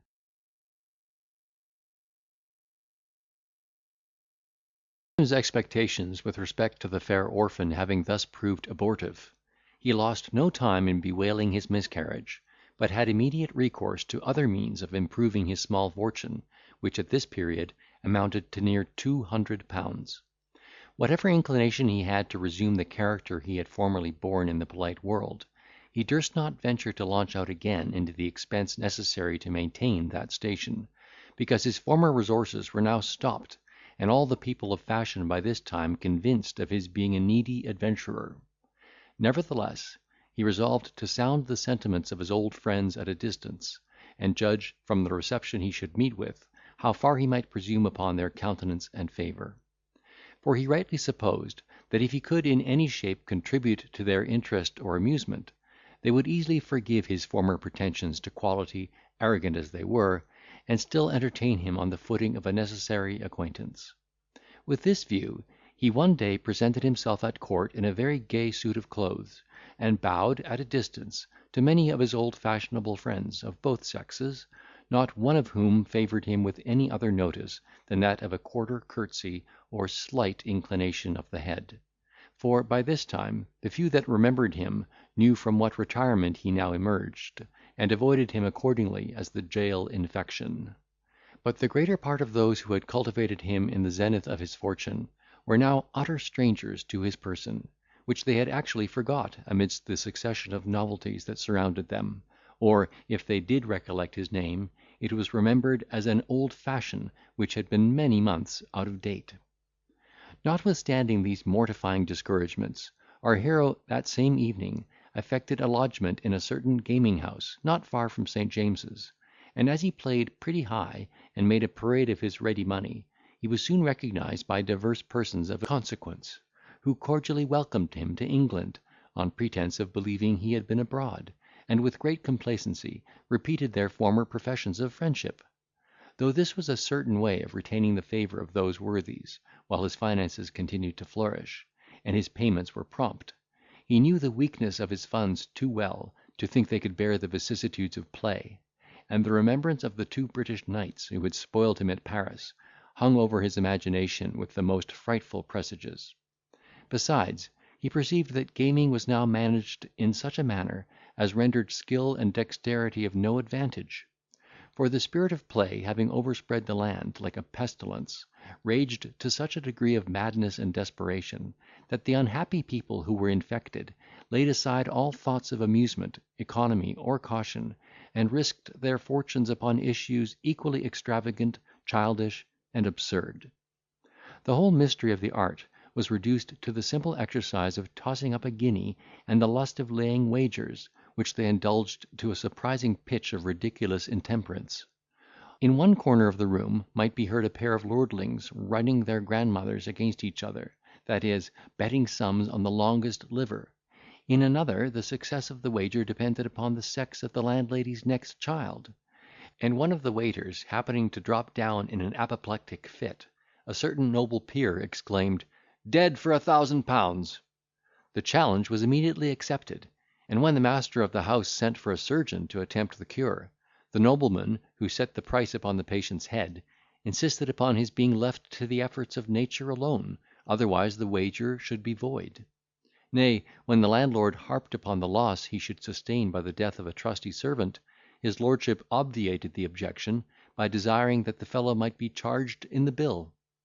In short, the rage of gaming seemed to have devoured all their other faculties, and to have equalled the rash enthusiasm of inhabitants of Malacca in the East Indies, who are so possessed with that pernicious spirit, that they sacrifice to it not only their fortunes, but also their wives and children; and then, letting their hair down upon their shoulders, in imitation of the ancient Lacedaemonians, when they devoted themselves to death, those wretches unsheathe their daggers, and murder every living creature in their way. In this, however, they differ from the gamesters of our country, who never find their senses until they have lost their fortunes, and beggared their families;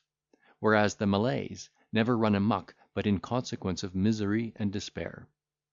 Such are the amusements, or rather is the continual employment, of those hopeful youths who are destined by birth to be the judges of our property and pillars of our constitution. Such are the heirs and representatives of those patriots who planned, and those heroes who maintained, the laws and freedom of their country; who were the patrons of merit, the fathers of the poor, the terror of vice and immorality, and at once the ornaments and support of a happy nation. Our adventurer considered all these circumstances with his wonted sagacity, and seeing upon what precarious footing he must stand, should he rank himself with such society, he wisely came to the resolution of descending one step in the degrees of life, and of taking upon him the title of physician, under which he did not despair of insinuating himself into the pockets of his patients, and into the secrets of private families, so as to acquire a comfortable share of practice, or captivate the heart of some heiress or rich widow, whose fortune would at once render him independent and happy. After this determination, his next care was to concert measures for his first appearance in this new character, well knowing that the success of a physician, in a great measure, depends upon the external equipage in which he first declares himself an adept in the healing art.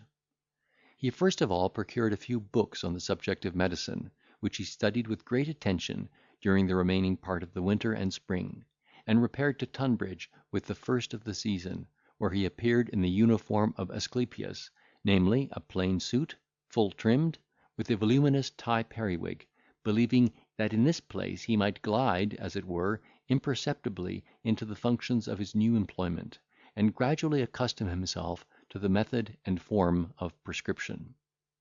A man so well known in the gay world could not be supposed to effect such a transformation without being observed;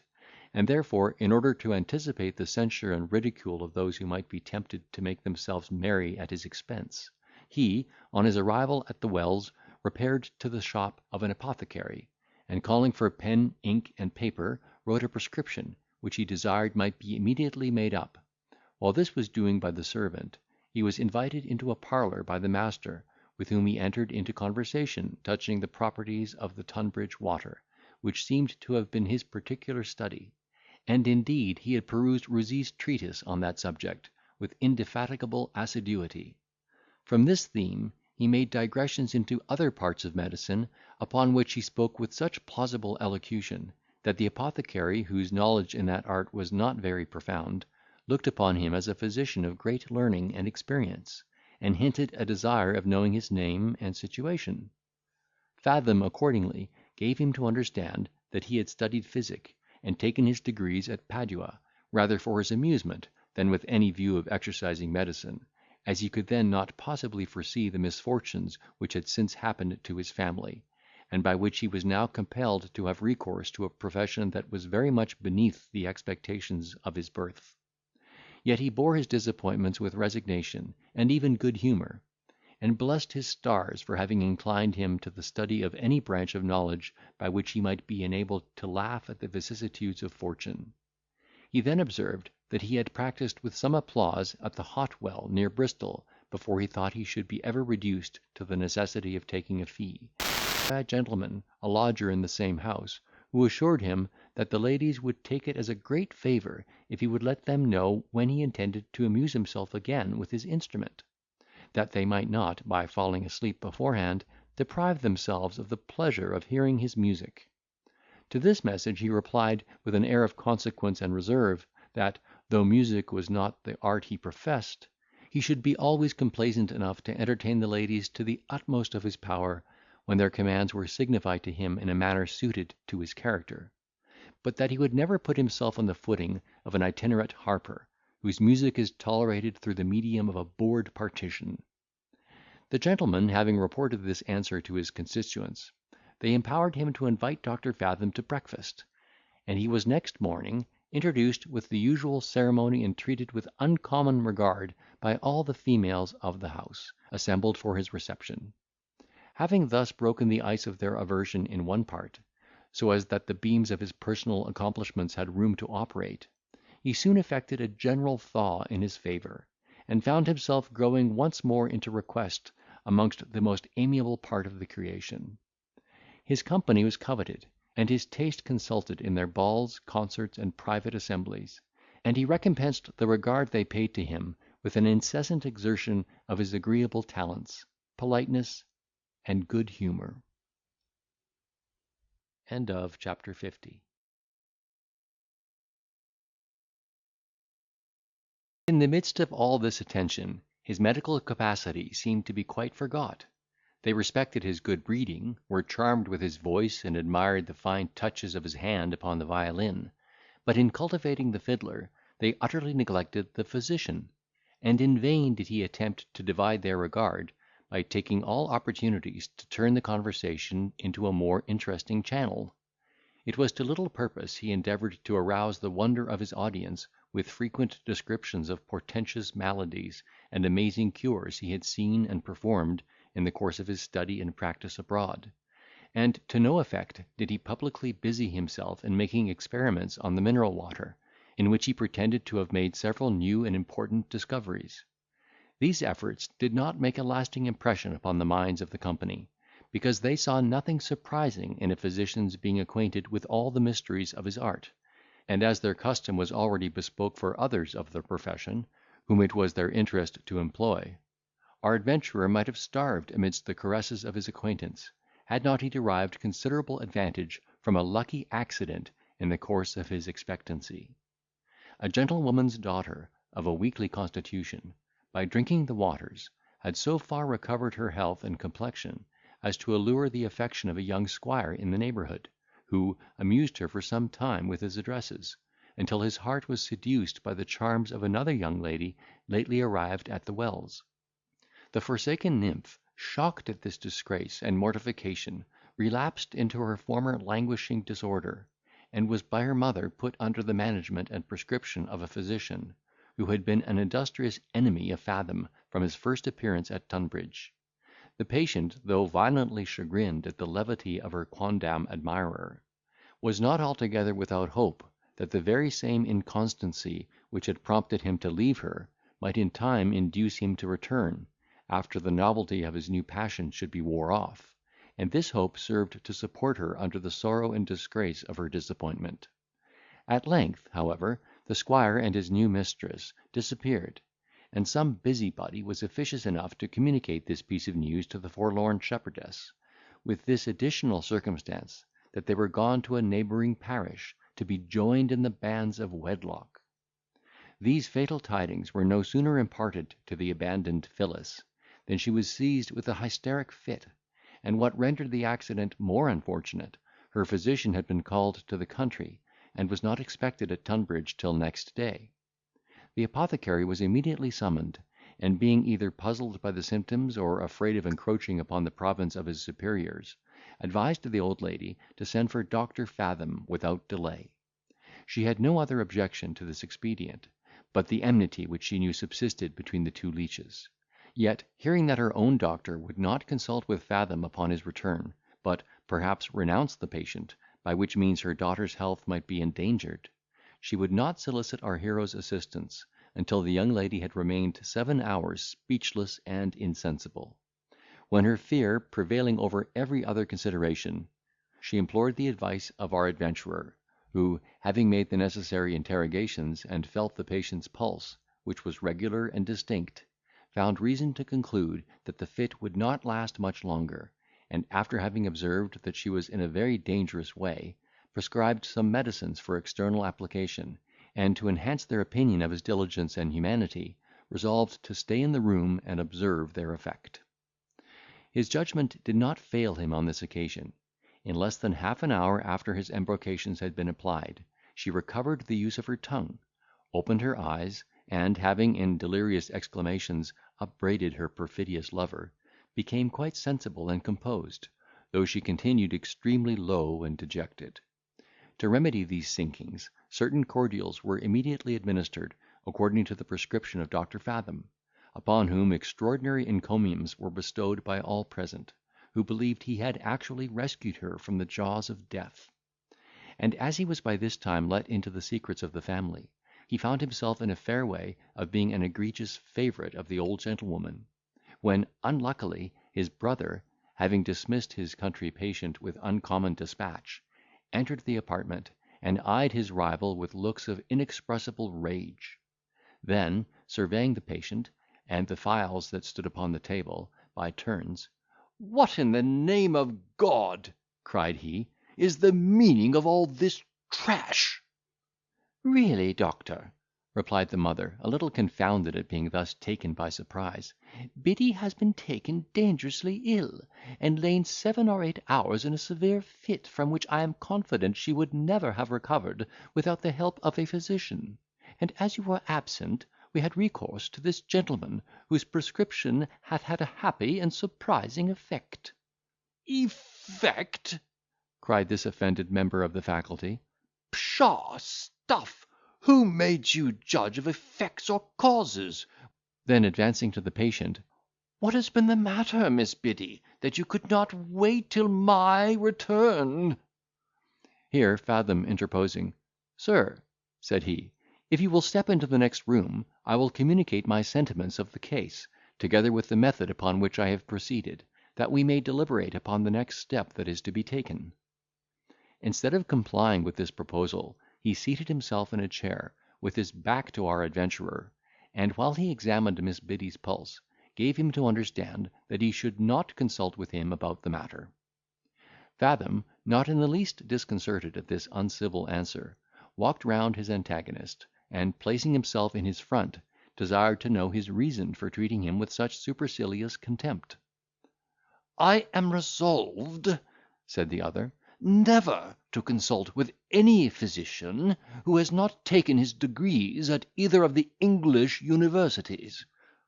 "Upon the supposition," replied our adventurer, "that no person can be properly educated for the profession at any other school." "You are in the right," answered Dr. Looby. "That is one of the many reasons I have to decline the consultation." "How far you are in the right," retorted Fathom, "I leave the world to judge, after I have observed that, in your English universities, there is no opportunity of studying the art, no, not so much as a lecture given on the subject; nor is there one physician of note in this kingdom who has not derived the greatest part of his medical knowledge from the instructions of foreigners." Looby, incensed at this asseveration, which he was not prepared to refute, exclaimed, in a most infuriate accent, "Who are you? Whence came you? Where was you bred? You are one of those, I believe, who graduate themselves, and commence doctors, the Lord knows how; an interloper, who, without licence or authority, comes hither to take the bread out of the mouths of gentlemen who have been trained to the business in a regular manner, and bestowed great pains and expense to qualify themselves for the profession. For my own part, my education cost me £1500. "Never was money laid out to less purpose," said Ferdinand, for it does not appear that you have learned so much as the basis of medical requirements, namely, that decorum and urbanity which ought to distinguish the deportment of every physician. You have even debased the noblest and most beneficial art that ever engaged the study of mankind, which cannot be too much cultivated, and too little restrained, in seeking to limit the practice of it to a set of narrow-minded, illiberal wretches, who, like the lowest handicraftsmen, claim the exclusive privileges of a corporation. Had you doubted my ability, you ought to have satisfied yourself in a manner consistent with decency and candour. But your behaviour on this occasion is such a malicious outrage upon good manners and humanity, that were it not for my regard to these ladies, I would chastise you for your insolence on the spot. Meanwhile, madam," addressing himself to the mother, "you must give me leave to insist upon your dismissing either that gentleman or me, without hesitation." This peremptory language had an instantaneous effect upon the hearers. Looby's face grew pale, and his nether lip began to tremble. The patient was dismayed, and the old gentlewoman concerned and perplexed. She earnestly besought the gentlemen to be reconciled to each other, and enter into a friendly consultation upon her daughter's distemper; but finding both equally averse to accommodation, and Fathom becoming more and more importunate in his demand, she presented him with a double fee, and giving him to understand that Dr. Looby had long attended the family, and was intimately acquainted with her own and Biddy's constitution, said, she hoped he would not take it amiss if she retained her old physician. Though our hero was much mortified at this triumph of his rival, he made a virtue of necessity, and retired with great complaisance, wishing that Miss Biddy might never again be the subject of such a disagreeable dispute. Whether the patient was frighted at this altercation, or displeased with her mother's decision against an agreeable young fellow, who had, as it were, recalled her from the grave, and made himself master of the secret that rankled at her heart, or the disease had wound up her nerves for another paroxysm, certain it is, she all of a sudden broke forth into a violent peal of laughter, which was succeeded by the most doleful cries, and other expressions of grief. Then she relapsed into a fit, attended with strong convulsions, to the unspeakable terror of the old gentlewoman, who entreated Dr. Looby to be expeditious in his prescription. Accordingly, he seized the pen with great confidence, and a whole magazine of antihysteric medicines were, in different forms, externally and internally applied. Nevertheless, either nature was disturbed in her own efforts by these applications, or the patient was resolved to disgrace the doctor; for the more remedies that were administered, her convulsions became the more violent, and in spite of all his endeavours, he could not overcome the obstinacy of the distemper. Such a miscarriage, upon the back of his rival's success, could not fail to overwhelm him with confusion, especially as the mother baited him with repeated entreaties to do something for the recovery of her daughter. At length, after having exercised her patience in vain for several hours, this affectionate parent could no longer suppress the suggestions of her concern, but, in an incoherent strain, told him that her duty would not suffer her to be longer silent in an affair on which depended the life of her dear child; that she had seen enough to believe he had mistaken the case of poor Biddy, and he could not justly blame her for recalling Dr. Fathom, whose prescription had operated in a miraculous manner. Looby, shocked at this proposal, protested against it with great vehemence, as an expedient highly injurious to himself.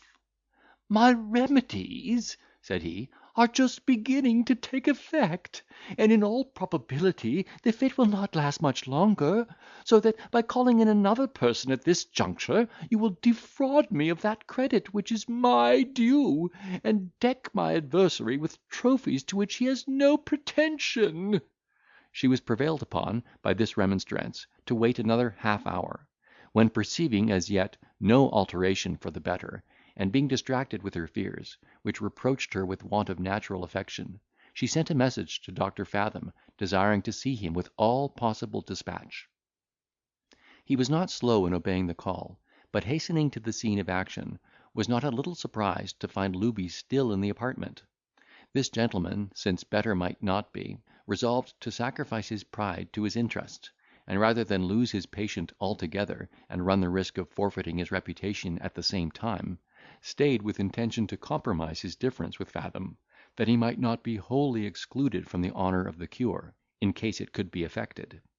But he had reckoned without his host in his calculation of the Count's placability; for when he put on his capitulating face, and, after a slight apology for his late behaviour, proposed that all animosity should subside in favour of the young lady, whose life was at stake, our hero rejected his advances with infinite disdain, and assured the mother, in a very solemn tone, that, far from consulting with a man who had treated him so unworthily, he would not stay another minute in the house, unless he should see him discarded;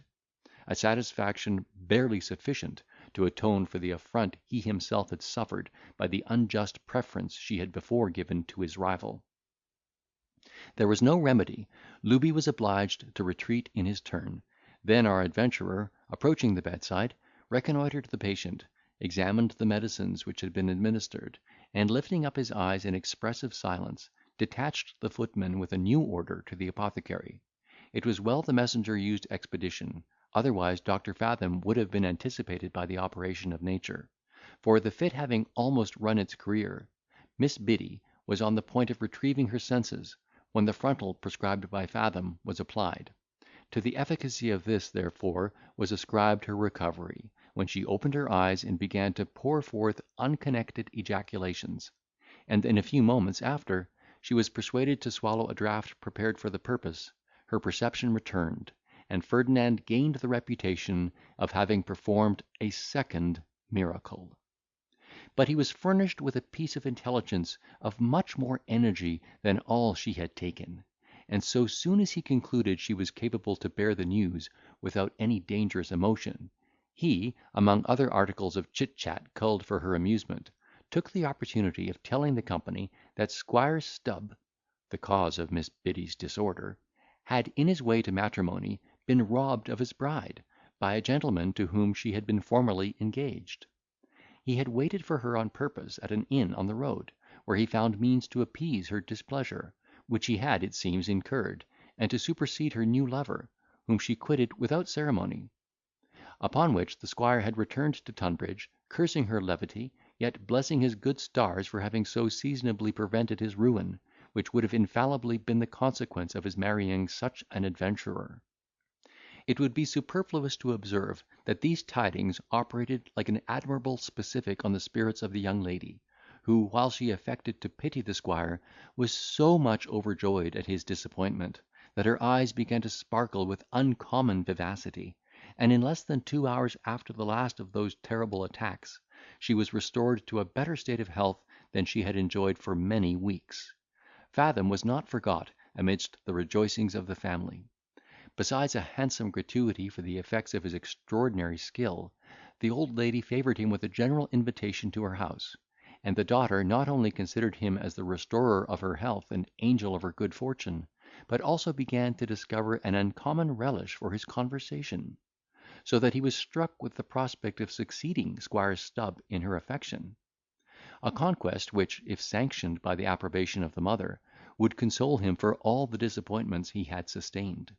For Miss Biddy was entitled to a fortune of £10,000, provided she should marry with the consent of her parent, who was the sole executrix of the father's will. Animated with the hope of such an advantageous match, our adventurer missed no opportunity of improving the lodgment he had made, while the two ladies failed not to extol his medical capacity among all their female acquaintances. By means of this circulation, his advice was demanded in several other cases, which he managed with such an imposing air of sagacity and importance, that his fame began to spread, and before the end of the season he had ravished more than one half of the business from his competitor.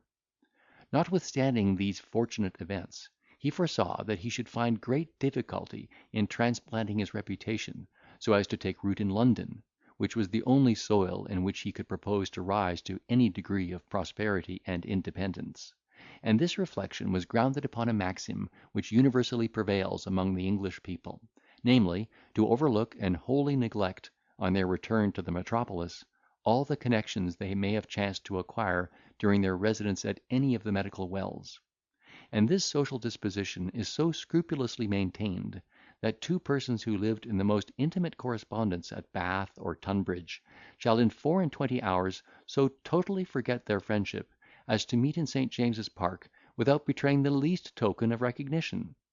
so that one would imagine that these mineral waters were so many streams issuing from the river Lethe, so famed of old for washing a proper explanation. The season being almost ended, the ladies departed from Tunbridge, and, in a little time, Dr. Fathom followed them to London, having previously obtained permission to visit them in that metropolis. He had solicited the same favour of some other families, in which he hoped to take root, though he knew they were pre-engaged to different physicians; and resolving to make his first medical appearance in London with some eclat,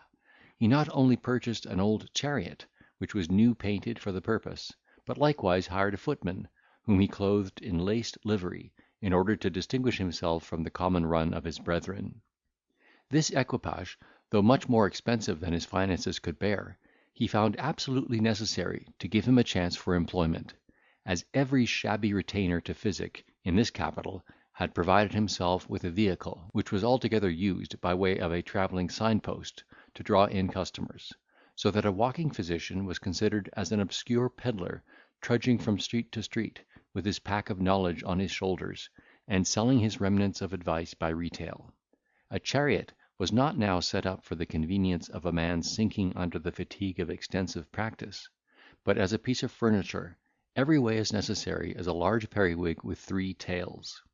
And a physician, let his merit in other respects be never so conspicuous, can no more expect to become considerable in business, without the assistance of this implement, than he can hope to live without food, or breathe without a windpipe. This requisite is so well understood, that, exclusive of those who profess themselves doctors, every raw surgeon, every idle apothecary, who can make interest with some foolhardy coachmaker, may be seen dancing the bays in all places of public resort, and grinning to one another from their respective carriages. Hence proceed many of those cruel accidents which are recorded in the daily papers. An apothecary's horses take fright, and run away with his chariot, which is heard of no more. An eminent surgeon, being overturned, is so terrified at the thoughts of mutilation, that he resolves to walk on foot all the days of his life. And the coachman of a physician of great practice, having the misfortune to be disabled by a fall from the box, his master can never find another to supply his place. None of these observations escaped the penetrating eye of Fathom, who, before he pretended to seat himself in this machine, had made proper inquiry into all the other methods practised, with a view to keep the wheels in motion. In his researches, he found that the great world was wholly engrossed by a few practitioners, who had arrived at the summit of reputation, consequently were no longer obliged to cultivate those arts by which they rose;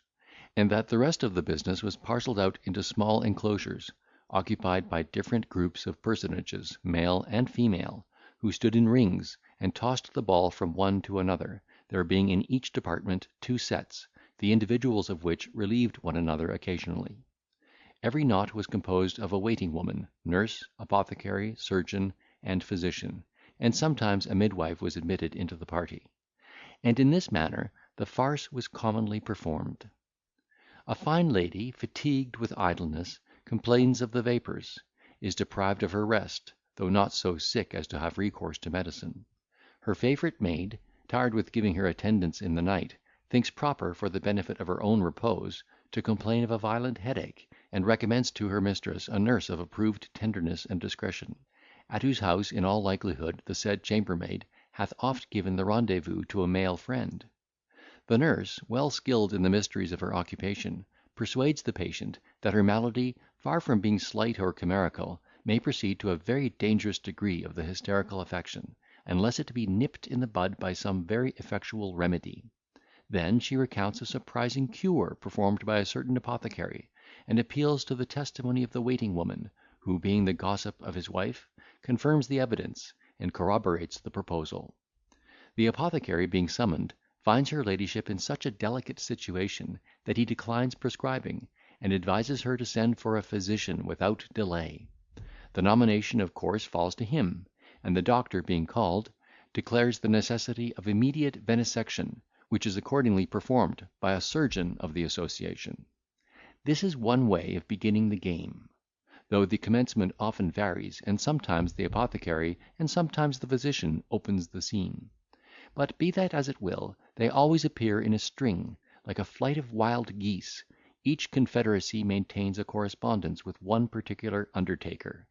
Fathom, upon these considerations, set up his rest in the first floor of an apothecary in the neighbourhood of Charing Cross, to whom he was introduced by a letter from a friend at Tunbridge,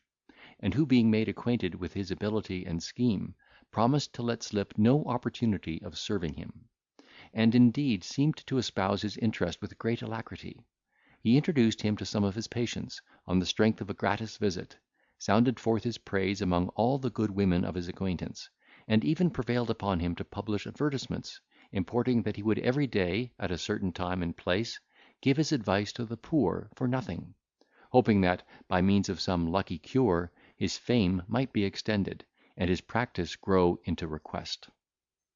In the meantime, his chariot rolled along through the most frequented streets, during the whole forenoon, and, at the usual hour, he never failed to make his appearance at the medical coffee house, with all that solemnity of feature and address by which the modern sons of Paean are distinguished. Not but that he was often puzzled about the decision of his diurnal route. For the method of driving up one street and down another, without halting, was become such a stale expedient, that the very prentices used to stand at the shop doors and ridicule the vain parade. At length, however, he perused the map of London with great diligence, and, having acquired a distinct idea of its topography, used to light at the end of long narrow thoroughfares, and paved courts, where the chariot was ordered to wait till his return, and, walking with great gravity through the different turnings of these alleys, regain his carriage by another passage, and resume his seat with an air of vast importance. With a view to protract the time of his supposed visits, he would, at one place, turn aside to a wall; at another, cheapen a urinal; at a third, read a quack advertisement, or lounge a few minutes in some bookseller's shop; and lastly, glide into some obscure coffee house, and treat himself with a dram of usquebaugh. The other means used to force a trade, such as ordering himself to be called from church, alarming the neighbourhood with knocking at his door in the night, receiving sudden messages in places of resort, and inserting his cures by way of news in the daily papers, had been so injudiciously hackneyed by every desperate scholar in physic, that they had lost their effect upon the public, and therefore were excluded from the plan of our adventurer, whose scheme, for the present, was to exert himself by winning the favour of those sage sibyls who keep, as it were, the temple of medicine, and admit the young priest to the service of the altar. But this he considered as a temporary project only, until he should have acquired interest enough to erect a hospital lock, or infirmary, by the voluntary subscription of his friends; a scheme which had succeeded to a miracle with many of the profession, who had raised themselves into notice upon the carcasses of the poor. Yet even this branch was already overstocked, insomuch that almost every street was furnished with one of these charitable receptacles, which, instead of diminishing the taxes for the maintenance of the poor, encouraged the vulgar to be idle and dissolute, by opening an asylum to them and their families from the diseases of poverty and intemperance. For it remains to be proved, that the parish rates are decreased, the bills of mortality lessened, the people more numerous, or the streets less infested with beggars, notwithstanding the immense sums yearly granted by individuals for the relief of the indigent. But, waiving these reflections, Dr. Fathom hoped that his landlord would be a most useful implement for extending his influence, and for that reason admitted him into a degree of partnership, after being fully convinced that he was not under articles to any other physician. Nevertheless, he was very much mistaken in reckoning on the importance of his new ally, who was, like himself, a needy adventurer, settled upon credit, and altogether unemployed, except among the very refuse of the people, whom no other person would take the trouble to attend; so that our hero got little else than experience and trouble, except a few guineas which he made shift to glean among sojourners, with whom he became occasionally acquainted, or young people who had been unfortunate in their amours.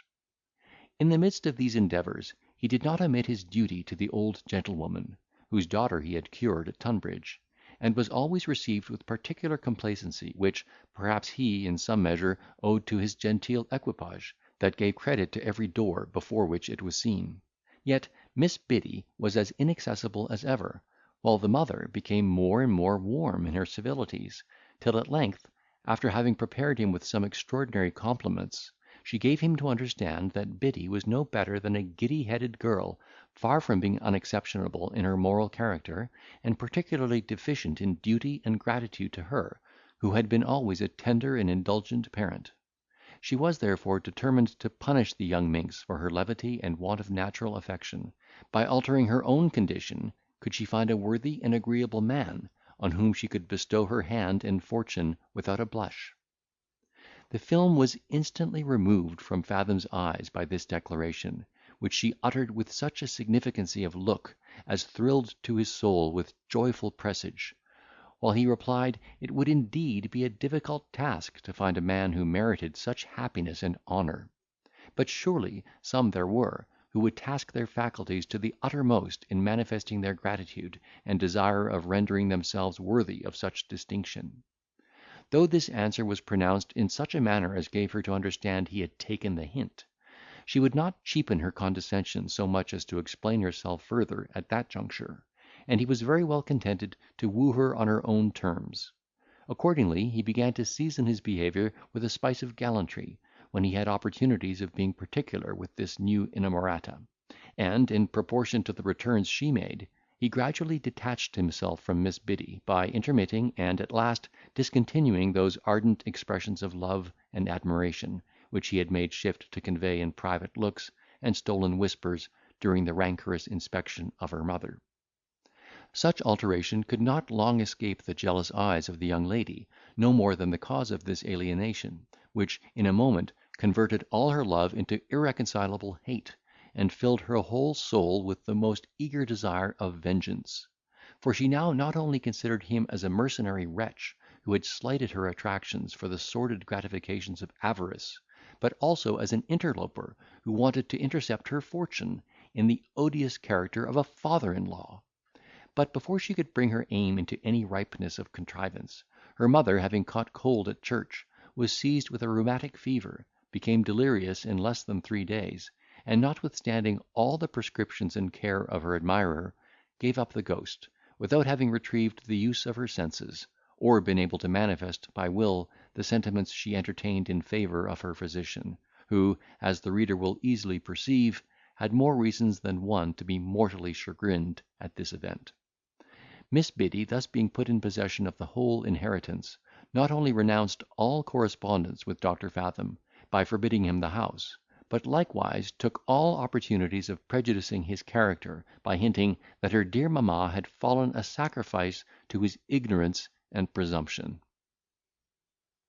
Chapter 52.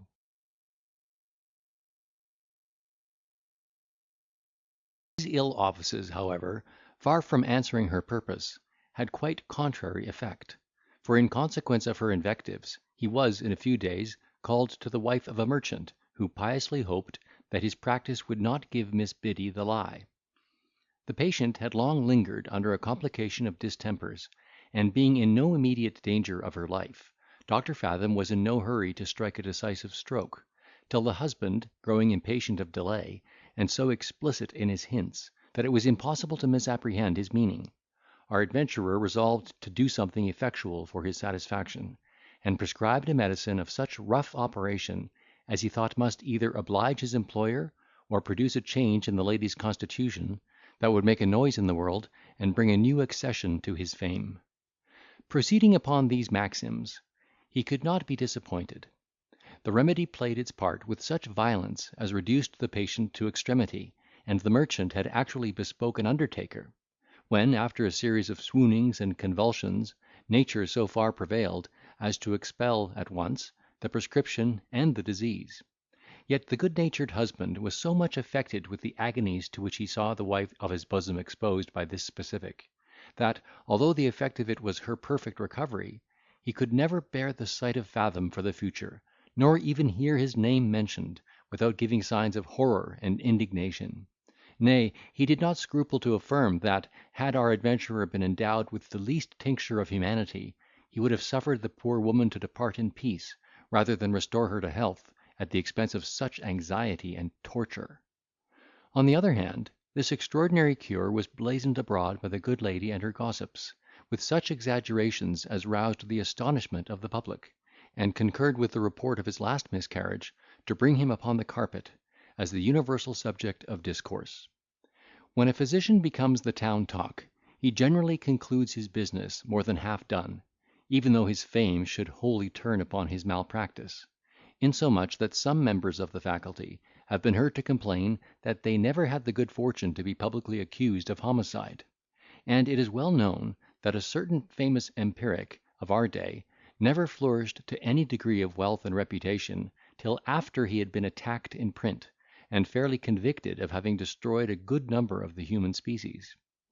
Success raised upon such a foundation would, by a disciple of Plato and some modern moralists, be ascribed to the innate virtue and generosity of the human heart, which naturally espouses the cause that needs protection. But I, whose notions of human excellence are not quite so sublime, am apt to believe it is owing to that spirit of self-conceit and contradiction, which is at least as universal, if not as natural, as the moral sense so warmly contended for by those ideal philosophers.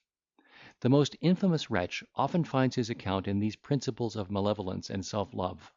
for wheresoever his character falls under discussion, there is generally some person present, who, either from affectation of singularity, or envy to the accusers, undertakes his defence, and endeavours to invalidate the articles of his impeachment, until he is heated by altercation, and hurried into more effectual measures for his advantage. If such benefits accrue to those who have no real merit to depend upon, surely our hero could not but reap something extraordinary from the debates to which he now gave rise; as, by the miraculous cure he had effected, all his patient's friends, all the enemies of her husband, all those who envied his other adversary, were interested in his behalf, exclusive of such admirers as surprise and curiosity might engage in his cause. Thus wafted upon the wings of applause, his fame soon diffused itself into all the corners of this great capital. The newspapers teemed with his praise; and in order to keep up the attention of the public, his emissaries, male and female, separated into different coffee houses, companies, and clubs, where they did not fail to comment upon these articles of intelligence. Such a favourable incident is, of itself, sufficient to float the bark of a man's fortune. He was, in a few days, called to another lady, labouring under the same disorder he had so successfully dispelled, and she thought herself benefited by his advice. His acquaintance naturally extended itself among the visitants and allies of his patients. He was recommended from family to family; the fees began to multiply; a variety of footmen appeared every day at his door; he discontinued his sham circuit, and looked upon the present conjuncture as that tide in his affairs which, according to Shakespeare, when taken at the full, leads on to fortune. He resolved that the opportunity should not be lost, and applied himself with such assiduity to his practice, that, in all likelihood, he would have carried the palm from all his contemporaries, had he not split upon the same rock which had shipwrecked his hopes before. We have formerly descanted upon that venereal appetite which glowed in the constitution of our adventurer, and with all his philosophy and caution could hardly keep within bounds.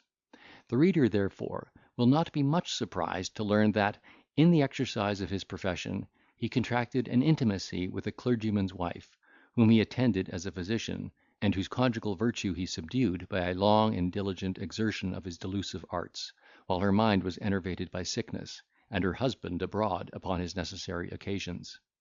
This unhappy patient, who was a woman of an agreeable person and lively conversation, fell a sacrifice to her own security and self-conceit. Her want of health had confined her to a sedentary life, and her imagination being active and restless, she had spent those hours in reading which other young women devote to company and diversion; but as her studies were not superintended by any person of taste, she had indulged her own fancy without method or propriety. The Spectator taught her to be a critic and philosopher; from plays she learned poetry and wit, and derived her knowledge of life from books of history and adventures. Fraught with these acquisitions, and furnished by nature with uncommon vivacity, she despised her own sex, and courted the society of men, among whom she thought her talents might be more honourably displayed, fully confident of her own virtue and sagacity, which enabled her to set all their arts at defiance. Thus qualified, she, in an evil hour, had recourse to the advice of our adventurer, for some ailment under which she had long laboured, and found such relief from his skill as very much prepossessed her in his favour. She was no less pleased with his obliging manners than with his physic, and found much entertainment in his conversation, so that the acquaintance proceeded to a degree of intimacy, during which he perceived her weak side, and, being enamoured of her person, flattered her out of all her caution. The privilege of his character furnished him with opportunities to lay snares for her virtue, and, taking advantage of that listlessness, languor, and indolence of the spirits, by which all the vigilance of the soul is relaxed, he, after a long course of attention and perseverance, found means to make shipwreck of her peace. Though he mastered her chastity, he could not quite her conscience, which incessantly upbraided her with breach of the marriage vow. Nor did her undoer escape without a share of the reproaches suggested by her penitence and remorse. This internal anxiety, cooperating with her disease, and perhaps with the medicines he prescribed, reduced her to the brink of the grave, when her husband returned from a neighbouring kingdom, in consequence of her earnest request, joined to the information of her friends, who had written to him an account of the extremity in which she was. The good man was afflicted beyond measure when he saw himself upon the verge of losing a wife whom he had always tenderly loved. But what were his emotions, when she, taking the first opportunity of his being alone with her, accosted him to this effect: "I am now hastening towards that dissolution from which no mortal is exempted; and though the prospect of futurity is altogether clouded and uncertain, my conscience will not allow me to plunge into eternity without unburdening my mind, and, by an ingenious confession, making all the atonement in my power for the ingratitude I have been guilty of, and the wrongs I have committed against a virtuous husband, who never gave me cause of complaint. You stand amazed at this preamble; but, alas! how will you be shocked when I own that I have betrayed you in your absence, that I have trespassed against God and my marriage vow, and fallen from the pride and confidence of virtue to the most abject state of vice. Yes, I have been unfaithful to your bed, having fallen a victim to the infernal insinuations of a villain, who took advantage of my weak and unguarded moments. Fathom is the wretch who hath thus injured your honour, and ruined my unsuspecting innocence. I have nothing to plead in alleviation of my crime but the most sincere contrition of heart; and though, at any other juncture, I could not expect your forgiveness, yet, as I now touch the goal of life, I trust in your humanity and benevolence for that pardon which will lighten the sorrows of my soul, and those prayers which I hope will entitle me to favour at the throne of grace." The poor husband was so much overwhelmed with grief and confusion at this unexpected address, that he could not recollect himself till after a pause of several minutes, when, uttering a hollow groan, "I will not," said he, "aggravate your sufferings by reproaching you with my wrongs, though your conduct hath been but an ill return for all my tenderness and esteem. I look upon it as a trial of my Christian patience, and bear my misfortune with resignation. Meanwhile, I forgive you from my heart, and fervently pray that your repentance may be acceptable to the Father of mercy."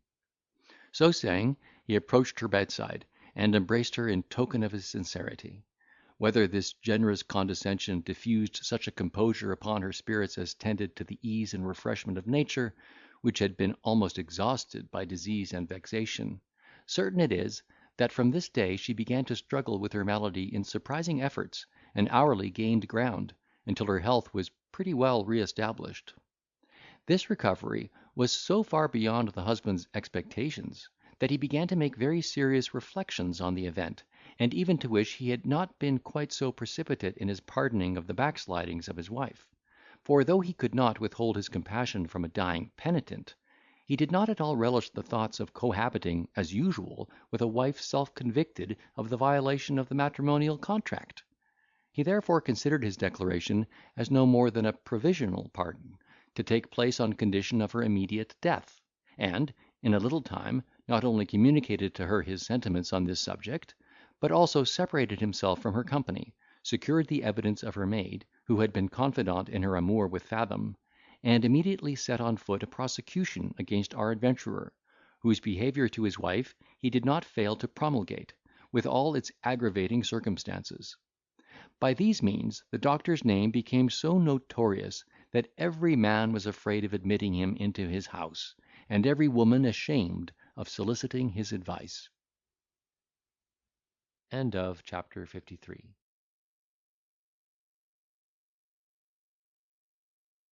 Misfortunes seldom come single. Upon the back of this hue and cry he unluckily prescribed phlebotomy to a gentleman of some rank, who chanced to expire during the operation, and quarrelled with his landlord the apothecary, who charged him with having forgot the good offices he had done him in the beginning of his career, and desired he would provide himself with another lodging.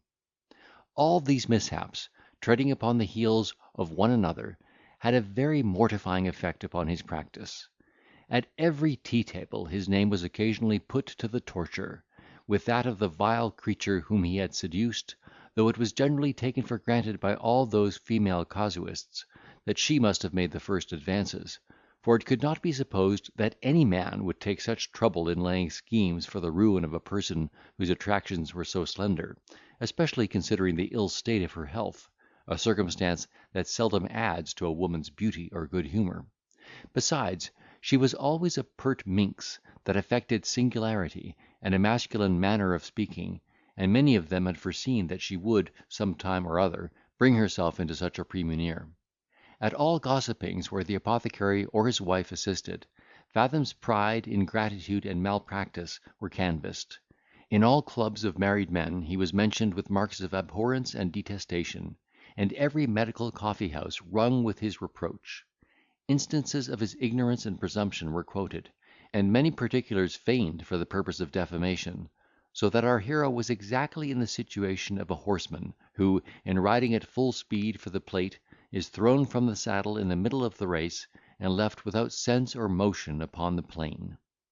His progress, though rapid, had been so short, that he could not be supposed to have laid up a store against such a day of trouble; and as he still cherished hopes of surmounting those obstacles which had so suddenly started up in his way, he would not resign his equipage nor retrench his expenses, but appeared as usual in all public places, with that serenity and confidence of feature which he had never deposited, and maintained his external pomp upon the little he had reserved in the days of his prosperity, and the credit he had acquired by the punctuality of his former payments. Both these funds, however, failed in a very little time. His lawsuit was a gulf that swallowed up all his ready money, and the gleanings of his practice were scarce sufficient to answer his pocket expenses, which now increased in proportion to the decrease of business; for, as he had more idle time, and was less admitted into private families, so he thought he had more occasion to enlarge his acquaintance among his own sex, who alone were able to support him in his disgrace with the other. He accordingly listed himself in several clubs, and endeavoured to monopolize the venereal branch of trade, though this was but an indifferent resource; for almost all his patients of this class were such as either could not or would not properly recompense the physician. For some time he lingered in this situation, without going upwards or downwards, floating like a wisp of straw at the turning of the tide, until he could no longer amuse the person of whom he had hired his coach horses, or postpone the other demands, which multiplied upon him every day. Then was his chariot overturned with a hideous crash, and his face so much wounded with the shivers of the glass, which went to pieces in the fall, that he appeared in the coffee house with half a dozen black patches upon his countenance, gave a most circumstantial detail of the risk he had run, and declared that he did not believe he should ever hazard himself again in any sort of wheel carriage. Soon after this accident, he took an opportunity of telling his friends in the same public place, that he had turned away his footman on account of his drunkenness, and was resolved for the future to keep none but maids in his service, because the men servants are generally impudent, lazy, debauched, or dishonest, and, after all, neither so neat, handy, or agreeable as the other sex. In the rear of this resolution he shifted his lodgings into a private court, being distracted with the din of carriages, that disturbed the inhabitants who lived towards the open street, and gave his acquaintance to understand that he had a medical work upon the anvil, which he could not finish without being indulged in silence and tranquillity. In effect, he gradually put on the exteriors of an author. His watch, with an horizontal movement by Graham, which he had often mentioned, and shown as a very curious piece of workmanship, began, about this time, to be very much out of order, and was committed to the care of a mender, who was in no hurry to restore it. His tie wig degenerated into a major. He sometimes appeared without a sword, and was even observed in public with a second day's shirt. At last his clothes became rusty, and when he walked about the streets, his head turned round in a surprising manner by an involuntary motion in his neck, which he had contracted by a habit of reconnoitring the ground, that he might avoid all dangerous or disagreeable encounters. Fathom, finding himself descending the hill of fortune with an acquired gravitation, strove to catch at every twig, in order to stop or retard his descent. He now regretted the opportunities he had neglected, of marrying one of several women of moderate fortune, who had made advances to him in the zenith of his reputation, and endeavoured, by forcing himself into a lower path of life than any he had hitherto trod, to keep himself afloat, with the portion of some tradesman's daughter, whom he meant to espouse. While he exerted himself in this pursuit, he happened, in returning from a place about 30 miles from London, to become acquainted in the stage coach with a young woman of a very homely appearance, whom, from the driver's information, he understood to be the niece of a country justice, and daughter of a soap boiler, who had lived and died in London, and left her, in her infancy, sole heiress of his effects, which amounted to £4,000.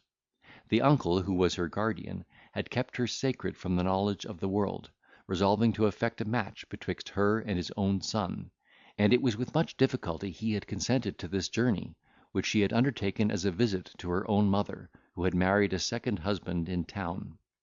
Fraught with these anecdotes, Fathom began to put forth his gallantry and good humour, and, in a word, was admitted by the lady to the privilege of an acquaintance, in which capacity he visited her during the term of her residence in London, and, as there was no time to be lost, declared his honourable intentions.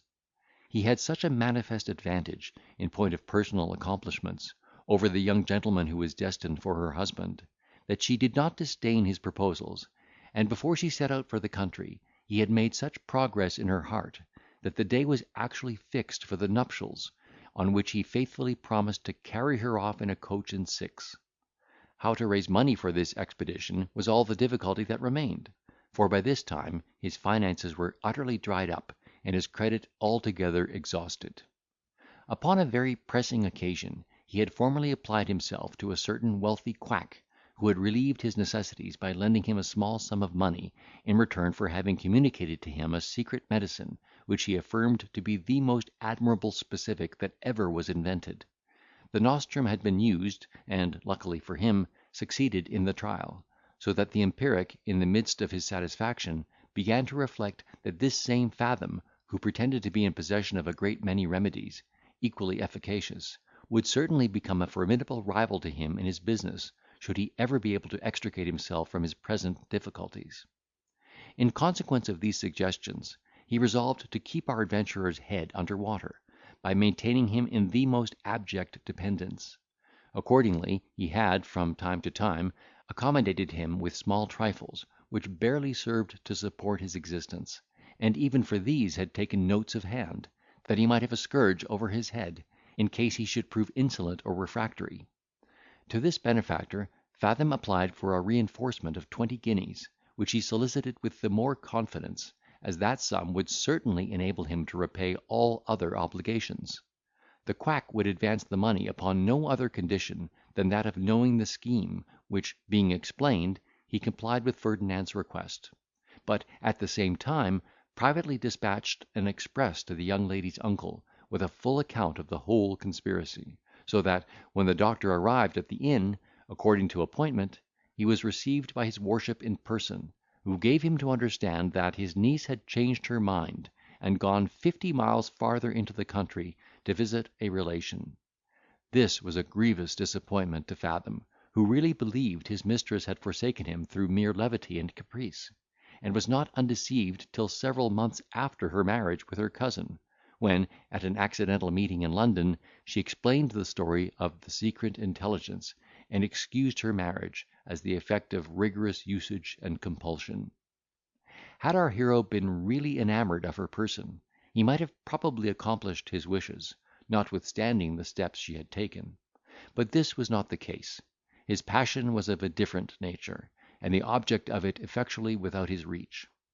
With regard to his appetite for women, as it was an infirmity of his constitution, which he could not overcome, and as he was in no condition to gratify it at great expense, he had of late chosen a housekeeper from the hundreds of Drury, and, to avoid scandal, allowed her to assume his name. As to the intimation which had been sent to the country justice, he immediately imputed it to the true author, whom he marked for his vengeance accordingly; but in the meantime suppressed his resentment, because he in some measure depended upon him for subsistence. On the other hand, the quack, dreading the forwardness and plausibility of our hero, which might, one time or other, render him independent, put a stop to those supplies, on pretence of finding them inconvenient; but, out of his friendship and good will to Fathom, undertook to procure for him such letters of recommendation as would infallibly make his fortune in the West Indies, and even to set him out in a genteel manner for the voyage. Ferdinand perceived his drift, and thanked him for his generous offer, which he would not fail to consider with all due deliberation, though he was determined against the proposal, but obliged to temporize, that he might not incur the displeasure of this man, at whose mercy he lay. Meanwhile, the prosecution against him in Doctors' Commons drew near a period, and the lawyers were clamorous for money, without which, he foresaw, he should lose the advantage which his cause had lately acquired by the death of his antagonist's chief evidence. He therefore, seeing every other channel shut up, began to doubt whether the risk of being apprehended or slain in the character of a highwayman was not overbalanced by the prospect of being acquitted of a charge which had ruined his reputation and fortune, and actually entertained thoughts of taking the air on Hounslow Heath, when he was diverted from this expedient by a very singular adventure. End of chapter 54.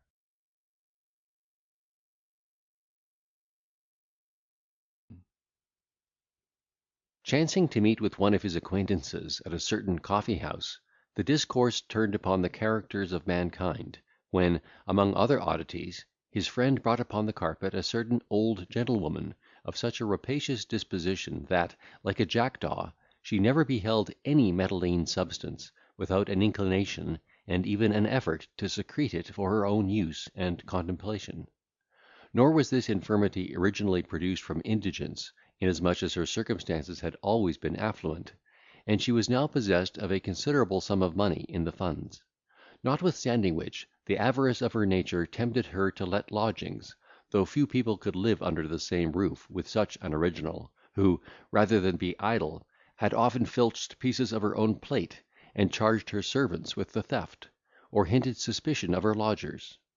Fathom, struck with the description, soon perceived how this woman's disease might be converted to his advantage; and, after having obtained sufficient intelligence on pretence of satisfying his curiosity, he visited the widow in consequence of a bill at her door, and actually hired an apartment in her house, whither he forthwith repaired with his inamorata.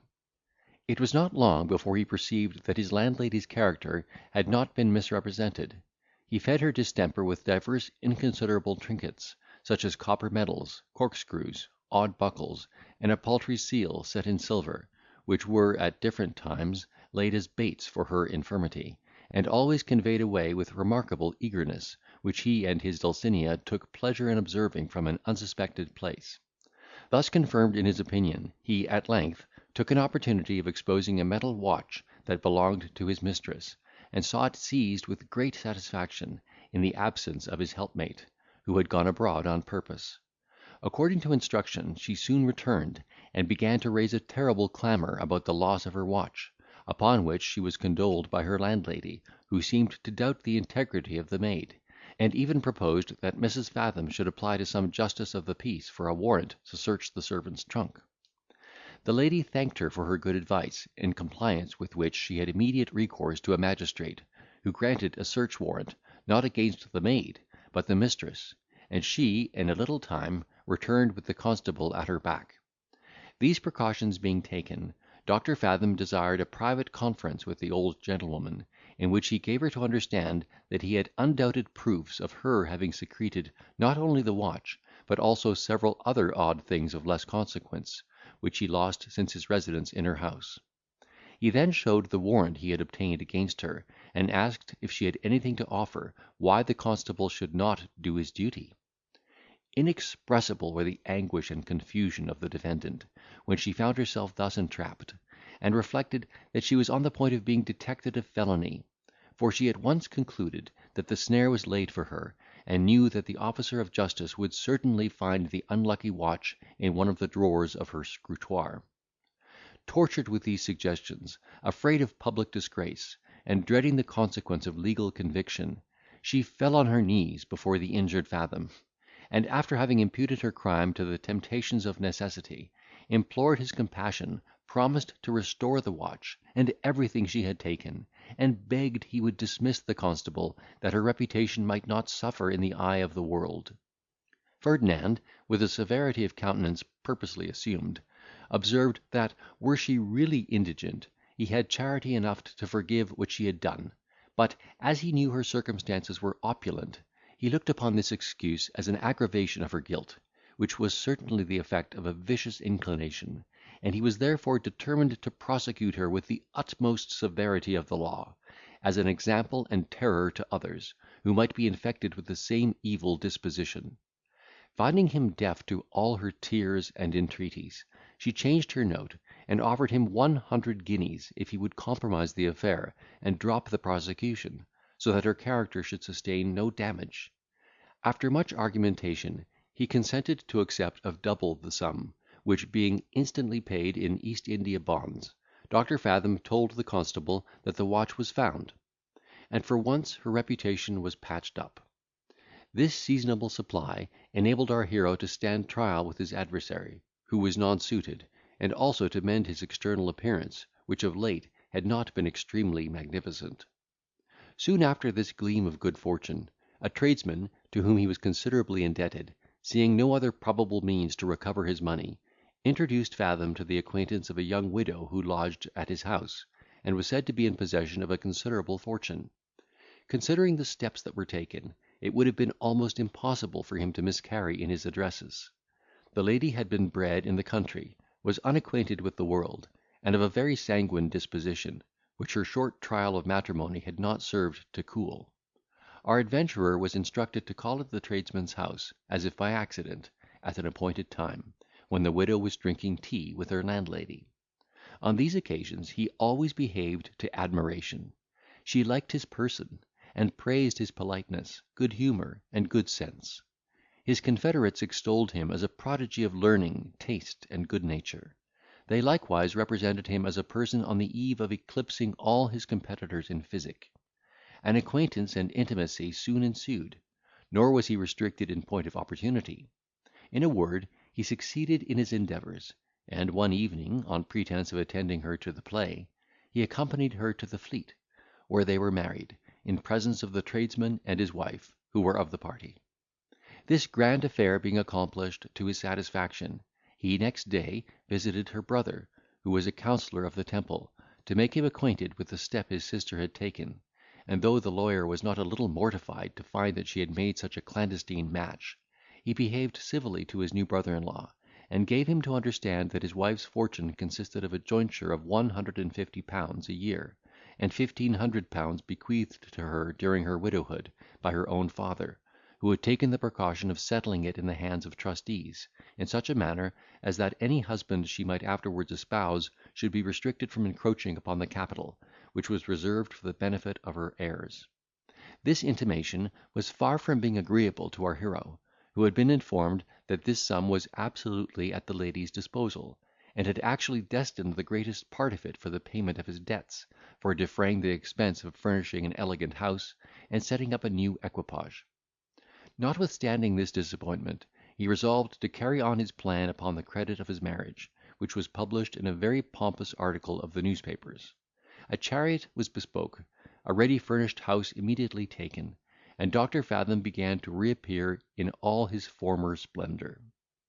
His good friend the empiric, Alarmed at this event, which not only raised our adventurer into the sphere of a dangerous rival, but also furnished him with means to revenge the ill office he had sustained at his hands on the adventure of the former match;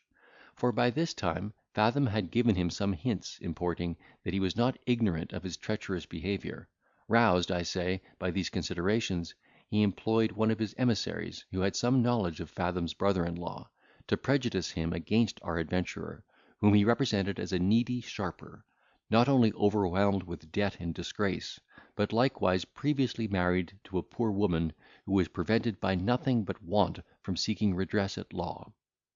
To confirm these assertions, he gave him a detail of Fathom's encumbrances, which he had learned for the purpose, and even brought the counsellor into company with the person who had lived with our hero before marriage, and who was so much incensed at her abrupt dismission, that she did not scruple to corroborate these allegations of the informer. The lawyer, startled at this intelligence, set on foot a minute inquiry into the life and conversation of the doctor, which turned out so little to the advantage of his character and circumstances, that he resolved, if possible, to disunite him from his family, and, as a previous step, repeated to his sister all that he had heard to the prejudice of her husband, not forgetting to produce the evidence of his mistress, who laid claim to him by a prior title, which, she pretended, could be proved by the testimony of the clergyman who joined them. Such an explanation could not fail to inflame the resentment of the injured wife, who, at the very first opportunity, giving a loose to the impetuosity of her temper, upbraided our hero with the most bitter invectives for his perfidious dealing. Ferdinand, conscious of his own innocence, which he had not always to plead, far from attempting to soothe her indignation, assumed the authority and prerogative of a husband, and sharply reprehended her for her credulity and indecent warmth. This rebuke, instead of silencing, gave new spirit and volubility to her reproaches, in the course of which she plainly taxed him with want of honesty and affection, and said that, though his pretence was love, his aim was no other than a base design upon her fortune.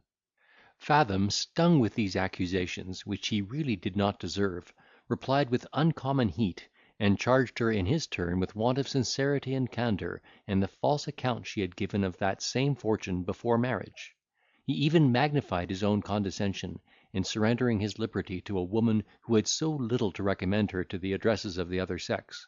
a reflection which provoked this mild creature to such a degree of animosity, that, forgetting her duty and allegiance, she lent him a box on the ear with such energy as made his eyes water;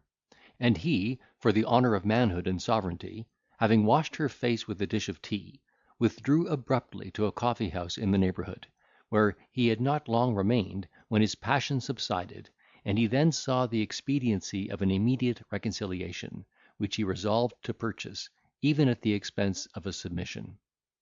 It was a pity that such a salutary resolution had not been sooner taken; for when he returned to his own house, he understood that Mrs. Fathom had gone abroad in a hackney coach, and upon examining her apartment, in lieu of her clothes and trinkets, which she had removed with admirable dexterity and despatch, he found this billet in one of the drawers of her bureau: "Sir, being convinced that you are a cheat and an impostor, I have withdrawn myself from your cruelty and machinations, with a view to solicit the protection of the law, and I doubt not but I shall soon be able to prove that you have no just title or demand upon the person or effects of the unfortunate Sarah Muddy." The time had been when Mr. Fathom would have allowed Mrs. Muddy to refine at her leisure, and blessed God for his happy deliverance; but at present the case was quite altered. Smarting as he was from the expense of lawsuits, he dreaded a prosecution for bigamy, which, though he had justice on his side, he knew he could not of himself support. Besides, all his other schemes of life were frustrated by this unlucky elopement. He therefore speedily determined to anticipate, as much as in him lay, the malice of his enemies, and to obtain without delay authentic documents of his marriage. With this view he hastened to the house of the tradesman, who, with his wife, had been witness to the ceremony and consummation, and, in order to interest them the more warmly in his cause, made a pathetic recital of his unhappy breach, in which he had suffered such injury and insult. But all his rhetoric would not avail. Mrs. Muddy had been beforehand with him, and had proved the better orator of the two;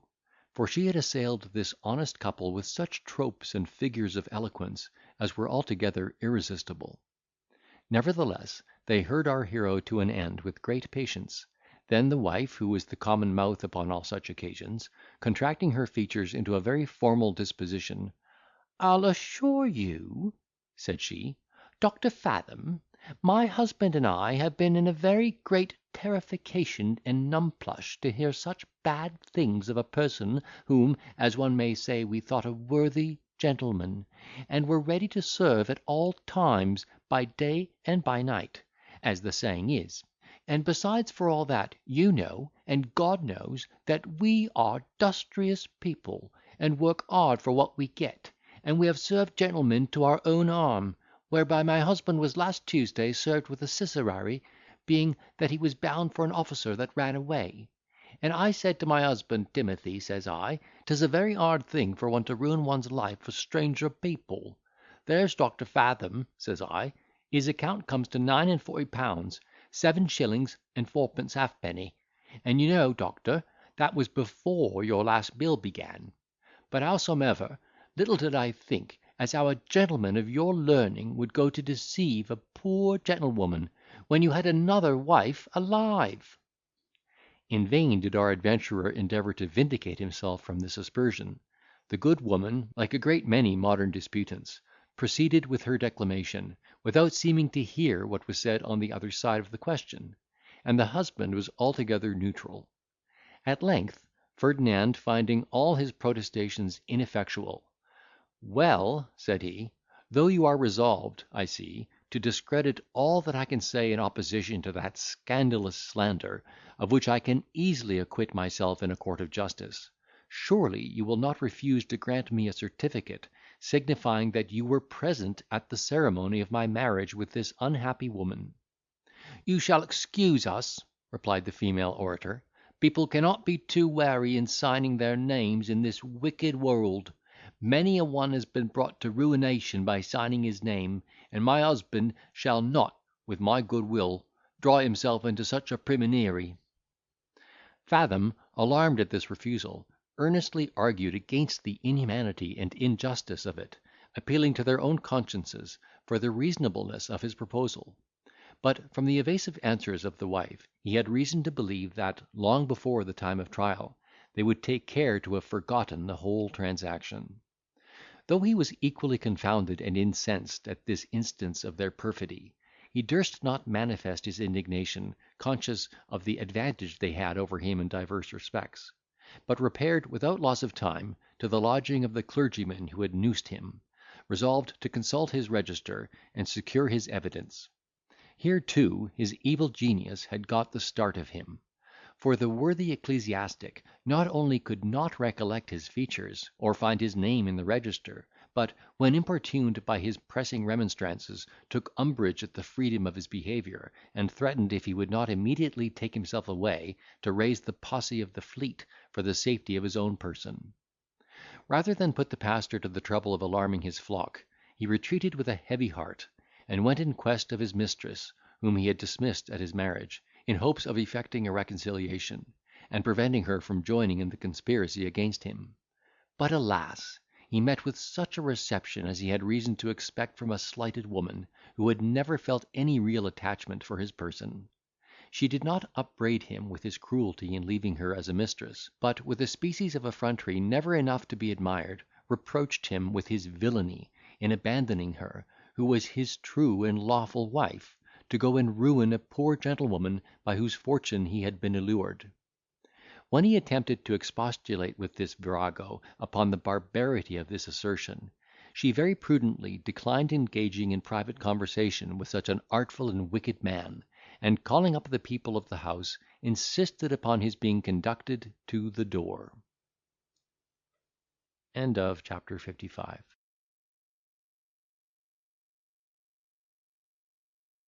The last resource, and that upon which he least depended, was the advice and assistance of his old friend the empiric, with whom he still maintained a slight correspondence, and to whose house he steered his course in great perplexity and tribulation. That gentleman, instead of consoling him with assurances of friendship and protection, faithfully recapitulated all the instances of his indiscretion and misconduct, taxed him with such want of sincerity in the West India affair, as well as with want of honesty in this last marriage, while his former wife was alive; and finally reminded him of his notes, which he desired might be immediately taken up, as he, the quack, had present occasion for a sum of money. Ferdinand, seeing it would be impracticable to derive any succour from this quarter, sneaked homewards, in order to hold a consultation with his own thoughts; and the first object that presented itself to his eyes when he entered his apartment, was a letter from the tradesman, with his account inclosed, amounting to £45, which the writer desired might be paid without delay. Before he had time to peruse the articles, he received a summons, in consequence of a bill of indictment for bigamy, found against him in Hick's Hall, by Sarah Muddy, widow;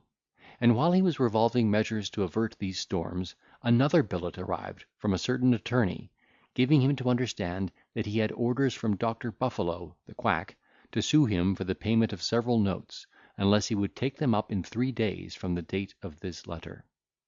Such a concurrence of sinister events made a deep impression upon the mind of our adventurer. All his fortitude was insufficient to bear him up against this torrent of misfortunes. His resources were all dried up, his invention failed, and his reflection began to take a new turn. "To what purpose," said he to himself, "have I deserted the paths of integrity and truth, and exhausted a fruitful imagination in contriving schemes to betray my fellow creatures, if, instead of acquiring a splendid fortune, which was my aim, I have suffered such a series of mortifications, and at last brought myself to the brink of inevitable destruction? By a virtuous exertion of those talents I inherit from nature and education, I might, long before this time, have rendered myself independent, and perhaps conspicuous in life. I might have grown up like a young oak, which, being firmly rooted in its kindred soil, gradually raises up its lofty head, expands its leafy arms, projects a noble shade, and towers the glory of the plain. I should have paid the debt of gratitude to my benefactors, and made their hearts sing with joy for the happy effects of their benevolence.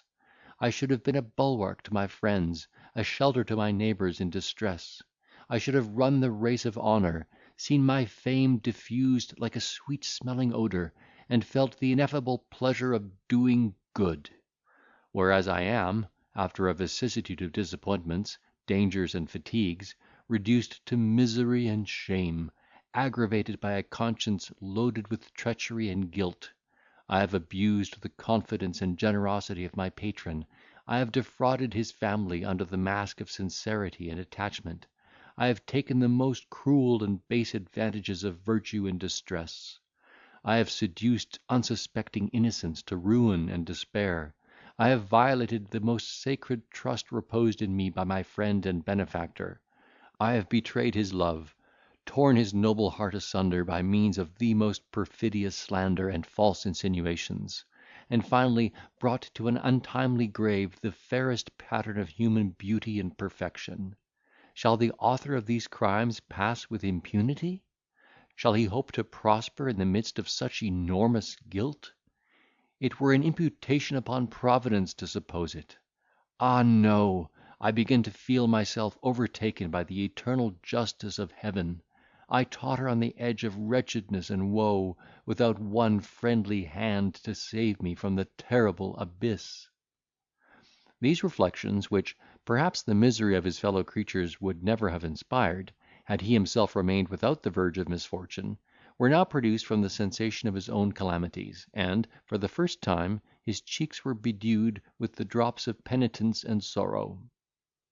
Contraries, saith Plato, are productive of each other. Reformation is oftentimes generated from unsuccessful vice, and our adventurer was, at this juncture, very well disposed to turn over a new leaf in consequence of those salutary suggestions, though he was far from being cured beyond the possibility of a relapse. On the contrary, all the faculties of his soul were so well adapted, and had been so long habituated to deceit, that, in order to extricate himself from the evils that environed him, he would not, in all probability, have scrupled to practise it upon his own father, had a convenient opportunity occurred. Be that as it may, he certainly, after a tedious and fruitless exercise of his invention, resolved to effect a clandestine retreat from that confederacy of enemies which he could not withstand, and once more join his fortune to that of Renaldo, whom he proposed to serve for the future with fidelity and affection, thereby endeavouring to atone for the treachery of his former conduct.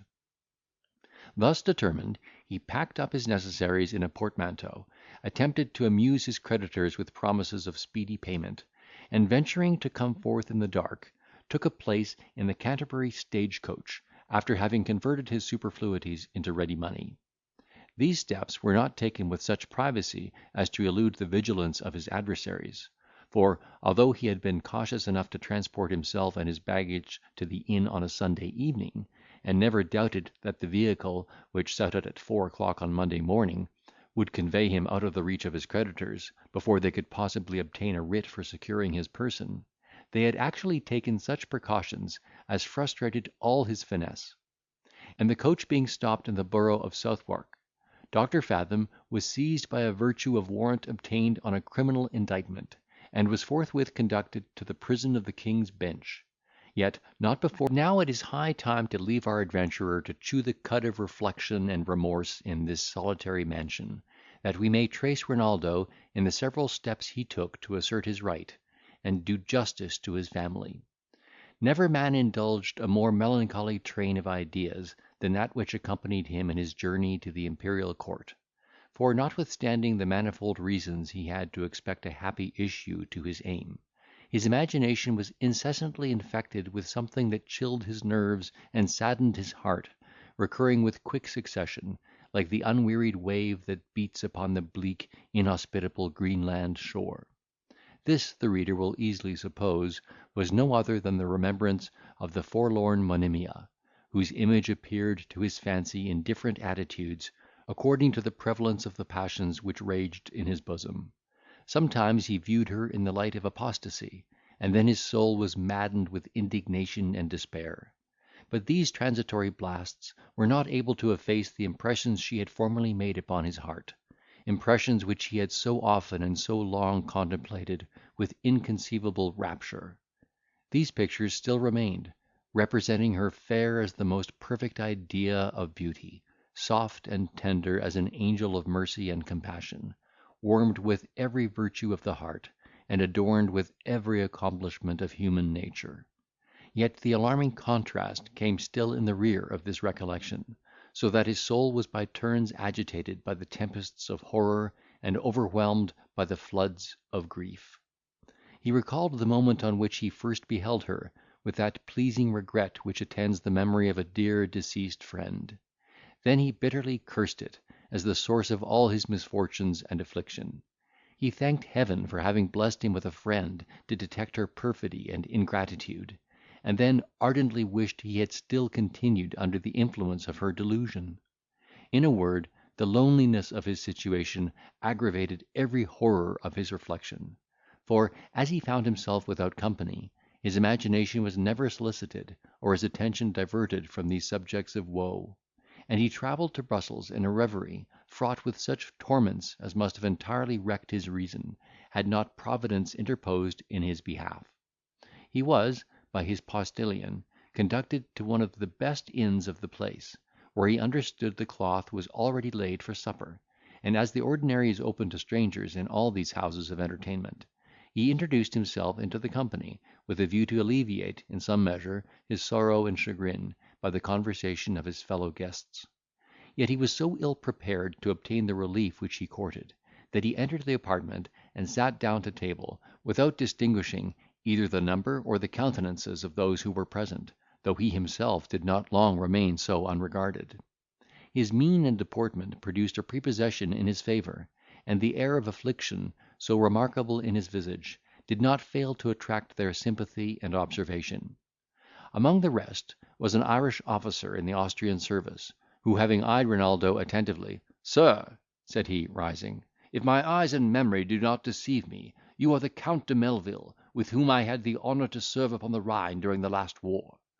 The youth, hearing his own name mentioned, lifted up his eyes, and at once recognising the other to be a gentleman who had been a captain of his father's regiment, ran forwards and embraced him with great affection. This was, in divers respects, a fortunate rencontre for the young Melvil, as the officer was not only perfectly well acquainted with the situation of the Count's family, but also resolved in a few days to set out for Vienna, whither he promised to accompany Renaldo as soon as he understood his route lay the same way. Before the day fixed for their departure arrived, this gentleman found means to insinuate himself so far into the confidence of the Count, as to learn the cause of that distress which he had observed in his features at their first meeting; and being a gentleman of uncommon vivacity, as well as sincerely attached to the family of Melvil, to which he had owed his promotion, he exerted all his good humour and good sense in amusing the fancy and reasoning down the mortification of the afflicted Hungarian. He, in particular, endeavoured to wean his attention from the lost Monimia, by engaging it upon his domestic affairs, and upon the wrongs of his mother and sister, who, he gave him to understand, were languishing under the tyranny of his father-in-law. This was a note that effectually roused him from the lethargy of his sorrow, and the desire of taking vengeance on the oppressor, who had ruined his fortune, and made his nearest relations miserable, so entirely engrossed his thoughts, as to leave no room for other considerations. During their journey to Austria, Major Farrel, that was the name of his fellow traveller, informed him of many circumstances touching his father's house, to which himself was an utter stranger. "The conduct of your mother," said he, "in marrying Count Trebasi, was not at all agreeable to either of the friends of the Count de Melvil, or to her own relations, who knew her second husband to be a man of violent temper and rapacious disposition, which the nature of his education and employment had served rather to inflame than allay; for you well know he was a partisan during the whole course of the late war. They were, moreover, equally surprised and chagrined, when they found she took no step to prevent his seizing upon that inheritance which of right belonged to you, and which, by the laws of Hungary, is unalienable from the heir of blood. Nevertheless, they are now fully convinced that she hath more than sufficiently atoned for her indiscretion by the barbarity of her husband, who hath not only secluded her from all communication with her friends and acquaintance, but even confined her to the west tower of your father's house, where she is said to be kept a close prisoner, and subjected to all sorts of inconvenience and mortification. This severity she is believed to have incurred in consequence of having expostulated to him upon his unjust behaviour to you and Mademoiselle, whom he hath actually shut up in some convent in Vienna, which your relations have not as yet been able to discover. But the memory of your noble father is so dear to all those who were favoured with his friendship, and the sufferings of the Countess and Mademoiselle have raised such a spirit of resentment against her cruel jailor, that nothing is wanted but your presence to begin the prosecution, and give a sanction to the measures of your friends, which will in a little time restore your family to the fruition of its rights and fortune. For my own part, my dear Count, I consider myself as one wholly indebted to your house for the rank and expectation I now enjoy; and my finances, interest, and person, such as they are, I dedicate to your service." Renaldo was not slow in making his acknowledgments to this generous Iberian, whom he informed of his scheme, recounting to him his uncommon transaction with the benevolent Jew, and communicating the letters of recommendation he had received by his means to some of the first noblemen at the imperial court. Meanwhile, he burned with impatience to chastise Count Trebasi for his perfidious conduct to the widow and the fatherless, and would have taken the road to Presburg without touching Vienna, in order to call him to a severe account, had not he been strenuously opposed by Major Farrel, who represented the imprudence of taking such a step before he had secured a proper protection from the consequences with which it might be attended. "It is not," said he, "your own life and fortune only which depend upon your behaviour in this emergency, but also the quiet and happiness of those who are most dear to your affection. Not you alone, but likewise your mother and sister, would infallibly suffer by your temerity and precipitation. First of all, deliver your credentials at court, and let us join our endeavours to raise an interest strong enough to counterbalance that of Trebasi. If we succeed, there will be no necessity for having recourse to personal measures. He will be compelled to yield up your inheritance, which he unjustly detains, and to restore your sister to your arms; and if he afterwards refuses to do justice to the Countess, you will always have it in your power to evince yourself the son of the brave Count de Melvil." These just and salutary representations had a due effect upon Renaldo, who no sooner arrived at the capital of Austria, than he waited upon a certain prince of distinction, to whose patronage he was commended, and from whom he met with a very cordial reception, not only on account of his credentials, but also for the sake of his father, who was well known to his highness. He heard his complaints with great patience and affability, assured him of his assistance and protection, and even undertook to introduce him to the Empress Queen, who would not suffer the weakest of her subjects to be oppressed, much less disregard the cause of an injured young nobleman, who, by his own services, and those of his family, was peculiarly entitled to her favour.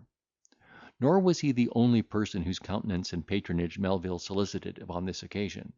He visited all the friends of his father, and all his mother's relations, who were easily interested in his behalf, while Major Farrel contributed all his efforts in strengthening the association; so that a lawsuit was immediately commenced against Count Tobias, who on his side was not idle, but prepared with incredible industry for the assault, resolving to maintain with his whole power the acquisition he had made. The laws of Hungary, like those of some other countries I could name, afford so many subterfuges for the purposes of perfidy and fraud, that it is no wonder our youth began to complain of the slow progress of his affair, especially as he glowed with the most eager desire of redressing the grievances of his parent and sister, whose sufferings he did not doubt were doubled since the institution of his process against their tormentor. He imparted his sentiments on this head to his friend, and, as his apprehensions every moment increased, plainly told him he could no longer live without making some effort to see those with whom he was so nearly connected in point of blood and affection. He therefore resolved to repair immediately to Presburg, and, according to the intelligence he should procure, essay to see and converse with his mother, though at the hazard of his life. Chapter 57.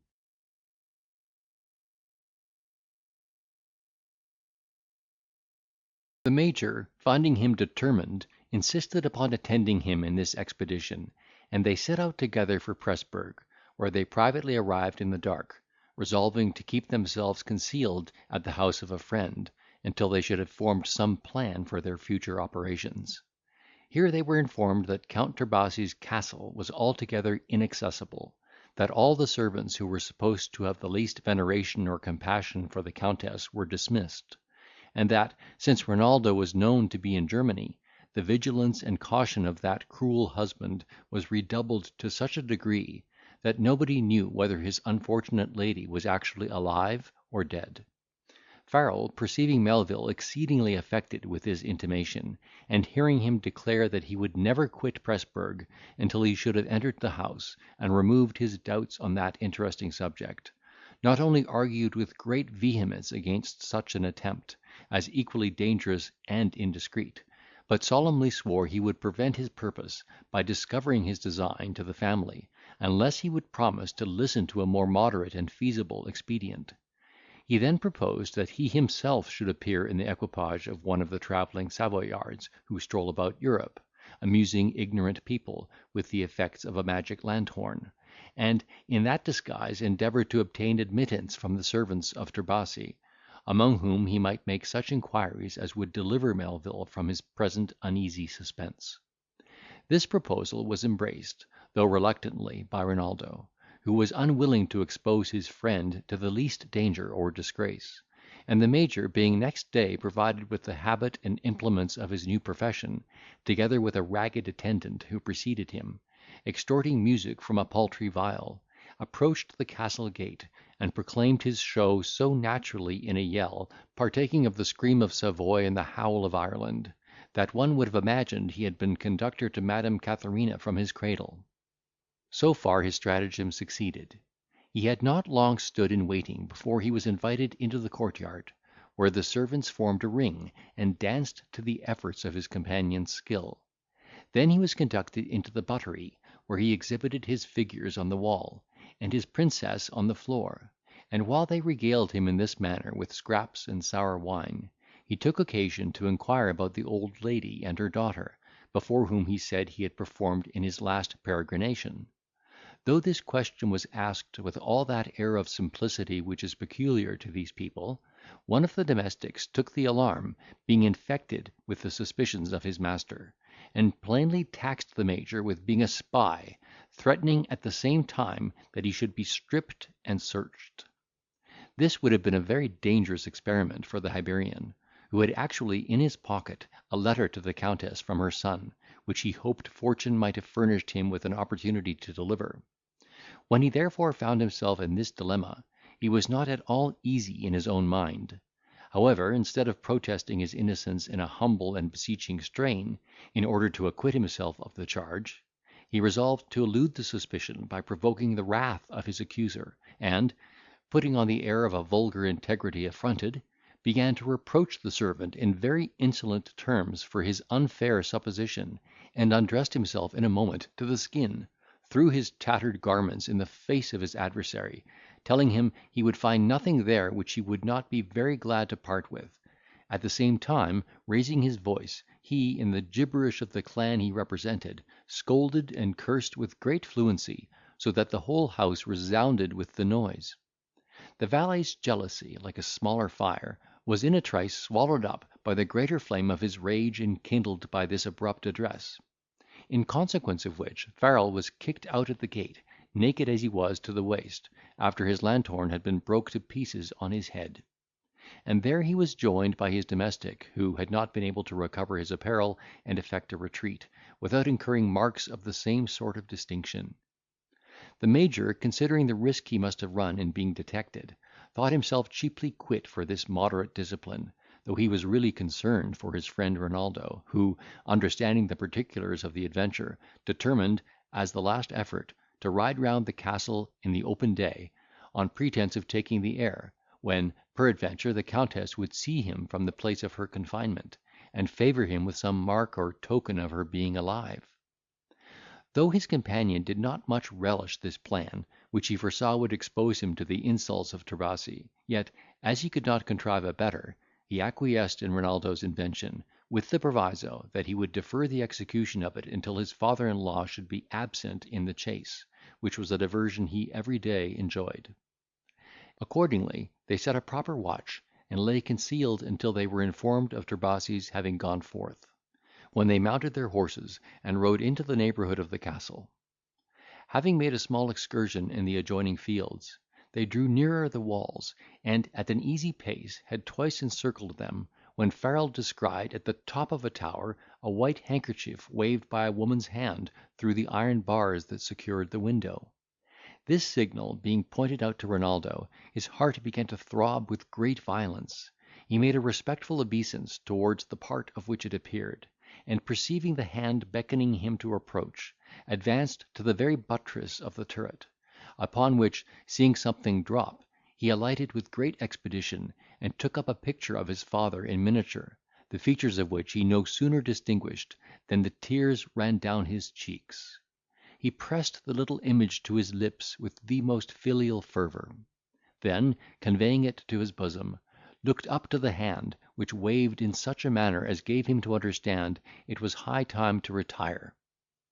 Being by this time highly persuaded that his kind monitor was no other than the Countess herself, he pointed to his heart, in token of his filial affection, and laying his hand on his sword, to denote his resolution of doing her justice, he took his leave with another profound bow, and suffered himself to be reconducted to his lodging. Every circumstance of this transaction was observed by the servants of Count Tobias, who immediately dispatched a messenger to their lord with an account of what had happened. Alarmed at this information, from which he immediately concluded that the stranger was young Melvil, he forthwith quitted the chase, and returning to the castle by a private postern, ordered his horse to be kept ready saddled, in hope that his son-in-law would repeat the visit to his mother. This precaution would have been to no purpose, had Renaldo followed the advice of Farrel, who represented the danger of returning to a place where the alarm was undoubtedly given by his first appearance, and exhorted him to return to Vienna for the prosecution of his suit, now that he was satisfied of his mother's being alive. In order to strengthen this admonition, he bade him recollect the signal for withdrawing, which was doubtless the effect of maternal concern, inspired by the knowledge of the Count's vigilance and vindictive disposition. Notwithstanding these suggestions, Melvil persisted in his resolution of appearing once more below the tower, on the supposition that his mother, in expectation of his return, had prepared a billet for his acceptance, from which he might obtain important intelligence.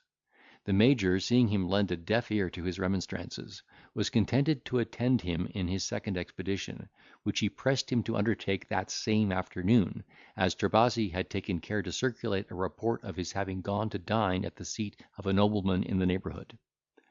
Our knight errant and his squire, deceived by this finesse, presented themselves again under the prison of the Countess, who no sooner beheld her son return, than she earnestly entreated him to be gone, by the same sign which she had before used, and he, taking it for granted that she was debarred the use of pen, ink, and paper, and that she had nothing more to expect,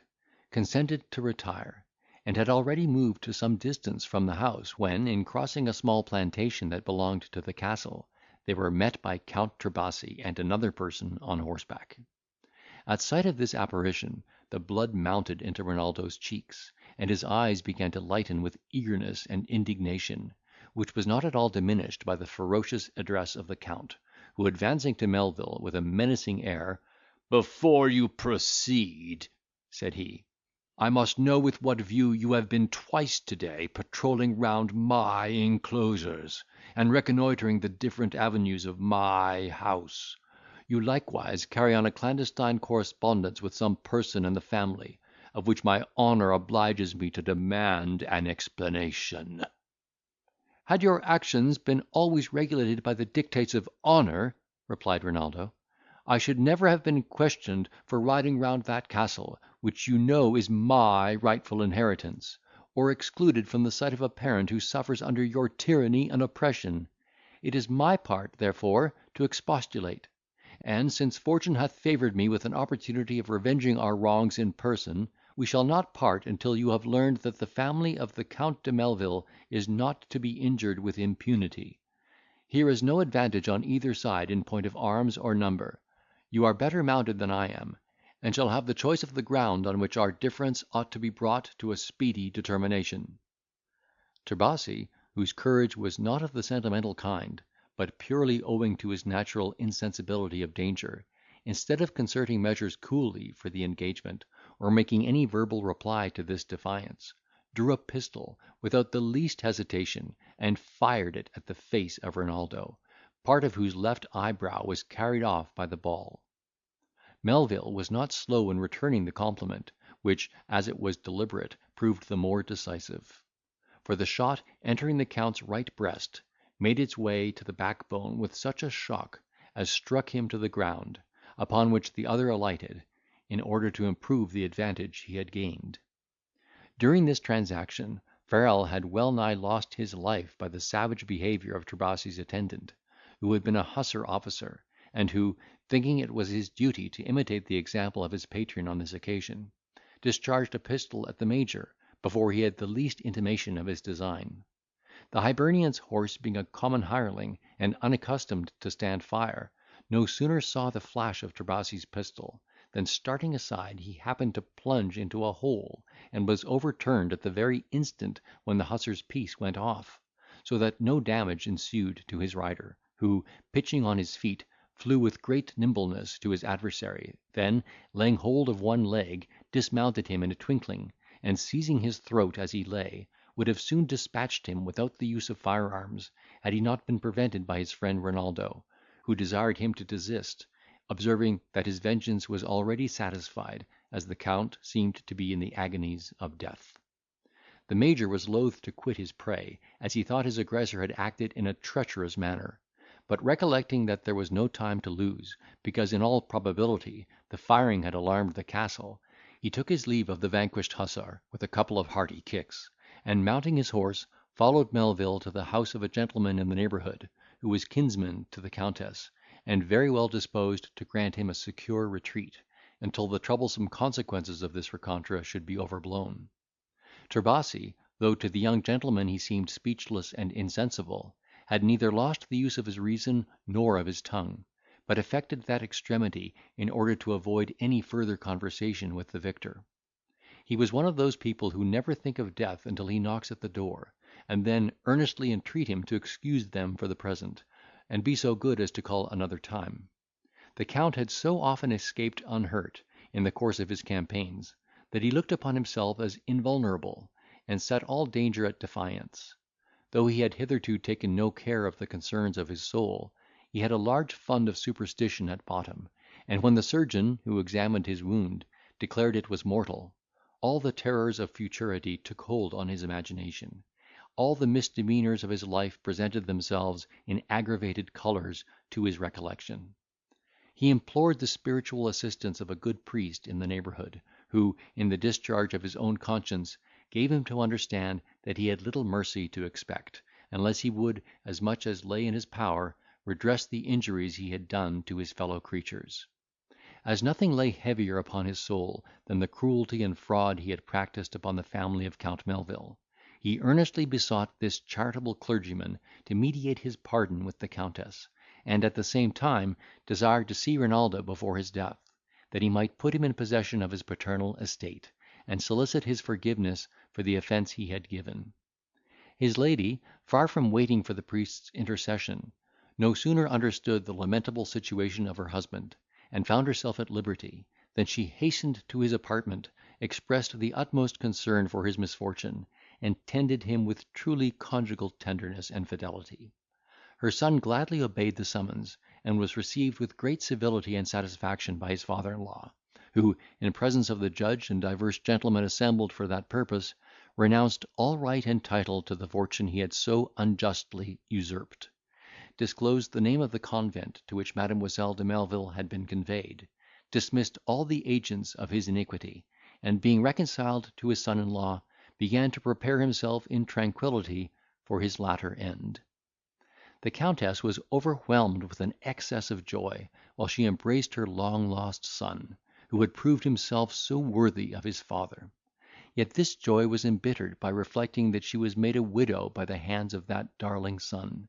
for though she knew his honour demanded the sacrifice, she could not lay aside that regard and veneration which is attached to the name of husband, and therefore resolved to retire into a monastery, where she could spend the remainder of her life in devotion, without being exposed to any intercourse which might interfere with the delicacy of her sentiments on that subject. End of chapter 58.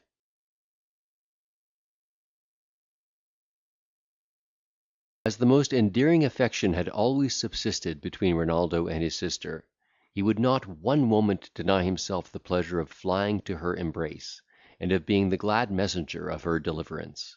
Soon, therefore, as he understood the place of her retreat, and had obtained a proper order to the abbess, signed by Count Tobias,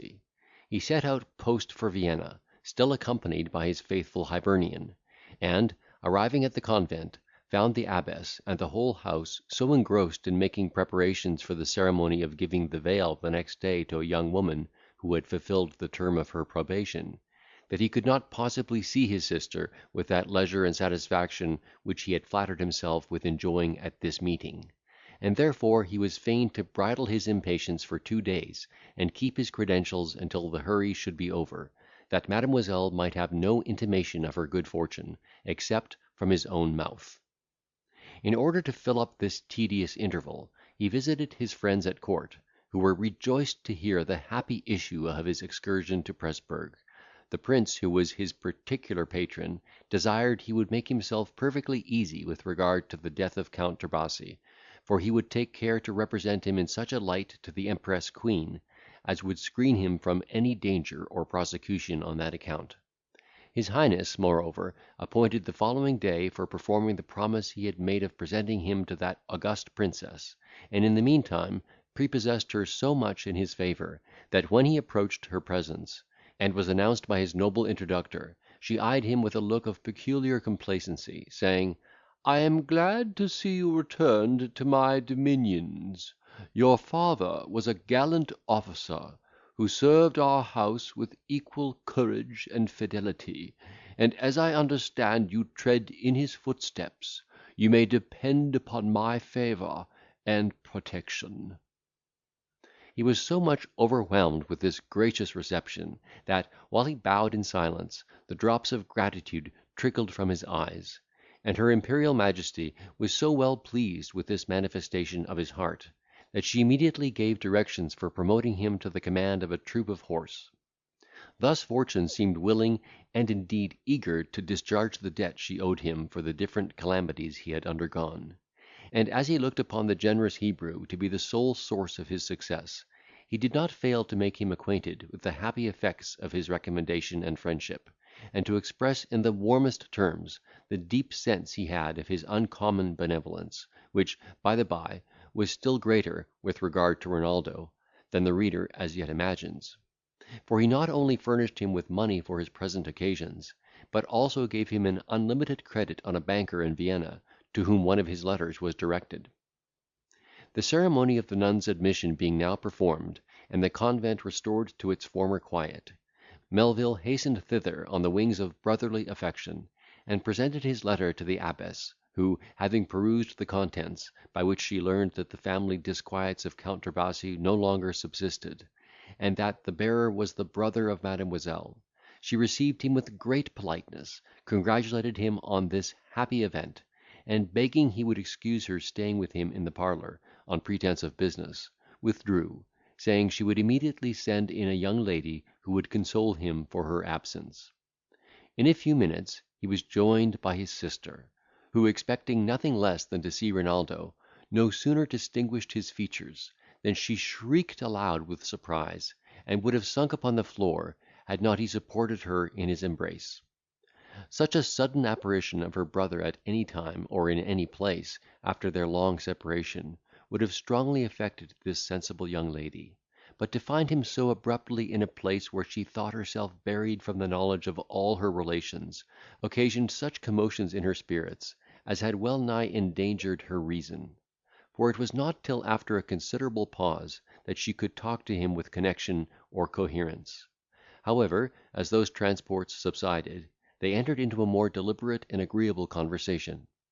in the course of which he gradually informed her of what had passed at the castle; and inexpressible was the pleasure she felt in learning that her mother was released from captivity, herself restored to freedom, and her brother to the possession of his inheritance, by the only means to which she had always prayed these blessings might be owing. As she had been treated with uncommon humanity by the abbess, she would not consent to leave the convent until he should be ready to set out for Presburg, so that they dined together with that good lady, and passed the afternoon in that mutual communication with which a brother and sister may be supposed to entertain themselves on such an occasion.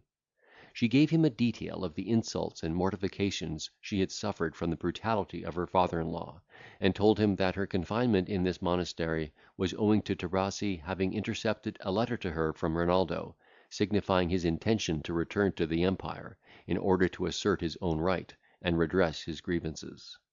Then, turning the discourse upon the incidents of his peregrinations, she in a particular manner inquired about that exquisite beauty, who had been the innocent source of all his distresses, and upon whose perfections he had often, in his letters to his sister, expatiated with indications of rapture and delight.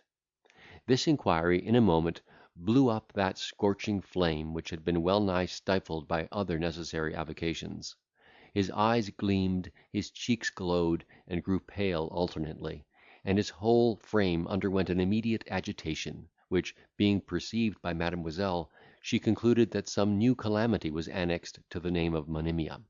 and, dreading to rip up a wound which she saw was so ineffectually closed, she for the present suppressed her curiosity and concern, and industriously endeavoured to introduce some less affecting subject of conversation. He saw her aim, approved of her discretion, and, joining her endeavours, expressed his surprise at her having omitted to signify the least remembrance of her old favourite Fathom, whom he had left in England. He had no sooner pronounced this name, than she suffered some confusion in her turn; from which, however, recollecting herself, "Brother," said she, "you must endeavour to forget that wretch, who is altogether unworthy of retaining the smallest share of your regard." Astonished, and indeed angry at this expression, which he considered as the effect of malicious misrepresentation,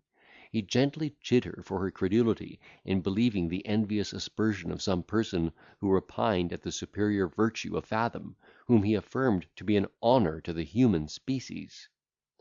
"Nothing is more easy," replied the young lady, "than to impose upon a person who, being himself unconscious of guile, suspects no deceit. You have been a dupe, dear brother, not to the finesse of Fathom, but to the sincerity of your own heart. For my own part, I assume no honour to my own penetration in having comprehended the villainy of that impostor, which was discovered in more than one instance, by accidents I could not possibly foresee. You must know, that Teresa,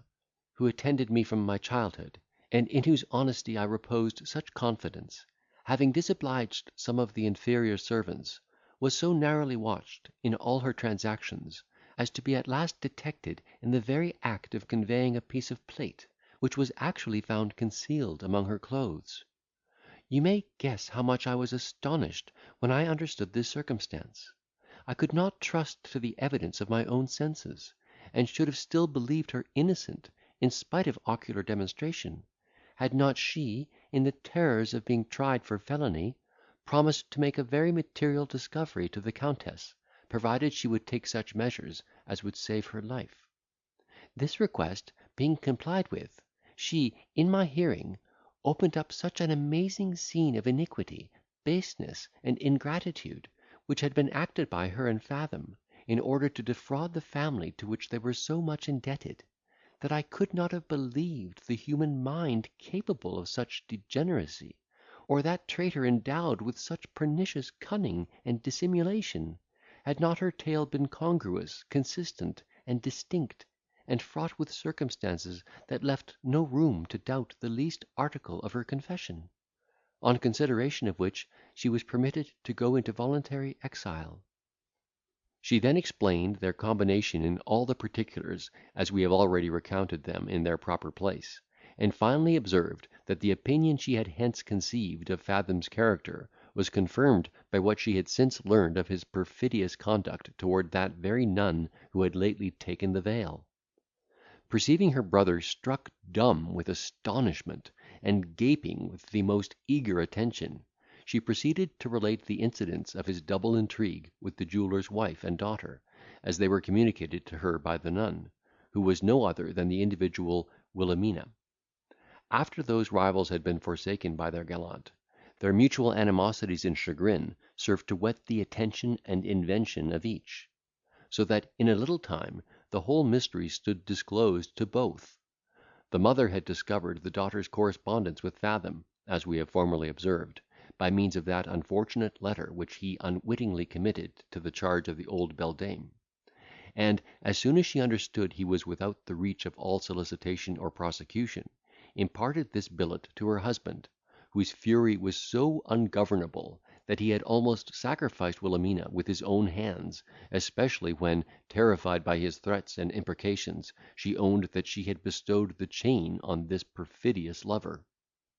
However, this dreadful purpose was prevented, partly by the interposition of his wife, whose aim was not the death, but immurement of his daughter, partly by the tears and supplication of the young gentlewoman herself, who protested that, although the ceremony of the church had not been performed, she was contracted to Fathom by the most solemn vows, to witness which he invoked all the saints in heaven. The jeweller, upon cooler consideration, was unwilling to lose the last spark of hope that glittered among the ruins of his despair, and resisted all the importunities of his wife, who pressed him to consult the welfare of his daughter's soul, in the fond expectation of finding some expedient to lure back the chain and its possessor. In the meantime, Wilhelmina was daily and hourly exposed to the mortifying animadversions of her mamma, who, with all the insolence of virtue, incessantly upbraided her with the backslidings of her vicious life, and exhorted her to reformation and repentance. This continual triumph lasted for many months, till at length a quarrel happening between the mother and the gossip, at whose house she used to give the rendezvous to her admirers, that incensed confidant, in the precipitation of her anger, promulgated the history of those secret meetings; and among the rest, her interviews with Fathom were brought to light. The first people who hear news of this sort are generally those to whom they are most unwelcome. The German was soon apprised of his wife's frailty, and considered the two females of his house as a couple of devils incarnate, sent from hell to exercise his patience. Yet in the midst of his displeasure he found matter of consolation in being furnished with a sufficient reason for parting with his helpmate, who had for many years kept his family in disquiet. He therefore, without hazarding a personal conference, sent proposals to her by a friend, which she did not think proper to reject, and seeing himself restored to the dominion of his own house, exerted his sway so tyrannically, that Wilhelmina became weary of her life, and had recourse to the comforts of religion, of which she soon became enamoured, and begged her father's permission to dedicate the rest of her life to the duties of devotion. She was accordingly received at this convent, the regulations of which were so much to her liking, that she performed the task of probation with pleasure, and voluntarily excluded herself from the vanities of this life. It was here that she had contracted an acquaintance with Mademoiselle de Melvil, to whom she communicated her complaints of Fathom, on the supposition that he was related to the Count, as he himself had often declared. While the young lady rehearsed the particulars of this detail, Renaldo sustained a strange vicissitude of different passions. Surprise, sorrow, fear, hope, and indignation raised a most tumultuous conflict in his bosom. Monimia rushed upon his imagination in the character of innocence, betrayed by the insinuations of treachery. He with horror viewed her at the mercy of a villain, who had broken all the ties of gratitude and honour. Affrighted at the prospect, he started from his seat, exclaiming in the most unconnected strain of distraction and despair, "Have I then nourished a serpent in my bosom? Have I listened to the voice of a traitor, who hath murdered my peace, who hath torn my heartstrings asunder, and perhaps ruined the pattern of all earthly perfection? It cannot be. Heaven would not suffer such infernal artifice to take effect. The thunder would be levelled against the head of the accursed projector." From this transport, compared with his agitation when he mentioned Monimia, his sister judged that Fathom had been the occasion of a breach between the two lovers; and this conjecture being confirmed by the disjointed answers he made to her interrogations upon the affair, she endeavoured to calm his apprehensions by representing that he would soon have an opportunity of returning to England, where the misunderstanding might be easily cleared up, and that, in the meantime, he had nothing to fear on account of the person of his mistress, in a country where individuals were so well protected by the laws and constitution of the realm. At length he suffered himself to be flattered with the fond hope of seeing Monimia's character triumph in the inquiry, of retrieving that lost jewel, and of renewing that ravishing intercourse and exalted expectation which had been so cruelly cut off. He now wished to find Fathom as black as he had been exhibited, that Monimia's apostasy might be numbered among the misrepresentations of his treachery and fraud. His love, which was alike generous and ardent, espoused the cause, and he no longer doubted her constancy and virtue. But when he reflected how her tender heart must have been wrung with anguish at his unkindness and cruelty, in leaving her destitute in a foreign land, how her sensibility must have been tortured in finding herself altogether dependent upon a ruffian, who certainly harboured the most baleful designs upon her honour, how her life must be endangered both by his barbarity and her own despair, I say, when he reflected on these circumstances, he shuddered with horror and dismay; and that very night despatched a letter to his friend the Jew, entreating him in the most pressing manner to employ all his intelligence in learning the situation of the fair orphan, that she might be protected from the villainy of Fathom, until his return to England. End of chapter 59. Retrieved its former tranquillity. He soothed himself with the prospect of a happy reconciliation with the divine Monimia, and his fancy was decoyed from every disagreeable presage by the entertaining conversation of his sister, with whom in 2 days he set out for Presburg, attended by his friend the Major, who had never quitted him since their meeting at Brussels. Here they found Count Tobias entirely rid of the fever which had been occasioned by his wound, and in a fair way of doing well; a circumstance that afforded unspeakable pleasure to Melvil, whose manner of thinking was such as would have made him unhappy, could he have charged himself with the death of his mother's husband, howsoever criminal he might have been. The Count's ferocity did not return with his health; his eyes were opened by the danger he had incurred, and his sentiments turned in a new channel. He heartily asked pardon of Mademoiselle for the rigorous usage she had suffered from the violence of his temper, thanked Renaldo for the seasonable lesson he had administered to him, and not only insisted upon being removed from the castle to a house of his own in Presburg, but proffered to make immediate restitution of all the rents which he had unjustly converted to his own use. These things being settled, "Mademoiselle de Melvil seems the best qualified to render my situation happy in all respects. Her fortune is more than sufficient to disembarrass my affairs; her good sense will be a seasonable check upon my vivacity; her agreeable accomplishments will engage a continuation of affection and regard. I know my own disposition well enough to think I shall become a most dutiful and tractable husband, and shall deem myself highly honoured in being more closely united to my dear Count de Melvil, the son and representative of that worthy officer under whom my youth was formed.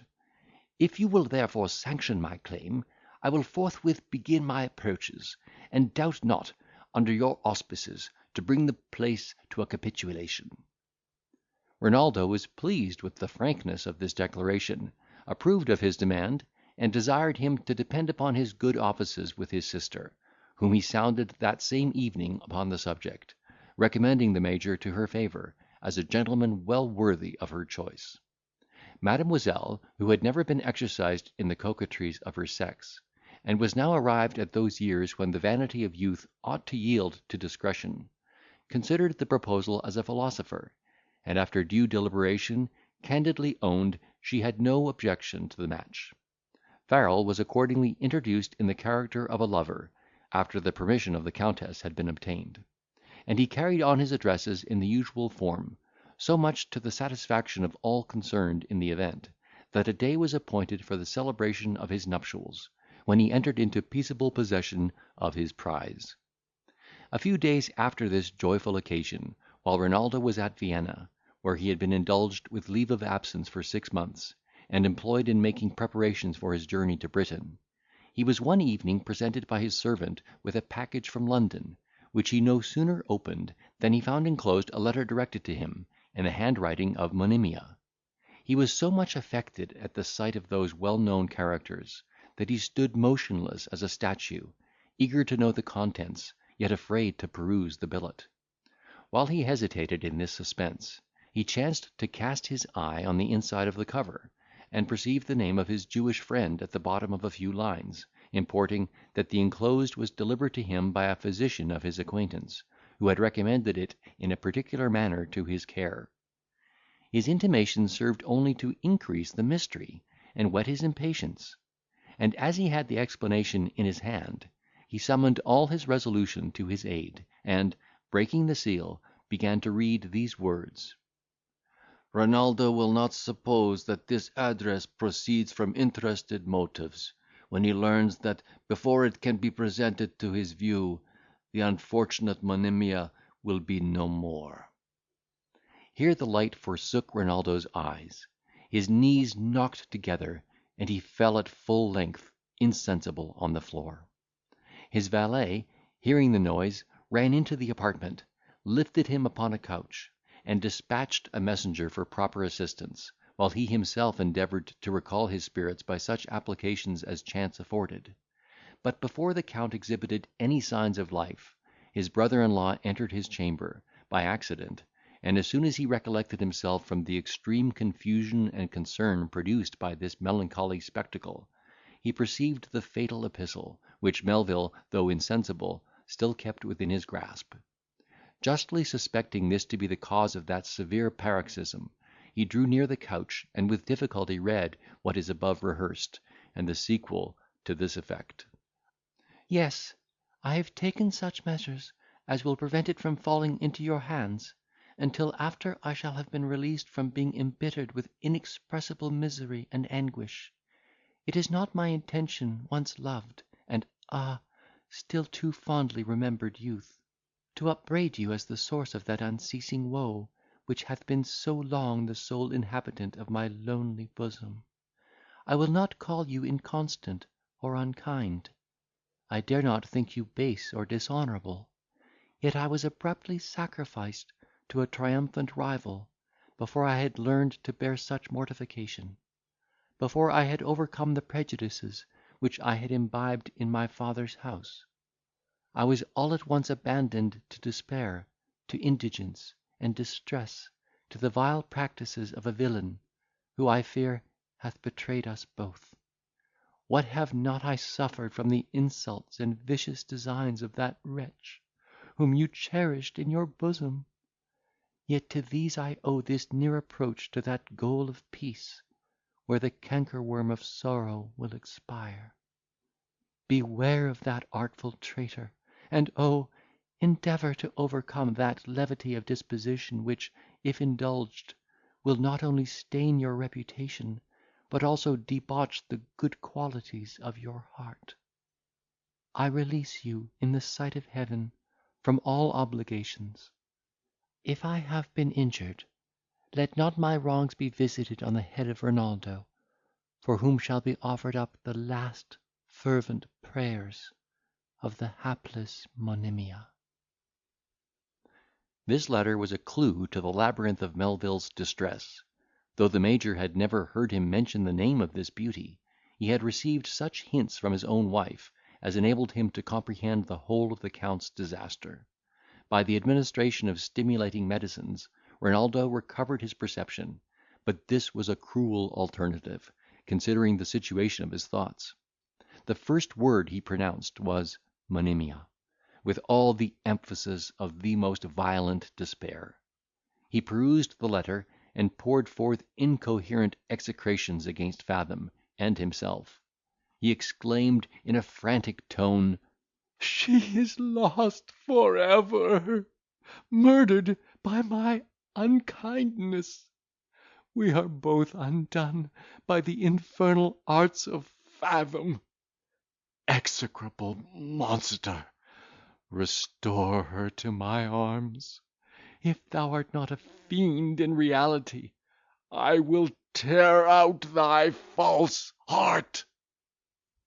So saying, he sprung upon his valet, who would have fallen a sacrifice to his undistinguishing fury, had not he been saved by the interposition of Farrel and the family, who disengaged him from his master's gripe by dint of force.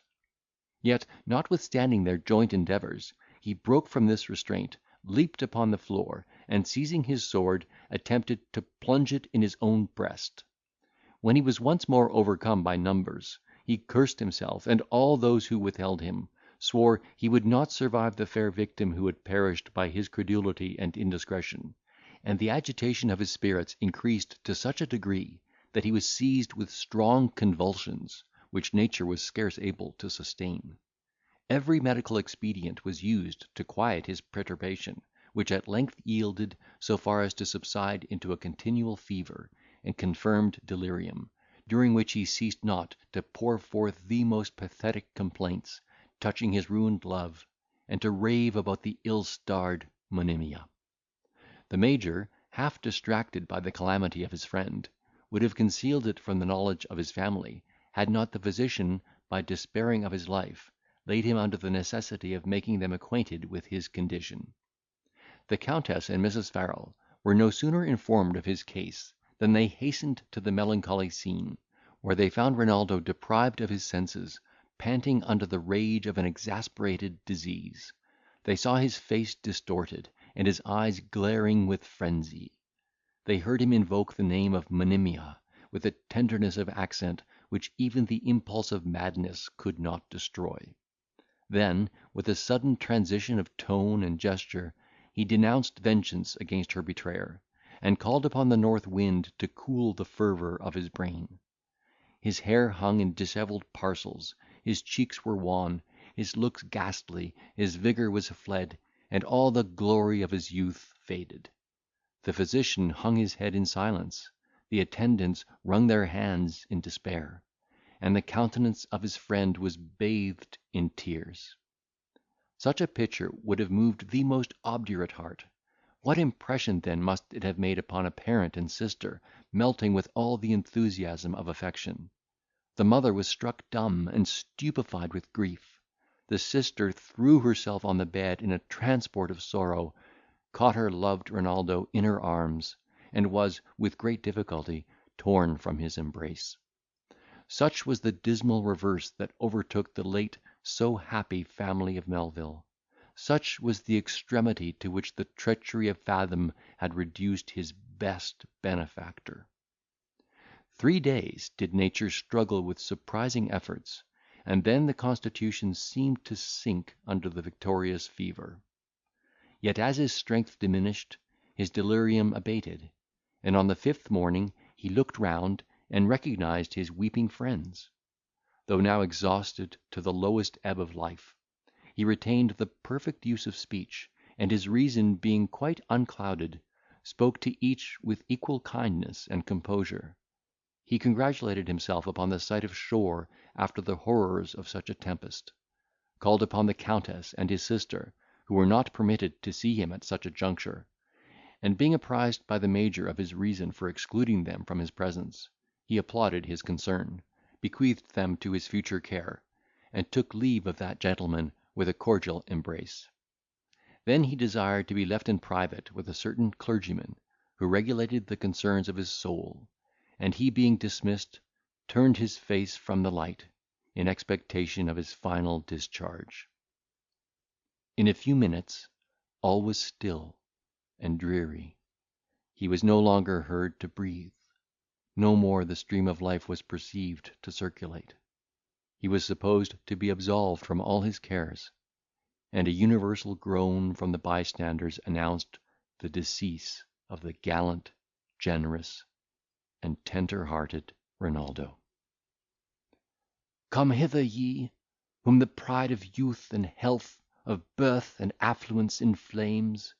who tread the flowery maze of pleasure, trusting to the fruition of ever-circling joys; ye who glory in your accomplishments, who indulge the views of ambition, and lay schemes for future happiness and grandeur, contemplate here the vanity of life. Behold how low this excellent young man is laid,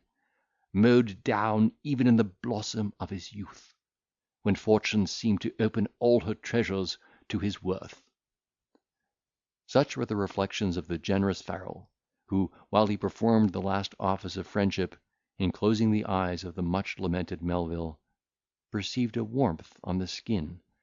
which the hand of death seldom leaves unextinguished. This uncommon sensation he reported to the physician,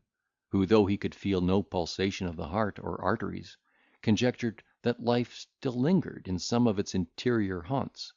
and immediately ordered such applications to the extremities and surface of the body as might help to concentrate and reinforce the natural heat. By these prescriptions, which for some time produced no sensible effect, the embers were, in all probability, kept glowing, and the vital power revived; for, after a considerable pause, respiration was gradually renewed at long intervals, a languid motion was perceived at the heart, a few feeble and irregular pulsations were felt at the wrist, the clay-coloured livery of death began to vanish from his face, the circulation acquired new force, and he opened his eyes with a sigh, which proclaimed his return from the shades of death. When he recovered the faculty of swallowing, a cordial was administered, and whether the fever abated, in consequence of the blood's being cooled and condensed during the recess of action in the solids, or nature in that agony had prepared a proper channel for the expulsion of the disease, certain it is, he was from this moment rid of all bodily pain, he retrieved the animal functions, and nothing remained of his malady but an extreme weakness and languor, the effect of nature's being fatigued in the battle she had won. Unutterable was the joy that took possession of his mother and sister, when Farrel flew into her apartment to intimate this happy turn. Scarce could they be restrained from pouring forth their transports in the presence of Renaldo, who was still too feeble to endure such communication. Indeed, he was extremely mortified and dejected at this event, which had diffused such pleasure and satisfaction among his friends, for though his distemper was mastered, the fatal cause of it still rankled at his heart, and he considered this respite from death as a protraction of his misery. When he was congratulated by the Major on the triumph of his constitution, he replied with a groan, "I would to Heaven it had been otherwise, for I am reserved for all the horrors of the most poignant sorrow and remorse. Oh, Monimia, Monimia! I hoped by this time to have convinced thy gentle shade that I was at least intentionally innocent of that ruthless barbarity which hath brought thee to an untimely grave. Heaven and earth! do I still survive the consciousness of that dire catastrophe? And lives the atrocious villain who hath blasted all our hopes?" With these last words, the fire darted from his eyes, and his brother, snatching this occasional handle for reconciling him to life, joined in his exclamations against the treacherous Fathom, and observed that he should not, in point of honour, wish to die, unless he should have sacrificed that traitor to the manes of the beauteous Monimia. This incitement acted as a spur upon exhausted nature, causing the blood to circulate with fresh vigour, and encouraging him to take such sustenance as would recruit his strength and repair the damage which his health had sustained. His sister assiduously attended him in his recovery, flattering his appetite, and amusing his sorrow at the same time. The clergyman assailed his despondence with religious weapons, as well as with arguments drawn from philosophy; and the fury of his passions being already expended, he became so tractable as to listen to his remonstrances. But, notwithstanding the joint endeavours of all his friends, a deep fixed melancholy remained after every consequence of his disease had vanished. In vain they essayed to elude his grief by gaiety and diversions; in vain they tried to decoy his heart into some new engagement. These kind attempts served only to feed and nourish that melancholy which pined within his bosom. Monimia still haunted him in the midst of these amusements, while his reflection whispered to him, "Pleasures like these I might have relished with her participation." That darling idea mingled in all the female assemblies at which he was present, eclipsing their attractions, and enhancing the bitterness of his loss; for absence, enthusiasm, and even his despair had heightened the charms of the fair orphan into something supernatural and divine. Time, that commonly weakens the traces of remembrance, seemed to deepen its impressions in his breast. Nightly in his dreams did he converse with his dear Monimia; sometimes on the verdant bank of a delightful stream, where he breathed in soft murmurs the dictates of his love and admiration; sometimes reclined within the tufted grove, his arm encircled and sustained her snowy neck, whilst she, with looks of love ineffable, gazed on his face, invoking Heaven to bless her husband and her lord. Yet even in these illusions was his fancy oft alarmed for the ill-fated fair. Sometimes he viewed her tottering on the brink of a steep precipice, far distant from his helping hand; at other times she seemed to sail along the boisterous tide, imploring his assistance. Then would he start with horror from his sleep, and feel his sorrows more than realised. He deserted his couch, he avoided the society of mankind, he courted sequestered shades where he could indulge his melancholy. There his mind brooded over his calamity, until his imagination became familiar with all the ravages of death. It contemplated the gradual decline of Monimia's health, her tears, her distress, her despair at his imagined cruelty. He saw, through that perspective, every blossom of her beauty wither, every sparkle vanish from her eyes. He beheld her faded lips, her pale cheek, and her inanimated features. the symmetry of which not death itself was able to destroy. His fancy conveyed her breathless corse to the old grave, o'er which perhaps no tear humane was shed, where her delicate limbs were consigned to dust, where she was dished out a delicious banquet to the unsparing worm. Over these pictures he dwelt with a sort of pleasing anguish, until he became so enamoured of her tomb, that he could no longer resist the desire that compelled him to make a pilgrimage to the dear hallowed spot, where all his once gay hopes lay buried, that he might nightly visit the silent habitation of his ruined love, embrace the sacred earth with which she was now compounded, moisten it with his tears, and bid the turf lie easy on her breast.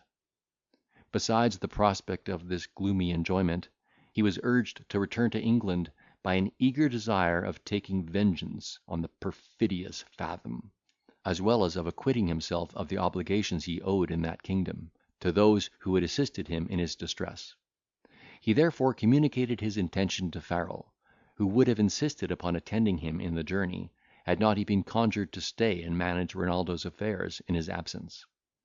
Every previous step being taken, he took leave of the Countess and his sister, who had, with all their interest and elocution, opposed his design, the execution of which they justly feared would, instead of dissipating, augment his chagrin.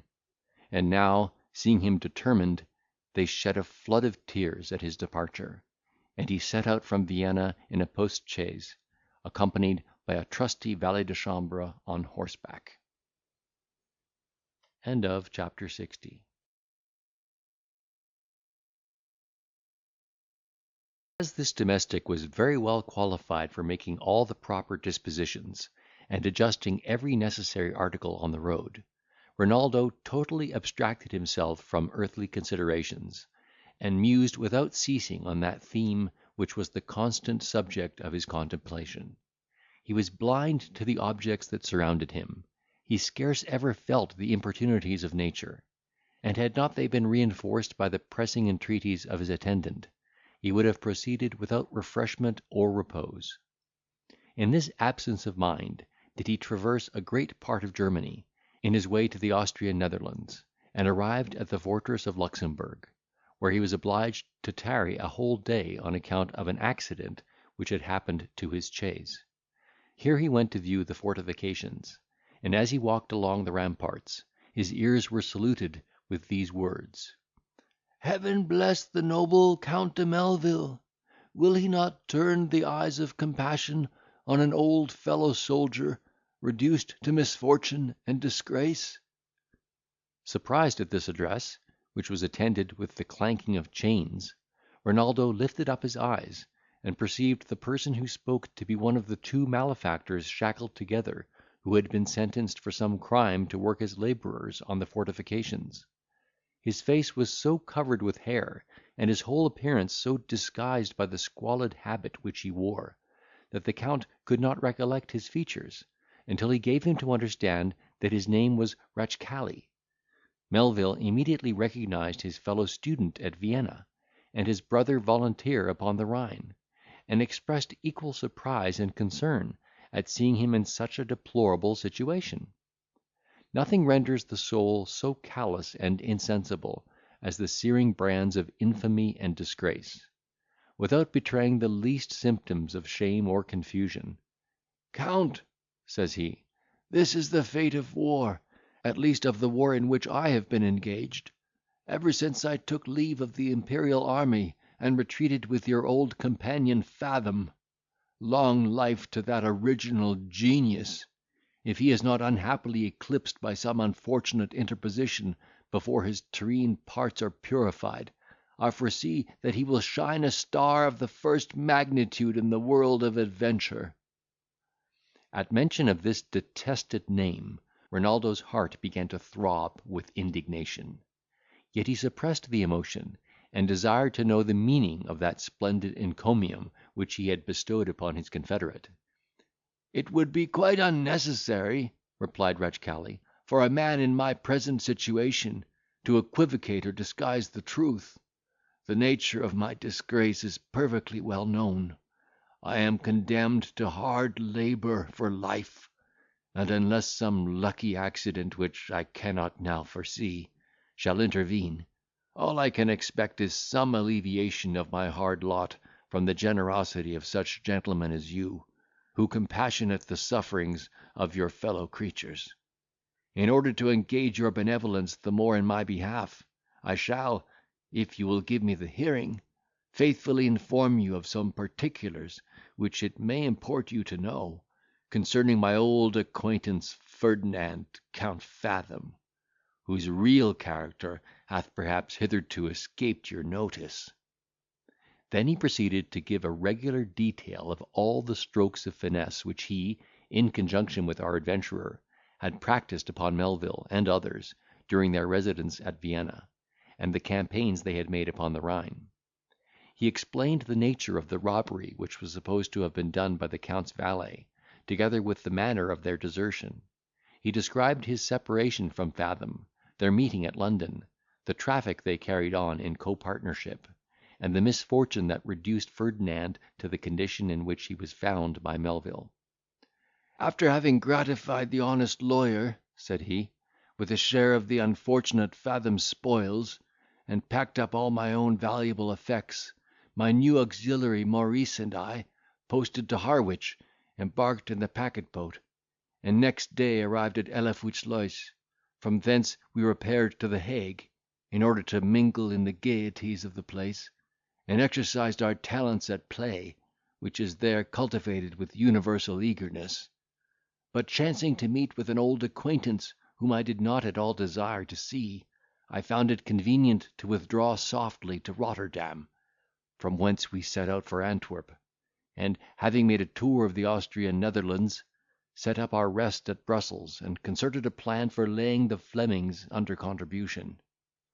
From our appearance we procured admission into the most polite assemblies, and succeeded to a wonder in all our operations, until our career was unfortunately checked by the indiscretion of my ally, who, being detected in the very act of conveying a card, was immediately introduced to a magistrate; and this minister of justice was so curious, inquisitive, and clear-sighted, that Count Maurice, finding it impossible to elude his penetration, was fain to stipulate for his own safety, by giving up his friend to the cognizance of the law. I was accordingly apprehended, before I knew the cause of my arrest; and being unhappily known by some soldiers of the prince's guard, my character turned out so little to the approbation of the inquisitors, that all my effects were confiscated for the benefit of the state, and I was by a formal sentence condemned to labour on the fortifications all the days of my life, while Maurice escaped at the expense of 500 stripes, which he received in public from the hands of the common executioner. Thus have I, without evasion or mental reservation, given a faithful account of the steps by which I have arrived at this barrier, which is likely to be the ne plus ultra of my peregrinations, unless the generous Count de Melvil will deign to interpose his interest in behalf of an old fellow soldier, who may yet live to justify his mediation." Renaldo had no reason to doubt the truth of this story, every circumstance of which tended to corroborate the intelligence he had already received touching the character of Fathom, whom he now considered with a double portion of abhorrence, as the most abandoned miscreant that nature had ever produced. Though Ratchcali did not possess a much higher place in his opinion,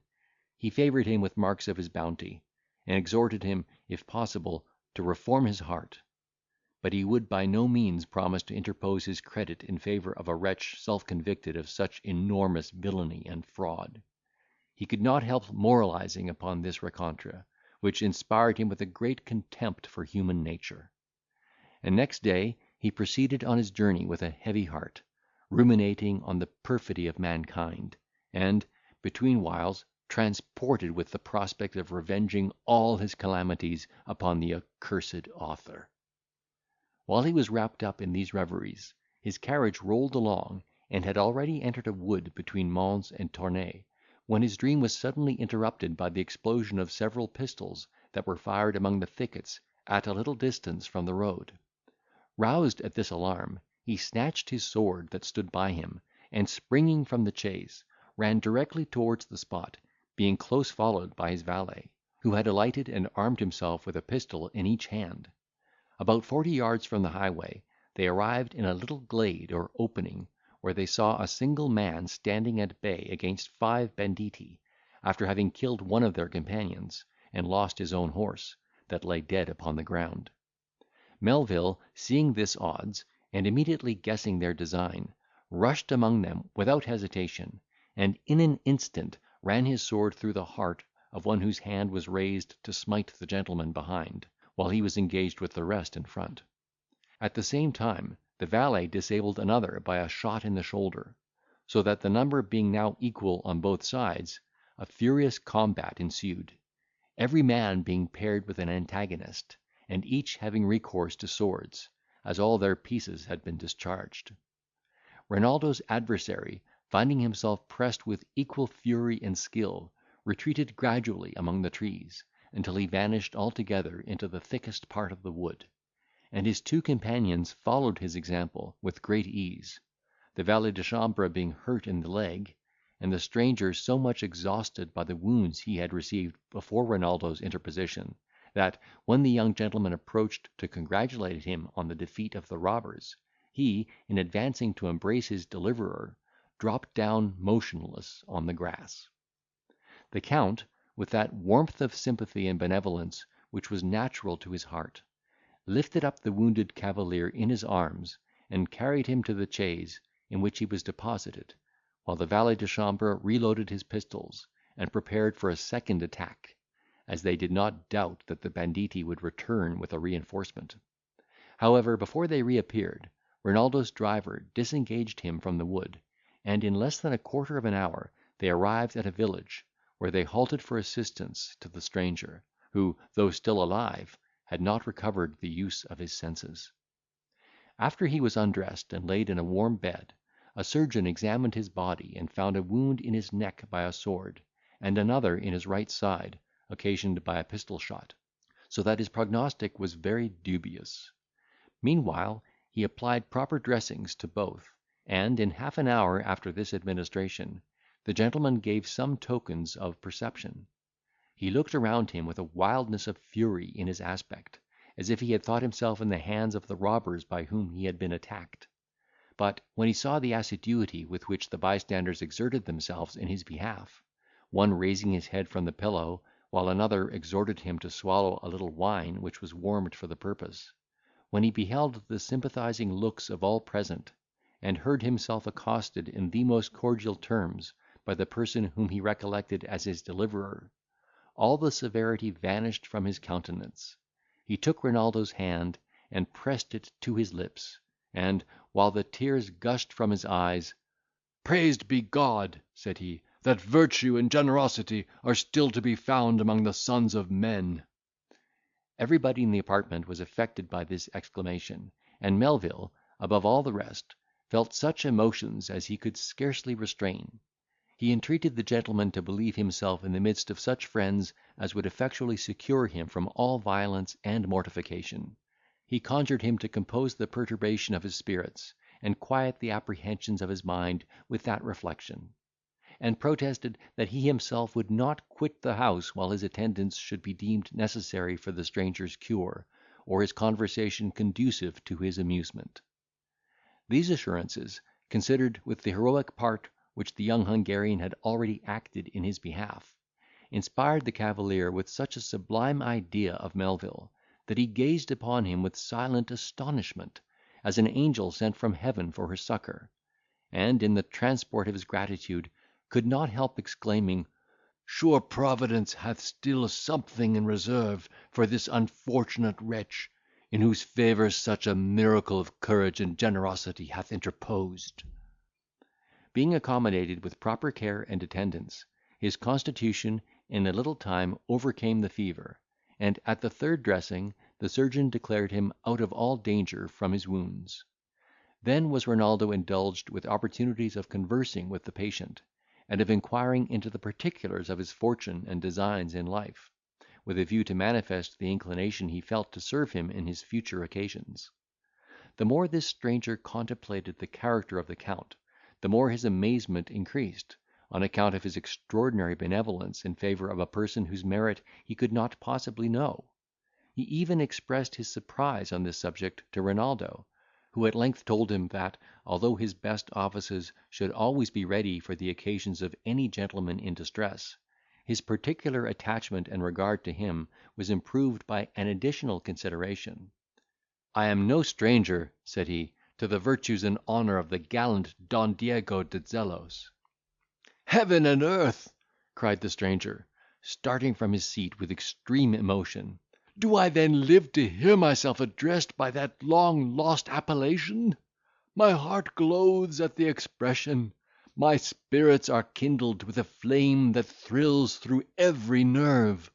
Say, young gentleman, if you are really an inhabitant of earth, by what means are you acquainted with the unhappy name of Zelos?"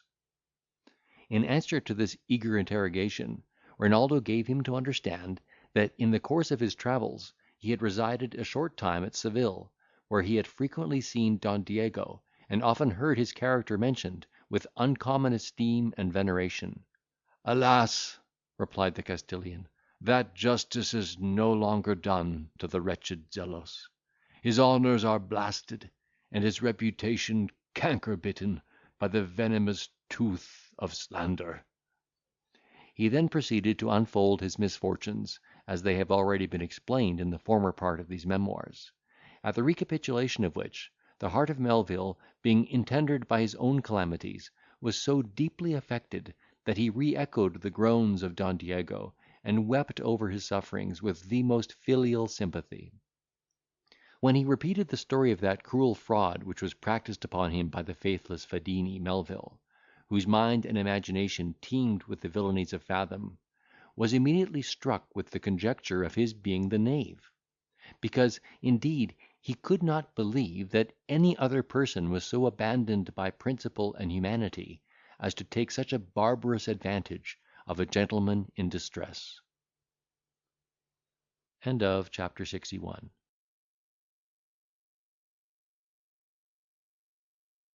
He considered the date of that unparalleled transaction, which agreed with his conjecture, and from the inquiries he made concerning the person of the traitor, gathered reasons sufficient to confirm his supposition. Thus certified, "That is the villain," cried the Count, "whose infernal arts have overwhelmed me with such misery as Heaven itself hath made no remedy to dispel. To revenge my wrongs on that perfidious miscreant is one of the chief reasons for which I deign to drag about an hateful being. O Don Diego, what is life, when all its enjoyments are so easily poisoned by the machinations of such a worm?" When on the morrow I found the whole family in tears and confusion, and heard my landlord pour forth the most bitter imprecations against the fugitive, who had deflowered his daughter, and even robbed the house, you will ask, which of the passions of my heart were interested on this occasion? They were shame and indignation. All my grief flowed in another channel. I blushed to find my judgment deceived. I scorned to complain, but in my heart denounced vengeance against my base betrayer. I silently retired to my apartment, in order to commune with my own thoughts. I had borne greater calamities without being driven to despair. I summoned all my fortitude to my assistance, and resolved to live in spite of affliction. Thus determined, I betook myself to the house of a general officer, whose character was fair in the world; and having obtained admission in consequence of my oriental appearance, "To a man of honour," said I, "the unfortunate need no introduction. My habit proclaims me a Persian. This passport from the States of Holland will confirm that supposition. I have been robbed of jewels to a considerable value by a wretch whom I favoured with my confidence;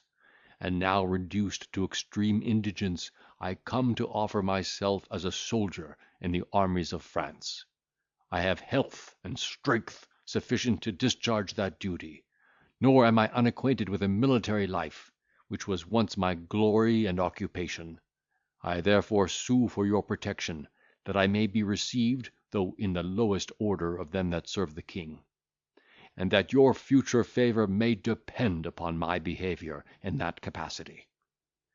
The general, surprised at my declaration, surveyed me with uncommon attention.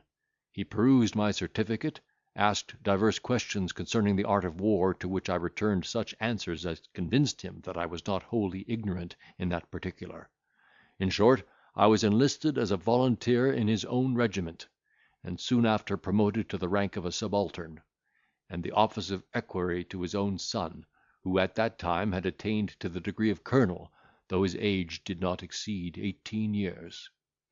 This young man was naturally of a ferocious disposition, which had been rendered quite untractable by the pride of birth and fortune, together with the licence of his education. As he did not know the respect due to a gentleman, so he could not possibly pay it to those who were unfortunately under his command.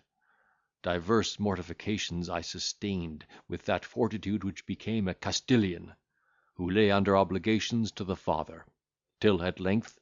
laying aside all decorum, he smote me. Sacred heaven! He smote Don Diego de Zelos, in presence of his whole household. Had my sword been endowed with sensation, it would of itself have started from its scabbard at this indignity offered to its master. I unsheathed it without deliberation, saying, "No, insolent boy, he is a gentleman whom thou hast outraged,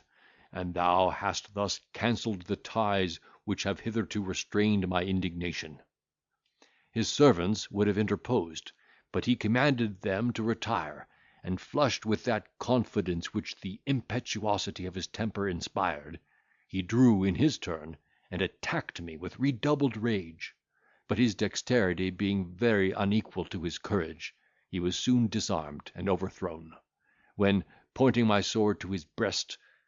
"In consideration of thy youth and ignorance," said I spare that life which thou hast forfeited by thy ungenerous presumption."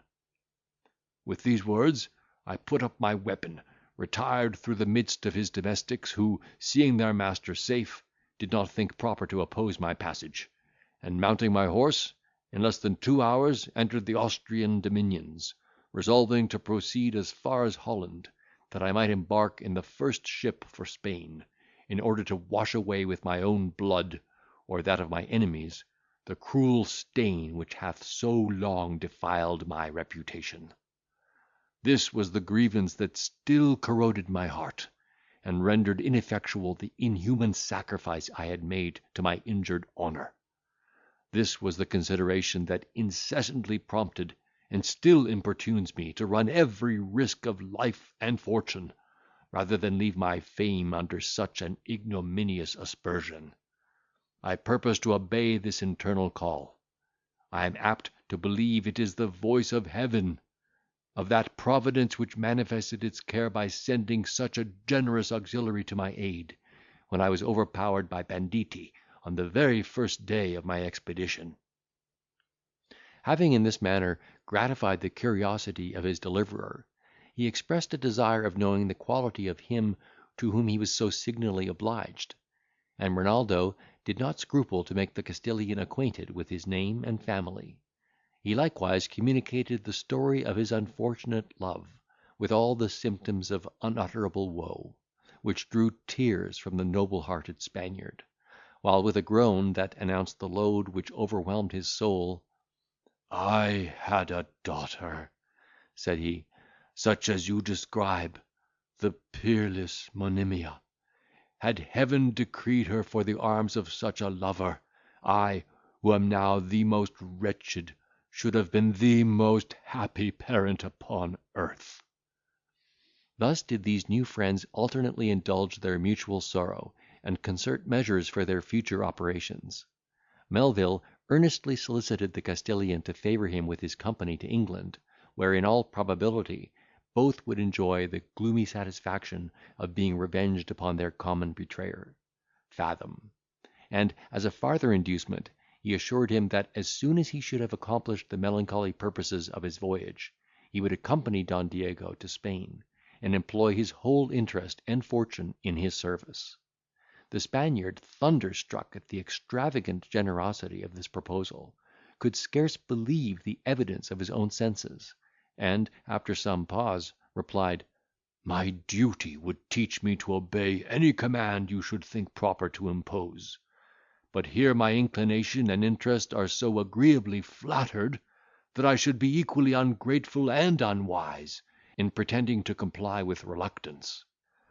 This point being settled, they moved forward to Mons, as soon as Don Diego was in a condition to bear the shock of such a removal; and there remaining until his wounds were perfectly cured, they hired a post chaise for Ostend, embarked in a vessel at that port, reached the opposite shore of England after a short and easy passage, and arrived in London without having met with any sinister accident on the road. As they approached this capital, Renaldo's grief seemed to regurgitate with redoubled violence. His memory was waked to the most minute and painful exertion of its faculties; his imagination teemed with the most afflicting images, and his impatience became so ardent, that never lover panted more eagerly for the consummation of his wishes, than Melvil for an opportunity of stretching himself upon the grave of the lost Monimia. The Castilian was astonished, as well as affected, at the poignancy of his grief, which, as a proof of his susceptibility and virtue, endeared him still more to his affection; and though his own misfortunes had rendered him very unfit for the office of a comforter, he endeavoured, by soothing discourse, to moderate the excess of his friend's affliction. Though it was dark when they alighted at the inn, Melvil ordered a coach to be called, and, being attended by the Spaniard, who would not be persuaded to quit him upon such an occasion, he repaired to the house of the generous Jew, whose rheum distilled very plentifully at his approach. The Count had already acquitted himself in point of pecuniary obligations to this benevolent Hebrew, and now, after having made such acknowledgments as might be expected from a youth of his disposition, he begged to know by what channel he had received that letter which he had been so kind as to forward to Vienna. Joshua, who was ignorant of the contents of that epistle, and saw the young gentleman extremely peace to my distempered soul. Return, Monimia, appear, though but for one short moment, to my longing eyes. Vouchsafe one smile.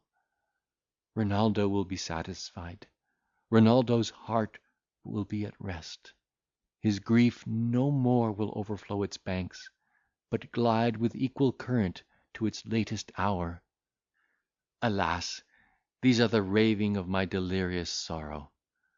Monimia hears not my complaints. Her soul, sublimed far, far above all sublunary cares, enjoys that felicity of which she was debarred on earth.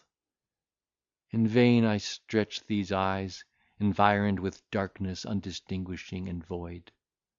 No object meets my view, no sound salutes mine ear, except the noisy wind that whistles through these vaulted caves of death. In this kind of exclamation did Renaldo pass the night, not without a certain species of woeful enjoyment, which the soul is often able to conjure up from the depths of distress; insomuch that, when the morning intruded on his privacy, he could scarce believe it was the light of day, so fast had fleeted the minutes of his devotion.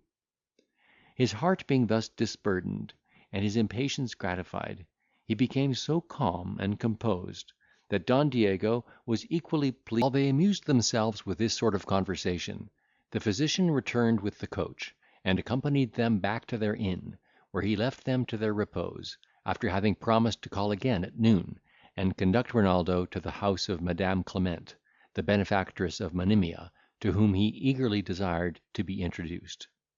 The appointment was observed with all imaginable punctuality on both sides. Melvil had arrayed himself in a suit of deep mourning, and he found the good lady in the like habit, assumed upon the same occasion. The goodness of her heart was manifest in her countenance. the sensibility of the youth discovered itself in a flood of tears, which he shed at her appearance. His sensations were too full for utterance, nor was she, for some time, able to give him welcome. While she led him by the hand to a seat, the drops of sympathy rushed into either eye, and at length she broke silence, saying, "Count, we must acquiesce in the dispensations of Providence, and quiet the transports of our grief, with a full assurance that Monimia is happy."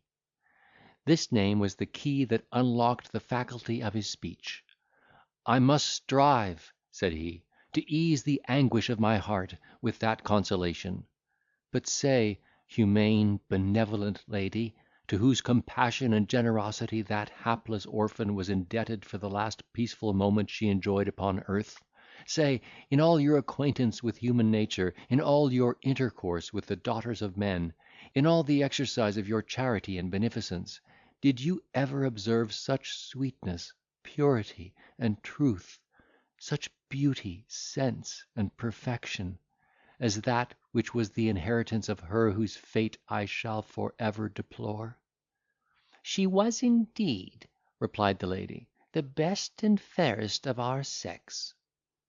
This was the beginning of a conversation touching that lovely victim, in the course of which he explained those wicked arts which Fathom practised to alienate his affections from the adorable Monimia; and she described the cunning hints and false insinuations by which that traitor had aspersed the unsuspecting lover, and soiled his character in the opinion of the virtuous orphan. The intelligence he obtained on this occasion added indignation to his grief.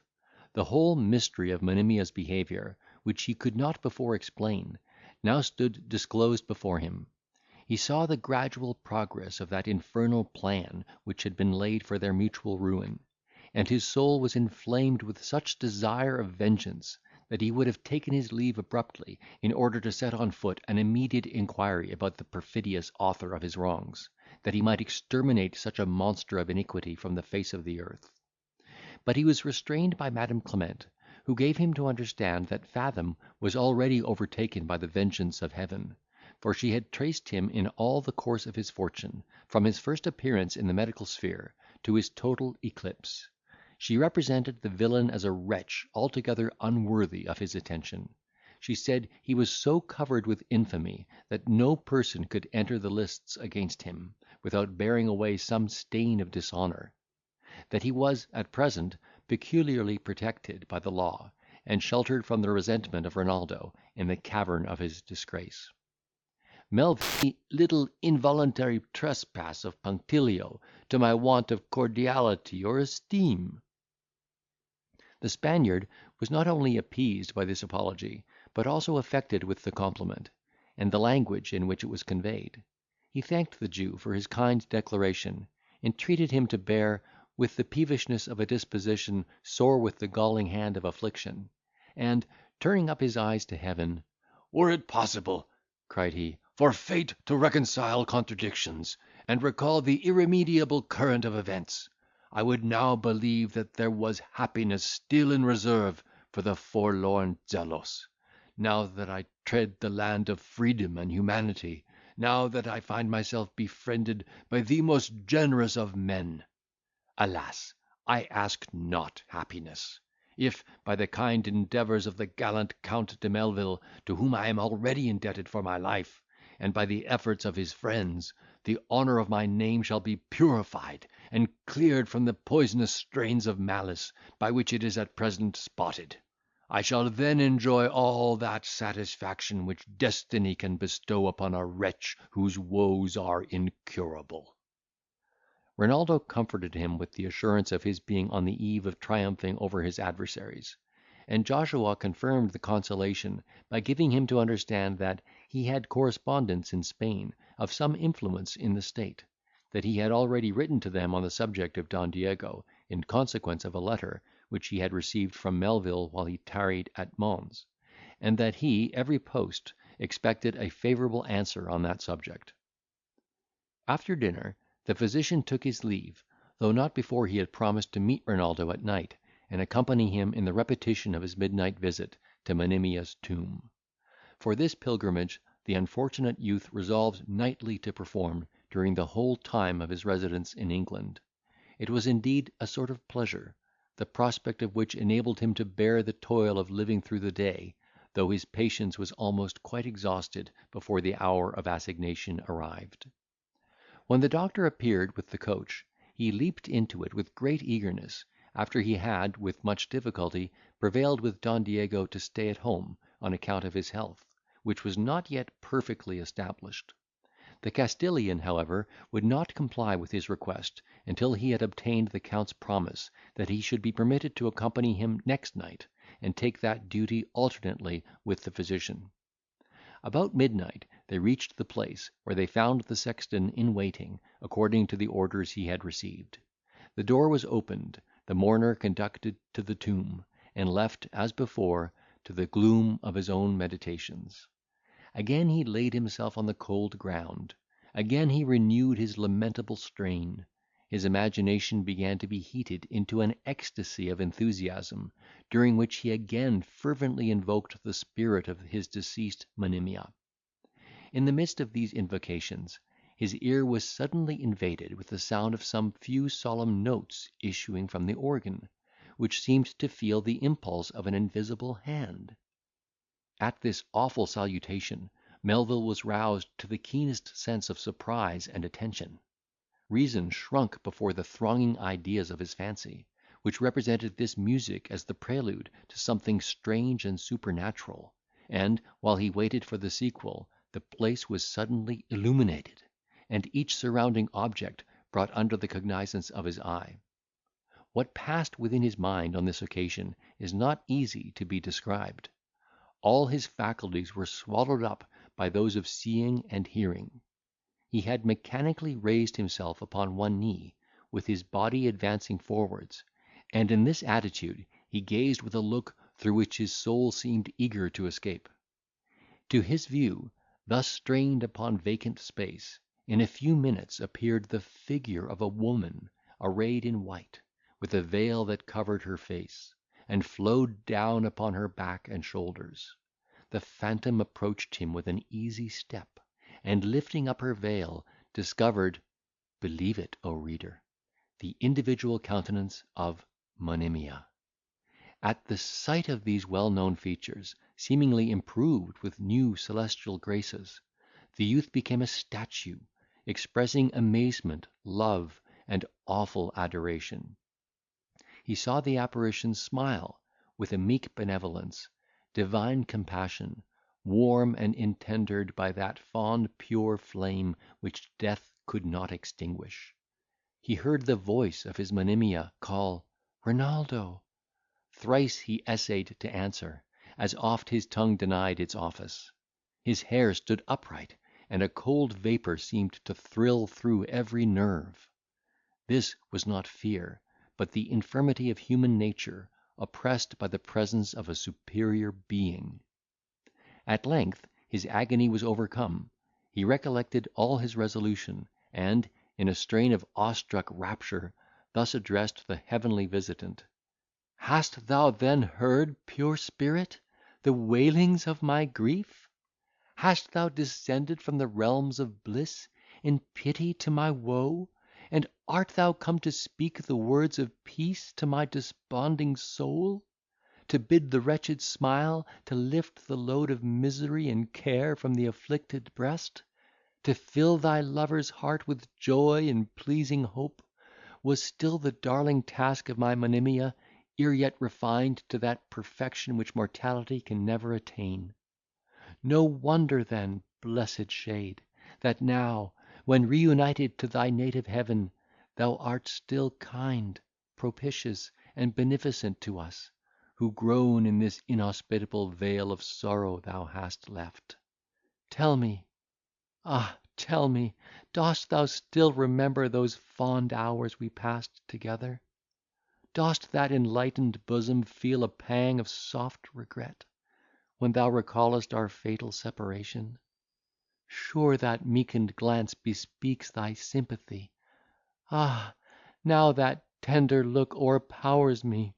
Sacred Heaven! the pearly drops of pity trickle down thy cheeks. Such are the tears that angels shed o'er man's distress. Turn not away, thou beckonest me to follow. Yes, I will follow thee, ethereal spirit, as far as these weak limbs, encumbered with mortality, will bear my weight. And would to heaven I could with ease put off these vile corporeal shackles, and attend thy flight." So saying, he started from the ground, and, in a transport of eager expectation, at awful distance, traced the footsteps of the apparition, which, entering a detached apartment, sunk down upon a chair, and with a sigh exclaimed, "Indeed this is too much!" What was the disorder of Renaldo's mind, when he perceived this phenomenon? Before reflection could perform its office, moved by a sudden impulse, he sprung forwards, crying, "If it be death to touch thee, let me die!" and caught in his arms, not the shadow, but the warm substance of the all accomplished Monimia. Mysterious powers of Providence! This is no phantom, this is no shade, this is the life, the panting bosom of her whom I have so long, so bitterly deplored. I fold her in my arms, I press her glowing breast to mine, I see her blush with virtuous pleasure and ingenuous love. She smiles upon me with enchanting tenderness. Oh, let me gaze on that transcendent beauty, which, the more I view it, ravishes the more. These charms are too intense, I sicken while I gaze. Merciful Heaven! is not this a mere illusion of the brain? Was she not fled for ever? Had not the cold hand of death divorced her from my hope? This must be some flattering vision of my distempered fancy, perhaps some soothing dream. If such it be, grant, O ye heavenly powers, that I may never wake." "O gentle youth," replied the beauteous orphan, still clasped in his embrace, "what joy now fills the bosom of Monimia, at this triumph of thy virtue and thy love! When I see these transports of thy affection, when I find thee restored to that place in my esteem and admiration, which thou hadst lost by the arts of calumny and malice, this is a meeting which my most sanguine hopes durst not presage." So entirely were the faculties of Renaldo engrossed in the contemplation of his restored Monimia, that he saw not the rest of the company, who wept with transport over this affecting scene. He was therefore amazed at the interposition of Madam Clement, who, while the shower of sympathetic pleasure bedewed her cheeks, congratulated the lovers upon this happy event, crying, "These are the joys which virtue calls her own." They also received the compliments of a reverend clergyman, who told Monimia she had reaped at last the fruits of that pious resignation to the will of Heaven, which she had so devoutly practised during the term of her affliction. And lastly, they were accosted by the physician, who was not quite so hackneyed in the ways of death, or so callous to the finer sensations of the soul, but that he blubbered plentifully, while he petitioned Heaven in behalf of such an accomplished and deserving pair. Monimia, taking Madam Clement by the hand, "Whatever joy," said she, "Renaldo derives from this occasion, is owing to the bounty, the compassion, and maternal care of this incomparable lady, together with the kind admonitions and humanity of those two worthy gentlemen." Melvil, whose passions were still in agitation, and whose mind could not yet digest the incidents that occurred, embraced them all by turns; but, like the faithful needle, which, though shaken for an instant from its poise, immediately regains its true direction, and points invariably to the pole, he soon returned to his Monimia. Again he held her in his arms, again he drank enchantment from her eyes, and thus poured forth the effusions of his soul. "Can I then trust the evidence of sense? And art thou really to my wish restored? Never, Oh, never did thy beauty shine with such bewitching grace as that which now confounds and captivates my view. Sure there is something more than mortal in thy looks. Where hast thou lived? Where borrowed this perfection? Whence art thou now descended? Oh, I am all amazement, joy, and fear. Thou wilt not leave me? No, we must not part again. By this warm kiss, 1,000 times more sweet than all the fragrance of the East, we never more will part. Oh, this is rapture, ecstasy, and what no language can explain. In the midst of these ejaculations, he ravished a banquet from her glowing lips, that kindled in his heart a flame which rushed through every vein, and glided to his marrow. This was a privilege he had never claimed before, and now permitted as a recompense for all the penance he had suffered. Nevertheless, the cheeks of Monimia, who was altogether unaccustomed to such familiarities, underwent a total suffusion, and Madam Clement discreetly relieved her from the anxiety of her situation, by interfering in the discourse, and rallying the Count upon his endeavours to monopolize such a branch of happiness. "Oh, my dear lady," replied Renaldo, who by this time had in some measure recovered his recollection, "forgive the wild transports of a fond lover, who hath so unexpectedly retrieved the jewel of his soul; yet, far from wishing to hoard up his treasure, he means to communicate and diffuse his happiness to all his friends. Oh, my Monimia, how will the pleasure of this hour be propagated! As yet thou knowest not all the bliss that is reserved for thy enjoyment. Meanwhile, I long to learn by what contrivance this happy interview hath been effected. Still I am ignorant how I was transported into this apartment, from the lonely vault in which I mourned over my supposed misfortune." Chapter 63. The French lady then explained the whole mystery of Monimia's death, as a stratagem she had concerted with the clergyman and doctor, in order to defeat the pernicious designs of Fathom, who seemed determined to support his false pretensions by dint of perjury and fraud, which they would have found it very difficult to elude. She observed that the physician had actually despaired of Monimia's life, and it was not till after she herself was made acquainted with the prognostic, that she wrote the letter to Renaldo, which she committed to the care of Madam Clement, with an earnest entreaty that it should not be sent till after her decease. But that lady, believing the Count had been certainly abused by his treacherous confidant,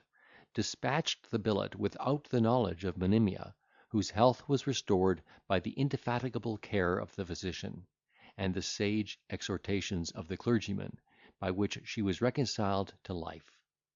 In a word, the villainy of Fathom had inspired her with some faint hope that Renaldo might still be innocent, and that notion contributed not a little to her cure. The letter having so effectually answered their warmest hopes, in bringing back Renaldo, such a pattern of constancy and love, the confederates, in consequence of his enthusiastic sorrow, had planned this meeting as the most interesting way of restoring two virtuous lovers to the arms of each other; for which purpose the good clergyman had pitched upon his own church, and indulged them with the use of the vestry, in which they now were presented, with a small but elegant collation. Melvil heard this succinct detail with equal joy and admiration.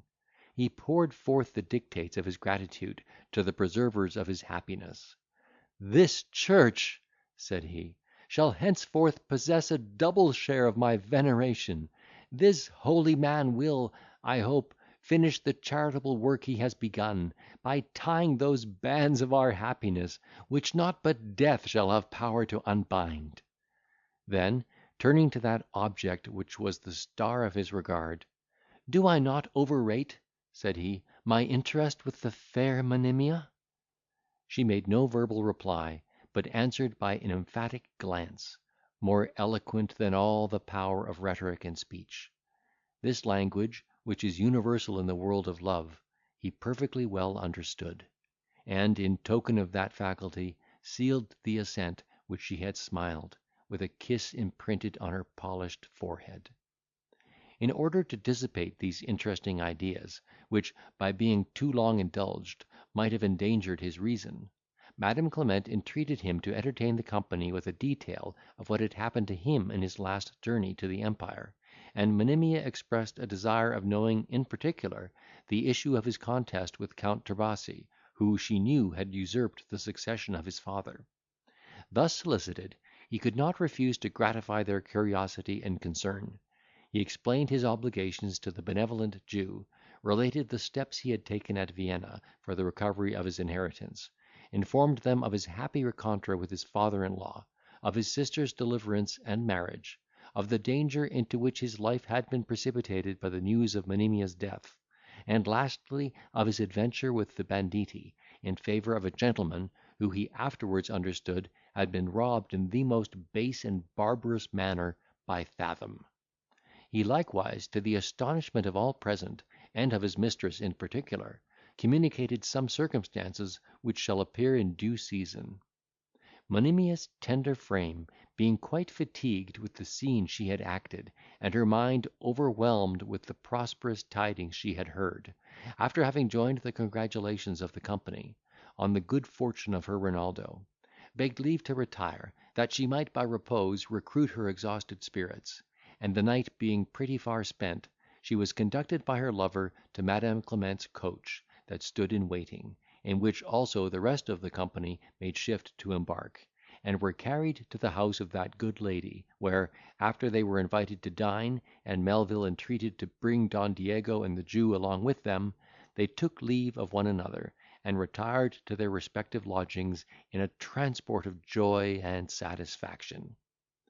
As for Renaldo, his rapture was still mixed with apprehension, that all he had seen and heard was no more than an unsubstantial vision, raised by some gay delirium of a disordered imagination. While his breast underwent those violent though blissful emotions of joy and admiration, his friend the Castilian spent the night in ruminating over his own calamities, and in a serious and severe review of his own conduct. He compared his own behaviour with that of the young Hungarian, and found himself so light in the scale, that he smote his breast with violence, exclaiming in an agony of remorse, "Count Melvil has reason to grieve, Don Diego to despair. His misfortunes flow from the villainy of mankind; mine are the fruit of my own madness. He laments the loss of a mistress who fell a sacrifice to the perfidious arts of a crafty traitor. She was beautiful, virtuous, accomplished, and affectionate. He was fraught with sensibility and love. Doubtless his heart must have deeply suffered. His behaviour denotes the keenness of his woe. His eyes are ever flowing fountains of tears. His bosom the habitation of sighs. 500 leagues hath he measured in a pilgrimage to her tomb. Nightly he visits the dreary vault where she now lies at rest. Her solitary grave is his couch. He converses with darkness and the dead, until each lonely isle re-echoes his distress. What would be his penance had he my cause? Were he conscious of having murdered a beloved wife and darling daughter? Ah, wretch! Ah, cruel homicide! What had those dear victims done to merit such a fate? Were they not ever gentle and obedient, ever aiming to give thee satisfaction and delight? Say that Serafina was enamoured of a peasant; say that she had degenerated from the honour of her race. The inclinations are involuntary. Perhaps that stranger was her equal in pedigree and worth. Had they been fairly questioned, they might have justified, at least excused, that conduct which appeared so criminal; or had they owned the offence, and supplicated pardon. Oh, barbarous monster that I am! Was all the husband, was all the father extinguished in my heart? How shall my own errors be forgiven? if I refuse to pardon the frailties of my own blood, of those who are most dear to my affection, yet nature pleaded strongly in their behalf. My heart was bursting while I dismissed them to the shades of death. I was maddened with revenge. I was guided by that savage principle which falsely we call honour. Accursed phantom, that assumes the specious title, and misleads our wretched nation! Is it then honourable to skulk like an assassin, and plunge the secret dagger in the heart of some unhappy man, who hath incurred my groundless jealousy or suspicion, without indulging him with that opportunity which the worst criminal enjoys? Or is it honourable to poison two defenceless women, a tender wife, an amiable daughter, whom even a frown would almost have destroyed? Oh, this is cowardice, brutality, hell-born fury, and revenge! Heaven hath not mercy to forgive such execrable guilt.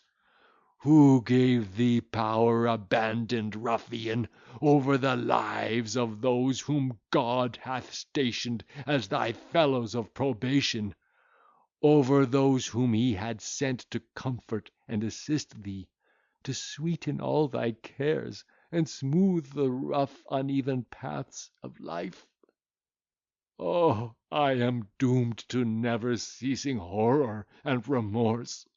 If misery can atone for such enormous guilt, I have felt it in the extreme. Like an undying vulture, it preys upon my heart. To sorrow I am wedded.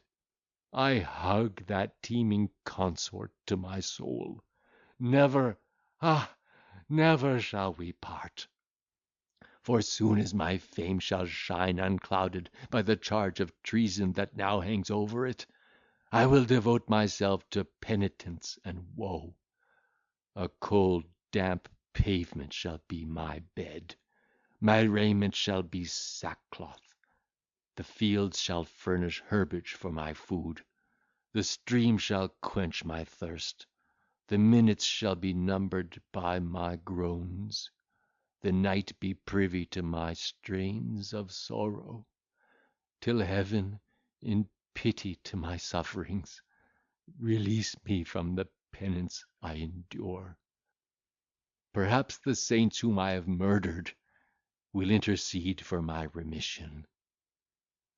Such was the exercise of grief in which the hapless Castilian consumed the night. He had not yet consigned himself to rest, when Renaldo, entering his chamber, displayed such a gleam of wildness and rapture on his countenance, as overwhelmed him with amazement; for, till that moment, he had never seen his visage unobscured with woe. "Pardon this abrupt intrusion, my friend,"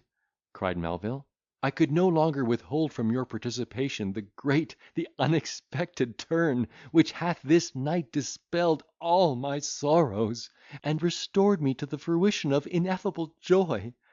Monimia lives! The fair, the tender, the virtuous Monimia lives, and smiles upon my vows. This night I retrieved her from the grave. I held her in these arms. I pressed her warm delicious lips to mine. Oh, I am giddy with intolerable pleasure." Don Diego was confounded at this declaration, which he considered as the effects of a disordered brain. He never doubted that Renaldo's grief had at length overpowered his reason, and that his words were the effects of mere frenzy.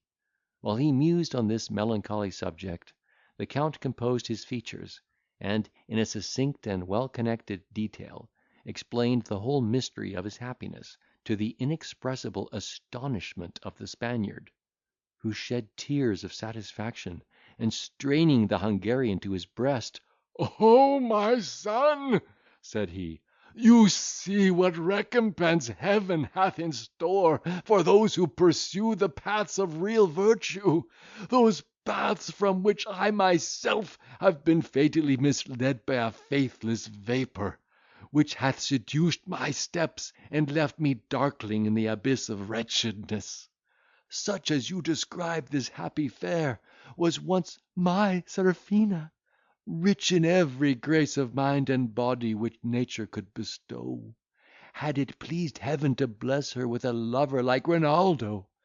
But no more, the irrevocable shaft is fled. I will not taint your enjoyment with my